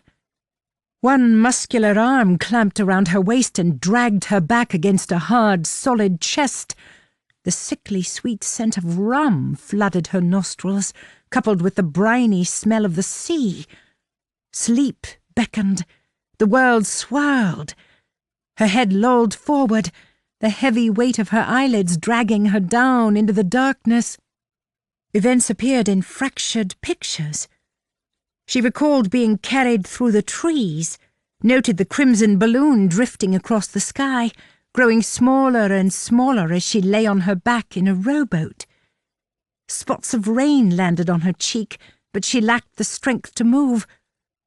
She thought to cry out, but despite her terrible experiences with Lord Martin, she wasn't scared. "Give her a drink, Mackenzie," one oarsman said as he used brute strength to propel the vessel along the Thames. "A few drops of laudanum will see her right till we reach the ship." The ship? The hulking man beside her pulled a brown bottle from his pocket and removed the stopper. "Here, lass, a quick sip will make for a more pleasant journey." With one hand supporting her head, the Scot pressed the bottle to her lips. "There's nothing to fear." His tone was calm, soothing, yet he gave her no option but to drink. "The master needs your help, that's all." An image of Vane, frantically scouring the crowd, flashed into her head. Where's my brother?" "Don't worry about your brother, lass. No doubt you'll see him soon enough." He lowered her head back down onto the sack, slipped the bottle into his pocket, and then shrugged out of his greatcoat and placed it over her like a blanket. "Rest is all you need now." Lillian's lids grew heavy, but the loud cracks and bangs overhead forced her to look up as the fireworks erupted. Streams of red and gold lights sparkled like jewels in the night sky. She continued watching the display until her eyes were dead weights and she drifted into a peaceful slumber. Lillian woke to the sound of lapping water and creaking wood. She touched her temple to ease the dull ache and then sat up and surveyed her surroundings. Daylight streamed through the large windows spanning the width of the great cabin, the captain's quarters. Maps and nautical instruments littered the huge oak table. The man was an adventurer, one who embraced risk. Red velvet curtains separated the small poster bed from the room that held books, a music stand, bow and fiddle, the tools of an educated man. She suppressed a chuckle when her gaze fell to the range of swords filling an open chest. Despite the captain's obvious intelligence, he'd made a grave error. He doubted a woman's ability to wield a sword. A key rattled in the lock, and she curled into a ball on the bed and feigned sleep. At the heavy trudge of footsteps on the boards, she peered through half-closed eyes and watched the man they called Mackenzie place a pewter plate and a flagon on the table. She contemplated charging at him, thumping his chest and demanding to know what he was about, but she lacked the strength of mind and body. Mackenzie turned and looked at her, strode over and touched her lightly on the arm. "I've brought food for you, lass." Lillian blinked, yawned and stretched one arm above her head. "What time is it?" "Almost noon," Mackenzie said in a soft Scottish burr. "With a good wind in the sails, we'll reach our destination come nightfall." "Are we away to France?" "Lord, no.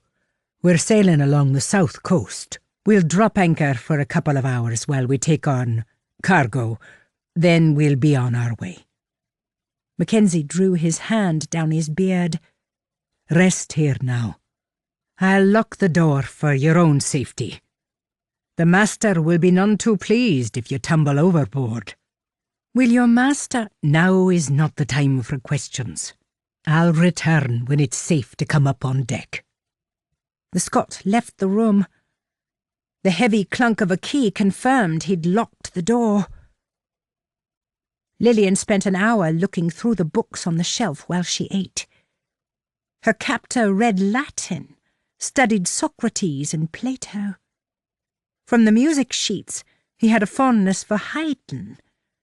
After a poor attempt at striking a tune on the fiddle, she settled back on the bed and let sleep take her. Hours passed. She woke to a room bathed in moonlight. Grabbing the burgundy coverlet from the bed, she draped it over her shoulders and padded to the door. She pressed her ear to the thin gap between the frame and the jamb, but heard nothing in the corridor beyond. The glint of a brass key in the lock caught her eye. She turned it and eased open the door, relieved to find there were no guards keeping watch. Lillian crept along the narrow corridor and up a flight of steps leading to the deck. The chill in the air stole her breath, as did the giant moon casting an eerie silver-green sheen over the sea. The wind whipped strands of hair loose from her dishevelled coiffure, and despite her dire circumstances, for a moment she felt free. The men going about their work paid her no heed, and so she wandered over to the wooden rail and peered at the inky depths below. Did they imagine she lacked the courage to jump? "The water is icy cold tonight, lass." The Scot's deep voice startled her. "Stiff muscles are a hindrance when it comes to swimming. You'd be lucky to last 30 seconds in there." Lillian did not turn to acknowledge him, but stared out at the horizon. He came to stand beside her. Neither of them spoke.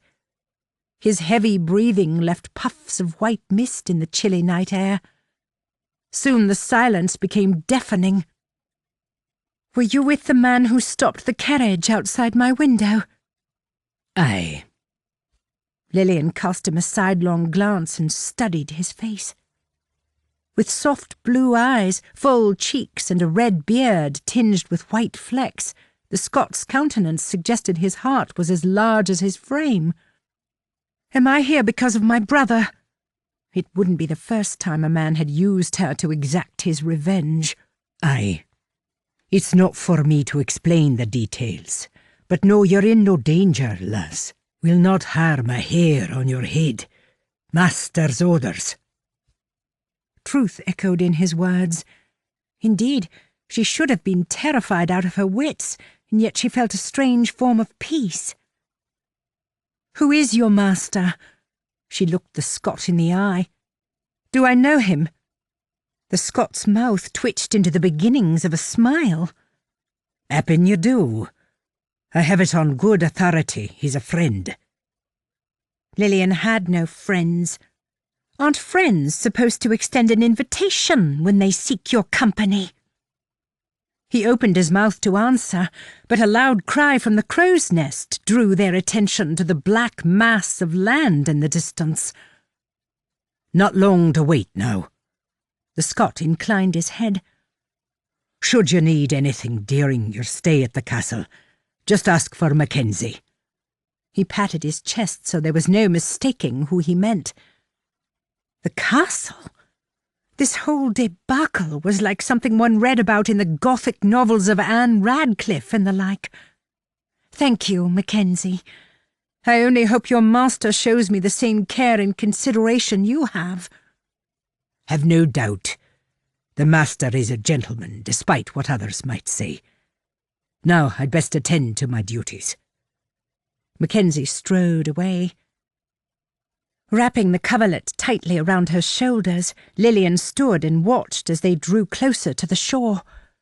Mackenzie returned, thrust a telescope into her hand and left without saying a word. It was difficult to see in the dark, but she spotted the tall brazier emitting an amber glow from the top of the castle's keep. Someone shouted about dropping a temporary anchor, and she soon found herself bundled into a small boat. Mackenzie and another man rowed to the sandy cove. They led her up the steep stone path to the castle on the cliff top, escorted her through the gatehouse and the bailey, before coming to an abrupt halt outside studded oak doors. "The master is waiting for you in the great hall." Mackenzie offered her a reassuring grin. "You're on your own from here." She handed Mackenzie the coverlet. She'd sooner catch her death of cold than appear as a frail woman swamped in a blanket. Both men bowed and left her standing in the damp corridor. Lillian inhaled deeply and squared her shoulders, ready to meet the only man brave enough to challenge Vane. Chapter 2. Fabian Darcy lounged back in the majestic throne chair positioned in the middle of the dais. Some of his men were out scouring the streets of London and Paris looking for his sister, Estelle. Another group had the task of finding the Marquis of Trevaine's sister and bringing her to Raven Island. The creak of the centuries-old door drew his attention. His heart hadn't stopped pounding since Graves woke him to say he'd spotted a ship approaching. Fabian had stood by the brazier on the roof of the keep and watched the small boat ferry his guest ashore. He imagined Vane's distress upon discovering he'd failed to protect the only person who mattered.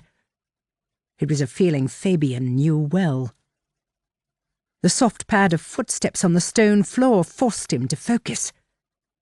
Lady Lillian Sandford walked towards him with the same regal air she'd possessed as a child. A satisfied grin threatened to form, but he dismissed it, along with a secret fascination he'd nurtured since boyhood. Lady Lillian. He jumped to his feet, delighted in the look of instant recognition and relief flashing in her eyes. Her hair was as dark as he remembered, her lips as pink and full. "Welcome to my humble abode." A frown marred her pretty brow. She searched his face before scanning his unconventional attire. No doubt she preferred seeing a gentleman in a starched cravat and tight-fitting coat, not an open-collared shirt hanging over buckskin breeches. "Lord Ravenscroft," the lady curtsied. "Or should I call you the Raven? That is the name you use when sailing the high seas, is it not?" So she had kept abreast of his movements in recent years. Merchants must have faith that their goods will reach the destination without incident. The name merely conveys confidence that I'm a man who gets the job done. "Oh, I wondered if it was a reference to your obsidian eyes and ebony locks, although my brother is more inclined to believe it has something to do with your black heart." Fabian gritted his teeth. The mere mention of Vane caused him to clench his fists at his sides. For 8 years he'd dreamed of knocking the rogue on his arse and taking aim, but firing a ball into Vane's chest would not bring Estelle back. And if Fabian's current plan had any hope of success, he had to remain calm and composed. The raven is a symbol of good luck, or so I'd have my clients believe. Equally, they are opportunistic birds. They take what they can where they can find it. And that's exactly how he'd made his fortune, taking the jobs others deemed too risky. The lady narrowed her gaze.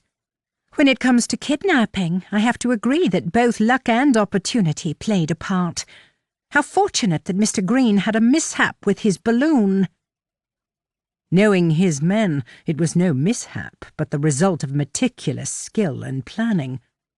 "While I'm yet to hear the details of their mission, my men know to take advantage of any situation." He cast her a mischievous grin. "As do I, Lillian." Damn! He hadn't meant to use her given name, or for his voice to carry a sensual undertone. Still, from what he'd heard, she was accustomed to gentlemen being far too familiar. The thought roused his ire. "Then they must get their thieving ability from their master." She touched the gold locket resting at the base of her throat, as though it had a magical ability to bring the wearer courage. "Are you not a pirate, my lord? Are you not a man used to taking what he wants?" Fabian laughed. "Is that what your brother told you? Perhaps the thought that he's not the only scoundrel helps him sleep easier at night." "So you deny the allegation?"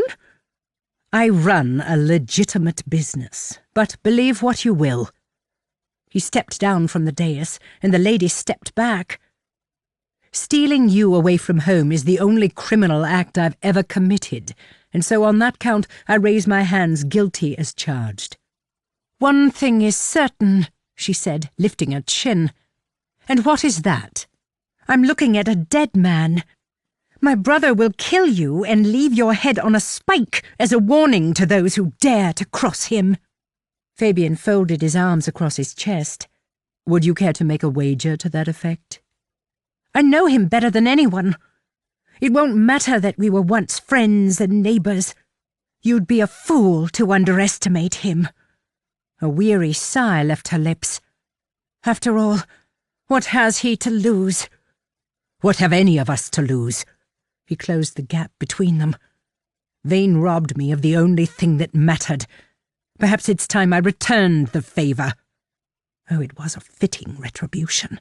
An eye for an eye, a sister for a sister.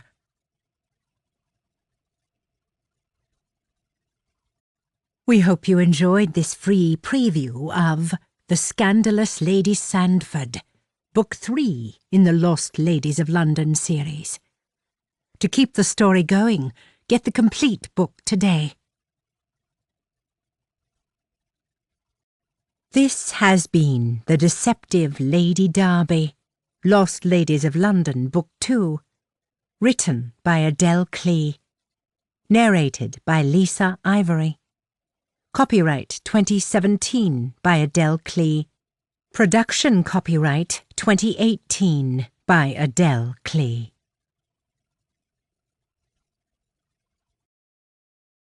Audible hopes you have enjoyed this program.